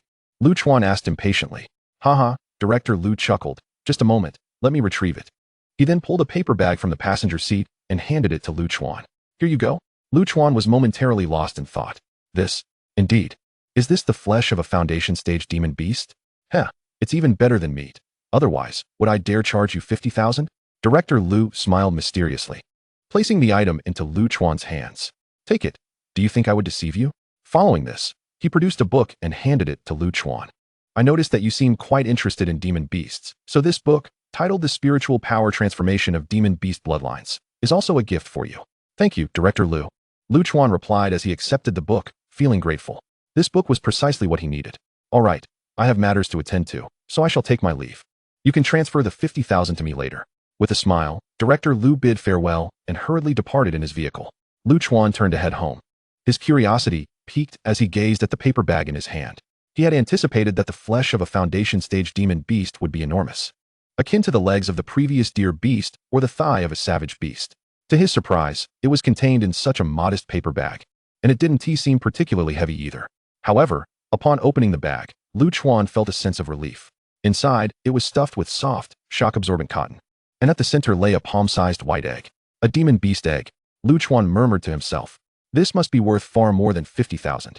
If it were an egg from a foundation stage demon beast, its value would certainly exceed that sum, as it could hatch into a foundation stage juvenile beast, which, under proper nurturing, could evolve into a foundation stage cultivator. Yet, Lu Chuan soon realized it was a dead egg. He sensed no life force emanating from the demon beast egg, only a potent spiritual energy. In that case, its value was not as high as he initially thought. Nevertheless, obtaining it for 50,000 was still a considerable bargain. Taking a deep breath, Lu Chuan proceeded to the kitchen. After washing the demon beast egg, he filled a pot with water and waited for it to boil before gently immersing the egg, allowing it to become submerged. Usually, boiling a chicken egg takes about 8 minutes, but due to the larger size of the demon beast egg, Lu Chuan decided to extend the time to 15 minutes. 15 minutes later, he retrieved the demon beast egg from the pot and cooled it under running water before cracking the shell. The moment the shell shattered, an extraordinary aroma wafted through the air, filling the room with an enticing fragrance. The egg white, steaming and translucent, revealed a brilliantly golden yolk that was still partially liquid, eliciting a mouth-watering response. Within 3 minutes, the entire demon beast egg had vanished into Lu Chuan's belly. He let out a satisfied burp, feeling enveloped in the egg's aroma. As waves of warmth coursed through him, akin to soaking in a hot spring, an utterly delightful sensation. Staggering into his room, he collapsed onto his bed. In the next moment, his consciousness directly entered his mind. The weighty Starry Sky food list floated serenely before him. At this juncture, the list had automatically turned to the second page, where a hazy energy flickered continuously. Before long, the flickering ceased, revealing an image beneath the scroll. It was a hoof. A hoof? Lu Chuan pondered, is it a horse? Just as he leaned in for a closer look, a sudden warmth surged through his mind, causing his mental energy to become agitated. Is my mental energy on the verge of a breakthrough? Lu Chuan swiftly assessed the potential developments. His mental energy had previously reached 195, merely 5 points shy of the 200 required for object manipulation. The power contained within the demon beast egg greatly benefited his mental energy, thus facilitating the breakthrough. With this, he should meet the admission standards for Xian University, right? Lu Chuan quickly settled into a cross-legged position, circulating his internal energy, a singular thought reverberating in his mind. And just as he broke through, in the Huaxiao Alliance, in Kyoto, at Xian University, the central hub of the largest Xifeng gathering spirit array in the entire Huaxiao Alliance was bathed in a cascade of spiritual energy descending from above, creating a breathtaking spectacle. Surrounding it were heavily armed guards, alongside numerous formidable presences concealed within, powerful beings lying in wait. At this moment, an elder raised an eyebrow in curiosity, glancing at the array's core. What is going on? How is it possible that the Xifeng Gathering Spirit Array has once again increased its spiritual energy supply to the Yuanwu Mansion within such a short time? And this time, it's even more than before. In the Huaxia Star Trace Hall, within the archives on the west side, the gray-clad elder named Elder Xia reappeared in the records room, swiftly sifting through documents. As he rummaged, he exclaimed with excitement, a 50% increase, 50%. The Xifeng Gathering Spirit Array has once more augmented the spiritual energy supplied to the Yuanwu Mansion by 50%. It can't be wrong this time. There must be a source-level powerhouse emerging, and a remarkable one at that. Quick, let me see who has broken through. I'm just lucky. Every time the Xifeng Gathering Spirit Array stirs, I happen to be the one on duty in this archives room. However, moments later, what? Still nothing found. Not Wan Yuchuan, not Wang Hong, not Li Shurchen. This is absurd, utterly absurd. I've never encountered such an outrageous situation in my life. The old man grumbled as he stormed off. Outside my city, in the desolate wasteland, a 10-member team was swiftly advancing towards my city. The leader of the group was a man clad in blood-red garments, exuding a terrifying aura of killing intent. His cultivation had evidently reached the pinnacle of the Golden Core stage. Currently, he was briefing the other members of the team. The task is quite simple. Eliminate a genius named Lu Chuan within my city. The city lord, Lei Yi, allied with Xian University yesterday, nearly uprooting all our associates embedded within my city. This grudge must be avenged. And this Lu Chuan is one of the instigators behind our associates' downfall. Since our comrades could not accomplish the task, we shall take their place to eliminate Lu Chuan and dampen Lei Ye's fervor. I heard about it. What a pity for that beautiful Baitang. One of the team members replied with a sinister chuckle. Rest assured, Captain, such a task is merely routine for us. The Blood Eagle Squad. Over the years, we have completed countless missions to curb such fervor. Lei Yi certainly did not expect us to arrive so swiftly. This task should be quite easy. Indeed, we'll kill Lu Chuan and leave without lingering. The team members conversed casually, their bodies swiftly weaving through the wilderness. Suddenly, the blood-clad man's communicator began to flicker. In the next moment, his expression shifted drastically, halting his steps, his brow furrowed deeply. I just received intel from the headquarters. 1 minute ago, the Xifeng Gathering Spirit Array once again increased its spiritual energy supply to Yuanwu by 50%. A powerful individual has emerged within Yuanwu Mansion. Captain, what shall we do now? A burly man positioned second in command inquired, frowning. There's nothing we can do. We must retreat once more, the blood-clad man replied. His expression filled with frustration, turning to order, withdraw. Chapter 54, exemplary in both learning and conduct. At Xian University, in the principal's office. It was already deep into the night, yet Principal Li Shurchen remained awake, seated at his desk, reviewing documents concerning the procurement of magical artifacts and elixirs for the disciples entering the Star Road. 3 months prior, Professor Han from the Four Directions Immortal University dispatched a missive to the Yuanwu Manor, asserting that he had detected fluctuations in the spatial forces above the manor, suggesting that the immortal path guarded by Yuanwu Manor might undergo significant alterations. Upon receiving this intelligence, Governor Wan Yuchuan promptly set forth to verify the situation along the immortal path, only returning to Yuanwu not long ago. The conclusions drawn by Wan Yuchuan aligned closely with Professor Han's initial conjectures, yet they were even more dire. The star path overseen by Yuanwu Manor had expanded several-fold in an astonishingly brief period, transforming from a general-level star path, accessible only to those of commander rank, into a king-level star path. This implies that a vast majority of the students within Yuanwu Immortal University would soon be thrust into the fray. sacrificing their youthful lives in a valiant stand against the adversary. The provisions of artifacts and elixirs for students entering the star path must be meticulously prepared at 30-fold of the usual quantity. Any lapse in this process would warrant execution. Li Shichun affixed his name to the document, accompanied by a chilling remark, and subsequently placed the paper within a nearby array, causing it to vanish without a trace. He was poised to resume his review of the documents when, at that moment, the telephone on his desk rang abruptly. He answered. "This is Li Shichun speaking." "Principal Li." "This is Jiang Xinghe," came a calm voice from the other end. "Principal Jiang," Li Shichun exclaimed, rising from his seat in astonishment. "What brings you to call me?" Jiang Xinghe, the vice principal of Four Directions Immortal University. Although Li Shichun held the position of principal at Yuanwu Immortal University, he felt himself to be of a much lower tier compared to Jiang Xinghe. Thus he spoke with profound respect. "Have you sensed the changes in the Four Directions Gathering Spirit Array?" Jiang Xinghe inquired.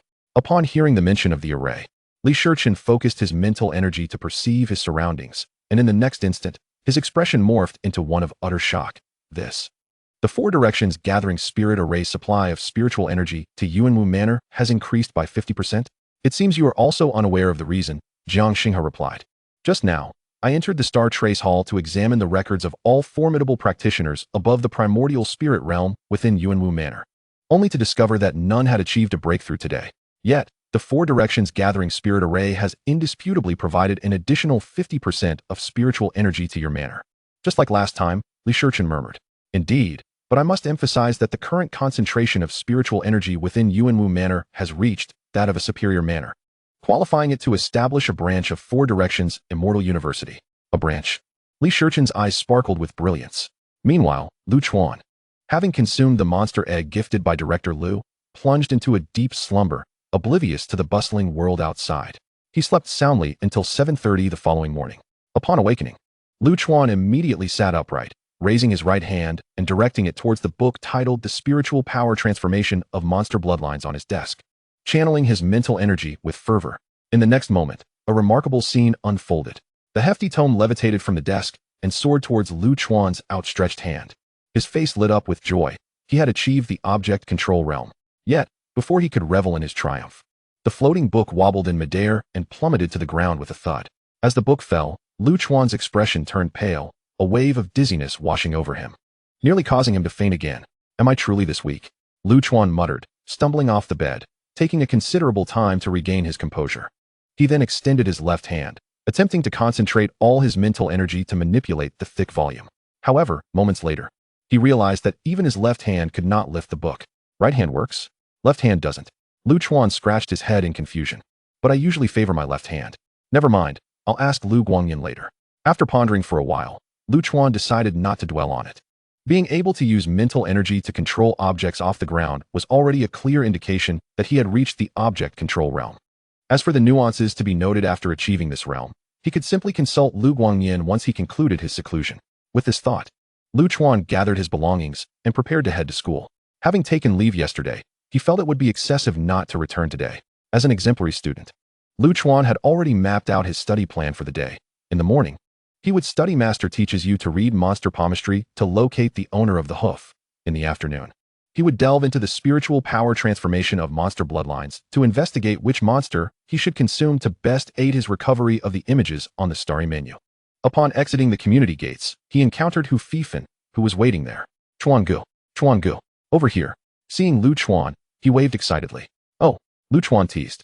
"You missed me so much after just one day?" Hu Fifan said nothing, merely grinning at Lu Chuan.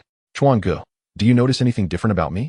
Lu Chuan, upon hearing this, regarded Hu Fifan with suspicion, and after a moment, his eyes widened in realization. "Your spiritual energy has surged dramatically." Having spent daily time with Hu Fifan, any slight increase in spiritual energy would not escape his notice. However, at that moment, he sensed a powerful fluctuation of spiritual energy emanating from Hu Fifan, marking a stark contrast to the previous days. Hu Fifan beamed even more joyfully. "You clearly haven't caught up with the news, Chuan Gu. Last night, another formidable practitioner from Yuanwu Manor achieved a breakthrough, and as a result, the entire manor's spiritual energy concentration surged by 50%. What does that have to do with your increase in spiritual energy?" Lu Chuan queried. "You wouldn't understand, Chuan Gu," Hu Fifan replied smugly. "When a formidable practitioner breaks through, the spiritual energy of heaven and earth undergoes profound changes. if there are others cultivating nearby.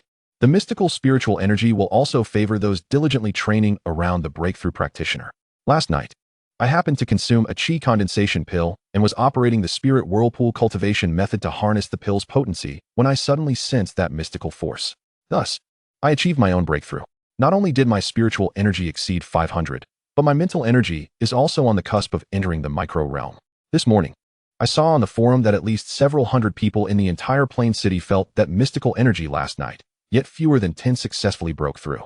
Hee. I was one of them. Hearing Hu Fifan's words, a deep envy welled up in Lu Chuan's eyes. What a pity.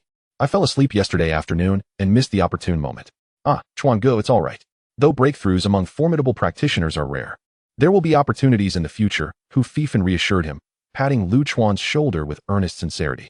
As long as you train diligently like I do, there will come a day when you too will be favored by a formidable practitioner. After saying this, he gazed expectantly at the sky, murmuring, "It is said that practitioners who receive the blessings of powerful beings must kneel and bow in reverence, respectfully addressing them as master upon encountering them again. To be a disciple of one capable of invoking the fluctuations of heaven and earth's spiritual energy is, for a brother like me, a tremendous fortune." Beside them, Lu Chuan observed Hu Fifan's somewhat greasy demeanor, and for reasons unknown, an odd sensation stirred within him. Chapter 55, The Mighty Bull. As students circulate their energy and absorb spiritual power, the foremost principle must be to cultivate with precision and solidity. For the accumulation of spiritual energy within the dantian and the formation of spiritual rings is the foundation of cultivation. One must not be careless in this endeavor. One must not become complacent merely because of a desire to compete with peers over the quantity of spirit rings. Now, allow me to elucidate the considerations to bear in mind when condensing the fourth spirit ring. In the classroom, Lu Jiong stood at the podium, guiding the students of my first high school's cultivation class in the formation of their fourth spirit ring. Below him, the majority of students listened attentively in silence, while Lu Chuan was engrossed in perusing the tome titled Master Teaches You to Read Beast Palmistry. At that moment, he had already identified the origin of the hoof in question. The man Nyo, one of the bovine beast species, had undergone bloodline tracing by powerful individuals, yet no corresponding ancient fierce beast had been discovered. According to texts left over from millennia past, this creature may be related to the legendary prison bull, sharing its bloodline. Alas, even if the prison bull had indeed existed, the current era is far removed from that time, and its bloodline has become exceedingly diluted. The characteristics of the man Nyo include possessing greater strength and endurance than other beasts, yet exhibiting extremely low intelligence, making it readily trainable as a steed. Indeed, this is not a horse's hoof, but a bull's hoof, Lu Chuan mused inwardly. The bull's hoof is adorned with 4 hooves, unlike a horse's. Upon finishing the introduction, Lu Chuan raised an eyebrow, discovering that the second page also contained information about the man Nyo. The strength of the man Nyo typically lies between the foundation establishment and golden core stages, endowed with first-tier bloodline power. Notably, due to the man Nyo's proficiency in transporting heavy loads, various esteemed institutions within the Huaxiao Alliance maintain at least 1,000 man Nyo, with Sifang Xian University reputed to harbor as many as 50,000, alongside the legendary Hercules Bull. The moment he read this, Lu Chuan, who had been sitting upright at his desk, felt a jolt of excitement surge through him, internally vowing, "I must attend Sifang Xian University." At the podium, Lu Jiong noticed Lu Chuan's distorted expression and paused his lecture, stepping forward with concern. "Lu Chuan, what troubles you? Are you feeling unwell?" Lu Chuan, taken aback, hurriedly shook his head. No, really?" Lu Jiong pressed. Lu Chuan nodded affirmatively. "I truly feel fine." Sighing deeply, Lu Jiong addressed the other students. "Do you see this?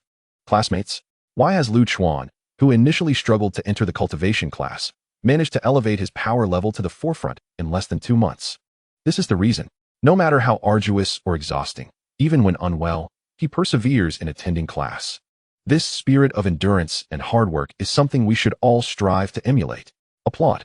The classroom erupted in thunderous applause, many students turning to look at Lu Chuan with expressions filled with admiration. Lu Chuan quickly tucked away the palmistry book on his desk, smiling sheepishly. After class, Lu Jiong called out, "Lu Chuan, come here for a moment." He gathered his books, gesturing for Lu Chuan to follow him to the office. "All right," Lu Chuan replied, rising from his desk and trailing behind. Soon, the two arrived at the office, where only they remained. Lu Chuan, regarding the incident on the day of the health examination. "It was the teacher's fault. I received a call from Secretary Ma, stating that the principal urgently needed to see me, and thus I left in haste." I never anticipated that such an event would unfold afterward, Lu Ziyong said solemnly.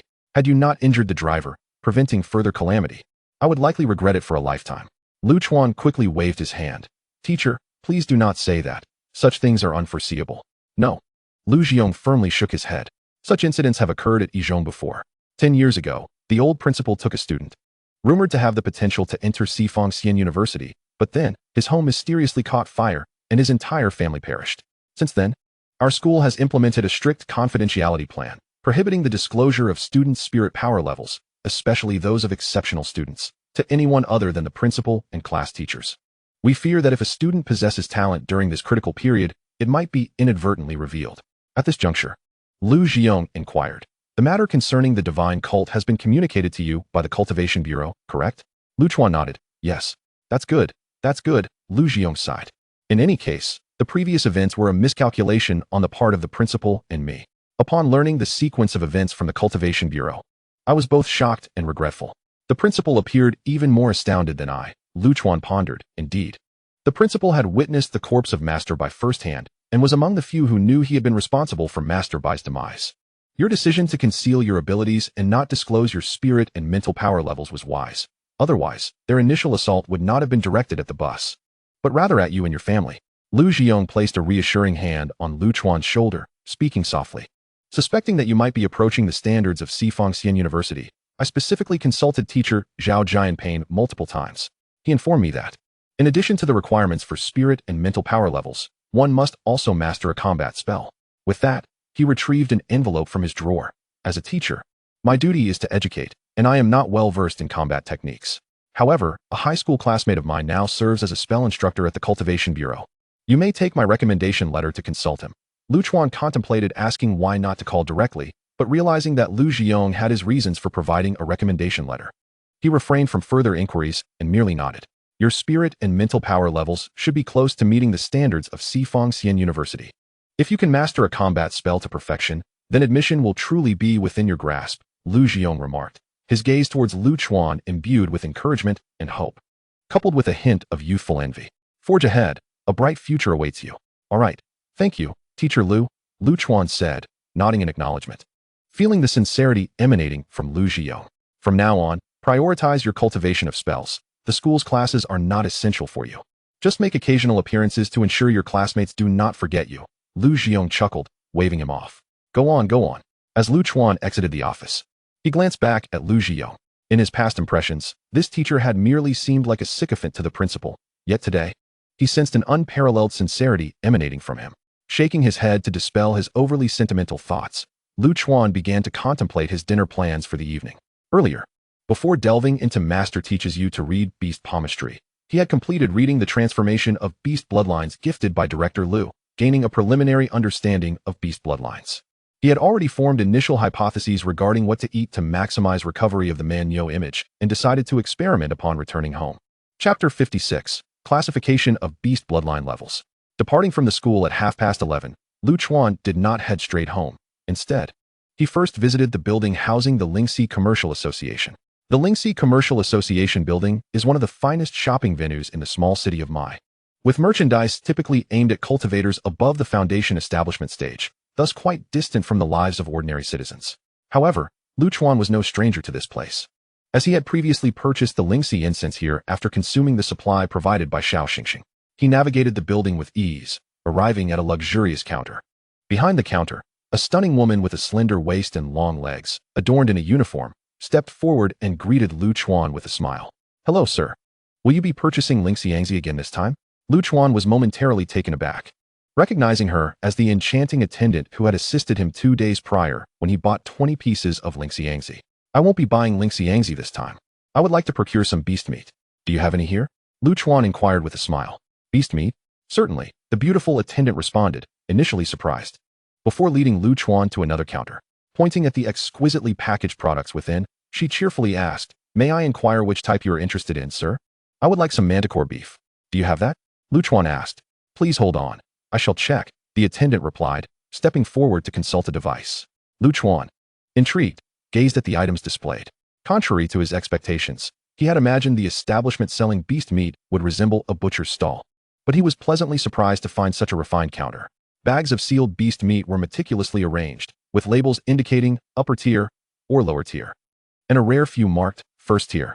Through his studies of the book titled The Spiritual Powers of Beast Bloodlines, Lu Chuan had gained a basic understanding of the classifications of beast bloodlines. Similar to humans, beasts cultivated spiritual energy, and distinctions in innate talent existed among them as well. However, the criteria determining a beast's talent were far more ruthless, hinging upon bloodline.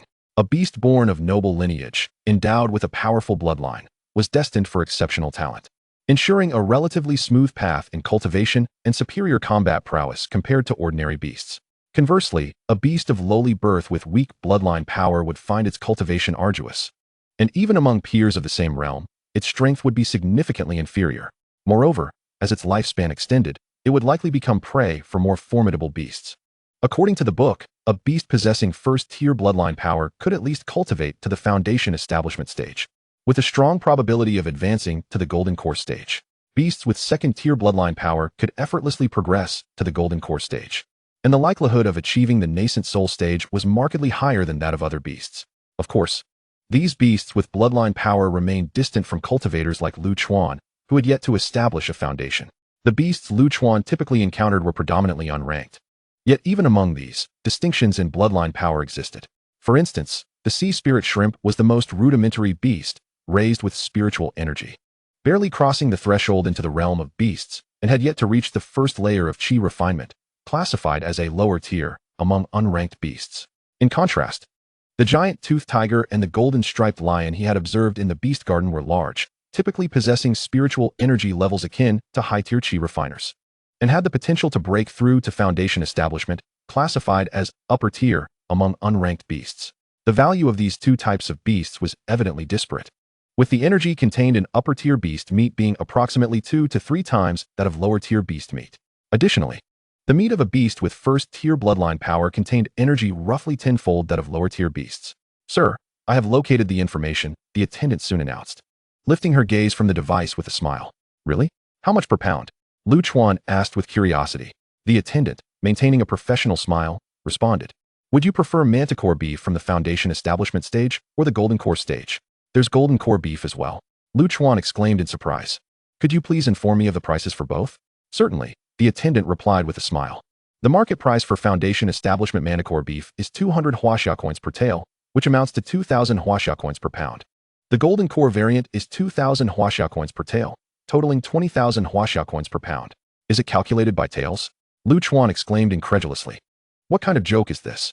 An adult manticore stands 4 to 5 meters tall, measures about 10 meters in length, and weighs around 15 tons. 15 tons equate to 15,000 kilograms, or 30,000 pounds. At 2,000 per pound, a foundation establishment manticore would be valued at 60 million huaxia coins. And a golden core manticore, with its larger size, 800 million? A billion? What a ridiculous markup you have here." The attendant, smiling, replied, "However, I must inform you that since my city is a small town, the demand for manticore meat is not substantial. If you wish to procure some, we would need to source it from the plains, which would take approximately 3 days. 3 days? That's far too slow. I'll pass." Lu Chuan quickly seized upon this excuse to decline the exorbitant expenditure. "Very well," the attendant smiled. "Is there anything else you require?" "I would like to explore some upper-tier beast meat, preferably related to the manticore bloodline," Lu Chuan stated. "Understood." 20 minutes later, Lu Chuan exited the Lingxi Commerce Building, clutching a shopping bag with a pained expression. Ultimately, he had purchased 10 pounds of upper-tier beast Qingyo beef at 250 coins per pound, totaling 2,500 huaxia coins. His decision to buy from bovine beast types stemmed from his experience unlocking the image of the swan beast. The closer the consumed ingredients were to the bloodline of the depicted beast, the more effective the restoration of the image would be. Naturally, as the recipes in the astral cuisine list progressed, the beast utilized grew increasingly powerful, thus elevating the difficulty of restoration. When unlocking the swan beast image, he had consumed a meal of spiritual shrimp to unlock a claw or an arm. However, for the manticore image, despite having eaten a precious beast egg the previous day, he had only managed to restore a single hoof. Thus, he held little hope for the 10 pounds of Qingyo beef. He would be content if he could restore even a single toe on the hoof. The unlocking of the swan beast image had taken 70 days, and the manticore image was anticipated to be even more challenging. Lu Chuan resolved to set a plan for 95 days to tackle the manticore image. The reason for 95 days was straightforward. After 30 days, he would participate in the college entrance examination for the Four Directions Immortal University. 90 days later, following a 60-day vacation, he would embark on his studies at the Four Directions Immortal University. Afterward, Chuan allotted himself 5 days to infiltrate the Beast Taming department at the university, which housed a facility caring for 50,000 manticores. In the end, he thought to himself, Chapter 57, full of enthusiasm. How to grill beef for 20 people. Steps 1. Thoroughly wash 10 pounds of upper-tier Beast Qing beef and slice it according to preference. 2. Bring out the barbecue grill from the balcony and clean it. 3. Prepare minced ginger, chopped green onions, garlic paste, sugar, black pepper, toasted sesame seeds, mushrooms, green peppers, onions, and carrots. 4. In a clean bowl, combine soy sauce, water, chopped green onions, garlic paste, minced ginger, sugar, black pepper, toasted sesame seeds, and other seasonings, mixing well before marinating the beef. 5. Arrange charcoal in the barbecue grill. Preparing to ignite the fire for grilling. Chuan swiftly completed these 4 steps, but did not seek charcoal. Instead, he gazed contemplatively at the barbecue grill. Then, he withdrew the beef and unleashed flames directly from his hands. Yes, he was conjuring flames, employing a spell known as the Great Blazing Flame Technique. A high-tier spell with immense destructive power that had once severely injured a beast of golden core strength. Indeed, Chuan was now using it to grill meat. The flames roared, a vibrant yellow-red, enveloping the Qing beef entirely. As the rich and distinctive aroma of beef wafted through the air, the meat's hue rapidly darkened, revealing exquisite marbling, each piece exuding an irresistible allure. Within mere moments, the flames subsided, and the robust scent of the beef, mingled with spices, enveloped Chuan, igniting a fervent salivation in his mouth. Without hesitation, he seized a substantial chunk of meat, undeterred by the heat, and took a hearty bite. In an instant, the juices erupted within his mouth, a profound meaty fragrance lingering around his lips and tantalizing his taste buds. What a delight! The flames of the Great Blazing Technique enveloped the meat, locking in its moisture, resulting in an explosion of flavor with every bite. Simultaneously, a sense of unrestrained indulgence washed over Chuan, prompting him to savor the moment, his lips adorned with spices and meat juices. How to consume 20 servings of grilled beef? The answer: let Chuan feast. After devouring the grilled beef, Chuan felt a warm glow enveloping him, threads of spiritual energy coalescing within his limbs and gathering towards his dantian. A quick test with the spiritual energy bracelet revealed a value of 955. Following the consumption of the beast egg yesterday, Chuan's spiritual energy had risen from 935 to 945, and now it had increased by another 10 points. This did not imply that his purchase of the beast egg was unwise, for it not only augmented his spiritual energy, but also significantly enhanced his mental acuity. Upon seeing the data, Chuan felt a surge of excitement. He had finally surpassed the admission threshold for Sifang Xian University. This meant that even if he ceased his cultivation at this moment, he could still gain admission to Sifang Xian University in the future. The exhilaration of this breakthrough invigorated him, and after a brief moment of rest and tidying up, he departed for the Cultivation Bureau. Eager to consult an old classmate introduced by Lu Zhiyong regarding spell cultivation. In a refined office within Yuanwu Xian University, Lu Guangnian gazed quizzically at Lu Jingxian. Establishing a branch campus? Teacher, why have I never heard of such a thing before? Lu Jingxian, exuding elegance, smiled softly at Lu Guangnian and replied, because Sifang Xian University has never established a branch campus before, you naturally wouldn't have heard of it. The president of Sifang Xian University proposed the idea of constructing branch campuses in various prefectures of the Huaxiao Alliance 180 years ago, which garnered significant attention at the time. However, for reasons unknown, the plan was shelved and never mentioned again. I had thought the initiative was entirely abandoned. But just a few days ago, it was revived by Vice President Jiang Xinghe. This time, Sifang Xian University seems genuinely committed, and the first branch campus will be established right here in Yuanwu Prefecture. Upon hearing this, Lu Guangnian's eyes sparkled with excitement as he murmured, Teacher, does this not imply that an opportunity is finally arising for Yuanwu Prefecture? Lu Jingxian gently shook his head, letting out a long sigh. An opportunity indeed presents itself, but with it comes immense risk. There are 72 prefectures within the Huaxiao Alliance, of which 27 are high-ranking. Why has Sifang Xian University specifically chosen Yuanwu? It is precisely because our prefecture has recently experienced significant fluctuations in spiritual energy, reaching the threshold of a high-ranking prefecture in a short span of time. Simultaneously, Yuanwu Prefecture lacks any formidable Dao source-level experts and does not belong to any faction within the Huaxiao Alliance, making it easier to control. Lu Guangyan's gaze flickered as he grasped Lu Jingxuan's meaning. 180 years ago, the president's proposal had failed due to dissenting opinions from other factions within the alliance. The forces capable of sidelining such a prominent figure's plan must wield considerable influence within the Huaxiao alliance. If Yuanwu Prefecture were to accept this first branch campus, it would implicitly signal an alignment with the president's faction. Without genuine strength backing Yuanwu, they would undoubtedly face numerous challenges. The Huaxiao alliance has always been united against external threats, yet it can be merciless in internal ideological disputes, particularly regarding the necessity of establishing a branch campus for Sifang Xian University. Lu Guangyan understood the pros and cons clearly, but still gritted his teeth. Yet, we find ourselves with little choice. The path ahead has been broadened. If we cannot withstand the adversaries on this path, Yuanwu Prefecture's situation will only become more dire. It would be better to accept the branch and strive for a breakthrough. Lu Jingxian regarded Lu Guangyan with a hint of approval. Indeed, after discussions with Governor Wang Yuchuan, Vice Governor Wang Hong, and the President, it has been decided to collaborate with Sifang Xian University to take over the branch. We anticipate enrolling new students this year. Lu Guangyan's eyes gleamed with anticipation. Truly, Sifang Xian University operates with remarkable efficiency. However, his expression soon turned serious as he looked at Lu Jingxian. Teacher, the atmosphere is turbulent and unpredictable. I have a nagging feeling that the time has come. Yesterday, I submitted my application to enter the Star Path. Lu Jingxian looked at Lu Guangyan with surprise. Are you prepared? Absolutely. Lu Guangyan rose, clasped his hands in a deep bow to Lu Jingxian. The departure date is set for 3 days from now. I am here to bid farewell.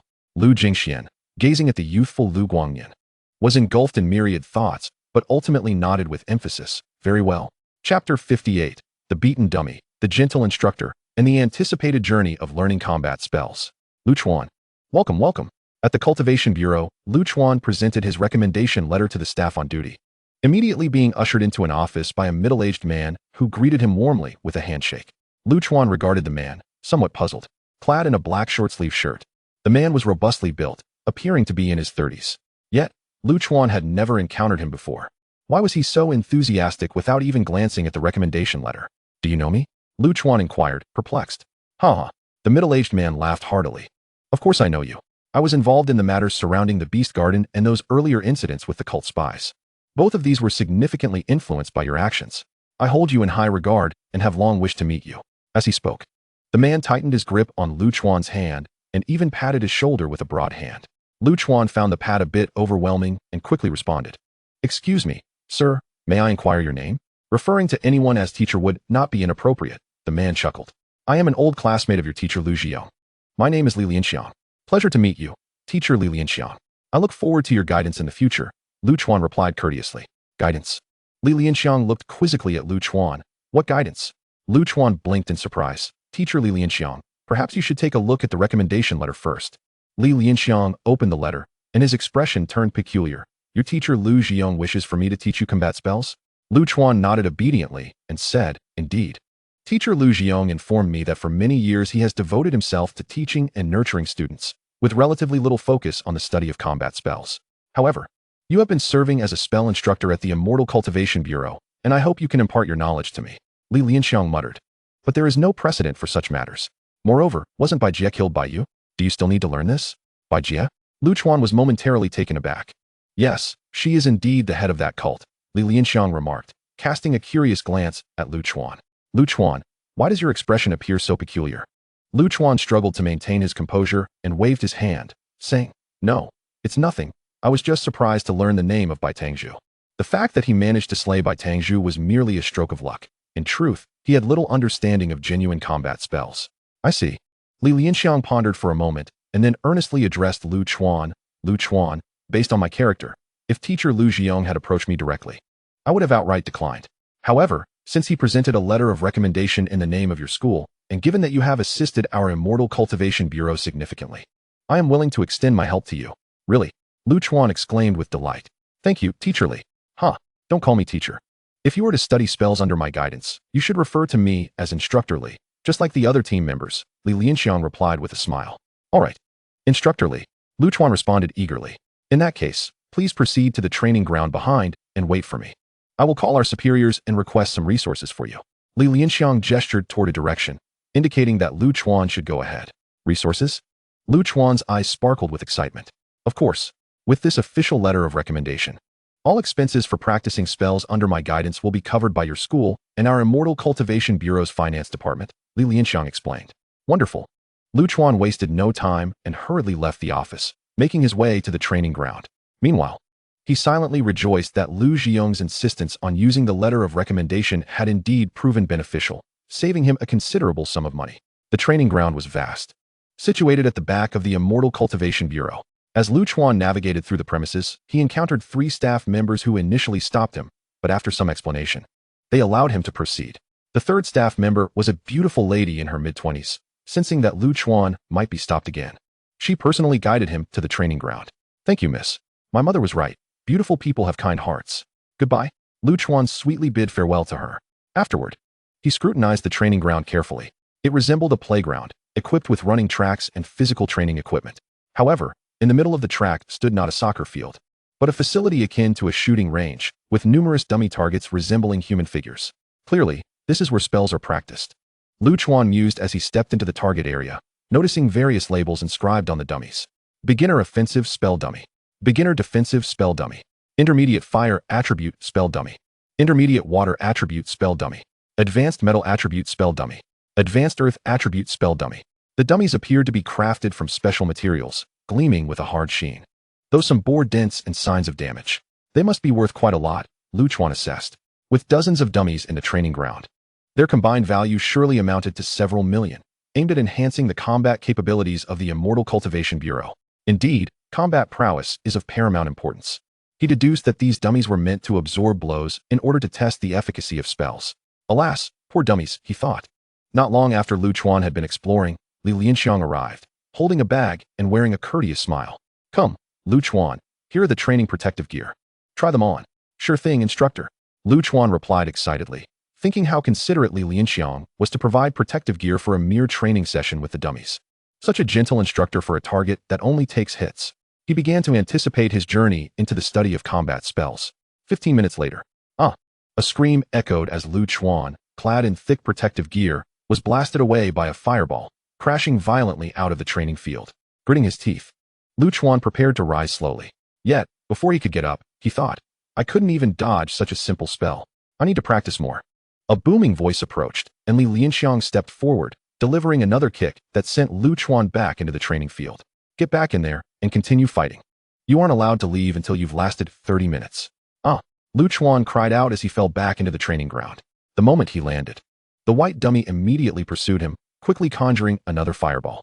Boom. Lu Chuan was launched into the air once more. Back you go. Li Lianxiang kicked him again. Back. Back.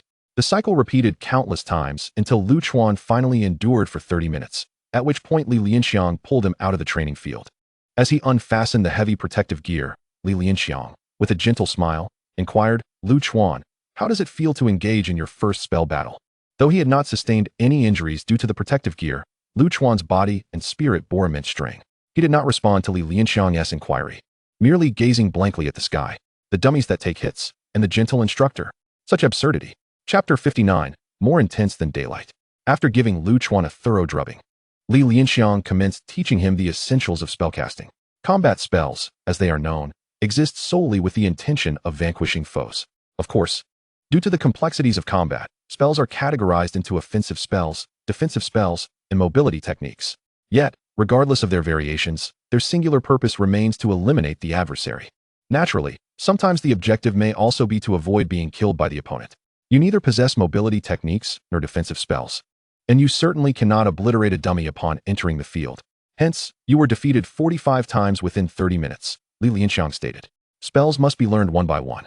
I suggest you first master mobility techniques, followed by defensive spells, and finally offensive spells. Understood. Lu Chuan nodded earnestly, agreeing with Li Lianxiang's assessment. His current strength was indeed too feeble. His first priority must be self-preservation. Moreover, he possessed formidable spells like the Mountain Art and the Great Blazing Flame technique, but unfortunately, both had limited ranges. If he could excel in mobility techniques, perhaps he could find opportunities to approach enemies and launch surprise attacks. The Huaxia Alliance recommends foundational spells for cultivators below the foundation establishment stage, including Fireball Technique, Ice Spike Technique, Water Manipulation Technique, Earth Escape Technique, Wind Walk Technique, and Golden Light Technique. Fireball and Ice Spike techniques are classified as basic spells, Water Manipulation as a defensive spell, Earth Escape as a mobility technique, Golden Light as an obstruction spell, and only Wind Walk is categorized as a mobility technique. Here are the training essentials for Wind Walk technique. Take a look. Li Lianxiang produced a spirit-powered tablet from his pocket and handed it to Lu Chuan. Lu Chuan was taken aback. Was this truly a spell tome? Shouldn't it be a grand book with ornate binding? Why was it a tablet instead? How frustrating. You have once again shattered my illusions regarding the path of cultivation.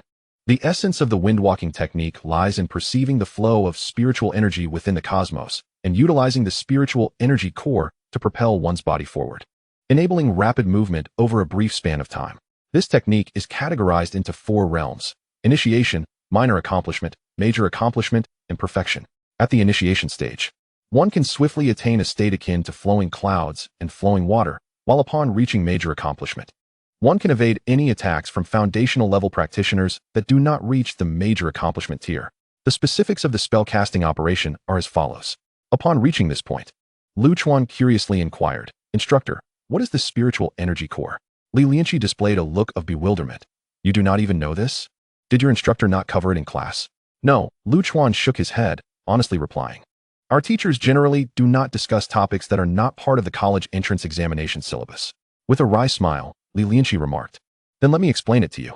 The so-called spiritual energy core is the central hub that orchestrates the power within a cultivator's body, akin to the power formation in a spiritual energy vehicle. The stronger the spiritual energy core, the higher the cultivator's spiritual energy value and the greater the potential power they can wield. In truth, the practices of the Qi refining stage, foundation establishment stage, and golden core stage are essentially aimed at fortifying the spiritual energy core. During the Qi refining stage, one condenses spiritual rings within the body. In the foundation establishment stage, these rings are consolidated into a swirling vortex of spiritual energy, and in the golden core stage, one embarks upon the formidable path of the golden core. The 3 types of spiritual energy cores, spiritual rings, spiritual energy vortices, and golden cores, differ vastly in the total amount of spiritual energy they can harbor and the prowess they can summon. Thus, the methodologies of cultivation available during the Qi refining, foundation establishment, and golden core stages are distinctly disparate. Realizing this, Lu Chuan had an epiphany. Although he had previously been oblivious to these concepts, Li Lianqi's elucidation was exceedingly clear, allowing him to swiftly grasp the underlying principles. As one progresses in cultivation, the amount of spiritual energy within a cultivator's body increases. Yet spiritual energy remains merely a wondrous force within the universe, akin to a barrel of gasoline, which, when left untouched, remains merely gasoline and cannot transform into the power of a vehicle or the light of a lamp. To convert gasoline into energy, one requires an engine for the transformation. Spiritual energy operates similarly. To unleash its true might, a spiritual energy core is necessary for orchestration. The various spells serve as methods to assist the spiritual energy core in harnessing the energy throughout the body, allowing the spiritual energy to manifest as potent fireballs or blinding beams of golden light. The spiritual energy core forms the foundation of spellcasting. While comprehension and mastery of the spells are equally vital, Li Lianqi conveyed to Lu Chuan, even as high-level Qi refiners, we, the practitioners of the Cultivation Bureau, can single-handedly contend with 3 to 5 instructors from your school. This is due to our deeper understanding of combat spells. A spell can reach initiation level after about a year of practice, while it may take 3 to 5 years to attain minor accomplishment. All combat personnel within our bureau have achieved minor accomplishment in their spells, with some veteran members mastering 2 or more combat spells at major accomplishment. 1 year to reach initiation? Lu Chuan frowned. Naturally. Otherwise, why do you think your school instructors refrain from learning? It is precisely because combat spells require prolonged practice, which is too taxing on their energy. They are preoccupied with teaching duties daily and scarcely have time to practice combat techniques. Achieving initiation in even one combat spell is quite rare. Li Lianqi chuckled, adding, however, do not worry too much. It is said that the students of Sifang Xian University cultivate combat spells at a rate significantly faster than the average person. If you diligently practice with me starting today, you may have a chance to reach initiation within 3 months. I hope so, Lu Chuan thought, somewhat troubled. The college entrance examination does not assess the mastery of spells. Only after enrollment will Sifang Xian University conduct a combat assessment, which coincidentally occurs 3 months later. However, is it truly possible for an initiation-level windwalking technique to pass the combat assessment of Sifang Xian University, a gathering place for prodigies? All right, for now, refer to the essence of the windwalking technique and attempt to cast it. I will provide guidance in 10 minutes. Li Lianqi interrupted Lu Chuan's musings with a smile. Remember, today I will only guide you 3 times. Lu Chuan was momentarily taken aback. 3 times? What happens after that? Li Lianqi replied with a meaningful grin, then turned his gaze toward the training dummies. Of course, it will be time for you to engage in practical combat with the dummies. Lu Chuan redirected his attention to the training dummies in the center of the practice arena, his body suddenly shuddering. 2 hours later, Lu Chuan returned home, dragging his weary body. Today, he had practiced spells for a total of 3 hours at the Cultivation Bureau's training ground, with 2 of those hours spent enduring relentless beatings from the dummies. Although he wore thick protective gear and was not injured, the sensation of being repeatedly flung by the dummies was hardly pleasant.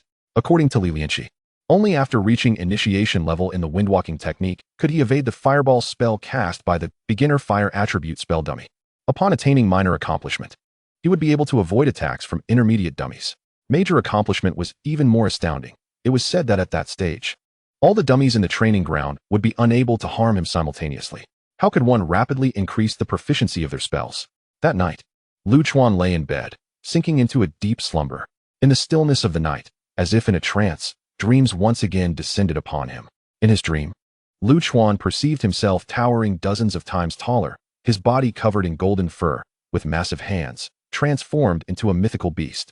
Behind him stood 70 or 80 individuals clad in white robes, silently observing him. Just as Lu Chuan pondered their intentions, a commanding voice rang out from the center, "Gather." The next moment, an overwhelming number of colossal fireballs materialized in the air, hurtling toward him with great force. Almost instinctively, Lu Chuan's hair stood on end, and he turned to flee. Damn it, this is even more intense than during the day. Chapter 60. Farewell, Lu Guangyan. The following day, Lu Chuan once again lay breathlessly on the training ground of the Cultivation Bureau. Approaching him, Li Lianqi remarked with a smile, "Not bad. This time you were defeated 39 times in 30 minutes, which is 6 times fewer than last time. That is quite an improvement. Keep up the effort." Gritting his teeth, Lu Chuan rose from the ground and charged toward the dummies once more. Li Lianqi, astonished, exclaimed, "Take a 10-minute break before starting again. You've barely rested for a minute." 30 minutes later, Lu Chuan lay breathlessly on the ground again. Li Lianqi swallowed hard and asked, "Lu Chuan, are you sure you're all right?" Lu Chuan gritted his teeth and replied, "This time it was 33 times, 3 fewer than before." Then he stood up and charged toward the dummies again. Li Lianqi gazed at Lu Chuan's retreating figure, murmuring, "He is so hard on himself." Yet soon, admiration filled his eyes. Truly, he is a talented student with the potential to be accepted into Sifang Xian University. Although he wore specialized protective gear, making it difficult to sustain injuries while battling the dummies, the frequent impacts and falls were a tremendous drain on one's willpower. To endure without rest, to face the challenge fearlessly, and to grit one's teeth through the punishment required a certain toughness, a fierceness that many combat personnel in the Cultivation Bureau lacked. Yet, it is precisely this tenacity that embodies the essence of a true strongman.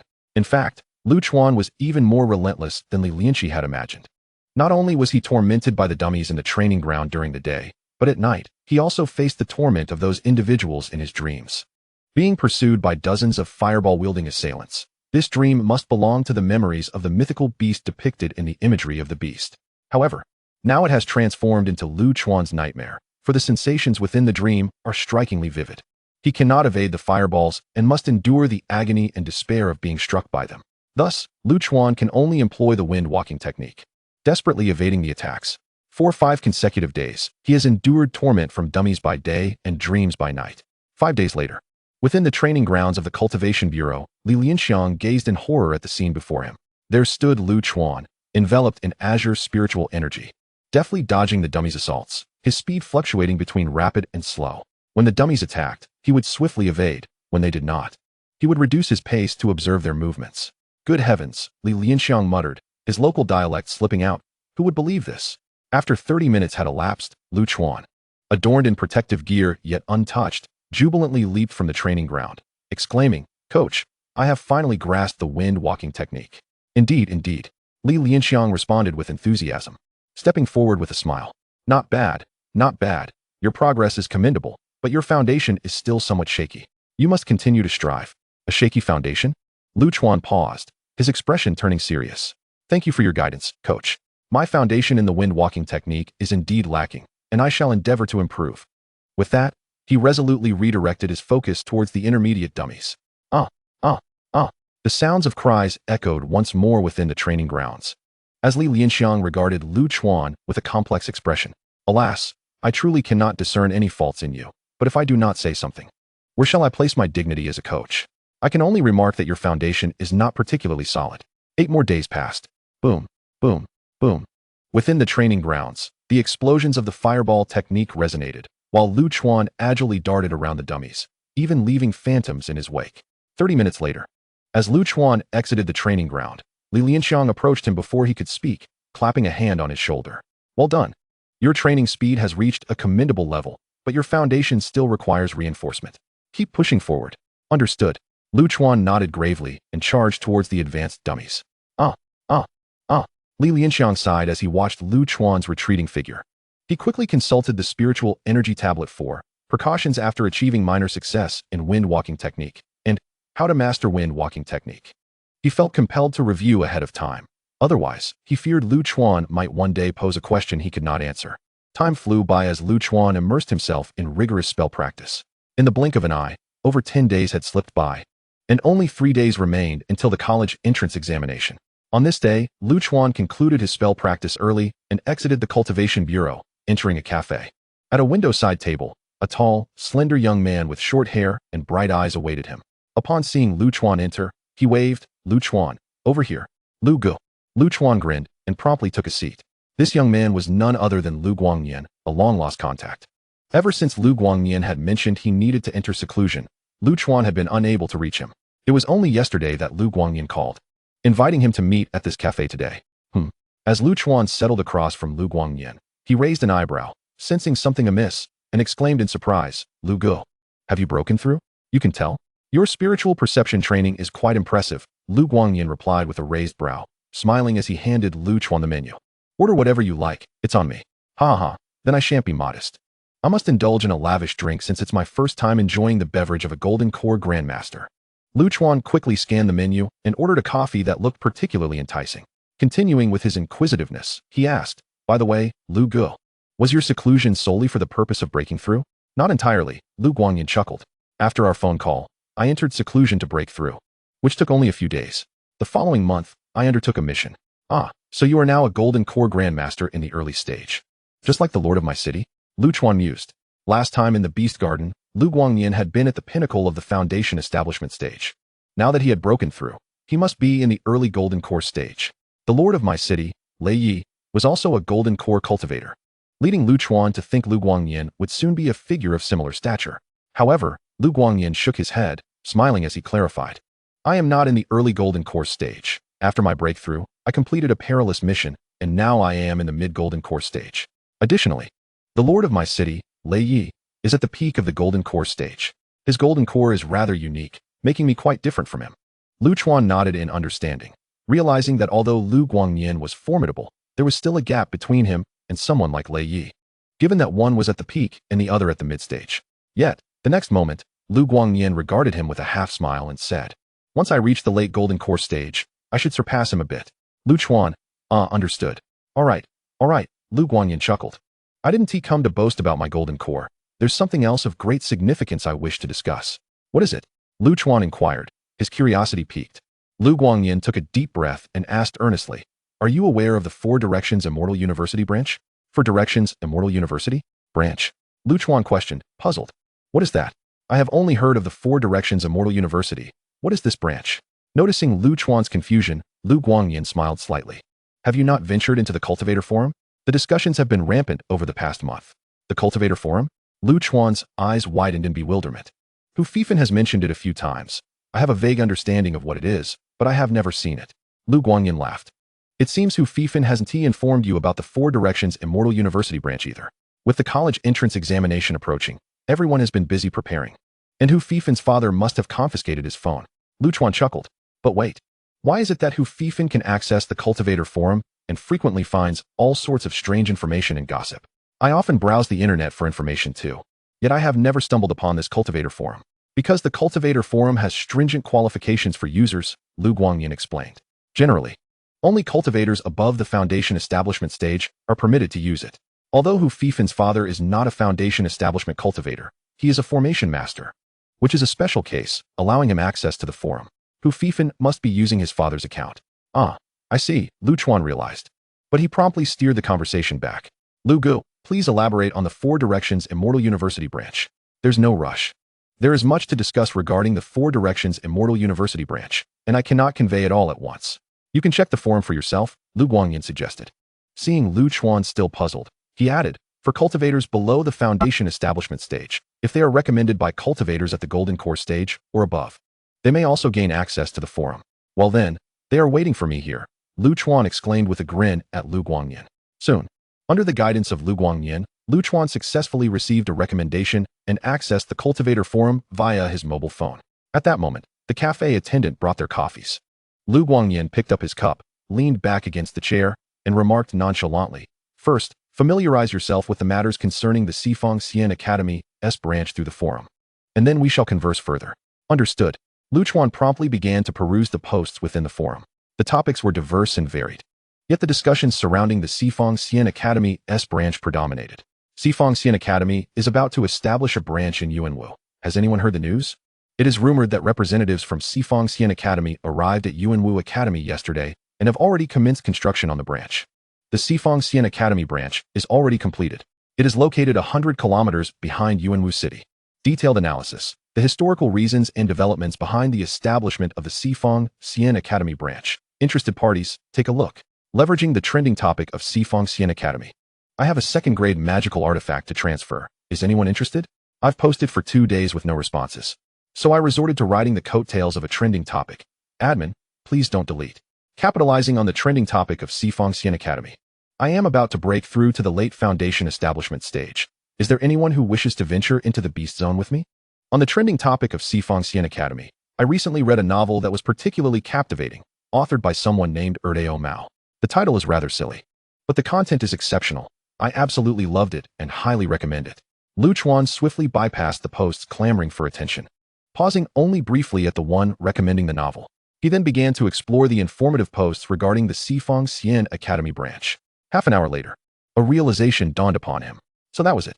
Due to a breakthrough by a mysterious powerful figure within the Yuanwu government, the spiritual energy concentration of Yuanwu had risen from a 5th tier to a 3rd tier government, thereby positioning it within the ranks of upper tier governments. This concentration of spiritual energy precisely met the criteria for the establishment of a branch by Sifang Xian Academy. Moreover, compared to other upper tier governments, Yuanwu had the weakest foundation and lacked any formidable figures above the Dao Source realm, which led to Sifang Xian Academy selecting it as the site for their first branch. Remarkably, Sifang Xian Academy was exceptionally efficient. Within 30 days, they had constructed the campus behind Yuanwu City and had already issued their enrollment plan. Additionally, some posts discussed concerns that Yuanwu's decision to collaborate with Sifang Xian Academy in establishing the branch might face opposition from other factions within the Huaxi Alliance, though they were vague about which factions or prominent figures would oppose. Overall, the opinions among cultivators in the forum varied, but most maintained a supportive stance, believing that the Sifang Xian Academy branch could bring significant development to Yuanwu and was worthy of optimism.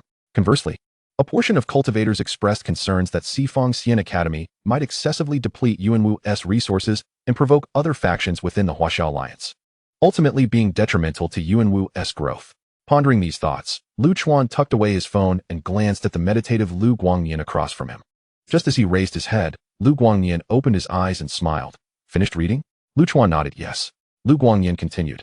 I wanted you to see the varied perspectives within the forum to cultivate your own understanding of this matter, rather than solely relying on my words. Lu Chuan chuckled. You are quite sincere, Brother Lu. Lu Guangyan smiled. What I say is indeed the truth, for if I were to introduce this matter to you, I would likely only share the pleasant aspects. After all, once the Sifang Xian Academy branch is established, it will essentially operate within the same system as Sifang Xian Academy. Subsequently, I will also serve as an assistant teacher there. Thus, I would recommend that you consider attending the branch after your college entrance examinations. Lu Chuan was taken aback, surprised by Lu Guangyan's directness. Brother Lu, was your intent to persuade me to enroll in the Sifang Xian Academy branch? He asked. But given my current spiritual power and energy levels, I could effortlessly gain admission to the esteemed Sifang Xian Academy. Having reviewed the forum, Lu Chuan was well aware that although the establishment of the Sifang Xian Academy branch was a project spearheaded by prominent figures, the branch was newly formed and hastily constructed within 30 days.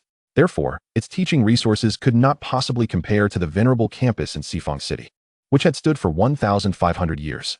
Lu Guangyan replied nonchalantly, "The teachers at the Yuanwu branch are no different from those in Xifeng City. Moreover, since the campus has just been established, those willing to transition from Xifeng City to here are often quite ambitious." Lu Chuan inquired, "Ambitious?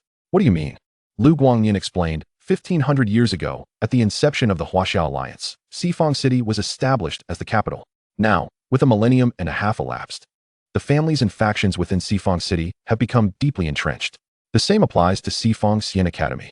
The vast network of factions is so intertwined that it is exceedingly difficult for outsiders to gain entry, and those older figures are notably conservative and stubborn. This is evidenced by the fact that the branch plan of Xifeng Xian Academy was previously halted 180 years ago. Now that the branch has been established, the teachers willing to leave Xifeng City and come to the pastoral area are undoubtedly agents of change, typically younger individuals who have been marginalized by the old powers in Xifeng City. Thus, I assert that they possess ambition. Lu Chuan was momentarily speechless. He could not deny that Lu Guangyan's words resonated with him. To be fair, Lu Chuan also preferred a vibrant and ambitious atmosphere over one that was excessively rigid and conservative. Noticing that Lu Chuan seemed swayed by his words, Lu Guangyan chuckled. "Do not be hasty. The previous remarks were made from the perspective of my future role as an assistant teacher at the Xifeng Xian Academy Yuanwu branch. Now, I will speak as a friend." Lu Chuan paused, then smiled. "Brother Lu, please continue." Lu Guangyan, with a knowing smile, advised, "I suggest you focus on preparing for the college entrance exams and aim to achieve an outstanding score. In doing so, whether it be Xifeng City's headquarters of Xifeng Xian Academy, our Yuanwu branch, or even the prestigious Shangjiao Xian Academy and Shangfu Xian Academy in Modu, teachers will come to recruit you. At that point, you can simply evaluate their offers and choose the one that best aligns with your aspirations." At Lu Guangyan's words, Lu Chuan burst into hearty laughter, exclaiming, "Brother Lu, this plan is truly brilliant." Chapter 62. Only Fear You. In Muki City, Education Bureau. In the director's office, Xiao Xingsheng sat anxiously on the visitor's sofa, awaiting the director's arrival. Soon, a tall, thin, yet balding middle-aged man entered from outside the office. "Principal Xiao. My apologies for keeping you waiting." Xiao Xingsheng immediately stood, awkwardly laughing. "Director Mo, you are too kind. I just arrived. Come, take a seat. I have something important to discuss with you."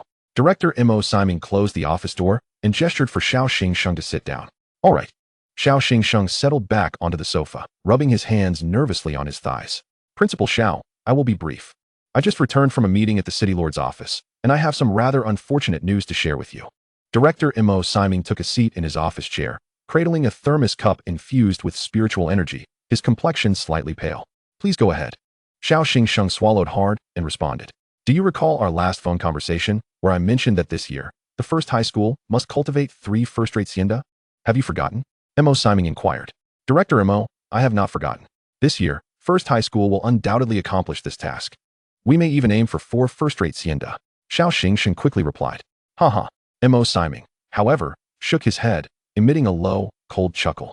The emergence of 4 first-rate celestial universities represents a significant breakthrough compared to the previous 4 years. Perhaps, Principal Xiao, you may even receive commendation from the City Lord's mansion. However, this year, the situation appears dire. What's wrong, Principal Mo? Is Lord Lei still dissatisfied?" Xiao Xingxing inquired anxiously. "This matter does not concern Lord Lei," Mo Simon replied, placing his thermos down and gazing at Xiao Xingxing with a grave expression. "Rather, the landscape of our Yuanwu Academy has shifted." Xiao Xingxing stared blankly at Mo Simon, rendered speechless. The Education General Office of Yuanwu Academy issued new directives yesterday, purportedly under the guidance of Deputy Governor Wang Hong. Mo Simon stated wearily. "The establishment of the Yuanwu Academy branch heralds a new era in our educational environment, necessitating a comprehensive reform of the teaching methodologies within Yuanwu Academy. This year, any city whose college entrance examination results do not meet the standards will see its Education Bureau director or principal replaced. For my city, the benchmark has been set at 21st-rate celestial universities." At this juncture, Mo Simon appeared to have surrendered entirely, shaking his head with a wry smile. "Principal Xiao, having worked together for 4 years, I fear that this year we may both be swept away. 21st-rate celestial universities?" Xiao Xingxing slumped helplessly against the sofa, a bitter smile gracing his lips. "Our first high school can at most produce 4, and the second, third, and experimental high schools combined might not even yield 1. 20? It seems the Yuanwu Academy is genuinely intent on enacting a complete overhaul of its educational system. What is Deputy Governor Wang Hong trying to accomplish?" "Brother Lu, What constitutes an impressive score in the college entrance examination? In a cafe, Chuan, having neglected his coffee, curiously queried Lu Guangyan. Lu Guangyan did not respond directly, but instead smiled. Each year, the Four Directions Celestial University enrolls approximately 25 students from the Yuanwu Academy. The Shangfu and Shangjiao Celestial Universities will accept around 200 students in total, and the top 100 will be sought after by both institutions. Of course, the primary competition lies between Shangfu and Shangjiao, along with a few slightly lesser first-rate celestial universities vying for the same candidates. Historically, even the top 25 students from Yuanwu Academy would not attract attention from Four Directions Celestial University. Why? Because they possess ample confidence, Lu Guangyan stated with a knowing smile. Lu Chuan nodded in agreement. If a candidate's spiritual power and mental strength meet the standards of Four Directions Celestial University, the likelihood of them applying elsewhere is exceedingly low. As the most prestigious celestial university in the Huaxiao Alliance, it is the dream institution for all aspiring cultivators. However, this year is different, Lu Guangyan continued with a smile. If you meet the admission criteria for Four Directions Celestial University, you can expect teachers from both the Yuanwu and Four Directions campuses to come seeking you, as there seems to be a competitive dynamic between them as well. If you rank among the top 5 students in Yuanwu Academy, both institutions will present you with generous offers to choose from. Top 5. Lu Chuan furrowed his brow, deep in thought. After a moment, he asked, "How much could they offer?" "Ha ha." Lu Guangyan laughed heartily. "I appreciate your directness. Based on my estimates, the offers could range from 3 to 5 million, with higher rankings yielding more substantial rewards. 5 million. Such an amount." Lu Chuan exclaimed, his eyes wide with excitement. But suddenly, he sensed something amiss and looked at Lu Guangyan in surprise. "Brother Lu, I haven't disclosed my spiritual power or mental strength to you. How can you be so certain I will be sought after by both campuses?" Lu Guangyan shot him a knowing glance. "I am currently at the golden core stage. While you have yet to establish your foundation, discovering your capabilities is quite trivial." Lu Chuan pouted. Indeed, his spiritual power had already reached 999, just a step away from establishing his foundation. In fact, he had achieved that level over half a month ago, and though he continued to cultivate, he felt his spiritual energy accumulating, yet his power ring still displayed 999. Lu Chuan realized that once he surpassed 999 in spiritual power, he would immediately enter the foundation establishment stage. His mental strength had been steadily increasing and now stood at 285, exceeding the admission threshold for Four Directions Celestial University by a full 85 points. Based on historical data, entering the top 3 at Yuanwu Academy was nearly guaranteed, with a possibility of even claiming the top spot. "By the way, Brother Lu, there's something else I must ask." Lu Chuan suddenly inquired. "What is it?" "If I achieve an outstanding score in the college entrance examination, won't those cultists come after me again?" Lu Chuan asked. Lu Guangyan smiled softly at his concern, not questioning how Lu Chuan had learned about the cult's existence. "What? Are you considering abandoning your pursuit of Four Directions Celestial University out of fear of their potential assassination?" Lu Chuan paused. "Well, not exactly." Lu Guangyan's expression grew serious as he replied, "Rest assured, while you may harbor concerns about the cult of the gods now, you will understand once you enter the Celestial University. It is not filled with the feeble scholars you imagine. Every student at a celestial university has endured the trials of war and bloodshed, facing countless life and death crises. Once you emerge from the celestial university, those thugs from the cult of the gods, who only bully the ordinary, will tremble in your presence." Chapter 63. Calculating against each other. For Directions Celestial University? Principal Xiao. "You must be jesting." In the Education Bureau Director's office, Mo Siming stood from his chair, leaning over the desk with enthusiasm. "It should be about right." Xiao Xingxing responded with uncertainty. "About right?" Mo Siming stepped away from his desk, urgently pressing, "Principal Xiao, this matter concerns both our futures. We must ascertain it. You should understand that the value of a Four Directions Celestial University student far exceeds that of 21st-rate celestial universities." "Alas," Xiao Xingxing sighed, "Director Mo. Let me be candid with you. We do indeed have a student at our first high school with a strong chance of being accepted into Four Directions Celestial University. But the situation is rather precarious. His family's financial situation is quite ordinary and cannot support the consumption of elixirs. Initially, I allocated 50,000 from our school's funds, which stabilized his spiritual and mental growth. But 50,000 is hardly sufficient to cultivate a student for Four Directions Celestial University. Recently, that funding has been exhausted, and his progress has once again slowed. With only 3 days left until the college entrance examination, his mental strength is still hovering around 198. Still 2 points shy of the admission threshold for Four Directions Celestial University. "What?" Mo Siming gasped. "Principal Xiao, how could you be so careless? With such a promising candidate, why didn't you report to the Bureau sooner? If our school lacks funds, the Bureau can provide support. You see, Xiao Xingxing lowered his head. Speaking earnestly, Director, you may not be aware, but this student was once pursued by the cult, so I kept his existence confidential to protect him, hoping to surprise you with his examination results. Alas, I did not anticipate the funding issue. I take full responsibility for that. M.O. Siming began pacing anxiously in the office, then took a deep breath and picked up the phone, dialing a number. Hello, Principal's son, this is M.O. Siming. Haha. I'm not calling to discuss your school's academic performance this time, but rather to consult with you on a matter. In my relative's household, there is a child who is set to take the college entrance examination in 3 days. His spiritual energy has surpassed the threshold for the Four Directions Immortal University, yet his mental strength falls short by 2 points. I wonder if you might possess any solutions? The 80,000 miles horn. Is it truly effective? Excellent. Thank you, Principal's son, for your immense assistance. I shall treat you to a meal soon. After hanging up the phone, M.O. Siming took a deep breath, his voice quivering slightly. A solution has been found. The 80,000 miles horn comes without side effects, but it can only be administered once in a lifetime to cultivators below the foundation establishment stage. However, its exorbitant cost means that generally, only the scions of wealthy families can afford it. I shall procure it for the student at your school. Xiao Xingxing nodded emphatically. Leave it to me, Director M.O. M.O. Siming stepped forward, giving Xiao Xingxing a reassuring pat on the shoulder, and said meaningfully, Principal Xiao, we have truly shared in each other's trials. Exiting the director's office, Xiao Xingxing carried the note signed by M.O. Siming to the financial department of the Cultivation Bureau, where he collected 3 million in funding before hastily leaving the bureau. It was only after he settled into his car that he exhaled deeply, a broad smile spreading across his face. As the pride of No. 1 high school, Xiao Xingxing had nearly monitored Lu Chuan around the clock. How could he not know that Lu Chuan was virtually guaranteed admission to Four Directions Immortal University? Yet, should he reveal anything to M.O. Siming, how could he possibly secure this 3 million funding? Lu Chuan, you are truly my lucky star. He glanced cautiously outside the car, then began humming a tune as he drove away from the Cultivation Bureau.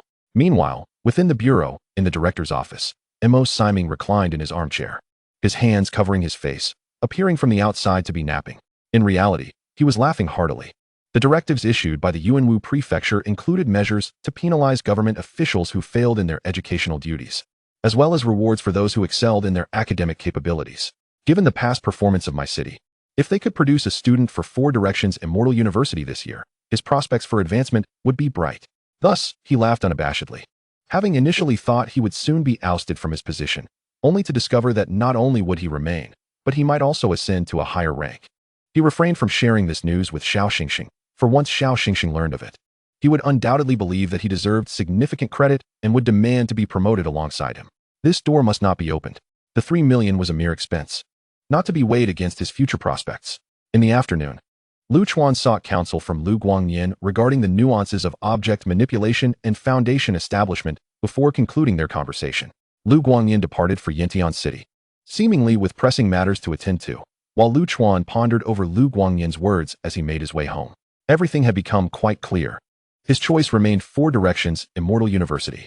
However, due to recent developments, the university had split into the Four Directions City campus and the Yuanwu campus, and he now faced a choice between the two.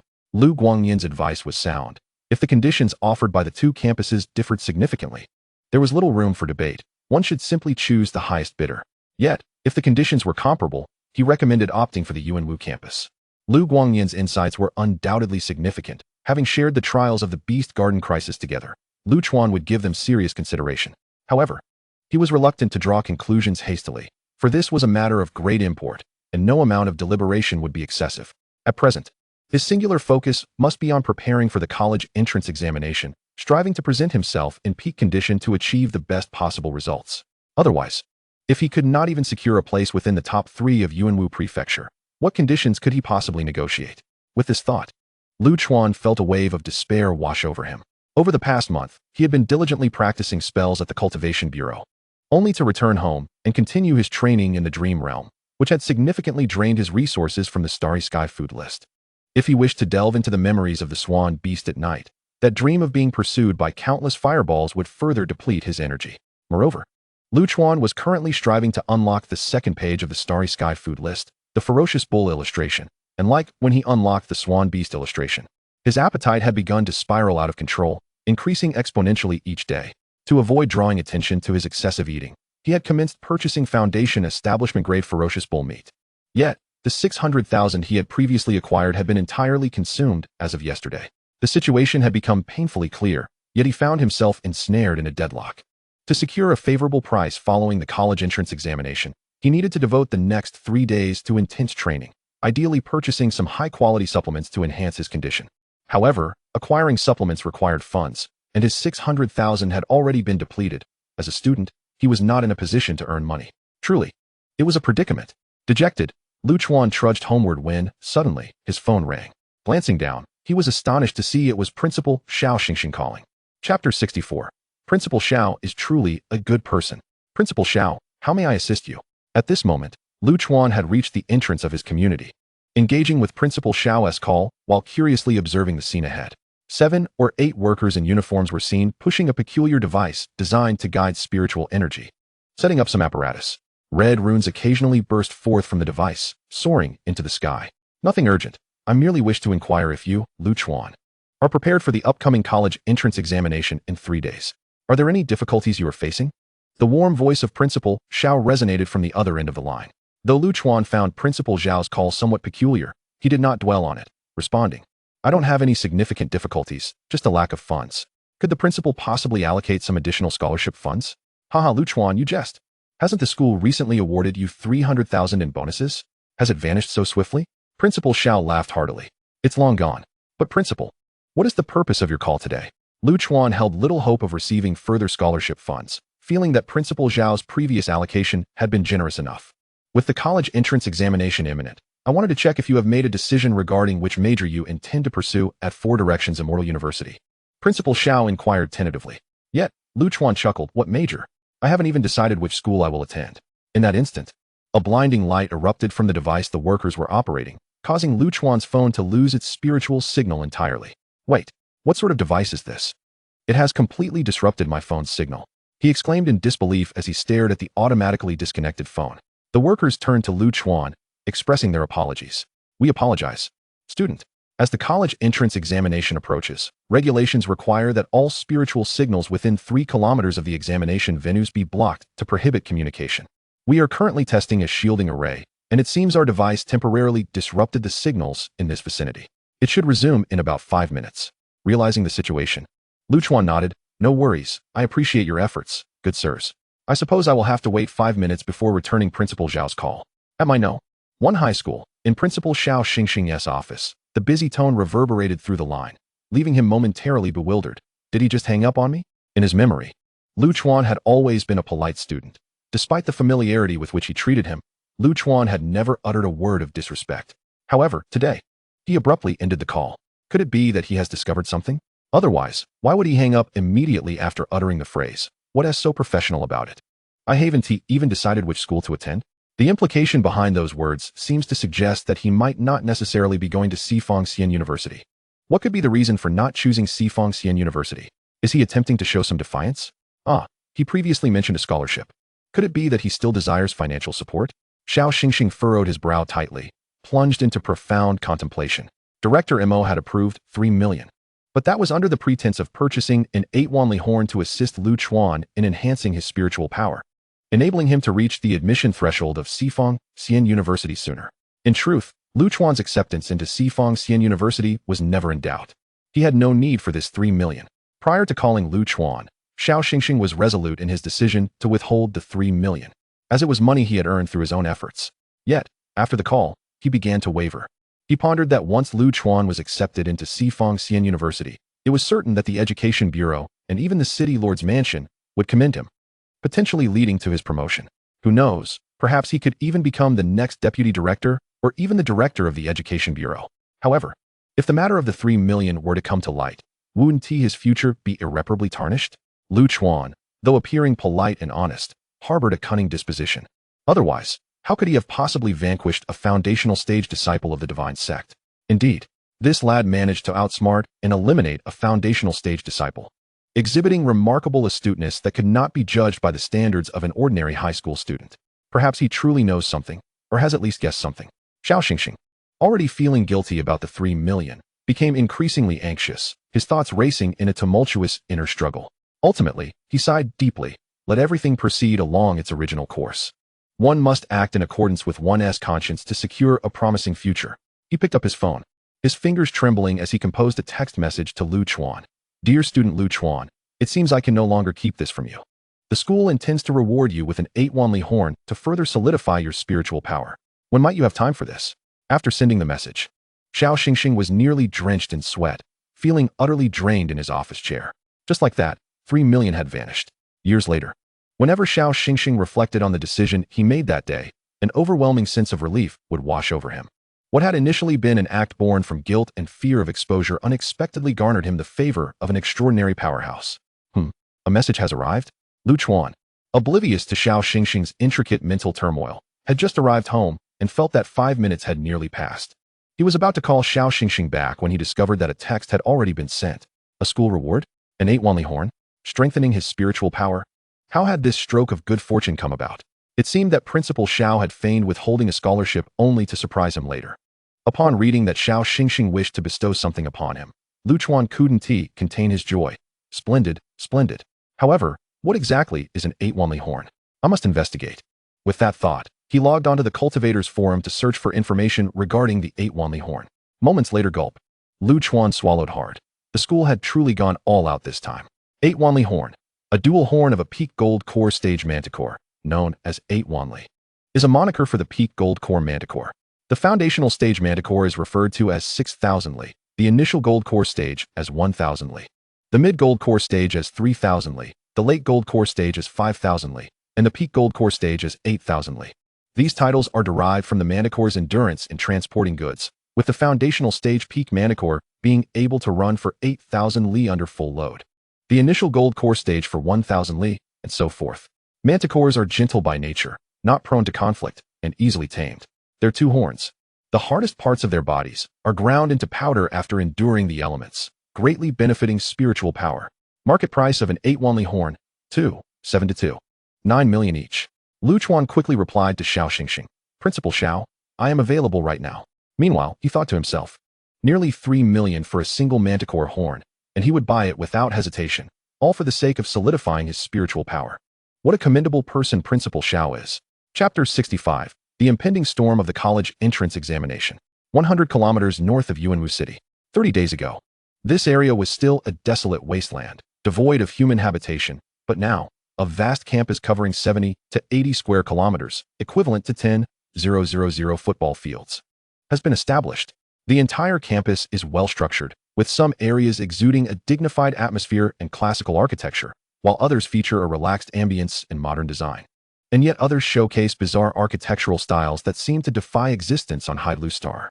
This is the branch campus of Sifang Xian University established in Yuanwu Prefecture, the Yuanwu campus.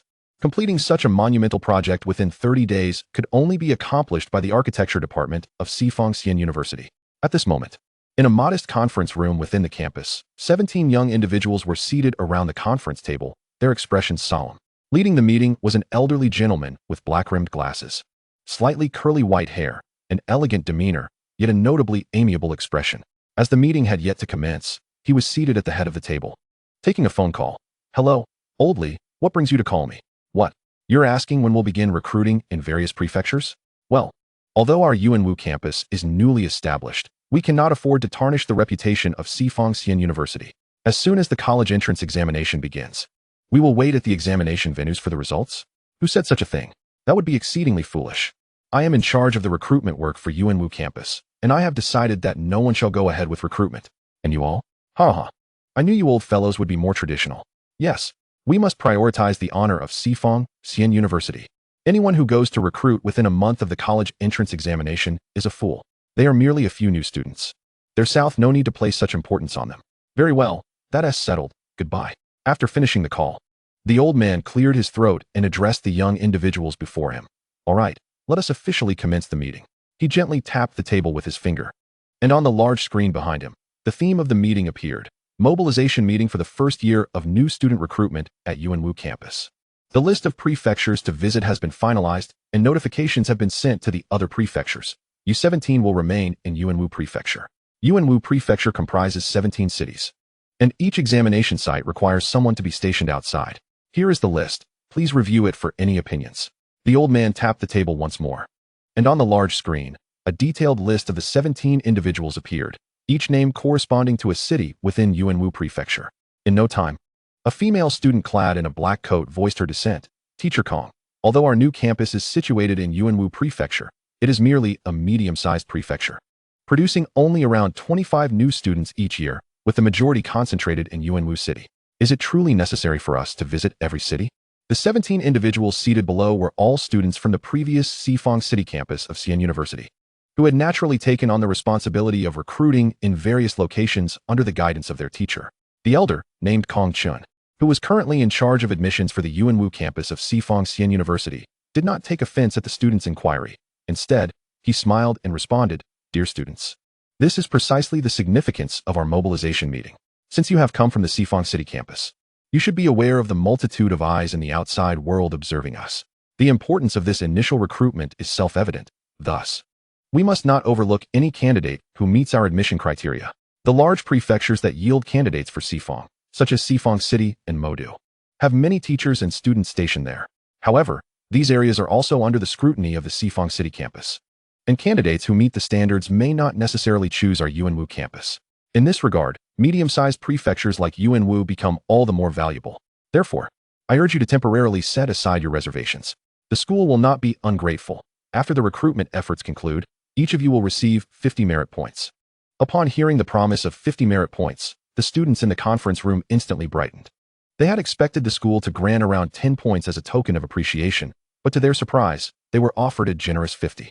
Noticing their reaction, Kong Chen nodded and remarked, "Once you arrive in the 17 cities under Yuanwu Prefecture, you must not only monitor the examination conditions in the main city, but also pay close attention to the smaller cities under its jurisdiction. Should a candidate with the ability to manipulate objects emerge, you must promptly convey our Yuanwu campus's intentions to them. If a candidate's mental power exceeds 250, report it to me. If it surpasses 300, you must incapacitate them immediately and remove them from the examination hall." The students below stared at Kong Chuan in confusion. "Teacher Kong, why must we incapacitate them?" Kong Chuan furrowed his brow as he regarded the students and sighed. "You have been studying at Sifang Xian University for so many years, yet you fail to grasp this fundamental concept. Based on past data from Yuanwu Prefecture, a mental power of around 270 would secure a place among the top 3 in the entire prefecture. A score of 300 would undoubtedly guarantee the top position. At that point, the folks from Sifang City campus will certainly come vying for them. So you must act decisively, incapacitate them, and bring them to the school, where I will negotiate terms with them." The attendees in the conference room looked at Kong Chuan, their faces a mixture of astonishment. It was the same female student who asked, "But, Teacher Kong, you just spoke with the teachers from Sifang City. Did they not say they would not recruit in advance?" Kong Chuan rolled his eyes at this remark. "I said those who recruit early are fools, did I not? It is those who do not recruit early who are the real fools." In Muki City, Lu Chuan had just acquired the fierce bull horn from Xiao Xingxing. He struggled up the stairs with a box nearly as tall as himself.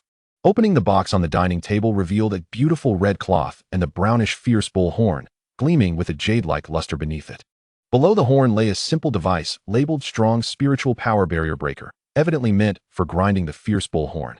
Lu Chuan cast a single eager glance at the barrier breaker before lifting the massive horn from the box, surveying it with satisfaction.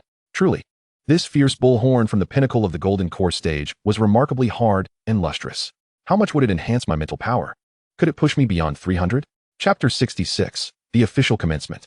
3 days later, at 8 a.m., Xiao Chuan, have you gathered all your things? Don't forget your examination permit. Slow down with your meal. The exam starts at 9, and there's still an hour left. It only takes about 10 minutes to get from home to the affiliated school. After finishing his steaming buns, Lu Chuan poured the golden, thick millet porridge into his mouth, using a spoon to gather the remaining millet grains in the bowl before swallowing them in one bite. Delicious. I'm full. He then grabbed his backpack and prepared to leave home. Xiao Chuan, do you really not need me to see you off? Lu's father, who had taken a day off from work, sat on the sofa, inquiring with concern. Oh, it's really not necessary. It's just a short distance. I can walk it in 2 steps. You and Mom should go to work without worrying about me, Lu Chuan replied helplessly. All right. Lu's father ceased his inquiries, rising from the sofa to pat Lu Chuan's shoulder firmly. Son, good luck. Lu Chuan was momentarily taken aback before laughing. Dad, you're quite funny. Where did you learn that line? It's a bit awkward. He then turned and hurried out the door. Lu's father watched his son's retreating figure, blinking in surprise, before turning to Lu's mother. Was that awkward? Lu's mother lowered her head, stifling laughter as she continued to tidy up the dishes. The examination venue in Muki City was located at the affiliated school, and Lu Chuan's home was merely 2 kilometers from it. At that moment, the sky was faintly covered by a pale red net, a shielding formation. It had been erected 3 days prior, and Lu Chuan had witnessed it being set up. Now it was fully operational, rendering all communication devices inoperative within a 3-kilometer radius of the examination site, except for the invigilating teachers. Lu Chuan surmised that this was not merely to prevent cheating, but also to thwart any potential disruptions from the cultists. Soon, Lu Chuan arrived at the entrance of the affiliated school, with 50 minutes remaining before the exam commenced. Many students were waiting at the entrance, most accompanied by their parents, who helped carry their bags while soothingly reassuring their anxious children. Meanwhile, some students managed their own bags while comforting their parents, who seemed even more nervous than they were. Lu Chuan. At that moment, Lu Jiong was also waiting outside the examination gate. He excitedly waved upon spotting Lu Chuan. Teacher Lu. Lu Chuan approached with a smile. He noticed that Lu Jiong was accompanied by several people, Li Yi, Jiang Yi, Hu Mengyan, and Hu Fifan, who stood very close to Li Yi. Naturally, the parents of these 3 girls were also present. Hu Fifan's father had not come today, which Lu Chuan understood. Despite their differing performances, they shared similarities in certain respects. And Hu Fifan likely insisted on attending alone, just as he had. Hey, Lu Chuan, long time no see. Hu Mengyan and Jiang Yi waved excitedly at Lu Chuan. After all, as the most handsome boy in the class, Lu Chuan had been preoccupied with training spells at the Immortal Cultivation Bureau and had not returned to school for quite some time. Li Yi merely nodded gently in Lu Chuan's direction, while her father, standing behind her, greeted Lu Chuan warmly. Lu Chuan, I've heard so much about you from Teacher Lu. Meeting you today, you truly exude an extraordinary presence. Oh, Mr. Li, you're too kind. I'm just a bit fair-skinned, in terms of looks. I believe Hu Fifan from our class is much more pleasing to the eye. Saying this, he playfully pulled Hu Fifan forward and presented him to Mr. Li. See. Even though Hu Fifan was notoriously known for his shamelessness, at this moment, his cheeks flushed with embarrassment as he stammered. Hello, Uncle Li. My name is Hu Fifan, and I am a close friend of Lu Chuan and Yi. Ha ha ha, I know you as well, Uncle Li replied with a smile. Indeed. You are both remarkable young individuals, and since you are classmates with Yi, it would be prudent to look out for one another when you enroll in Xian University in the future. Yes, yes. Lu Chuan discerned the politeness in these words and responded casually. However, Hu Fifan's expression was one of utmost seriousness as he nodded vacantly at Mr. Li, exclaiming, Yes. Uncle Li, I will definitely do that. Lu Chuan was taken aback, inwardly cursing. Could it be that this fool had misconstrued mere pleasantries as a paternal charge concerning his daughter? Is his brain just a mushy mess? But soon, he raised an eyebrow, noticing an unsettling shift. After Hu Fifan's dazed nod, he observed Li Yi, who had remained silent before Mr. Li, suddenly smirk. Her eyes sparkling with mirth directed at Hu Fifan. Good gracious. Lu Chuan's mind raced with excitement. This was intriguing. Lu Chuan, I have already briefed these classmates earlier, but I will reiterate. Lu Jiong approached to inform Lu Chuan. Once we enter the examination room, each seat will be enveloped by the 4 directions gathering spirit array, which requires comprehensive testing of spiritual energy. The strength of the array may be somewhat intense, but there is no need for alarm. Simply await the invigilator to distribute the exam papers and focus on your test. Understood, Teacher Lu, Lu Chuan replied with a smile, indicating he comprehended the process. At that moment, a security guard at the entrance raised a spiritual energy megaphone, announcing, Students, you may now enter the examination room. Please proceed in an orderly fashion. He then opened the examination hall doors. With a rush, everyone surged forward, entering in an organized manner. Lu Chuan, who had been standing at the entrance, found himself swept into the throng of eager students. He stared in bewilderment at his excited peers, wondering why they were so hasty. Did entering early somehow grant them more spiritual energy? Meanwhile, he noticed Lu Jiong leaping amid the crowd, vigorously waving and shouting, Remember, do not be nervous. 5 minutes later, Lu Chuan settled into his designated seat within the examination room, surveying his surroundings. The classroom appeared ordinary. However, an enigmatic power of the array flowed like water along the overhead beams, through the luminous spiritual energy tubes, along the seams of the floor tiles, and even traced the graffiti etched by pens on the walls and the pockmarked tables. This force was immensely powerful, yet radiated a gentle aura. Indeed, emanating from the most magnificent array of the Huaxiao Alliance, the 4 directions gathering spirit array. He chose not to observe the other candidates, but instead closed his eyes, quietly absorbing the array's energy while calming his mind. Before long, several unfamiliar invigilators entered the classroom with sealed exam papers. Suddenly, A sharp whistle pierced the air from outside the window. The college entrance examination had officially commenced. Chapter 67. Help! Help! The riffraff from the divine sect have returned. The first subject of the entrance exam, the theory of cultivation, had a daunting 12 pages. As soon as the test papers were distributed, Chuan swiftly inscribed his name and filled in his examination number, adhering to the teacher's instructions by reviewing the questions beforehand. When the signal to begin answering sounded, he immediately took up his pen and began to write fervently. Concurrently, in the Education Bureau of Pingyuan City, within a grand building enveloped by intricate arrays, Wang Riyue sat solemnly in a chair, intently monitoring the surveillance images on the wall. The wall displayed not only the monitoring array of the examination sites within Pingyuan City, but also those of the 8 other smaller cities under its jurisdiction, showcasing an overwhelming number of surveillance feeds. Even though she hailed from the Four Directions Xian University and had reached the Golden Core stage at a young age with formidable mental strength, it was still challenging to oversee all examination sites simultaneously. Nevertheless, she remained diligently seated before these screens, patiently awaiting developments. As a former academic prodigy, she was exceedingly familiar with the examination process. Although the morning appeared to feature the theory of cultivation and the basic array exam, it was, in essence, a test of spiritual energy. Once the basic array papers were collected, the Four Directions Gathering Spirit Array would immediately compile the results of all candidates, which Wang Riyue would witness firsthand. At that moment, her communicator buzzed, a call from Su Gaoyang, a fellow student tasked with observing the examination sites. Wang Riyue, how are things on your end? Su Gaoyang's voice was tinged with urgency. Everything is normal. No candidates from the Four Directions Academy have appeared. They must have given up on Pingyuan City, Wang Riyue replied calmly. Of course, they have not come to Pingyuan City. They have all arrived in Yuanwu City. Currently, there are at least 15 candidates from the Four Directions Academy here in the Yuanwu City monitoring room. If you have no promising candidates, it would be best for you to come help in the afternoon, Su Gaoyang urged. Understood, Wang Riyue responded decisively. After the morning exams, if there are no candidates with spiritual energy above 950 within Pingyuan City, I will head to Yuanwu City to assist you. However, if there are any candidates with spiritual energy exceeding 950, I will prioritize the situation here in Pingyuan City, as Mr. Kong assigned me to this task. I understand. I mean exactly that. If there are no viable candidates, please come to Yuanwu City in the afternoon, Su Gaoyang implored once more. Each year, approximately 25 students from Yuanwu Prefecture are admitted to the Four Directions Xian University, with Yuanwu City itself accounting for a significant portion. However, aside from Yuanwu City, there are 16 other cities within the prefecture, and on average, each city might not even produce a single student for the Four Directions Xian University. Therefore, it was highly likely that Wang Riyue would not find a promising candidate.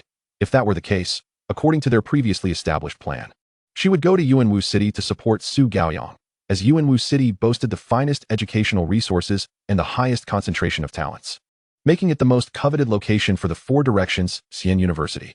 After ending the call, Wang Riyue glanced at the time. It was 11:30 in the morning. The exam commenced at 9, with the theory of cultivation exam lasting 90 minutes, followed by a 30-minute break before the basic array exam began.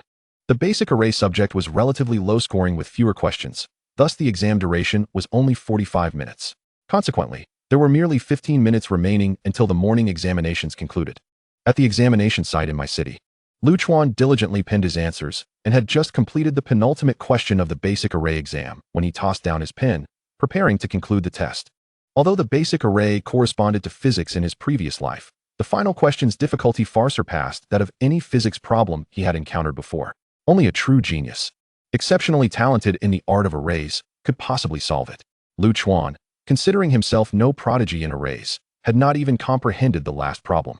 However, after a moment's contemplation, he picked up his pen and diligently began to write, filling the answer sheet for the final major question to the brim with characters and a haphazard array of symbols. Internally, he grumbled in indignation. You present questions I cannot decipher, so I shall respond in a manner that you also cannot comprehend. At that moment, a whistle sounded from outside, signaling the end of the examination. The morning's test had concluded. As the invigilator collected the papers, they gestured for the candidates to exit the examination hall.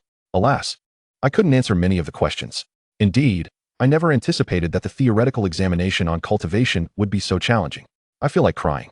My essay on the theory of cultivation is exceedingly brief, as time ran short. What about you? I too have suffered. There were many questions I could not answer. What did you select for question 7? You are quite bothersome. We've just finished the exam and you're already asking questions. There's another exam this afternoon. Don't disrupt my mindset. The candidates around them buzzed with chatter, some rejoicing while others lamented. Yet, Lu Chuan felt none of this. He dashed out of the examination hall, racing homeward. It's mealtime. There's food at home. Of course.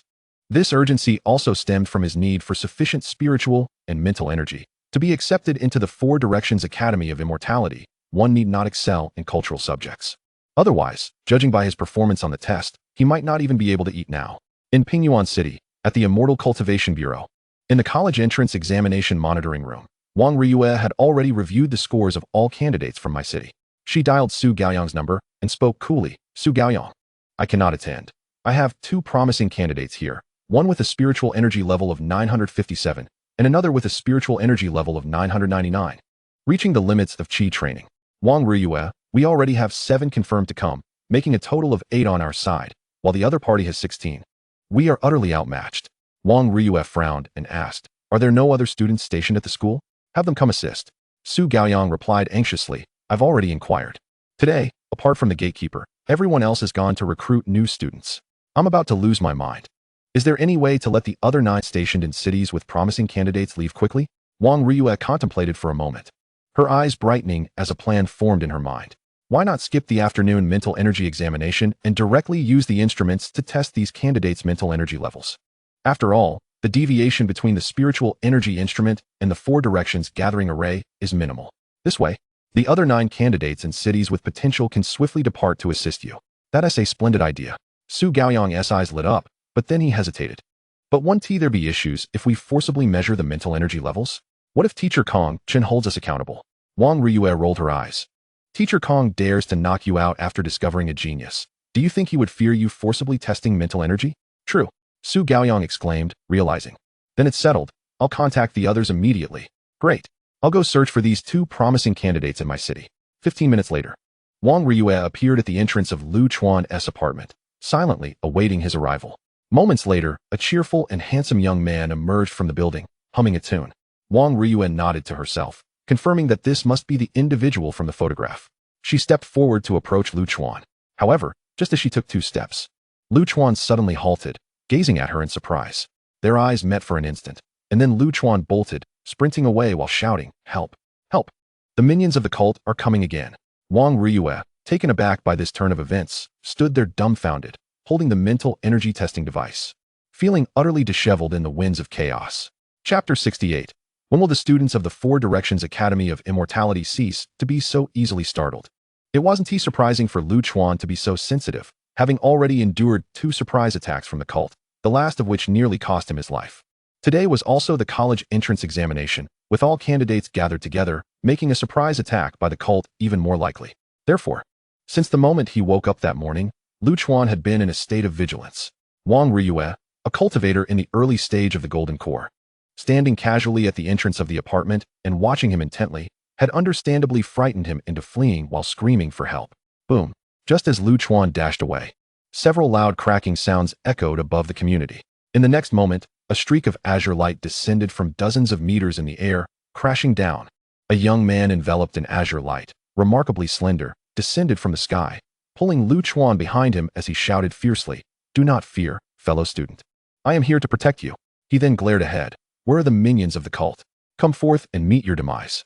Lu Chuan stood behind this young man, his expression somewhat peculiar. This individual was exceedingly thin, despite being nearly 1.8 meters tall. He was barely wider than half of Lu Chuan, appearing fragile and precarious. Hardly the image of a protector. I am not one of the cult. A soft voice emerged as Wang Riyue slowly approached Lu Chuan and the slender man. What proof do you have to substantiate that you are not part of the cult? The slender man puffed out his chest and inquired sternly. If I were part of the cult and wanted to kill this fellow, wouldn't that be a simple task? Wang Riyue smiled gently. Following this, a powerful spiritual pressure characteristic of the Golden Core stage erupted. Lu Chuan suddenly felt a sharp pain in his toes. Looking down, he realized that the slender individual had flinched and inadvertently stepped on his foot. It seemed this person was merely a paper tiger, all show without substance. Then who exactly are you? The tone of the slender man wavered, now lacking the earlier confidence. Do not concern yourself with who I am. I have no intention of harming Lu Chuan. I merely wish to conduct an examination. Wang Riyue had approached to within 2 meters of the two, speaking calmly. That is unacceptable. You must first prove your identity. Otherwise, this protector of the safety of high school students will never allow you to proceed. Before the Slender Man could respond, Lu Chuan interjected immediately. Hearing Lu Chuan's words, the Slender Man's eyes twitched wildly, and he turned to whisper, "Brother, I truly believe this woman does not seem to be from the cult, and aside from being a bit plump, she is not unattractive. Why don't you just relent?" The moment those words were spoken, Lu Chuan and the Slender Man exchanged looks, their eyes reflecting sheer terror. The atmosphere around them grew icy cold as a chilling voice resonated ominously from behind them. "Did you just call someone fat?" "Ah." The Slender Man could no longer maintain his composure, screaming in despair as he turned to flee. Meanwhile, Wang Ryue transformed into a terrifying streak of red light. Thundering after him, Lu Chuan stood frozen in place, watching Wang Ryue's retreating figure, suddenly shivering with fear. Women are truly terrifying. Su Gaoyang, are you under the impression that your 8 individuals from the Yuanwu campus can outmatch our 16? In Yuanwu City, at the Education General Office. In the college entrance examination monitoring hall, a young man clad in a yellow long robe and with slightly dark hair smiled at Su Gaoyang and the 7 students behind him. Behind him stood another 15 individuals, all clad in the same long robes as he. Su Gaoyang gritted his teeth and declared, "Li Zhengpeng, do not be so arrogant. The others from the Yuanwu campus will arrive shortly." At that point, the outcome remains uncertain. This time, a total of 17 individuals were responsible for the enrollment work at Yuanwu Academy, with him being the only one present while the others were stationed across the remaining 16 academies.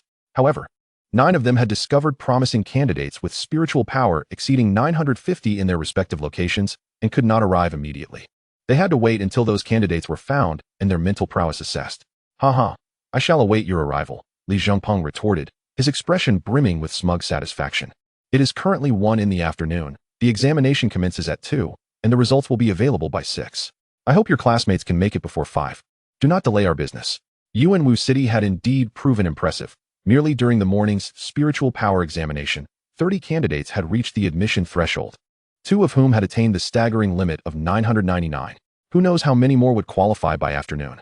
Alas, regardless of the number of new students, they would ultimately belong to our Sifang City campus, leaving Yuanwu Academy with no opportunity to partake. TSK. It appears that even the candidates from Yuanwu Academy have flocked to our Sifang City campus. How amusing. You. Su Gaoyang attempted to retort, but his classmate behind him grasped his arm and whispered, "Hold your temper. Li Zhengpeng aims to provoke you into action. Stay composed. We can act once everyone else arrives." "Very well." Su Gaoyang took a deep breath, calming himself, casting a fierce glare at Li Zhengpeng before turning away to continue waiting. Just then, his communicator at his waist suddenly buzzed. It was a call from Wang Ryue. He promptly answered, "Hello, Wang Ryue, are you there?" However, Wang Ryue's voice came through low and urgent. "Su Gaoyang, right now, immediately, send someone to my city beneath the plains. A student here has a spiritual power of 999 and mental prowess above 300. However, I have encountered some trouble and cannot subdue him. I need assistance." Upon hearing of the 999 spiritual power and mental prowess exceeding 300, Su Gaoyang's body jolted with a start. This score must be the highest in this year's Yuanwu Academy entrance examination. Quickly, he masked the shock from his face and spoke loudly into the phone. "What? You can't find the location? I'm coming out to guide you. Just wait." While speaking, he made his way toward the monitoring hall's exit. The monitoring hall was eerily quiet. Li Zhengpeng and the other students from Sifang City stared at Su Gaoyang's retreating figure with expressions of skepticism. 5 seconds later, Li Zhengpeng furrowed his brow and followed Su Gaoyang outside. Subsequently, 3 more students from the Sifang City campus gradually made their exit. The remaining 7 students from Yuanwu Academy, sensing the situation deteriorating, hesitated for a moment against the remaining students from Sifang City. Then, with a rush, everyone accelerated, rushing out simultaneously. "Su Gaoyang, do not run." High above, Li Zhengpeng invoked his flight spell, desperately pursuing Su Gaoyang. At that moment, Su Gaoyang also activated his flying spell, seeing Li Zhengpeng and his companions closing in. His expression changed drastically. "Why are you following me?" Li Zhengpeng, showing no signs of slowing down, replied, "What audacity you have to ask. What do you think you're doing?" Su Gaoyang shouted back, "I'm going to the restroom. Are you all so shameless as to follow me there?" With that, he abruptly sped up, attempting to shake off Li Zhengpeng. Li Zhengpeng sneered, "What a joke. Just 3 days ago, you were also a student from Sifang City. Besides, when did we, students of Sifang Xian University, ever care about appearances?" Chapter 69. A glimpse of Sifang Xian University culture. My city. Lu Chuan gazed at the emaciated man before him, battered and bruised yet stubbornly maintaining a green light barrier, defiantly resisting. His expression was complex. Today was the college entrance examination, a significant day in his life. Yet he had not expected it to be so extraordinary. First, he encountered a woman who, while not a cultist, seemed to possess formidable powers and insisted on conducting an examination on him. Then, a scrawny man descended from the sky, appearing to be there to protect the examination site, radiating righteousness. Yet, in truth, he was utterly cowardly.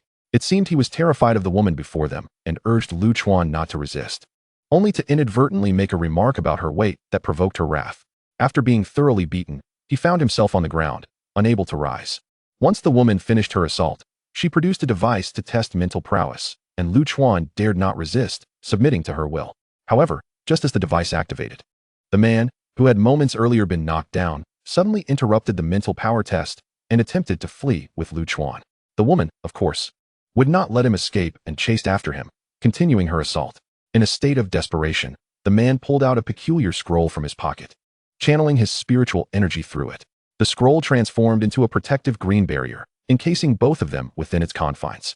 Thus, they found themselves in their current predicament. The gaunt man strained to maintain the green barrier while the woman, having made a phone call, began to assault the barrier relentlessly. Standing within the barrier, Lu Chuan was at a loss for what to do. After a long pause, he cautiously inquired, "Brother, if you truly cannot hold on any longer, perhaps we should surrender."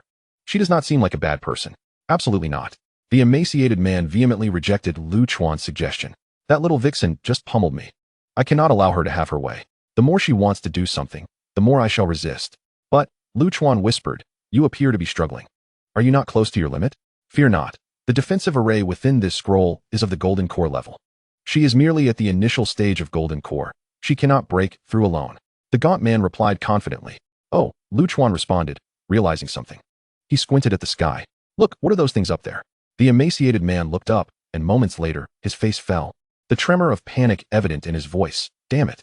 This little vixen cannot break through alone. She is calling for backup." With a thunderous roar, dozens of streaks of light soared from high above, swiftly approaching their location. In the blink of an eye, several young individuals, radiating powerful spiritual energy and exuding an air of exceptional prowess, descended before Lu Chuan and the gaunt man's barrier. Lu Chuan rubbed his twitching face, struggling not to laugh, and asked, "Brother, should we still resist?" The gaunt man inhaled deeply. "What resistance is left? Unless these men are here to abduct us." Wang Ryue. Su Gaoyang landed swiftly from the sky and hurried toward Wang Ryue, asking in a hushed tone, "What is the situation now?" Wang Ryue gestured toward Lu Chuan with her chin. "This Lu Chuan is the promising candidate I discovered. With a spiritual power of 999 and mental prowess ranging between 295 and 320. The measurement of mental strength was not conducted with precision, as it was interrupted midway by this scrawny individual. This thin fellow has been shielding Lu Chuan with a formation, a defensive array of the golden core stage, which I am unable to breach, hence I sought your assistance." After saying this, Wang Ryue turned to Li Zhengpeng and the others. "What is their situation?" Su Gaoyang replied with a wry smile. "When you called me, they sensed something was amiss and followed. However, it's of no concern. The other 8 students have completed their mental strength measurements and conveyed the intentions of the Yuanwu campus to those who meet the admission criteria, including you. We now have 17 individuals, while they have only 16. Wang Ryue nodded. "Very well." Lu Chuan, however, remained oblivious to the situation before him, waving his hand. "Excuse me. May I ask who you are and what you intend to do? I still have to continue with the college entrance examination this afternoon. Can I leave early?" Upon hearing this, 2 beaming men simultaneously appeared before him and extended their hands. "Hello, classmate. I am Su Gaoyang, Li Zhengpeng." Lu Chuan looked at the 2 hands before him and, unable to refuse, extended his left and right hand simultaneously to shake theirs. "Hello, I am Lu Chuan. It's a pleasure to meet you, classmates. I hail from the Sifang Xian University Yuanwu, Sifang City, campus." The 2 spoke in unison again. Lu Chuan, somewhat exasperated, said, "Perhaps you 2 should get straight to the point? I genuinely need to attend the exam this afternoon. I'm not lying. Here is my admission ticket." "Haha. Rest assured, classmate, whether you take the exam this afternoon or not, we at the Sifang Xian University Yuanwu, Sifang City, campus will admit you. Why are you mimicking me?" Finally, Su Gaoyang could no longer contain himself and glared at Li Zhengpeng. Li Zhengpeng, gritting his teeth, retorted, "Clearly, you are the one imitating me. My remarks are directly from the admissions manual." "So am I." Su Gaoyang fumed. "Humph." The 2 once again echoed each other, letting out a huff. Lu Chuan, "Well, arguing loudly isn't the way to resolve this. Li Zhengpeng crossed his arms over his chest and addressed Su Gaoyang. We at the Sifang Xian University resolve matters through reason. As he spoke, the other 15 students from the Sifang City campus stood beside Li Zhengpeng, forming a line. Su Gaoyang sneered. I concur. Suddenly, the 16 students from the Yuanwu campus also positioned themselves alongside Su Gaoyang, standing in opposition to the students from Sifang City. Lu Chuan stared blankly at the scene before him. What is happening? Are they forming two neat rows in front of me? Are they here to welcome me? Or are they simply going to argue face to face? A debate? Cough, cough. Li Zhengpeng cleared his throat. Since both sides have come for this Lu Chuan classmate, today's contest will be for the prize of Lu Chuan himself. The losing side shall not entangle Lu Chuan for a month. Excellent. Su Gaoyang responded. And then his fists shimmered with runic light, striking forward. You're ambushing me, Li Zhengpeng shouted, rushing forward to grapple with Su Gaoyang. The other students wasted no time, plunging into the fray, igniting a fierce battle. Dust flew, spiritual energy surged, runes overflowed, and the sounds of chaos echoed incessantly. 33 students from Sifang Xian University engaged in a fierce brawl right in front of Lu Chuan. Lu Chuan stared in astonishment at the unfolding spectacle, his mind racing. Is this really what students of Sifang Xian University are like? The elite of the Huaxiao Alliance, not embodying the ethereal grace and dignified demeanor one would expect, but instead engaging in such reckless conflict at the slightest provocation? How utterly chaotic. This is rather pleasing to my sensibilities. Chapter 70. Such serious injuries must be treated with professional healing formations. 30 minutes later, the 16 individuals from the Sifang City campus and the 17 from the Yuanwu campus, regardless of gender, lay sprawled on the ground, panting heavily. The students from the Sifang City campus were indeed formidable, with 3 of them at the mid-golden core stage participating in the fray. The Yuanwu campus students also held their own, with the additional member compensating for the 2 mid-golden core disparities. Due to the intensity of the earlier battle, both sides, without resorting to lethal force, expended a significant amount of spiritual energy, leading to their near-total depletion. They now lay on the floor of Lu Chuan's community, recuperating while praising their opponents. So, who won this round? Asked a girl with a pink hairpin. Obviously, we from the Sifang City campus won. We fought to a draw despite being 1 person short. Li Zhengpeng retorted, puffing out his chest. You're talking nonsense. Su Gaoyang stood up, indignant. Is that a draw? We clearly had the upper hand. With that little spiritual energy left, you dare claim the upper hand? It was clearly a draw. I'll show you what a draw is. Take this punch. Ah, my handsome face. The atmosphere grew heated once more as both sides struggled to rise and continued to brawl. Meanwhile, Lu Chuan and the scrawny man had long since vanished from sight. At the Gaokao examination site in my city, in front of the entrance to the attached high school. I don't understand, brother. While I might have wanted to run, why did you want to run too? The scrawny man looked at Lu Chuan, puzzled. Earlier, amidst the chaos of the 2 Sifang Xian University campuses clashing, he had attempted to slip away, only to find Lu Chuan insistently following him in flight. Because I need to take the exam, Lu Chuan pointed toward the examination hall, responding matter-of-factly. Then I'm even more confused. The scrawny man inquired. They are clearly fighting over you. What significance does your taking the exam hold? Lu Chuan smiled and replied, that is different. If I truly listened to them and didn't take the exam this afternoon, after the Gaokao, the only school I could apply to would be Sifang Xian University. And I would be beholden to them. I dislike being at the mercy of others. I may choose not to attend other Xian universities, but I cannot forfeit my power of choice.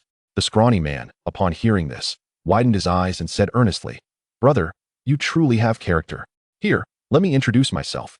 I am Li Feitian, currently a student at Yuanwu Xian University, and in 2 months, I will be a student at the Yuanwu campus of Sifang Xian University.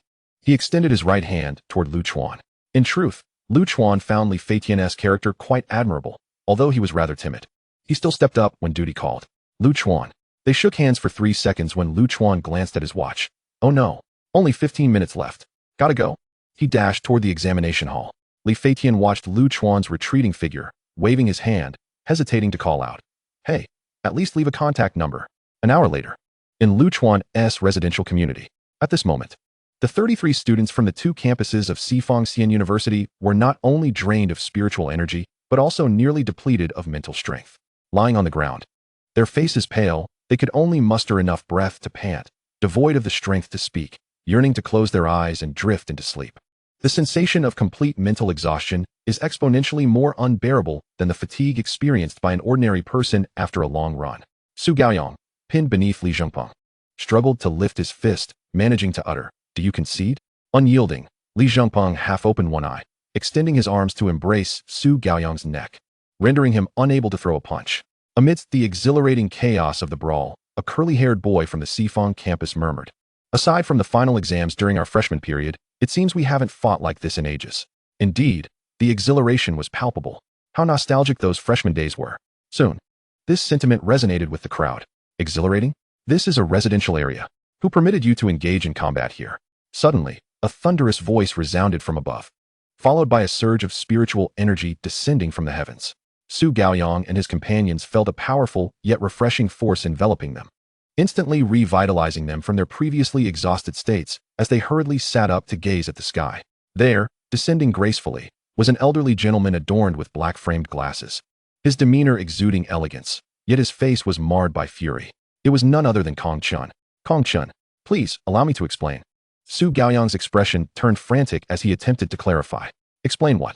Kong Chun retorted angrily. Just look at what you've done to the students of Sifong campus. Their spiritual energy is depleted, and their mental strength has diminished by 95%. He immediately rushed to assist Li Zhengpeng, concern etched on his face. Li Zhengpeng quickly interjected. Teacher Kong, don't blame them. However, he was cut short as he suddenly noticed that, at some point, the 17 students from the Yuanwu campus had managed to stand up. Though their faces were still pale, their spiritual energy and mental strength had significantly recovered. Something is amiss. It's all your fault. You dared to brawl in a residential area, injuring the esteemed peers of Sifong, Xian University. Kong Chen looked at Li Zhengpeng, his tone stern. I will ensure that this group of rascals is thoroughly punished upon my return. Students, I shall take you immediately to the finest healing formation in our Yuanwu campus to treat your injuries. Teacher Kong, there's no need. We still need to. Li Zhengpeng started to protest. No more bravado. With such severe injuries, you must receive treatment from a professional high-level healing formation. Come, Kong Chen declared, producing a magnificent white flying vessel with a wave of his hand. The vessel trembled gently and, without further ado, sucked in Li Zhengpeng and the other students from Sifong campus. Su Gaoyang and his peers, witnessing Kong Chen's prowess, stared in astonishment, their expressions blank. What are you gawking at? Get lost. Kong Chen snapped impatiently. All right, we're leaving. Su Gaoyang finally snapped back to reality, turning to the others with excitement. Quick, let's head back to Yuanwu City. Once the 16 behind him had soared off towards Yuanwu City, he turned back to Kong Chun, a look of ingratiation on his face. Teacher Kong, there's still one more thing in Muyu City. I know, you needn't worry about that, Lu Chuan. Kong Chun waved his hand dismissively. Hurry up and go. 17 against 16, and you still have the audacity to speak to me. All right, we're leaving. Su Gaoyang, though scolded, was in high spirits as he eagerly cast a flying spell towards Yuanwu City. Inside Kong Chen's flying vessel, Li Zhengpeng and the others lay sprawled, staring blankly at the sky, their eyes filled with despair. Chapter 71. First Encounter with Kong Chun. At 6 in the evening, the sound of the exam's conclusion echoed outside. Time's up.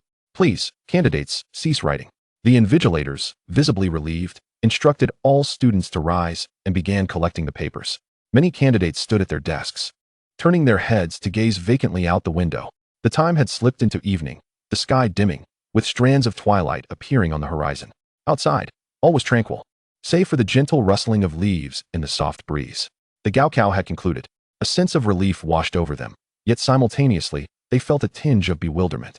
For the past 17 years, their lives had revolved around preparing for this examination, and now that it was over, it was only natural to feel lighthearted.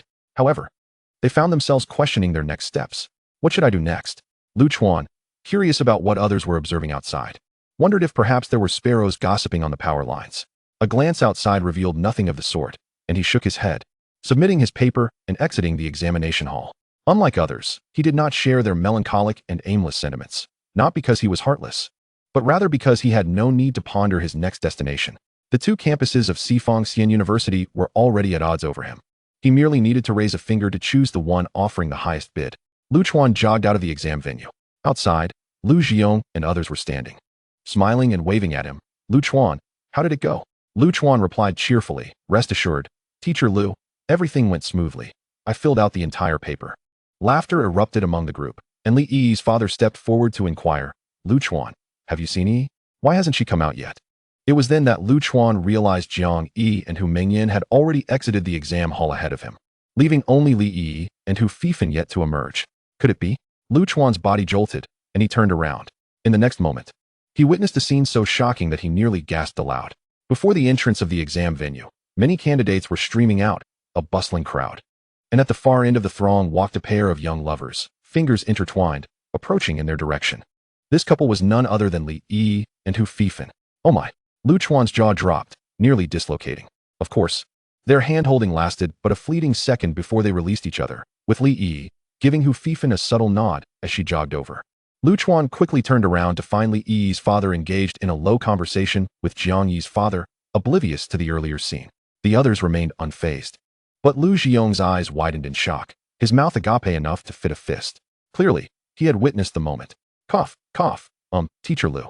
I just remembered that my mother asked me to go home and take the meat out of the spirit energy refrigerator to thaw, so I must be off now. Goodbye. Teacher Lu, goodbye. Uncle Li, goodbye. Uncle Jiang, goodbye. Aunt Hu, goodbye. Jiang Yi, goodbye. Hu Mingyan. Lu Chuan felt he could no longer linger, hurriedly bidding farewell to everyone as he turned to chase after Hu Fifan, exiting the examination hall hand in hand with the school beauty after the Gaokao. By heavens, this was clearly a privilege reserved for the protagonists. He had to inquire how he managed that. However, just a few steps into his pursuit, he collided with someone around a corner. Ah, I'm so sorry. Are you all right? Lu Chuan quickly apologized, assessing the person he had bumped into, and his face registered surprise. Before him stood an elderly gentleman with graying hair. Though advanced in age, he was impeccably dressed, with naturally curled hair and black-framed glasses, his attire dignified yet spirited. Yet, it was not his appearance that astonished Lu Chuan. It was the fact that despite the old man's lack of visible spiritual energy and seemingly frail physique, Lu Chuan had felt as if he had crashed into a wall upon colliding with him. I'm fine, young man. Are you all right? The elderly gentleman was none other than Kong Chun, who had specifically come to seek out Lu Chuan. At that moment, he recognized Lu Chuan and greeted him with a smile. Lu Chuan shook his head, replying, I am perfectly fine, as long as you are well. That is good to hear. However, I have matters to discuss with you, Kong Chun said with a twinkle in his eye. Lu Chuan, taken aback, inquired, what could you possibly need from me? I am currently preoccupied with other matters. Do not be hasty.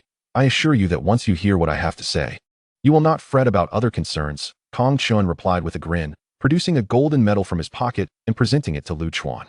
This serves as my identification. Lu Chuan's gaze was immediately captivated by the golden insignia. He distinctly felt as if a unique and profound array of energy emanated from it, the complexity of which far surpassed his comprehension, causing him to feel dizzy and nauseous after only a few seconds of scrutiny. Ha. This artifact is not something you young folks should gaze upon for too long, Kong Chun chuckled, quickly stowing the medal away. In any case, this item is specially crafted by the Huaxiao Alliance. No one on the entire Blue Sea Star would dare to replicate it. I am Kong Chun, an associate professor at the Sifang Xian De Yuan Martial Arts Campus. I have come to discuss recruitment matters with you. Sifang Xian De Yuan Martial Arts Campus associate professor. Here to discuss recruitment. Lu Chuan felt a jolt of excitement, instantly forgetting about the fleeing Hu Fifan. He grinned broadly, saying, Professor Kong, you must have had quite the journey. Would you care to join me for a cup of tea at my home? Kong Chun regarded Lu Chuan's sudden eagerness with a bemused expression and replied, Very well, I appreciate the invitation, Lu Chuan. In the next instant, Lu Chuan felt himself gently lifted, and the scenery around him transformed in an instant. Within mere seconds, he found himself standing at his doorstep. He swallowed hard, astonished. Good heavens, 2 kilometers covered in the blink of an eye. Is this teleportation? Cough, cough, Professor Kong, you possess quite the remarkable abilities. Despite the tumultuous waves of astonishment within him, Lu Chuan maintained a facade of calm as he opened the door and invited Kong Chun inside. Please, Professor, make yourself at home. Once they were seated on the sofa, Lu Chuan stood up and said, Please wait a moment, Professor. I will fetch you a glass of water. No need for that, Lu Chuan. Time is of the essence. Let us converse further, Kong Chun replied with a smile. Ah, Professor, please do not be so polite. It is only right that I offer you a drink. If my mother were to return and discover that I had not attended to you properly, I would surely be reprimanded, Lu Chuan insisted, resolutely heading to the kitchen. Upon arriving in the kitchen, Lu Chuan swiftly grabbed the spirit-powered kettle, pouring all the remaining hot water into the sink. He then feigned a casual tone, saying, Oh dear, the kettle is out of hot water. It seems I must boil another pot. Professor, you may have to wait 7 or 8 minutes. In the living room, Kong Chun couldn't help but chuckle at the absurdity of the situation. Lu Chuan, I assure you, I am the only one visiting today from the Sifang Chun campus. Your attempts to delay are futile. 2 seconds later, Lu Chuan emerged from the kitchen, scratching his head and grinning sheepishly. Hee hee. I just remembered that the kettle is broken and cannot boil water. I sincerely apologize, Professor, for my inadequate hospitality. He then plopped down on the sofa opposite Kong Chun. A foolish grin plastered across his face. Kong Chun gazed at Lu Chuan, the corners of his eyes twitching in disbelief. How had this young man developed such audacity even before entering Xifeng? What would happen once he became part of the institution? Chapter 72. Kong Chen's Confidence. In a private room of a restaurant in Yuanwu City, Su Gaoyang and several students from the Yuanwu campus were seated around the dining table, all wearing expressions of joy. Ladies and gentlemen, let us now summarize the status of each candidate, Su Gaoyang announced, holding a form in hand. This year, Yuanwu City had 20 candidates who met the admission criteria, and we have conveyed our intention to accept each of them. Among them, 3 have declined outright, stating they will not consider the Yuanwu campus. 4 have indicated they have never heard of our campus and wish to research further, while 10 have expressed a desire to ponder their decisions and discuss with their parents. Additionally, 3 candidates, after learning about the Yuanwu campus, are preparing to apply to Yuanwu Xian University. The students from Xifeng campus have lost their competitiveness in Yuanwu City and likely will not return in the coming days. Thus, the 10 candidates who are still deliberating are our targets for recruitment. Before the incident concerning Lu Chuan, 9 of you had identified promising candidates across 9 different cities. These individuals, excluding Lu Chuan, were all particularly delighted upon receiving news of the early invitation from Xifeng, demonstrating a strong willingness to apply to the Yuanwu campus. And what of Lu Chuan? Wang Riyue, who had been quietly listening, suddenly interjected. She was responsible for recruitment within the Pingyuan City area and had only discovered 2 candidates meeting the spirit energy threshold that morning. However, after testing, the other candidate did not meet the mental energy requirements. Thus, she was particularly concerned, as Lu Chuan was the only one under her purview. Lu Chuan, huh? Su Gaoyang scratched his head. I reviewed his scores. His spirit energy is at 999, and his mental energy is at 319, ranking first within the Yuanwu Academy. It seems Professor Kong has personally gone to find him. Let us not concern ourselves with him. Indeed, Wang Riyue replied. Lu Chuan, I have already seen your scores for spirit and mental energy, which place you among the top 5 candidates in the Yuanwu Academy.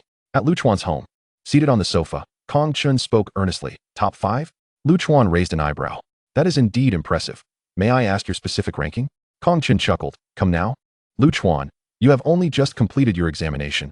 Results are still confidential. I cannot disclose the exact ranking, but you should be aware that you are among the top 5. This revelation left Lu Chuan in a state of realization. Yuanwu Academy is a mid-tier institution. Typically, students who rank 5th in the entrance exams tend to be positioned in the upper-middle tier among new students. Such promising students are highly sought after by our Yuanwu campus. By the way, might I inquire if you are familiar with our Yuanwu campus? Lu Chuan nodded, saying, I recently logged onto the Cultivator Forum and gathered some information.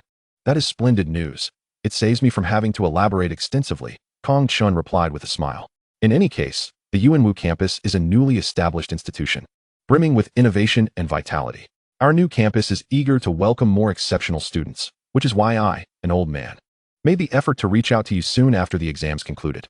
Lu Chuan acknowledged. Indeed, I can sense the sincerity of your campus, with an associate professor personally visiting. Upon hearing Lu Chuan's words, Kong Chun felt a twinge of doubt. What a joke. Do you think associate professors are as common as cabbages? Normally, for a top 5 student from a mid-tier academy like Yuanwu, it would be fortunate to have even a lecturer visit. Even if the top student were to be approached, it would be no more than a guidance-level teacher. Were it not for my observation of your high spirit and mental energy, I would not have taken the trouble to personally visit after reviewing your file. 2 months prior, in conjunction with Lu Guangnian from Yuanwu Xian University, he had dealt with a rampaging Jindan-level beast. A month ago, he faced an assassination attempt from the Cult of the Divine, where he successfully ambushed a mid-stage Foundation establishment under siege by 5 high-level Qi practitioners, ensuring his survival for 10 minutes until reinforcements from the Bureau of Cultivation arrived. While there are many with high spirit and mental energy, few have achieved such feats prior to the entrance examination. Thus, after reviewing Lu Chuan's file, he decided to make the trip personally. Such a student, endowed with remarkable combat prowess, must be secured. At this moment, Lu Chuan gazed at Kong Chun before him, his thoughts whirling. It was evident to him that Kong Chun's claim of ranking within the top 5 was a mere ruse, based on his own estimations. After consuming the 8,000 miles horn, which had cost nearly 3 million from Xiao Xingxing, his mental energy had surged to an impressive 318. Even though the spiritual energy values tested by the 4 directions gathering spirit array and those measured by his spiritual energy wristband showed discrepancies, they should still exceed 315. This score held a 90 chance of being the highest at the Yuanwu Academy. Yet, Lu Chuan understood this. After all, Kong Chun was not entirely lying. 5th place is indeed within the top 5, just as 1st place is. He merely feared that his asking price was too steep and thus wanted to temper his own expectations. He could discern Kong Chen's sincerity. Recently, he had perused numerous discussions on the Cultivator Forum and familiarized himself with the grading system of the teachers at Xian University. This grading system, instituted by the Huaxiao Alliance, categorizes teachers from the lowest to the highest as follows: assistant, lecturer, instructor, associate professor, and professor. Given that the standards set by the Huaxiao Alliance are exceedingly stringent, not only regarding cultivation but also in various other aspects, the professors in this world possess far more prestige than those from his previous life, with nearly every one of them being of strategic weapon caliber within the Huaxiao Alliance. Kong Chun, being an associate professor, was already a highly esteemed figure within the Yuanwu Academy, approaching a mere candidate, yet extending such earnestness. Thus, he resolved to be forthright and pondered briefly before speaking. Teacher Kong Chun, may I speak candidly? Upon hearing this, Kong Chun raised an eyebrow. Lu Chuan, please proceed. Gathering his resolve, Lu Chuan replied honestly, Teacher Kong Chun, I believe you have seen my family's circumstances. We come from a humble background. While we can manage our daily living, we lack the financial means to support my cultivation. Therefore, I hope to receive support from Xian University upon my enrollment. Perhaps some form of scholarship. Additionally, I will be evaluating both the Yuanwu campus and the Four Direction City campus to determine which offers the better conditions. Kong Chun paused momentarily, then erupted into hearty laughter. Ha! You are refreshingly direct. I appreciate that. If so, I shall be equally forthright. With that, he retrieved a notebook and a fountain pen from his pocket, swiftly jotting down several lines of text before tearing out a page and placing it before Lu Chuan. Behold, this is the highest offer I can extend. You are welcome to wait for the conditions from the Four Direction City campus to compare. But I am confident that my offer reflects the utmost sincerity. With that, he turned and floated away. Lu Chuan. I hope our next meeting will be on the campus of Yuanwu Academy.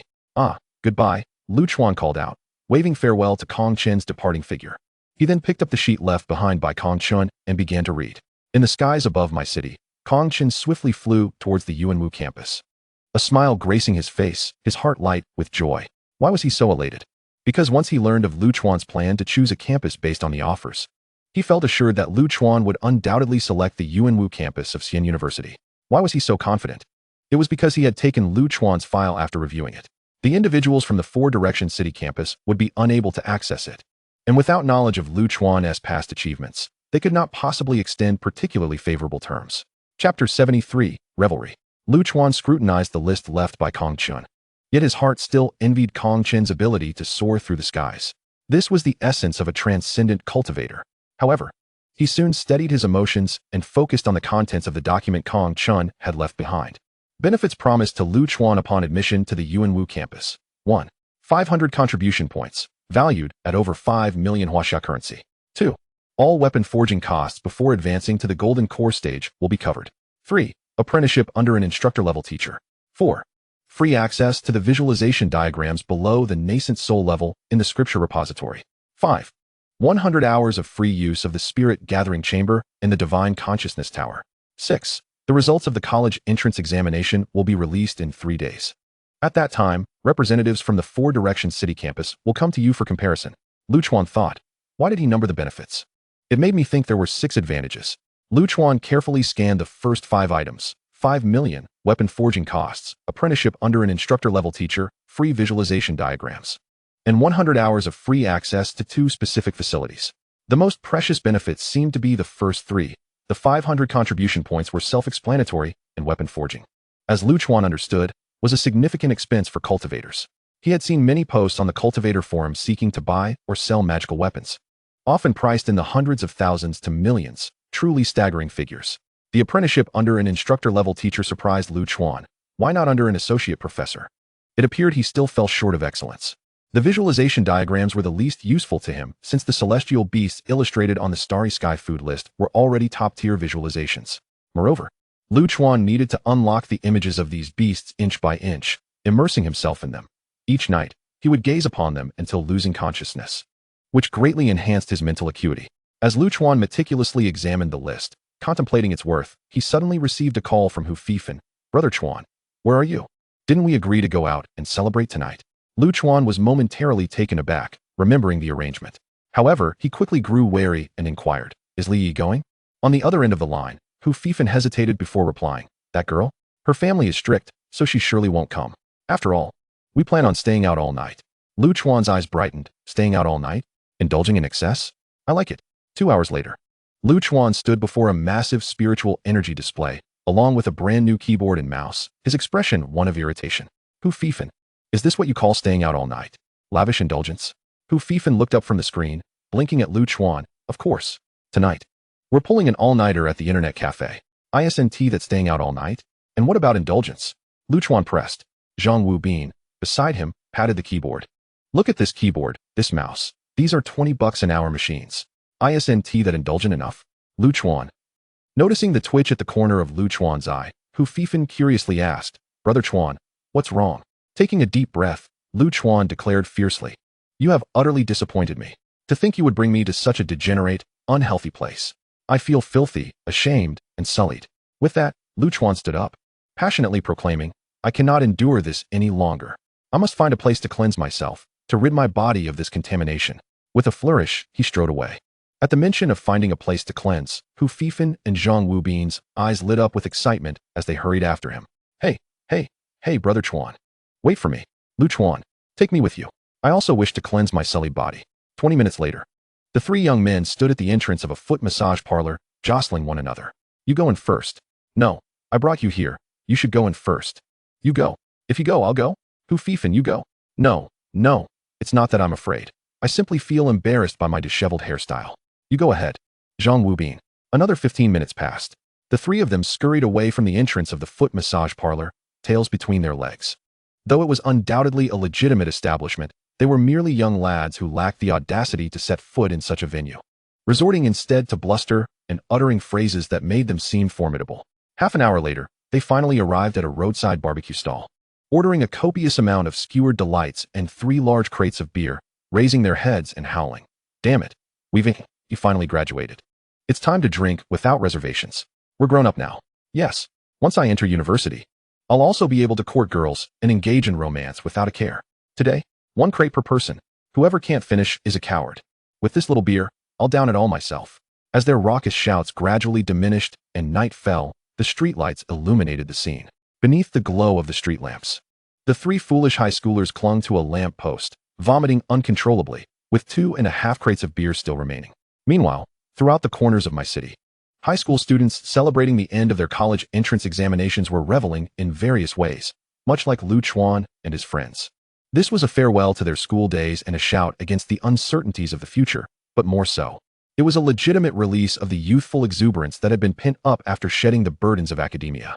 Just as Lu Chuan and his companions were immersed in their youthful festivities in Yuanwu City at Yuanwu Academy, Lu Guangnian grasped a curved blade and stepped toward a massive luminous gate. Accompanying him were numerous other figures.